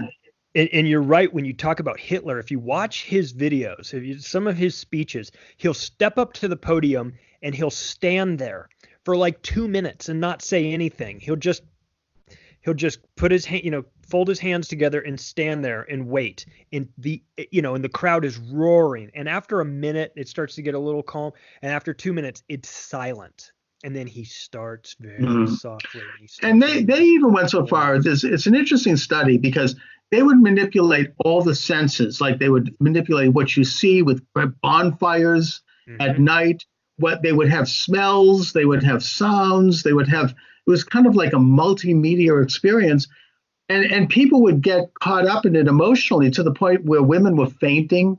I mean, Obama reminded me of that a little bit. I'm not saying he was like Hitler at all, but there was that same phenomenon, which was not something you generally saw in the United States, where women were fainting at his rallies. Yeah. Now, Trump is the opposite. I mean, it's very freewheeling and he's talking bluntly and, he doesn't look at the teleprompter. Sometimes he goes way off the edge and he needs to be reeled in a bit. But nevertheless, I've been to a Trump rally and it's a very real thing. No one's hypnotized. It's not like nobody worships Trump. It's quite the opposite. But they're into like worship of the state and of people and things that represent the state. And they exalt those things and they venerate them almost like they're demigods. And that's, I think, part of this whole program of international manipulation and control. Yeah. Yeah. And you see that come out of the Tavistock Institute in the UK, where I just kind of describe that as the culture factory. When people see the Beatles, and they come to America and they're getting off the plane and all those women are screaming and everything. Those women were all paid to be there. I mean, that was a Tavistock project that they put forth, and they use this. And so there's a psychology behind crowd manipulation, and what works for politicians can also work for rock bands. And Tavistock was very heavily involved in this. Guys like Dr. Alexander King, who was one of the creators of one of the founders of NATO and was highly involved in this. And so you get these really sketchy characters involved in these institutes and connected to guys like Bernays as well. who create a culture. And they're, I mean, look, we have got to give them credit. They're very good at what they do. They Right. know how to get us riled up. And that took, they took that to new levels. And then once television came about and became really mainstream, they went to work on television through the Tavistock Institute and the CIA to really use that to shape reality. And I think it's fair to say, especially given what we're going through currently with this coronavirus pandemic situation, that the media, in my opinion, is one of the most dangerous components of this whole octopus, because and they do their nightly, like fear mongering, atrocity kind of reporting and anything. But okay, my guest is Charlie Robinson, and the book is The Octopus of Global Control. It's available at Amazon and other locations. Charlie, you brought up the Beatles. That's a really interesting subject to me. I mean, look, I love the Beatles. Me too. I love their music. I think they were geniuses. But John Lennon was always the truth teller in that band, and he's the one who said politically, he goes, "Look, we've been made to be more popular than Jesus Christ." Yeah. And he got in trouble for that. He kind of went off the reservation a bit, but he was saying something there. I mean, he was like, "This is insane." I mean, and he would do, when they would appear, he would make Hitler salutes on the balcony when he'd wave to people. And he totally was like letting the cat out of the bag. Yeah. With all of that. And then it also is worthy to note that the Beatles, as great as they were and as brilliant as they were, they introduced alternative Eastern religion, and they also introduced drugs. I know I'm going to get in trouble for saying this, but they glamorized drug use in the 1960s with their lyrics and their actions. And it was followed by other cultural icons as well. I mean, the Stones, of course, the Doors, various groups. And it was one of the contributing factors to the development of what Aldous Huxley talked about in his Brave New World, that he said in an interview just before he committed suicide in 1963, that the world was going to be turned into a drug-induced concentration camp, that we would all be on some kind of controlled substance, and we would become, servile to this kind of mass instinct. And so, you can't dismiss the possibility that the Beatles, certainly, maybe even others, might have been conscious and witting participants in this agenda. Yeah, and the work of guys like Mike Williams, the Sage of Quay, who's done a lot of research into the Beatles. Mark Devlin, who's written 2 books, Musical Truth Volume 1 and 2. He and I both spoke at an Acapulco a year ago, and I watched his presentation called No More Heroes, and it was interesting to dig into the background of not just these really famous musicians, but their families. You start to realize start to see that, like, Jim Morrison, lead singer of the Doors. Yes, his father was in the CIA. His father was the admiral of the ship that was allegedly attacked in the Gulf of Tonkin incident in Vietnam, which is one of, it didn't happen. It was an event that didn't happen. And so you start to dig into who are these people, and we see this now. We see this in pop culture with regards to, like, the Super Bowl halftime shows and the Olympics opening ceremonies. And we see a lot of the one eye symbology of the people, the famous pop stars that are covering one eye and all this stuff. And at some point, early on, hear that you conspiracy theorists are all the same, but look, it doesn't matter to me, but it matters to them. They are sending a message. And you talked about this earlier about how these important families are, that ritual and, the way they carry on a public event, it matters to them. It comes from their culture of ceremonies and like witchcraft and Luciferianism and all these things that they're really into. And it's, right. And it matters to, so we can be dismissive of it. My point is, we can be dismissive of all this stuff as just not at all, but it matters to them. And so maybe we should pay attention when you keep seeing the pyramid showing up in all of these music videos or opening ceremonies of the Olympics or the opening opening ceremonies of CERN, or you're like, why are you having all of these? Why are you doing these crazy? Oh, we could do a lot of talk on this topic. I mean, I feel nervous going too far because I don't want to lose my YouTube channel here. Well, listen, let's get off it then, because it's a real thing. I think that probably people who follow me and follow you, Charlie, kind of know what we're talking about here. Yeah. There's plenty of other places you can go and get deep into that information. That's right. I could do it on my audio show. Yeah. But I don't know if I want to do it live on YouTube. Yeah, YouTube's funny because about that maybe stuff. YouTube might be part of this. I don't know. I'm not saying they are, but you never We'll know. talk And I about appreciate unicorns and YouTube. rainbows instead. So anyway, your book is really weaves together all of these various elements to show, as you say, an octopus of control. Yeah. And I think that the three pillars in this is the culture, politics, and money. Yeah. And I suppose the fourth estate is religion. Mhm. And they tend to try to gradually, over time, control the high ground in all of these areas informally by getting into the system, working up the route line. I mean, a good example is the complete co-opting of American academe. Oh, yeah. Starting in the 1960s and right up till today, liberals gradually worked their way into these institutions and promoted other liberals to come in and got rid of conservatives through attrition, to the degree that now, even I think Boston Magazine, and I'm in Boston, they did an article showing that Boston and Massachusetts universities are like 97, 96% liberal professors. Yeah. It's like there's not a lot of diversity there. There's not a lot of dissent. There's a great deal of conformity. And at this point, it's become, really oppressive. And I think that students who go to these institutions, they kind of internalize these things, or they've already internalized them. And if they haven't, then they do so pretty quickly because they want to get through it and keep their head low and get their degree. You don't want to buck this kind of system. And I don't know. I'll just give an anecdotal situation. Back in 1998, I went to Tufts University and got a radio show as a citizen broadcaster. And I was conservative. And people there were mostly liberals, and they came in there with the blue hair and everything else. But we had a great time, and I would invite people in my show, and we would have debate and dialogue. And I had on prominent liberals like Noam Chomsky and Howard Zinn and others. Mm-hmm.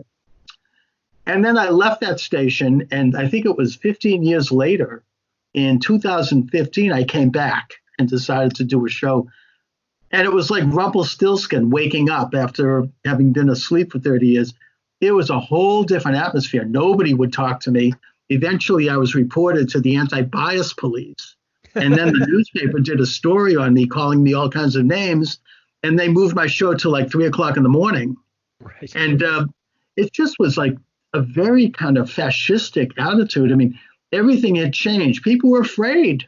Nobody wanted to stick their neck out. People didn't want to, you're spending $60,000 a year for a college education. You don't want to get in trouble. They had this anti-bias Gestapo that could kick you out of school and could ruin your life. If you didn't goose step to the politically correct agenda. Yeah. So I think that they've really taken, again, I agree this is anecdotal, but they really have assumed the high ground in academia at this point.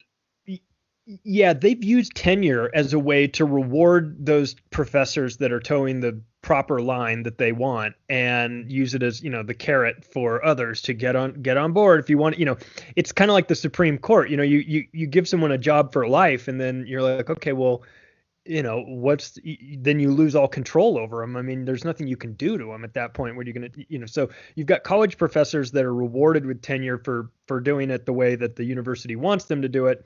Then you've got this insanity that has sprung up lately that you're talking about, which is safe spaces and all of this, 57 different genders and all this stuff. And if you point out the obvious, that this is all ridiculous, then you're somehow you're always anti-Semitic for whatever reason, just because. Well, anybody that disagrees with the left is called an anti-Semite by the ADL.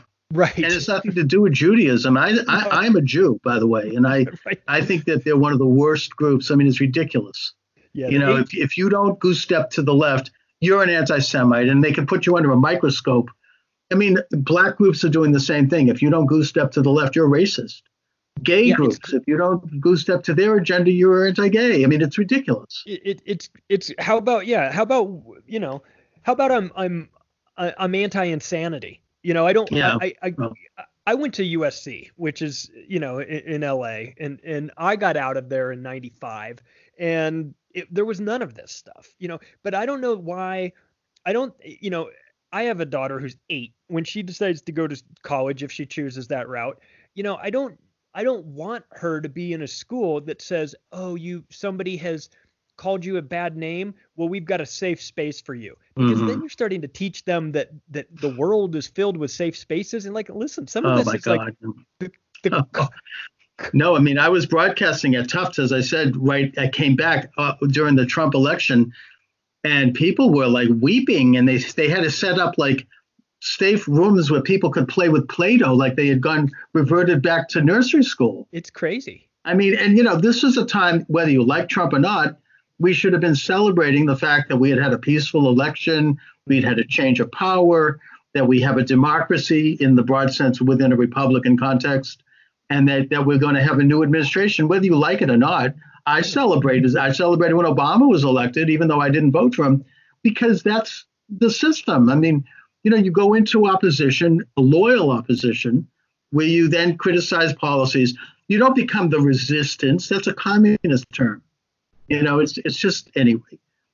But yeah. And I had this conversation with Sam Tripoli, who does Tinfoil Hat and is also a professional stand-up comedian. And I asked him, like, can you go out and play colleges? He's like, no, there's no way I can play a college. He goes, I have to make everybody in the audience happy. If I make one person unhappy, they go to an administrator who goes to, you know, who then comes up on stage and, you know, with the old hook cane thing and just pulls you right off stage. Well, who needs that stuff? And by the way, become like, I mean, look at they drove Ben Shapiro out of I think it was UCal. I mean, he's like a moderate conservative guy. I mean, we're not talking about some, you know, real ideologue there.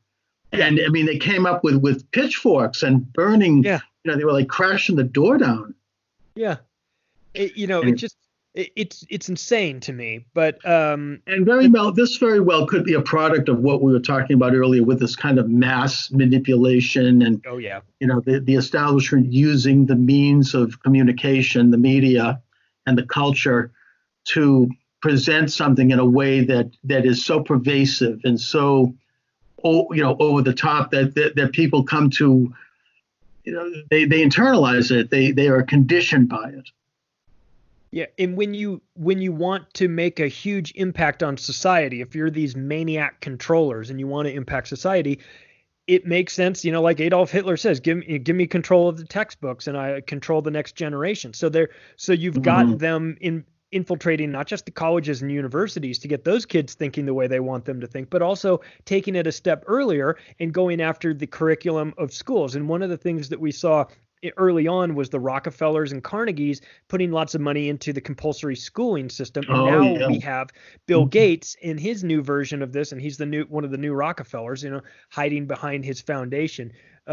We've got him pushing Common Core, which is, if anyone has taken a look at the Common Core math component, it is, I don't know any other way to describe it other than intentional disinformation and torture of these kids, because it is so backward that it screws kids up, not to mention puts us way behind every other country in terms of math.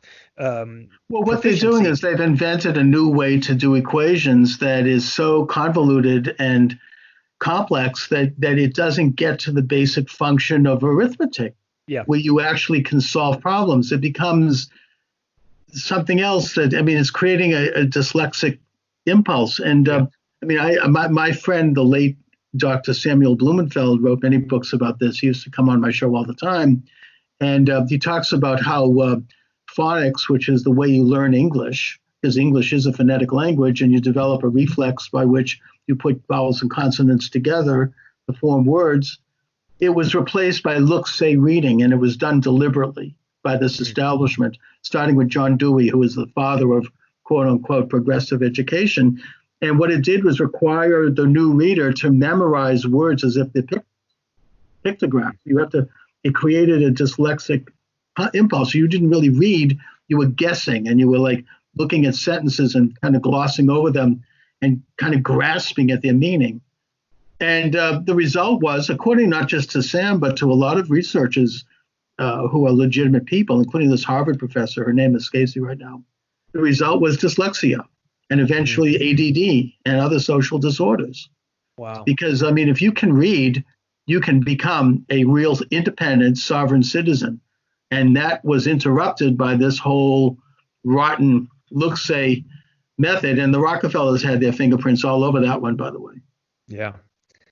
Yeah, it's really devious what you can do to the kids if you take the time to invest in these education systems. I mean, people don't, and I didn't realize this either until I started researching for the book, that, you know, the reason why when you're a kid and you're in a public school and all the desks are in rows, you know, these single file rows, and then there's a bell that goes off, you know, when class is over or when school's over.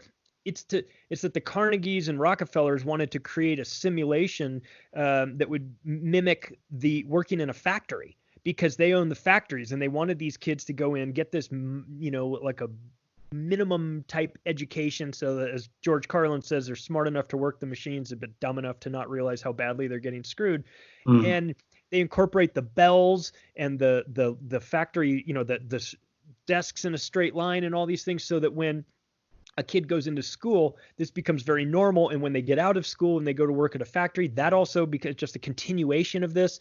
And so it's very, you know, what you realize is that we maybe haven't thought about it all that much, but they certainly did. They put a lot of time and effort into thinking of how this best would shape society for their benefits. And a lot of what we do and a lot of what we consider to be normal is normalized because they normalized us to it. You know, it wouldn't be normal to us if it hadn't been for the influence of these organizations like the Rockefeller Foundation, the Carnegie Institute, and the Bill and Melinda Gates Foundation. And so we see this moving forward. So I think one thing that a lot of us need to be aware of is that sometimes these organizations that purport to be there for the benefit of humanity are not actually doing the things they say they're doing, but they're actually being run by maniacs that that have a very specific agenda, and they are shaping reality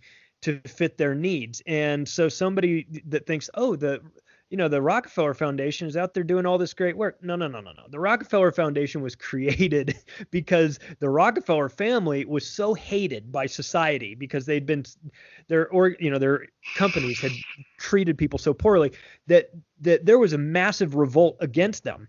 And so the Rockefeller Foundation was started with these guys that had an understanding of the new concept of public relations and press releases and things like that. And they started working on their image, and they started having professionals come in and help them with their image. And now we see, now the average person sees the Rockefeller Foundation and thinks of it as this, foundation for the betterment of humanity. And that's not what it is at all. And so I think it's important for us moving forward to understand that the Bill and Melinda Gates Foundation is very similar in that respect as well.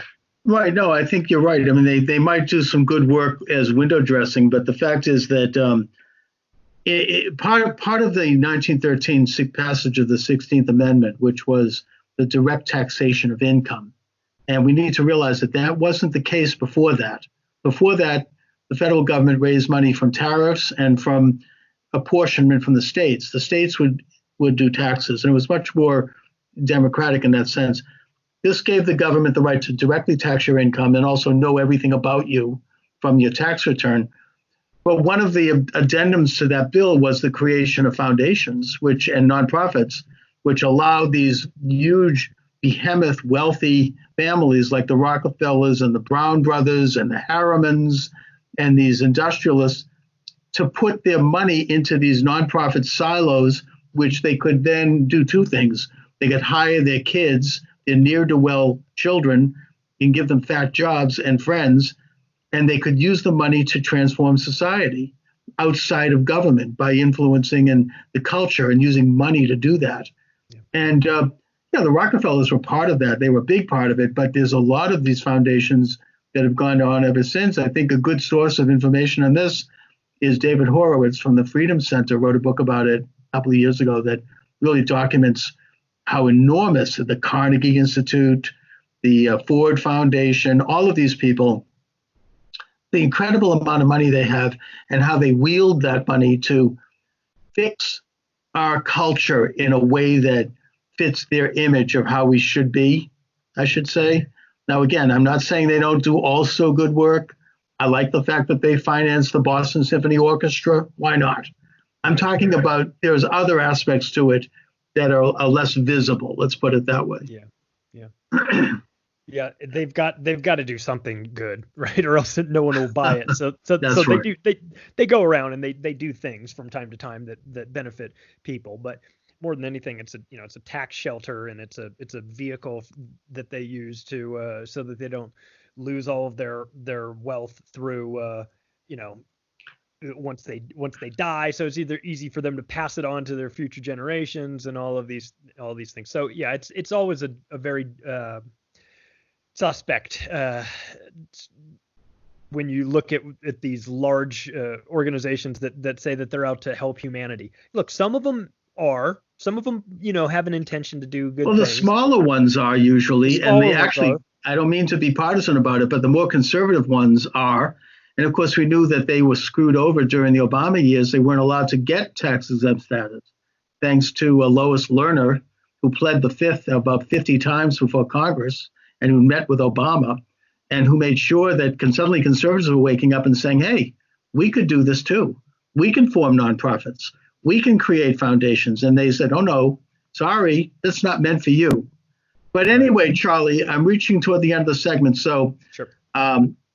Where do you see the present pandemic falling into all of this octopus, if you will? How are they manipulating what is a real disease, by the way? I mean, this isn't a joke, but I mean, I'm fearful about these mandarins of the octopus, as you call it. I mean, and them manipulating the situation to suit their image.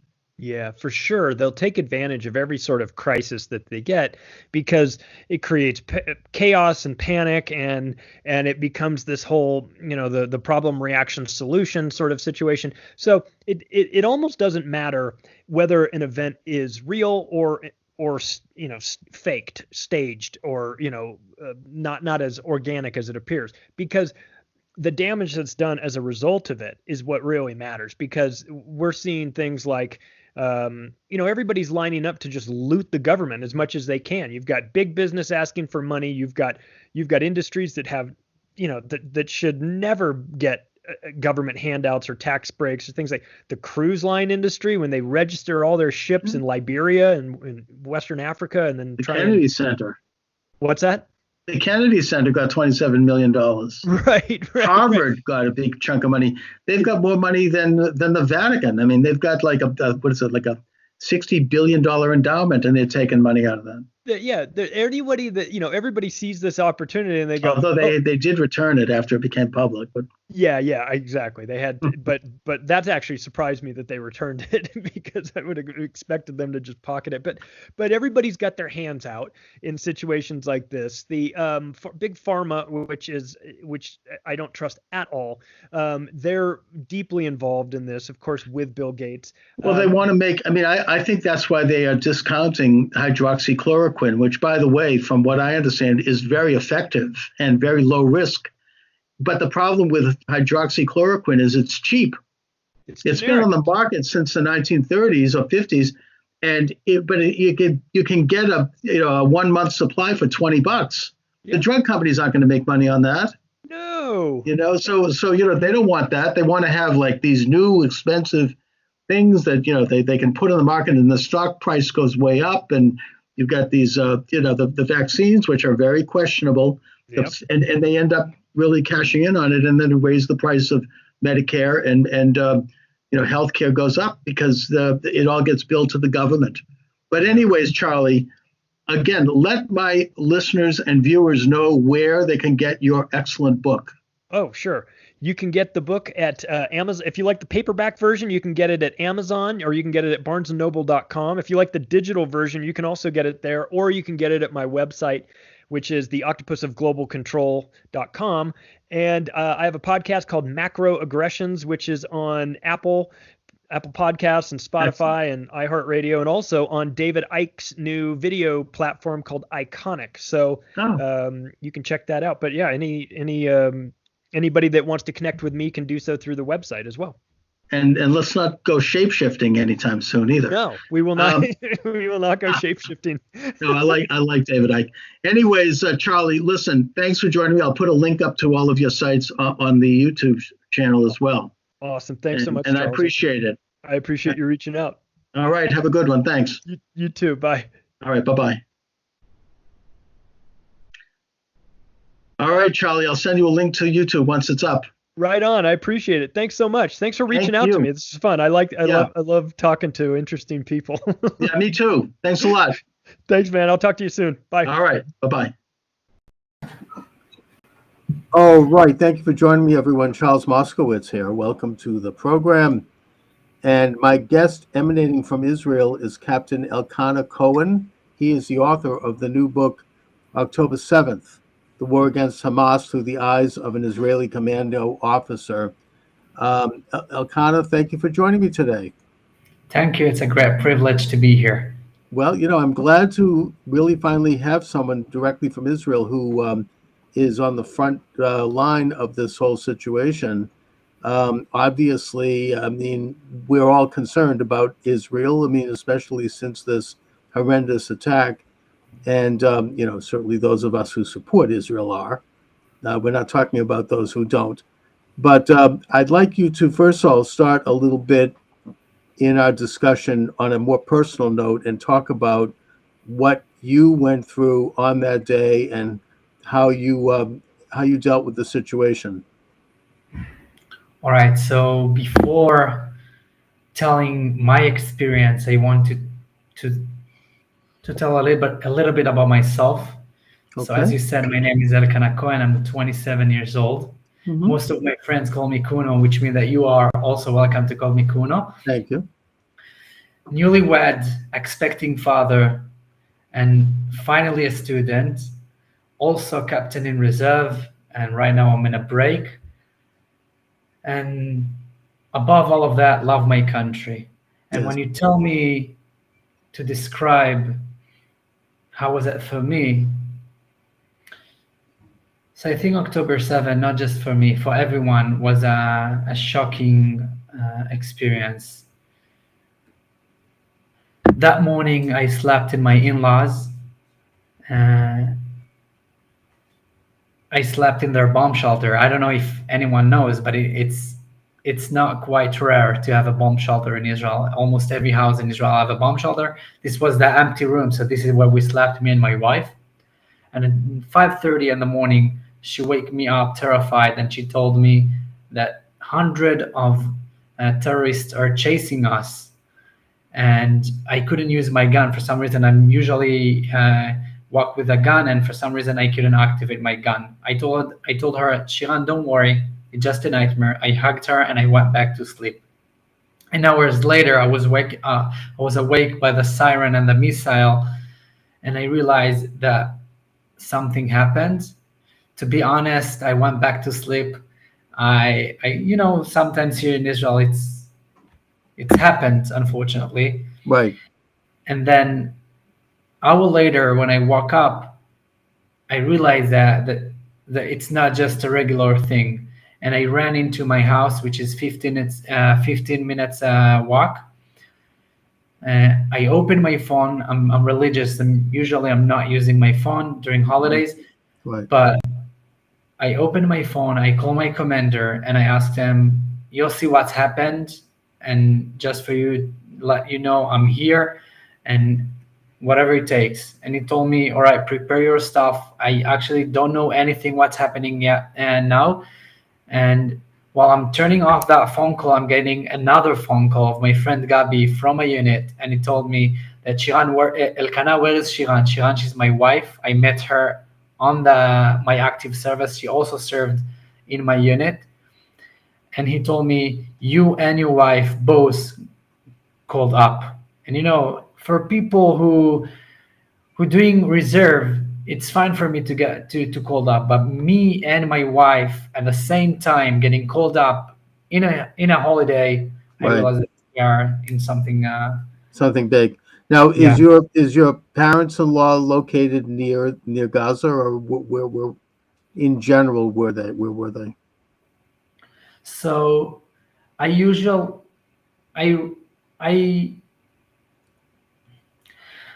my parents live in the south, but not quite close to the Gaza Strip. There are, I think, 45 minutes drive, maybe a Right. bit more.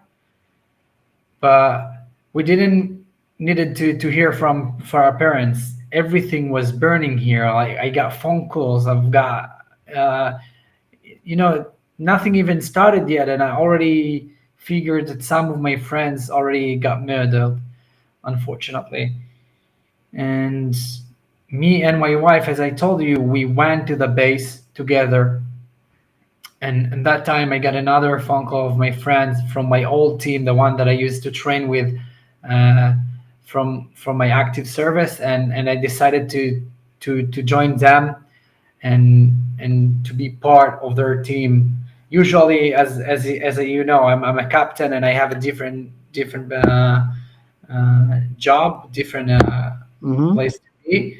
But that time I decided that I couldn't stay from the side and do something else, and instead of fighting. So I joined my friends, and this is how everything began. Right.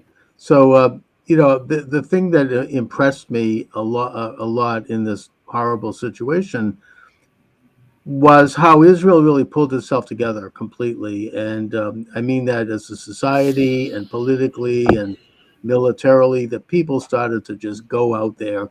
You had, retired boobies and zadis showing up, and really ready to fight. And everybody kind of was, clicked into action. I mean, to deal with the crisis. And I think that had it not been for that kind of mobilization, it would have been a lot worse, because it seems to me that the IDF was caught flat-footed. Yeah, that time was amazing because it wasn't just one person. I think everyone who realized the situation just did everything as much as he could in order to save those people in the south.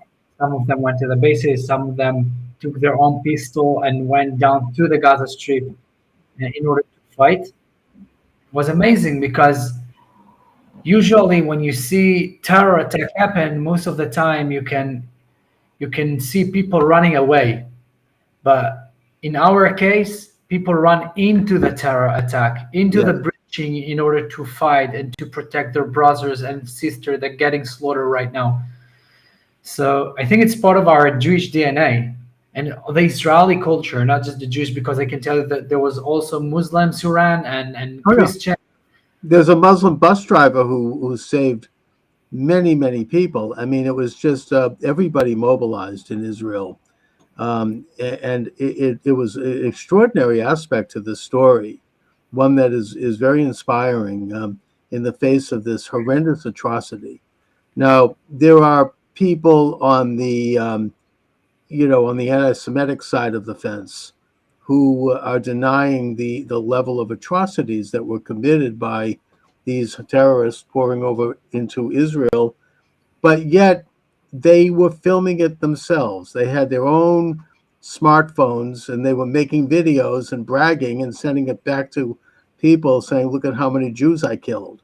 And, and they were filming many of the atrocities that we've heard about and that the anti-Semites want to deny happened. So it's not really a matter of the Israelis talking about this. It is these depraved and hateful genocidal terrorists who were talking about it and who were performing this kind of atrocious event. Yes. I'm always sad that if it wasn't for hate, those protests, I'm the first one to go and speak with the people who protest, because if they are actually protest for the Palestinian, I think they just don't know the fact, because the IDF do as much as it can in order to protect those civilians, and you know, Hamas is the worst thing that can ever happen to any Palestinian, and people don't understand that. You know, that you see people protest for Hamas, gays for Hamas. It's almost, I don't know, it's almost like a joke, because if they will be in the Gaza Strip, those people gonna be slaughtered by Hamas themselves.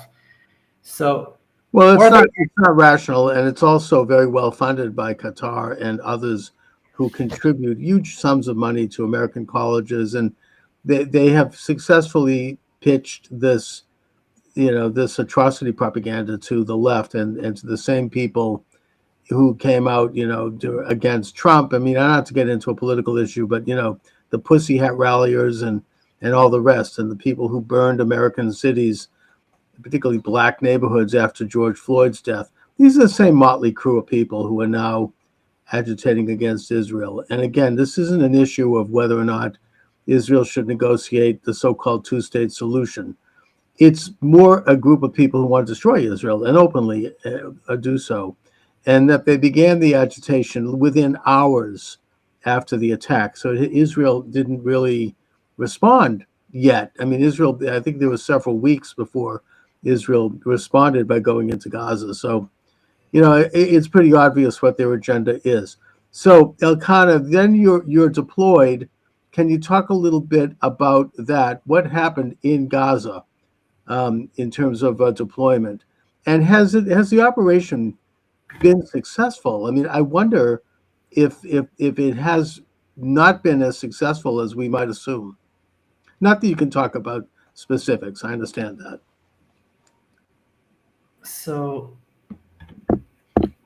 if I share my experience, I think that in some places, yeah, we did manage to have success, a huge success, and unfortunately sometimes we were the one to rescue bodies of hostages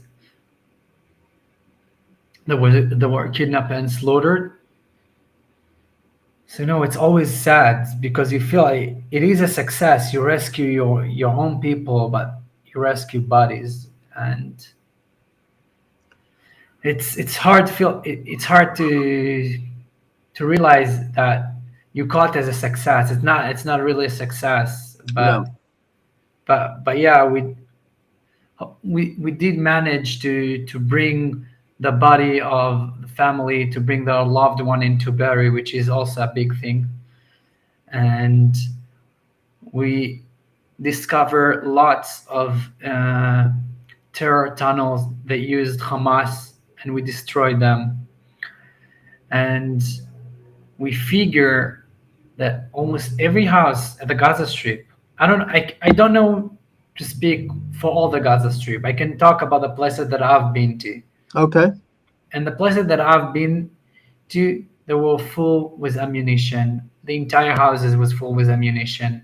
Right. Each house had rifles, bombs on their baby beds. This is how they're educating their people, you know. Mm-hmm.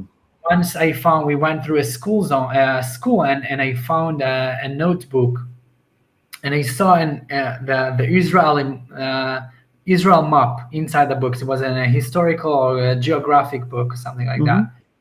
And when I read that, I said, oh, there is a little bit of hope because Israel doesn't exist on their map. But then I realized it's not that Israel exists on their map.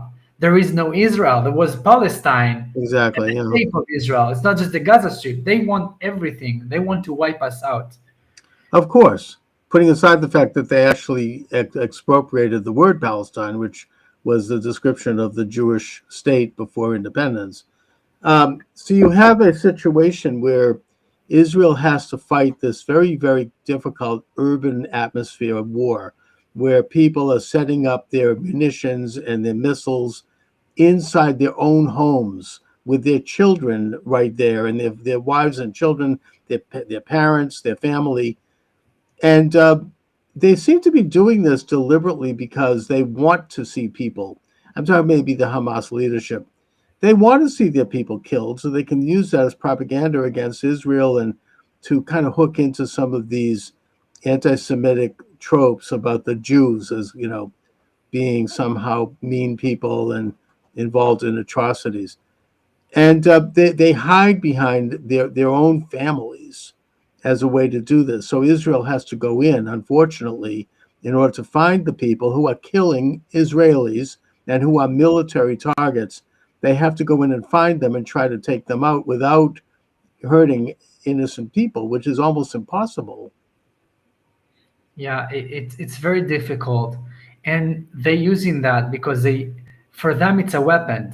It is a weapon. Every footage and every video that they're taking, it's a weapon. They're using human as a human shield, and one of their tactical army that they developed lately. I don't know if lately, they're using that for years, but through the war, I realized that what they've done if you remember, after the first ceasefire, there were hostages exchange, and they released some of the hostages. So we saw that what they've done, they put ammunition and weapons everywhere. And when we went back in order to keep fighting, we saw that those people was coming into their houses like they were innocent civilians. Then they get into the houses, they taking their AK-47, start shooting at you. They lay down their weapon and they going out like they taking care of their son. And unfortunately, they forcing us to think that everyone can be a terrorist. One of the time, a crippled guy on a wheelchair, and suddenly, miraculously, he stand up and pulling and a rocket. He built up I don't know how to say it in English, but he kind of a rocket, and he tried to shoot it towards us. So if you're getting to my mind, you can think about anyone that you see. You see a cripple, but you want to take care of them, and then he can stand up and kill you. Yeah, I mean and they deliberately set it up like that. They're playing up to basic notions of humanity when they send out someone like that, and of course, in violation of standards of war, they're putting on civilian garb and they're hiding and integrating within the civilian community while they're fighting. So it's a very difficult terrain, which is what's causing and I have to ask you this, what is reported to be high casualty rates, because this is the main item of propaganda by Israel's enemies. So the UN recently downsized the numbers of innocent casualties and admitted that they had gotten all of their information directly from Hamas, and they weren't checking it and double checking it. And they've also not included within those figures, they don't mention that probably a high percentage of them, if not half of them, were militants. So those are legitimate targets of war, and they don't mention the numbers of people that Hamas itself has killed. They found recently something like near a hospital, 20 or 30 body bags wrapped in black plastic. Turns out that it was Hamas who did this because these people were seen as informers for Israel. And it's not the kind of thing that Israel does.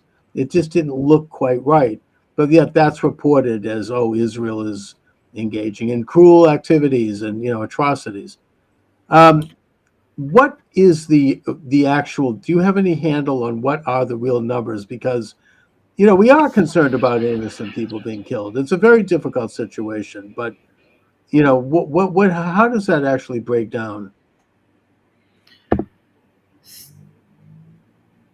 First of all, I don't know the numbers, but I can tell you from my experience, as I told you, that we're doing as much as we can in order to avoid any casualties. And sadly, sometimes Hamas put us in position which we cannot choose, because while he decide to shoot at us, I have to respond. By the way, a lot of the time, we're just taking cover because we don't want to take care of those people. And still, sometimes that's happened. It's war, and I don't remember anyone protest against Britain when they killed German people when they fought against the Nazis. You know, sometimes in war there is casualties, and we, believe me, we did, and we're doing right now as much as we can in order to avoid those people. I want to show you a picture. But every interview that I have, I'm trying to talk about one of my friends that died and or got murdered, and I want to show you an amazing picture. A friend of mine, Shauli Greenlick, and that guy. This is in Gaza. This guy unfortunately died several months ago. Yeah. And as you can see, he's an officer, captain as me. And during that time in Gaza, he saw a crippled lady and he decided to approach her and evacuate her from the place because, by the way, her entire family and everyone just ran away. They don't care about people. Sometimes we care much more about their children, much more about their parents, because they leave them out there and run away, or they're using them as a human shield. But these guy, amazing guy, Shauli Greenlick, which is a truly amazing person. I can talk about him later if you want, but you can see from his picture that we care about those people much more than they care about themselves. Yeah. Well, I mean, the day they care about their children as much as the Israelis do about theirs. I think it was Golda Meir said something like that. That will have a peace. There'll be a move toward peace. So my guest is Captain Elkanah Kudo Cohen. The book is October 7th, The War Against Hamas Through the Eyes of an Israeli Commando Officer. It's available at Amazon and other sites.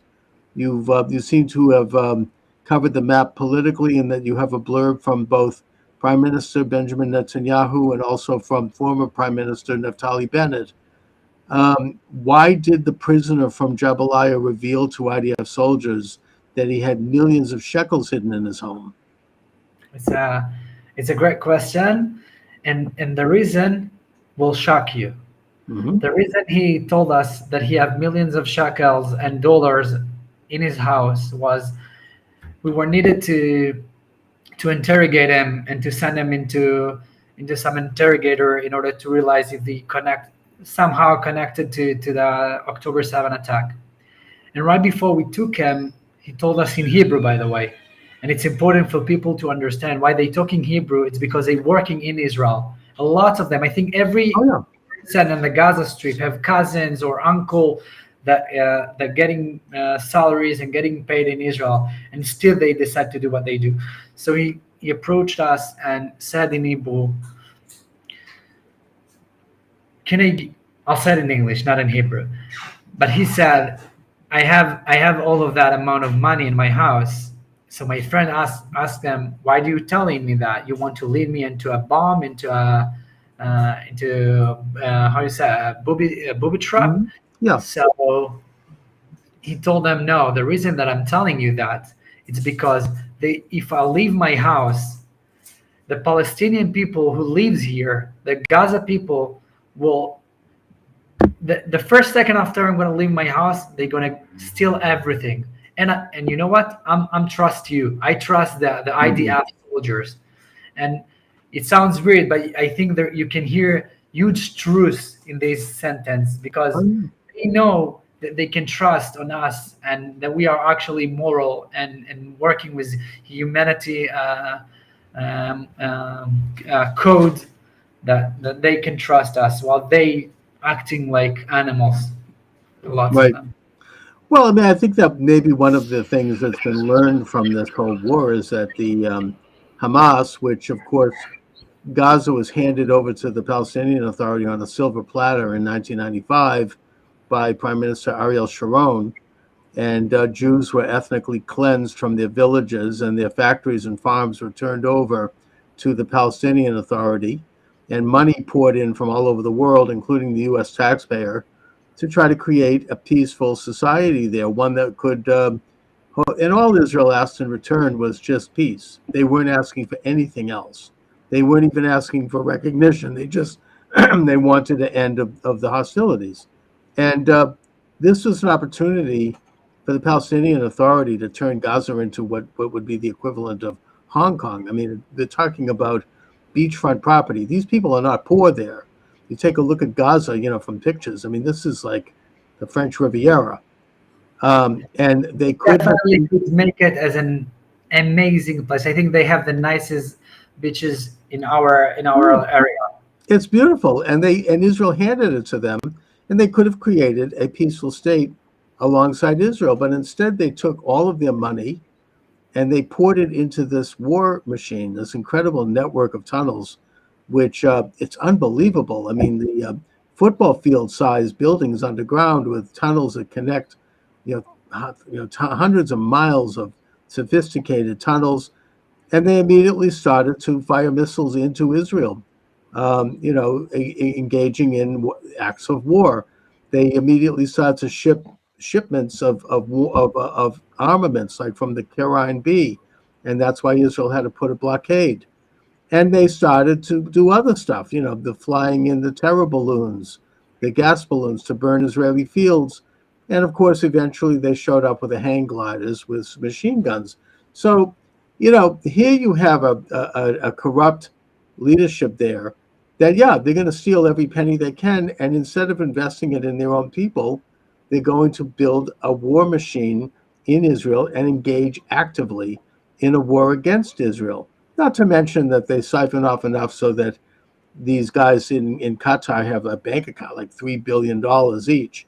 So, I mean, that's what you're describing here is kind of a manifestation of that. I mean, they're just going to grab everything.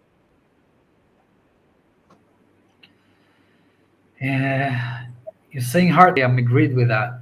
Yeah. What's on the Hamas terrorist GoPro cameras?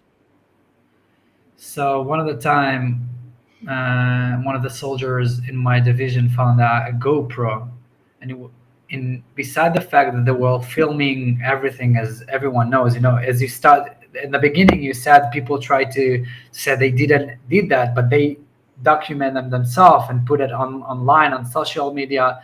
They did that, so of course that, but also we saw huge tunnels. When I'm saying huge tunnels, I'm talking about tunnels that shuffles. I don't know how to say, like a D9. It's a huge structures. Yeah. 5 meters. It looks like the Southeast Expressway here in Boston. I mean, we're talking about, like 2-lane highways, and this isn't. I think subway will look even smaller sometimes. Yeah. It's crazy. Yeah. They invest so much on terror infrastructure. It's hard for me to say. Infrastructure, absolutely. Well, that's where all the money goes, and that's something that I think should be clear. Why do you feel sick every time you eat meat? I think I will let the readers to search deeply in the book while they read it. That's in your book, okay? The book is October 7th. The War Against Hamas Through the Eyes of an Israeli Commando Officer. So, my guest being Captain Elkanah Kuno Cohen. So Kuno, what is going to be the end game here? I know that you're not prime minister, but I have you here as an Israeli, so I need to ask, since I can't get high-level people yet. I mean, it's going to take a long time, I think, to finally defeat Hamas, but is Israel going to do this job of completely pacifying Gaza? Because I think if they don't, it's going to be a future war. And if and when they do, what happens then? So first of all, as you said, I'm not the prime minister. I'm the one who... Speaking for yourself. Yeah, I'm speaking for myself, and I'm also the one who do what he needs to do. And right now, as I told you, I'm on a break reserve, but we always here and ready to protect our country. But before I'll tell you what I think that they're going to be, I also want to say thank you for the people that maybe the people who watched that video and the USA government. I know that there is disagreement what they should do or what they shouldn't do, but me as a soldier, the fact that we're getting the support, sometimes we got equipment, and we also in my active service, I had the privilege to train with Marines, which is bonding us, and I think it's a great connection. And when we're talking about how the solution will be, in that moment when we figure that this is not just Israel war, because Israel is the only democracy in the Middle East, and we are a void right now from all the other democracy to fight against those terror organization. And how it's going to be end? I think it will be end by all the other democracy, and of course the US, to understand that we are here together in order to fight those people, and no second guessing, no too much hesitation, because otherwise those all the terror organization, they using that. You said about the hospital. Well, they're using the hospital in order to fight. Oh, their headquarters is underneath that hospital. Yeah. But I want to get back to my question here. What happens to Gaza after the war? I mean, I don't see Israel. I mean, again, this is my opinion from the comfort of my Boston home here, that I can't imagine Israel allowing another Palestinian entity to develop there, because it's just going to be another repeat. Maybe down the road, they're going to just once again. I mean, if there's any lesson here, it's that Israel can't do that. I mean, I think that maybe there could be local election, municipal Arab governments, but I hope that at the end of the war, an Israeli could go to the beach in Gaza and order a shawarma at a beach stand and not worry, and bring his family. That's the way it has to be after this war. So what do you see happening there? Again, I'm not the prime minister, but what I realize that those people, the thing that they care the most, it's land. And I think that in order to show them that we are here and we are not gonna vanish, right? We need to take some of their land and to tell them, if you're gonna do more than that, more land will be taken, and it will be just after we're gonna clear their entire educating system and all their leaders that support Hamas, because this is not, people say Hamas, but Hamas it's not the only thing. There is lots of terror organization at the Gaza Strip, so it's a code name for me, Hamas. But I'm saying we need to kill all the people that supporting our deaths, because whoever wants to kill me needs to be dead. Of course, this is a war, and these are military combatants. They've declared war against Israel. They've stated their mission, which is to destroy Israel. So Israel has every right, both from a practical and a moral standpoint, to fight back and to stop them by any means necessary. But my point is that once that's done, if you have Arabs in Gaza who want to live peacefully alongside Israel and who want to live with Israelis, then they should be honored, and I think they will be honored. But if you have those who want to continue to fight, they have to be stopped. And I just think that Israel has to maintain the upper hand there forever. I don't see them turning that region over ever again to anyone outside of Israel. Unfortunately, I'm agree about that. I really hope I'm looking from that standpoint. I mean, it's not going to work. What? I mean, it's a practical matter. How many times is it going to take where they continue to build up a war machine and continue to try to kill Israelis? It's like, if there's some lesson from this, it's that. And I think that from what I've heard in reports, there is an even bigger tunnel infrastructure and a more frightening and more dangerous system on the northern border. And I mean, unfortunately, Israel betrayed our Christian allies in Lebanon in 1990 when they evacuated south of Litani, and General Haddad lost his command, and the southern Lebanese army basically went into the Galilee. Now you have Hezbollah in control there, And I hope that Israel can at least keep them at bay, but I fear that Israel's going to have to do the same thing they did in Gaza. Again, you're not the prime minister, you're not the general, but I'm asking you as an Israeli on the As street. Israeli and someone who Yeah, served, commando. I just came back from a defense combat at the Lebanon border. Okay. I can tell you that for me, I don't see how nothing will change unless they all will be behind the Litani, because there is places in Israel like Metula. I don't know if you heard that. Yeah, the northern border there. Mhm. Yeah, so they surrounded 320 degrees of Lebanon, and they getting missile and RP like rockets every day, which is crazy. And the border looked like some little kid tried to draw and he couldn't do a straight up line. Right. Border should be on a by geographic and also something that Right, you like can the control. Litani River. The Yeah. border right now, yeah.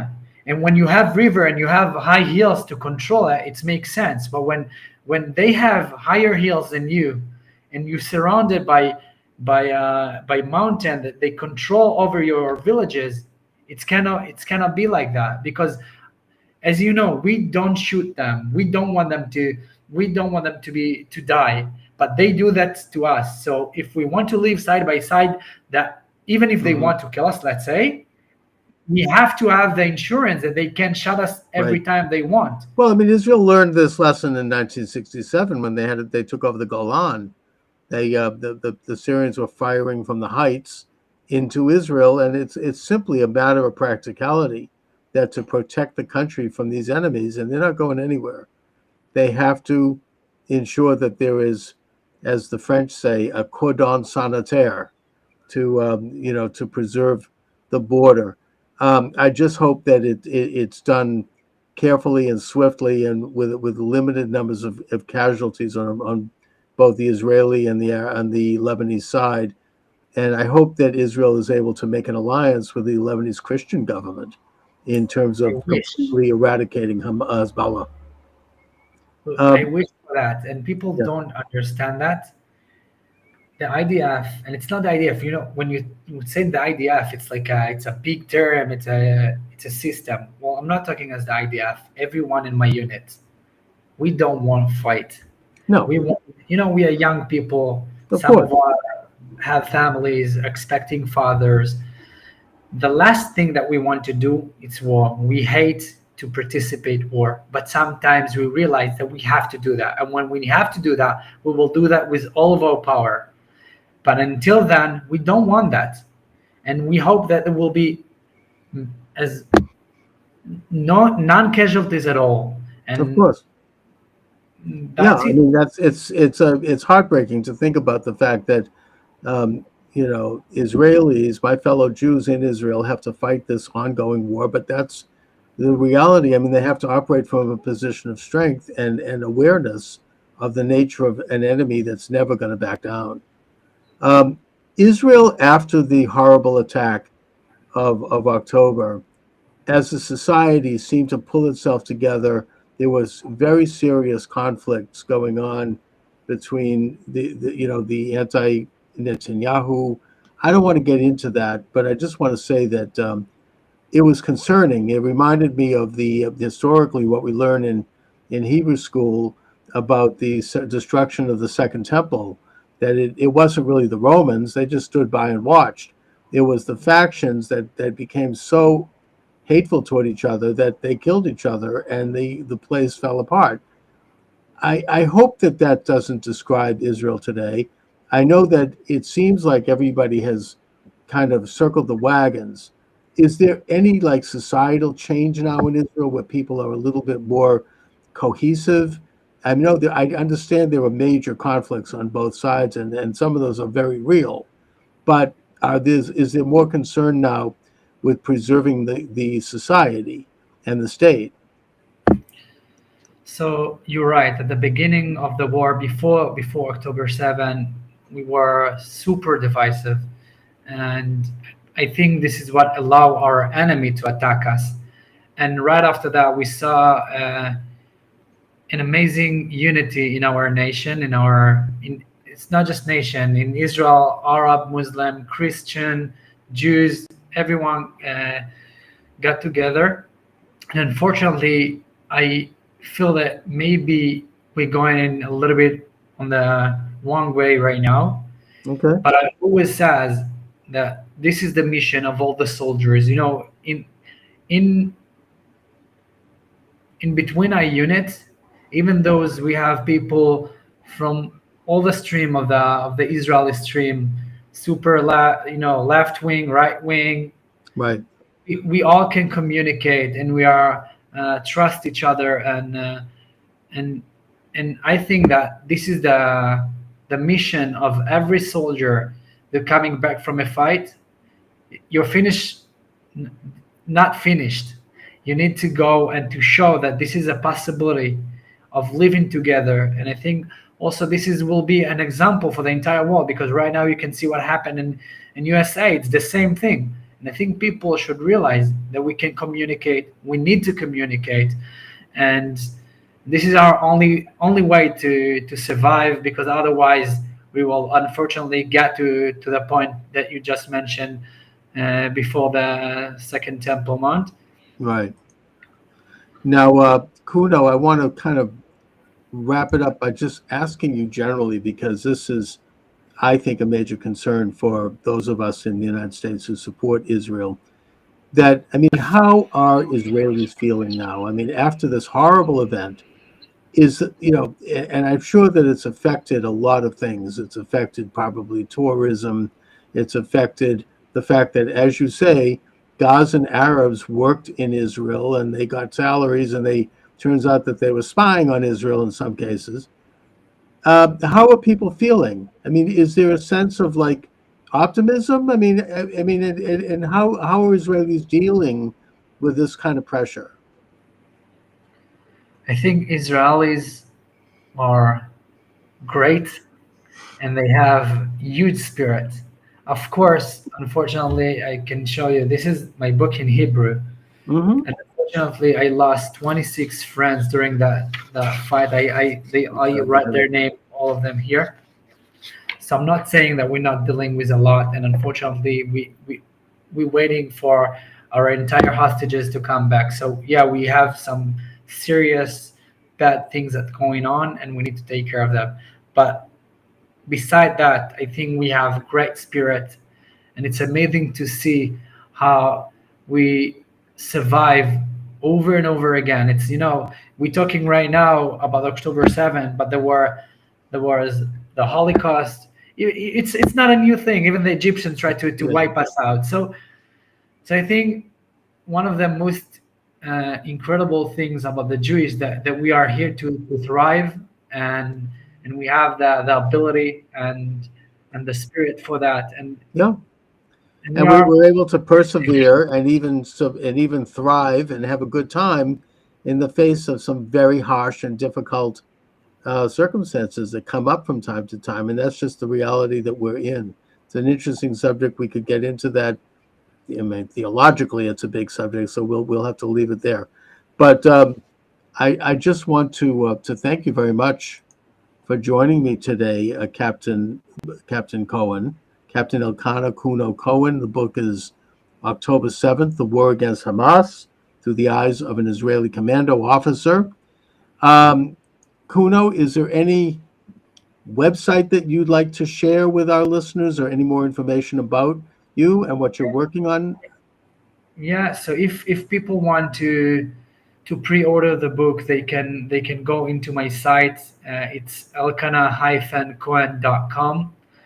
And they can also pre-order through Amazon.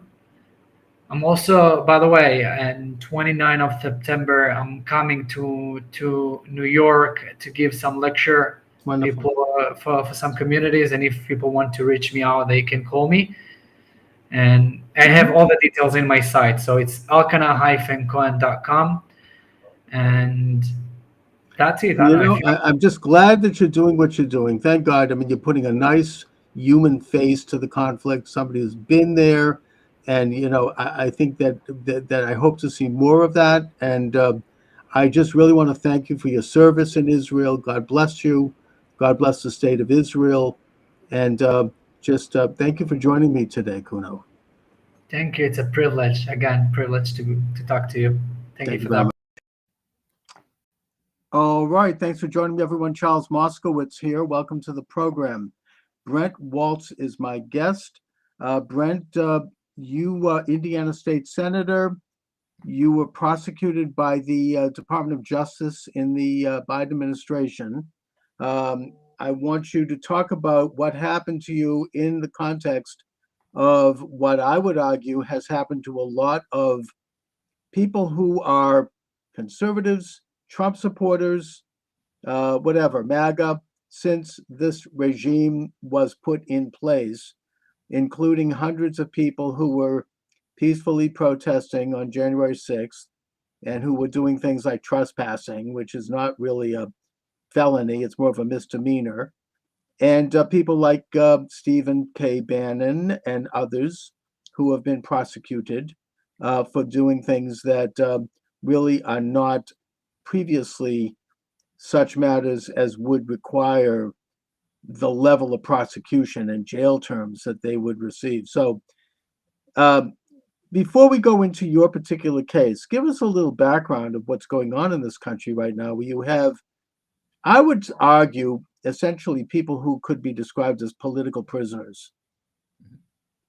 Well, that's the title of my book, A Prisoner of Washington. And so Yeah. I'm in complete agreement with your assessment on this. I think you're absolutely spot on in your analysis and your assessment. I had never heard the term lawfare until a few years ago. It was a Right. foreign concept to me. I'd never heard the phrase, didn't know what it meant, but I am acutely aware of that now, as are dozens, if not hundreds, of people who are conservative, that are Republican, that support Donald Trump. And what I have seen is the use of the Justice Department as a weapon.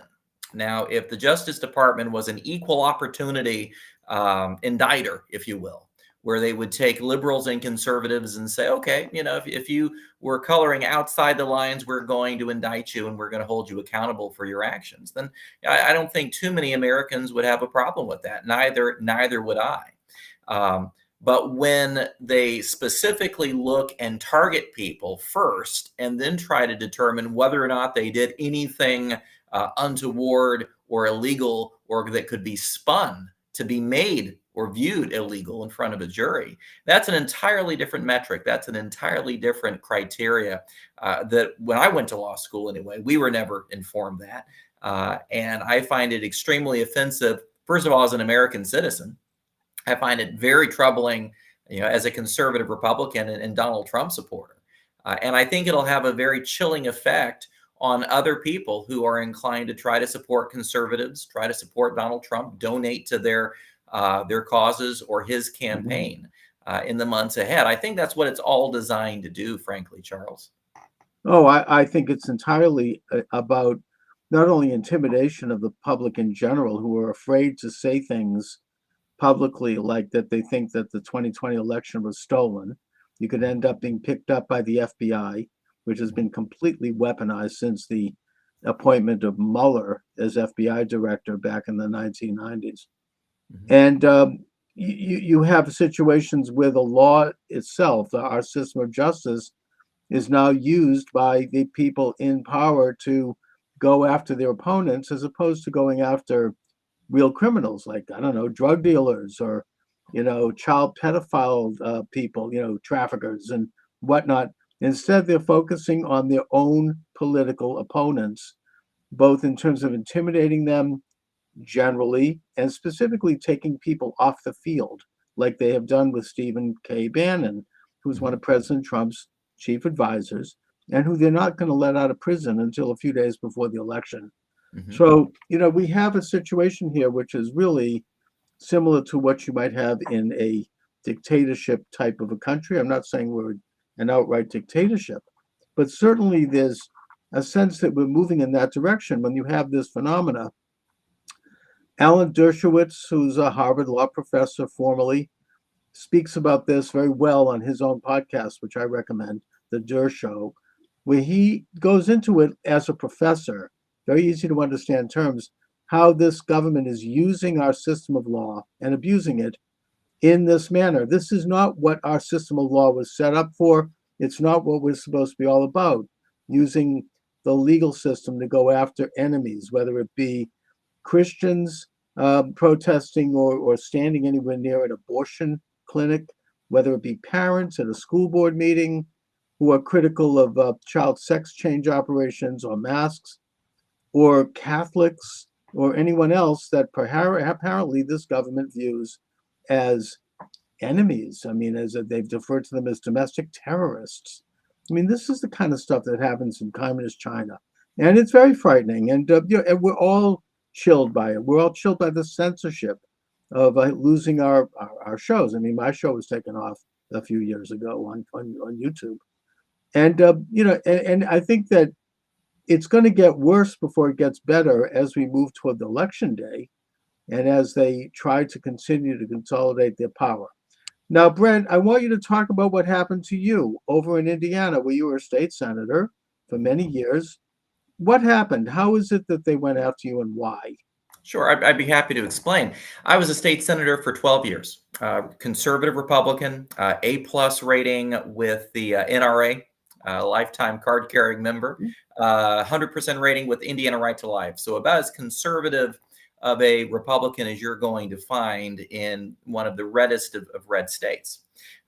Never had any issues with law enforcement, never had any issues with investigations. 2016, I decided to run for Congress. I lose the election in the primary. One of the gentlemen who's a longtime friend of mine supported one of my opponents. In fact, the Indiana Attorney General at the time was named Rod Radcliffe.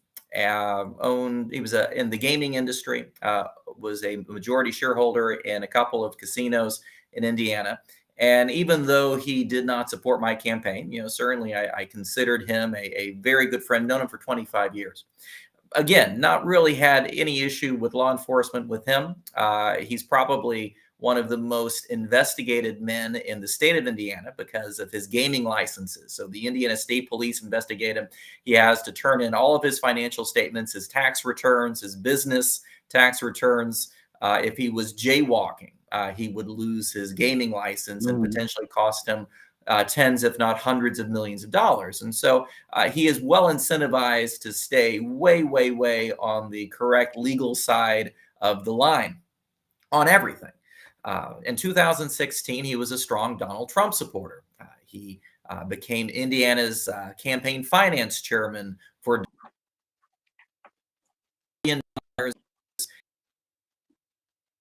Trump in the summer of 2016. Shortly after he was named campaign finance chairman for Indiana, the FBI calls me. They want to meet with me. So I met with them for coffee. Two agents show up, very gruff, trying to be intimidating, not really asking me any questions about any actions that I ever did. They were asking about Rod. They were saying, do you know anything that Rod has done that might be illegal? Are there any people who might know something? Can I just ask you a question here? Did you, when you went to the FBI, and by the way, this is James Comey's FBI under Obama, and your governor was running as part of the team as vice president, that being Mike Pence. Yes. So it's not like it was a big secret to be a Trump supporter in Indiana at that time. Right. But when you went to this meeting, did you go with a legal counsel and with witnesses? Because I think that when one goes to a meeting with the FBI, it should be like you're going to a meeting with the IRS. It's not that you did anything wrong, but you want to make sure that everything is on the record, everything is filmed, every question is answered with a legal counsel sitting next to you, because they may engage in a thing called entrapment, like they did to General Michael Flynn and others. They'll find some little technical thing. Oh, I did this on March 3rd, but it actually was March 4th. I did it at 2 o'clock. Well, it was actually 3 o'clock. And they'll get Then they charge you with a felony, lying to the FBI. Correct. That's right. That's right. So is that what happened here? No, in my case, I had done nothing wrong. And let me assure you, as somebody who I'd Right. like to think is reasonably legally sophisticated, I went to law school. Had I done anything that could have even been remotely viewed as negative, I would have lawyered up. I would have had an army of lawyers with me, or I just simply would not have had the meeting. But in this case, I thought back. Is there anything that they You went in could? as an innocent, honest American being called into a meeting by a government agency, figuring, okay, maybe I'll help out here. What do you need? You know what I mean? You weren't like suspecting any kind of entrapment. No, not at all. And more to the point on that, Charles, you're absolutely right. Is that when I asked, as I think most people would, when you originally get a phone call like that, what is this pertaining to? Of course, they won't tell you. They'll say, we have some issues we'd like to discuss with you. Oh, okay. It was all about Rod. They wanted, he was pushing for some legalization of marijuana legislation a couple years before that. Nothing illegal about that. He has every right to advocate for that. I opposed the legalization of marijuana. Right. I voted That's against a the political legislation. opinion. Okay. And I said, well, as far as I know, he's done nothing illegal about this. He has every right to advocate as a.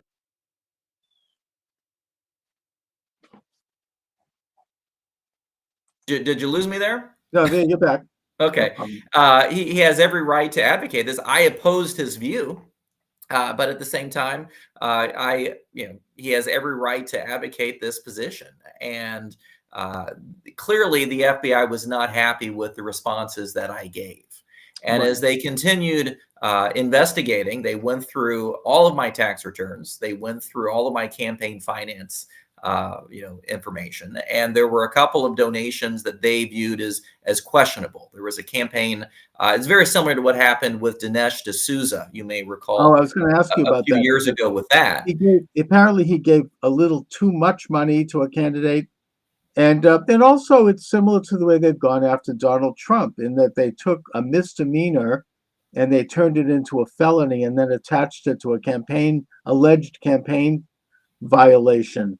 Now, just as a matter of law here, and I'm speaking here as somebody who I also ran for Congress many, many years ago. And I remember how the Federal Elections Commission worked, and they questioned me pretty heavily on something which I ended up proving my innocence on, because it had to do with a Boston Globe ad. They claimed that I had done something with that. I got the Globe editor and publisher to call them back and verify me, so everything went away. But the point is, I had to spend a lot of time on this, on the phone, and I didn't want to hire a lawyer. But the point I'm making here is that they found campaign, Federal Election Commission issues are not crimes. They're violations. I mean, Hillary Clinton got hit with a $7 million fine for Federal Election Commission violations with regard to the Steele dossier. But it wasn't a crime. It was a misdemeanor. And she paid the $7 million campaign, probably some rich, I don't know, George Soros, maybe, I don't know, somebody stepped forward, and they paid the fine for her. So why is it then, therefore, a crime for you? Or a crime. Well, it apparently was a crime if you're a conservative Republican, because I spent 176 days in captivity. So it may be okay for Hillary to do these sorts of things, but apparently if there's any confusion on a campaign finance, and the irony to this is that the person who donated the money to my campaign was interviewed by the FBI 3 times. And he admitted to doing it. And he also said that I had no knowledge of this. In fact, he said that he intentionally tried to keep this from me. And the FBI had this information. They had these, on the record. And rather than charging him with lying to the FBI if they didn't believe him, I'm assuming that they would have or should have done that. They kept that information out of the grand jury. They intentionally hid information that would have been exculpatory, to me, in order to get an indictment. And this is something that, unfortunately, in lawfare, they do, the Department of Injustice, as I refer to them. They're consistently doing things like that. In the case of Brad, let me just ask you on this point. If someone is in a situation like that, where a grand jury is having evidence withheld, isn't there some kind of a legal recourse there? I mean, doesn't the grand jury hear minutes of a trial where that evidence can be presented? I mean, if you have evidence, exculpatory evidence that would exonerate you, don't you have a legal venue to present that evidence? Well, you do a trial, but you don't during the grand jury process. The grand jury process is secret. I never had an opportunity to testify before the grand jury. So essentially, you have rumors that they're investigating you. And then the next thing you know, at 6:20 a.m., you get a knock on your door with a half dozen armed FBI agents, getting ready to invade your home and slap handcuffs on you. That's the state of justice in the United States today. And this is what happened to Roger Stone. And in his case, I mean, there you have, they pull an elderly man out of bed and drag him out onto the front lawn in his underwear with the CNN cameras rolling. Apparently they knew about this in advance. And they bang his door down with a bludgeon, and they're showing up guys in like SWAT outfits. He's never Well, and I committed a described crime. this in my book, POW Prisoner of Washington, that I had seen what had happened to some of our fellow conservatives.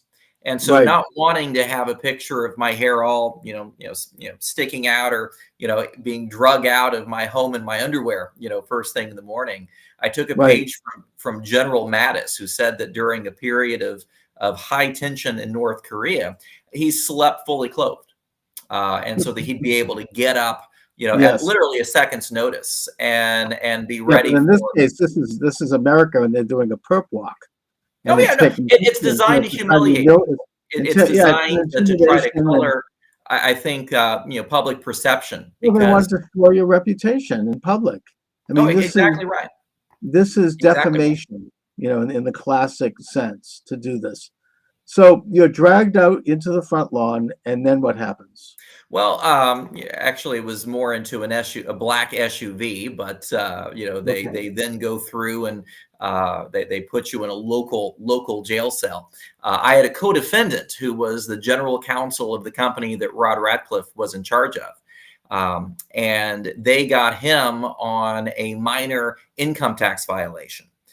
He apparently, a company that this company involved, apparently mislabeled a professional service contract, and it was a campaign contribution instead. And it was about a $14,000 tax liability. This is a company that was doing $720 million in sales of the year in question. A $14,000 tax liability, but because he signed off on it, and it was over the $10,000 statutory limit, this 70-something-year-old man, a longtime state legislator, Marine, spent 6 weeks at the Terre Haute Federal Prison and is now a convicted felon for the rest of his life. Let This me is interrupt crazy. there. Even if he knew that there might be a question about the classification of that deduction or that contribution, that still is the type of situation that normally would be handled by an accountant meeting with the IRS, doing some kind of negotiation, and then if you are found to be in error, you pay the difference. I mean, you end up being billed, being fined with interest, and that's how it works. You're not taken into prison for 7 years for this. No, I mean, nor should they be. I'm an investment banker, and I have clients that are literally owe hundreds of thousands of dollars, and they work through the IRS, and none of them get carted off to jail.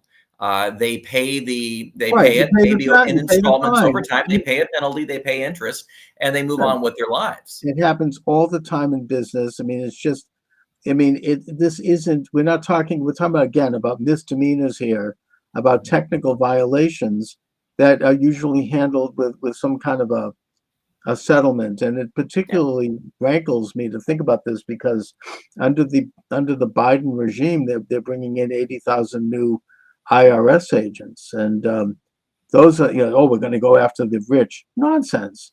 The rich can afford to have all their fancy accountants. They get every little penny. If I recall, people like Ted Kennedy, he never even owned anything. Everything was in a trust. They would just pay his bills. It's an attempt to go after, average John and Jane Q. Schmo, trying to earn a buck. I mean, it's an attack on the middle class. Anyway, Brent, so what happens then? Well, so I spend 2 days at the Marion County Jail, and so I was placed in a room without a toilet, without water. I was given, I think it was 12 ounces of apple juice in a 36-hour period of time. Cruel and unusual punishment. Well, it was definitely unusual. I'll just put it that way. I'll leave it to your listeners to decide the depth of cruelty as far as that goes. But it was definitely unusual. Okay. And I encountered something very similar to that in my 176 days of captivity. I walk in and turn myself in. This is a couple years ago, to do my 176 days of captivity. And I was asked if I had had a COVID shot. Well, I had not taken a COVID vaccine for whatever reason. And they said, well, we're going to have to put you in quarantine. And quarantine was a 6 by 8 foot cell, a standard jail cell. And I was kept there nonstop for 10 days. I was not released out of that for any exercise. I asked for books. The guards, oh yeah, we'll get you a book. And, of course they never did. That's the kind of, now that is cruel and unusual punishment. That is a direct violation of a citizen's constitutional rights. At least they didn't forcibly jab you. Well, that's true. That is absolutely true. They say we can give you a jab, or we can, keep you in this 6 by 8 foot metal box for a week and a half. I chose the box, but to each their own. Right. I would have too. So after that little stint, what happens? Well, after that, then everything was fairly calm and peaceful. When I was by myself in my jail cell for that 10 days, I started writing my book. I thought that, somebody needs to chronicle this. I think of myself as a pretty decent writer. And I said, I can either, hide in the corner and let these people win, or I can shine a bright light, as former Justice Felix Frankfurter used to say, that sunlight is the best disinfectant. And so I thought at that point it would be a good idea for me to share my experience, both to make people aware of what is out there and what the government does do and can do, and hopefully allow those people who are in positions of authority, our Congress, our court system, to be able to understand this and start asking some very hard questions of these bureaucrats who have never held a day of elected office in their life. And maybe they're just grumpy that they lost their student council election in 8th grade. I don't know. But for whatever reason, they seem to want to target conservative Republicans who did. And, they get these sadistic people to kind of do the dirty work on the front lines. Yeah. And to pull this kind of thing off. And at least they gave you pencil and paper. Well, I had to use they didn't give me paper. They give you a manual of do's and don'ts, right? So I used actually the back page of that to begin writing my journal. And they had it's not really a pencil. They have a small, it was about 1 inch long, kind of a rubberized, graphite thing that you have to kind of use your thumb and forefinger with, kind of drill down and use that. Took a great deal of effort to write, but I wasn't going anywhere, and apparently I had plenty of time at that point. So, sounds like something they do in Siberia. Well, it would be very similar in a lot of ways. Nevsky, I think, the gentleman who who was a big critic of Vladimir Putin, who passed away under rather curious circumstances a few months ago, would have felt right at home, I think, in that cell. Right. I mean, he was challenging Putin's election. Let's just leave it at that. Now, you then go into the general population. I saw your press release. You said it reminded you of one of my favorite sitcoms, Hogan's Heroes. How does that work? Yeah, I mean, it's, you have this vision, or at least I did, of, these bars and these guards and how everything, what you see in the movies. Now, to be fair, I was in a minimum security camp. And so other people's experiences would undoubtedly vary. But as far as the camp's concerned, of the 140 people, I'd say there were probably 50 to 60 cell phones that were spaced out and hidden. Drugs were smuggled in consistently. Buffalo Wild Wings with extra hot sauce smuggled in consistently. Well, that's Tequila. contraband in prison. Yeah, to get I was offered a cell phone, I think, within my first probably 10 or 15 minutes there. Since if you have a cell phone, you can go through Venmos and Cash Apps and things like that for the economy of that. But it was very similar to Hogan's Heroes, but the difference being instead of German accents of incompetent guards, you had very thick Southern accents of incompetent guards that took themselves way too seriously, I think. Right, and you didn't have any problem. What were the prisoners like? What was it? Oh no, I found many of the people quite fascinating. In fact, on my there's a term called a shot caller. Basically, the inmate who runs the jail, at least as far as the prisoner's point of view is concerned on that. And I was kind of proclaimed the shot caller for my remaining last couple months or so that I was there. Not a particularly exciting job. If two people have an argument over something, they kind of come to you and ask you to adjudicate the dispute. That kind of thing. I'm not a huge man by, I weigh 150 pounds. And so when the previous shot caller, who was transferring to a prison in Pensacola for his final 6 months or year or whatever it was, suggested that I take on that role. He was a former mixed martial artist, right? Used to compete. And I remember looking at him and laughing at him and saying, I'm not quite sure I'm qualified for that position. And he called over 3 or 4 very large, burly guys, all of them having been convicted of drug offenses. And he said, well, you guys like Brent, right? Oh, yeah, we like Brent. Yeah, he's cool. If Brent ever got into trouble or anything, you'd help him out, right? Oh, yeah, sure we would. And never had a problem. It sounds like a scene out of Wallace Beery's The Big House. I'm not familiar with that, but I'll take your word for it. But it was just it was just absolutely ridiculous, going from being a state senator to being a shot caller. And there's a lot of very humorous aspects in the book POW Prisoner of Washington that I convey, as well as a number of issues that are frankly quite serious. Healthcare in our prisons are virtually non-existent. And only occur when there's a serious crisis. I didn't know this, that if you have a cavity, you're given 2 choices in prison, whether you're in long-term or short-term, a camp or in Supermax. The dentist will either extract your tooth, just yank it out, or it'll rot out on its own. There's no such thing as fillings. No drill in federal prison. They're prohibited. Dentists are prohibited doing it by contract, which I thought was interesting. So no, that's serious, and it could be a serious health problem. Absolutely. I know that I've heard stories like that here in Boston with prisons. So I mean that's and you also talk about racism in prison. Absolutely. I was at the camp during Martin Luther King Day. And I was very surprised when the guards would go up to African-American inmates and wish them a James Earl Ray Day. Of course, the assassin of Martin Luther King. Yeah. And just not one guard, multiple guards did this. They thought it was hilarious. During holiday meals, they try to have a meal that's reflective or endemic of the holidays. So for Thanksgiving, we're given turkey. Christmas, we were given a Cornish game hen, for our meal.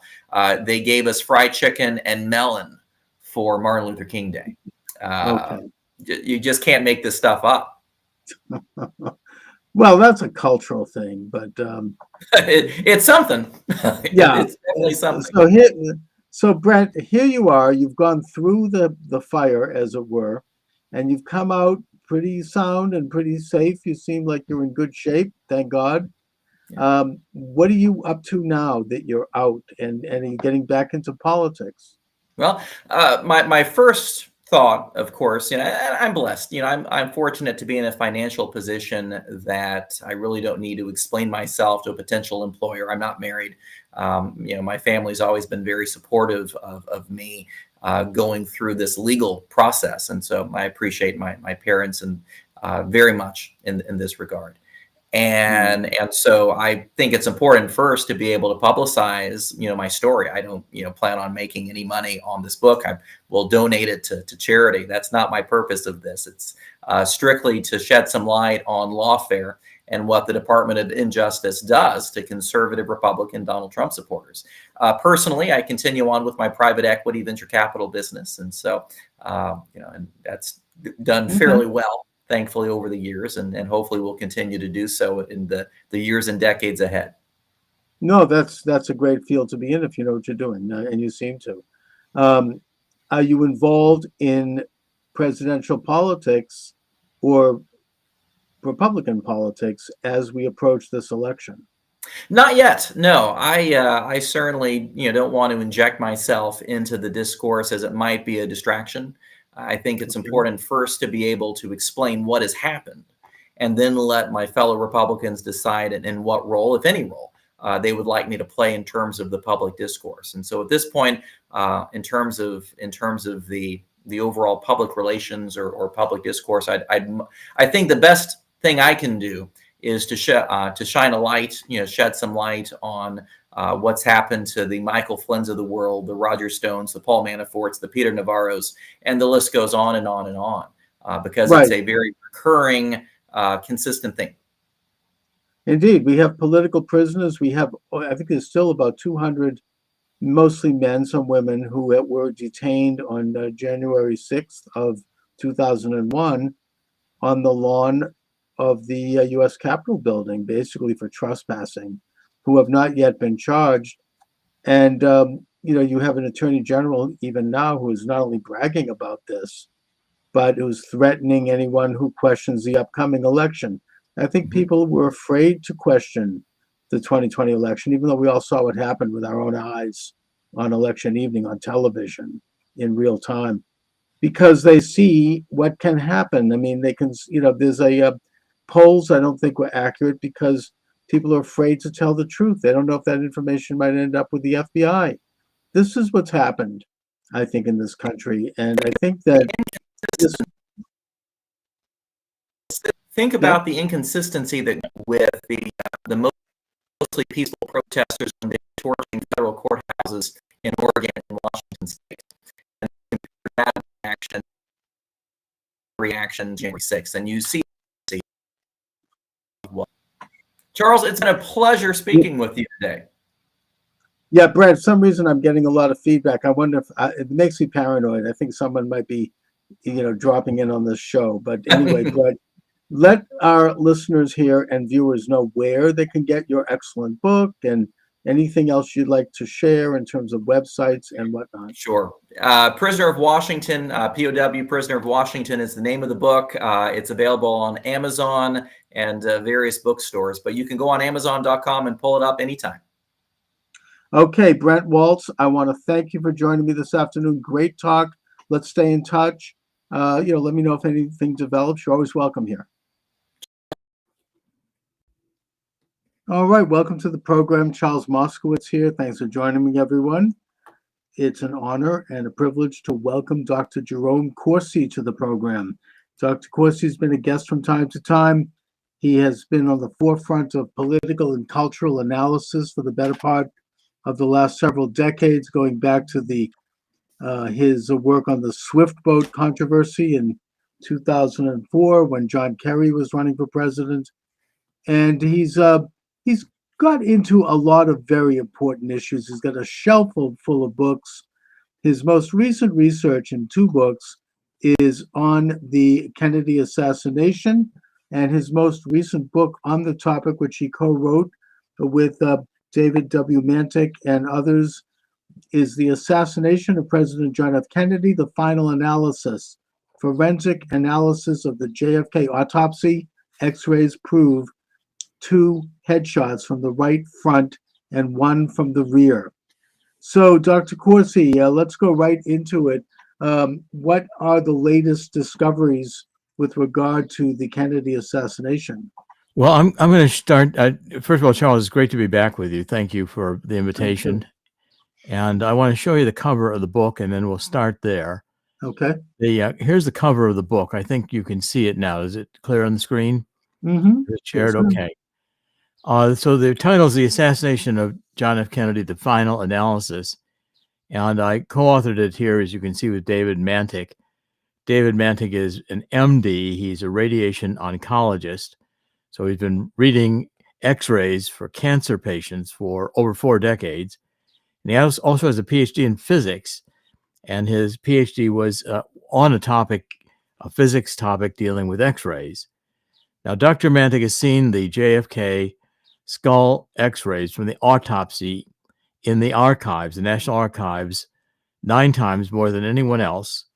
And he has done optical density measurements, which means you take a odometer, which is a scientific instrument, and you can meter or centimeter, okay, millimeter by millimeter, sometimes a tenth of a millimeter by a tenth of a millimeter. You can measure the amount of light coming through the X-ray, which permits you to really do a detailed scientific analysis of what you're looking at.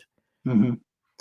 Now, of the 3 X-rays that exist in the archives of JFK's autopsy from the skull, all 3 are, first of all, forged. They're not the originals, and they were altered to mask evidence of frontal shots.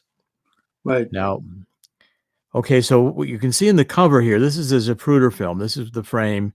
Right. JFK has just been shot in the throat. You can see his hands coming up to his neck. A bullet has entered the windshield from the front and it's hit him in the neck. Okay, and then of the headshots, the first one that hit Jack Kennedy was at frame 313 in the Zapruder film, and it moved his head forward, and it blew out a lot of the right front of his head. Less than 2 seconds later, a shot hit JFK in the temporal bone, which is right by the right ear, and it blew out the back of his head, the right back of his head. And then a shot hit him in the forehead almost at the same time. And if we look at that, in fact, if I increase the magnification on that and give it to you in a little bit bigger format, let's see if I can do that. Well, I'll do that when we get inside the others. But you can see here, the shot entered the forehead right at above the right eye at the hairline, and you can see the fragment of the bullet breaking up and goes across the top of Jack Kennedy's head, the right quadrant of his head, and the biggest fragments in the back, which is clear indication of a frontal shot, because the large fragments they weigh more and they have more momentum. They travel the farthest, and it did not exit the back of the head. So that's a clear evidence of a frontal shot. Okay, and that's again, what this means is that Lee Harvey Oswald was not the sole gun shooter, because he was supposed to have been shooting from the Texas School Book Depository, which was behind the limousine when the shooting started. And so therefore, there's no way that this means that there are essentially at least 3 gunmen, one from a low angle behind Jack Kennedy probably in the Daltex building directly behind the limousine, and across the street from the Texas School Book Depository.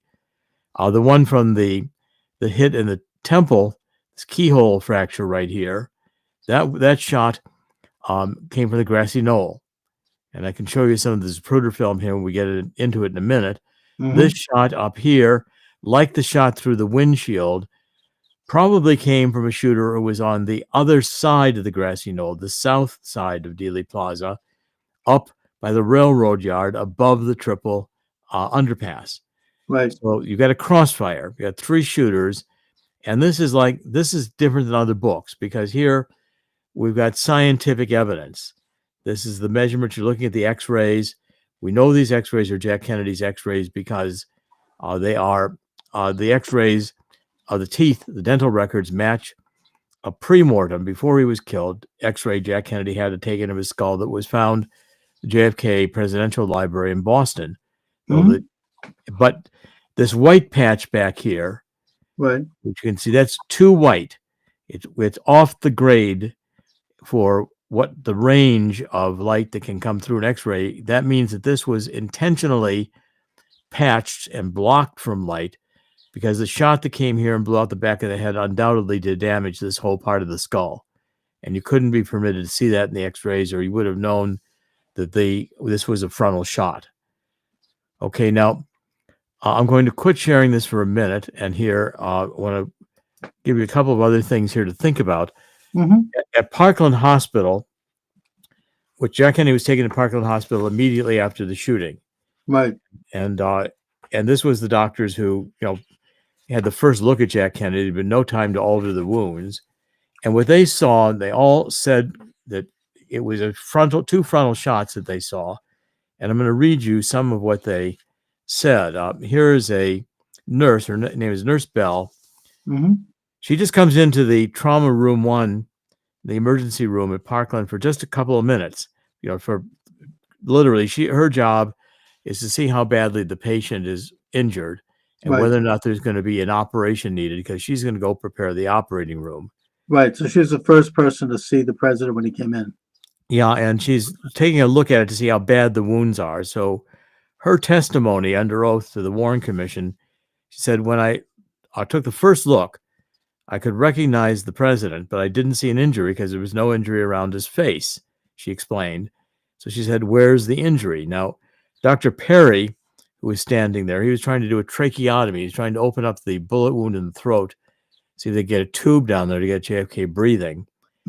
Perry reached up on the president's head and he pulled it up and he turned it a little to the left so you could see in here. And there was a gaping hole, she said, where the brain and fluids were dripping out. The wound on the back of JFK's head could have been 3 or 4 inches in diameter, what I saw. That's like a baseball. Yeah. Dr. Crenshaw said, I walked to the president's head to get a closer look. His entire right cerebral hemisphere, that's this part, the whole right of the hemisphere, appeared to be gone. It looked like a crater, an empty crater. All I could see was mangled, bloody tissue. From the damage I saw, there was no doubt in my mind that the bullet had entered the head through the front. As it surgically passed through the cranium, the missile obliterated the temporal, that's up by the ear, Right. and all the parietal, this is up more towards the top of the head, and the occipital lobes in the back of the head were gone, lacerated, and then it lacerated the cerebellum, which is a part of the brain at the very back. Yes. The wound resembled a deep furrow in a freshly plowed field. Several years later, when I showed slow motion films of the bullet striking the president, the physics of the head being thrown back provided final and complete confirmation of a frontal entry by the bullet to the cranium. Okay, so now that's what they saw at Parkland. And I want to show you some of the Zapruder film and I'm going to share my screen again. Yes. And I'm going to show you in the Zapruder film where you can see these two of the shots very clearly. And here we go. Share this, and I'm going to pick out frame 313. Okay, this frame here is where the shot hits JFK in the back of the head, and you can see the blood and tissue are going up out of his head forward. The front of his head, the very front of his head here, they're kind of like a head flap. That's where the bullets exited, and the damage has caused the bullet going through the head, and he's pushed forward. Now, less than 2 seconds later, in frame 331, there is a massive hit to the side of the head, and I'm going to blow this one up so you can see the comparison here. This one here, I'm going to make that one go to be much bigger, and so you can get a close-up of it. We're going to go to, I'm going to zoom in on it. Okay. You can see basically there that JFK's head, you can see 2 separate wounds. This is just the front of it. This is the whole side of his head is just blown open by the bullet that hit the side. Right. And it's blowing out the back of the head. Okay, those 2 separate shots. Yes. Okay, so those are a shot from the rear, a shot from the front, and he is now thrown violently to the left. So if we follow through here, you can see he's pushed violently back into the left. This is where you get the violently back into the left sequence. And that's clearly from a frontal shot. Okay, and I'm going to now show you some more of these. See, that's again a separate shot from the shot that hit at 313. Mm-hmm.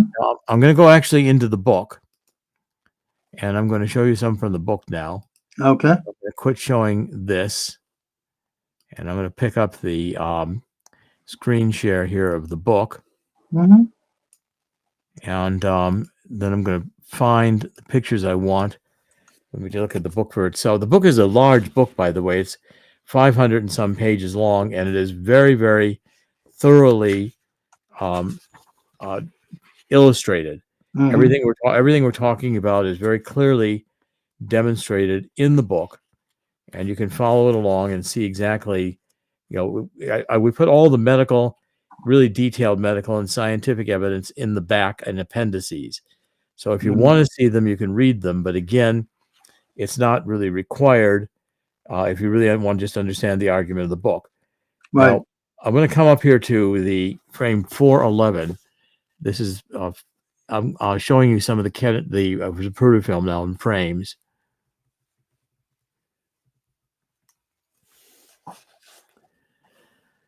Okay, so here is this is the head explosion of 331, and I'm going to now again make sure I bring this up so you can see it really well. Mm-hmm. I bring that up to 500. Okay. You can see how much the head is blown apart. Yeah. Yeah, that's a tough.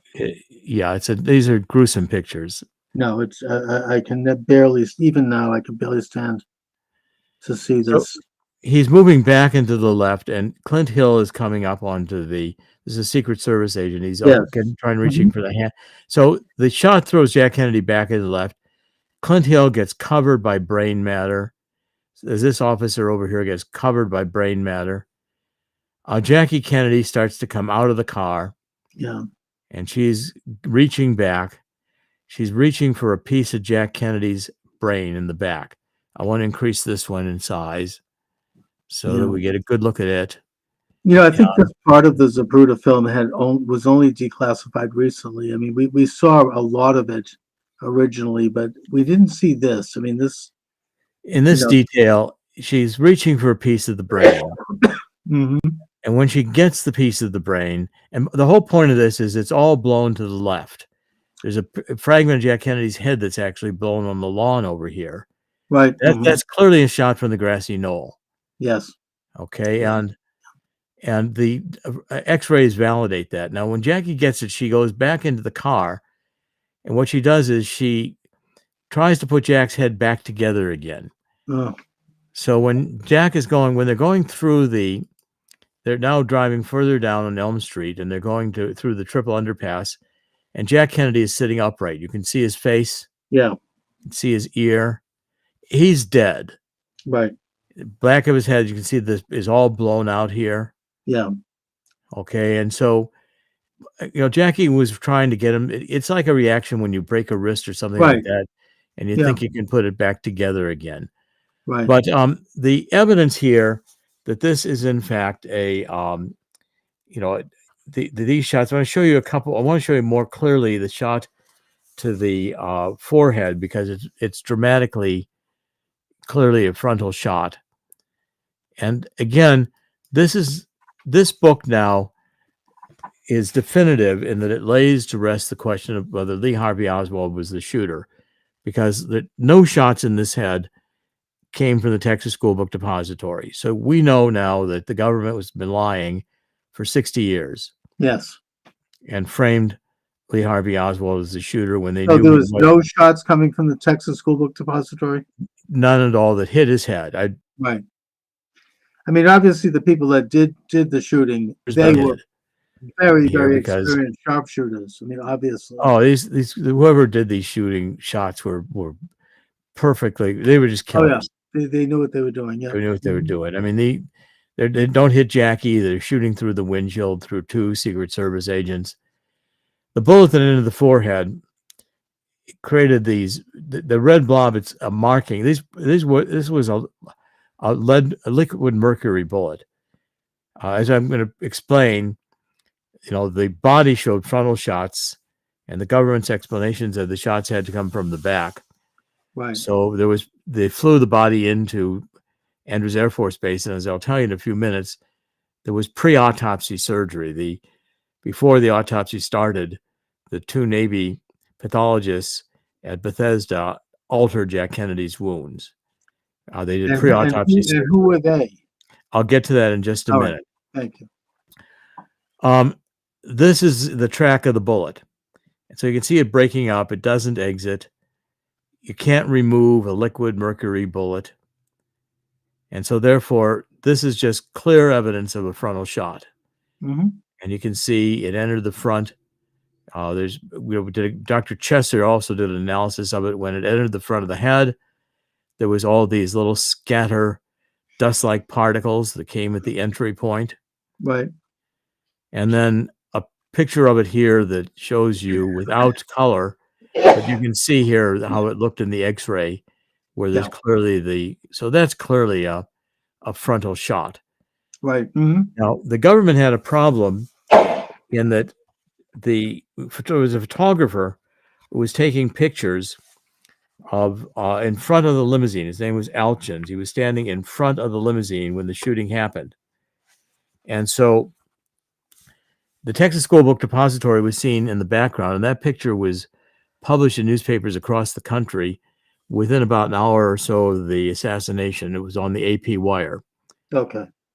And so people across the country knew that the shooting had occurred. That's a big blow up of the Alchins picture, but the Texas School Book Depository is behind when the shooting starts.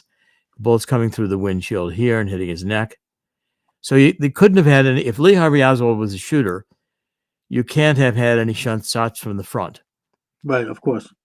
And if we take a look at the pictures, the Alchins took another picture as the Kennedy limousine passed him. There you can see the bullet coming through the windshield.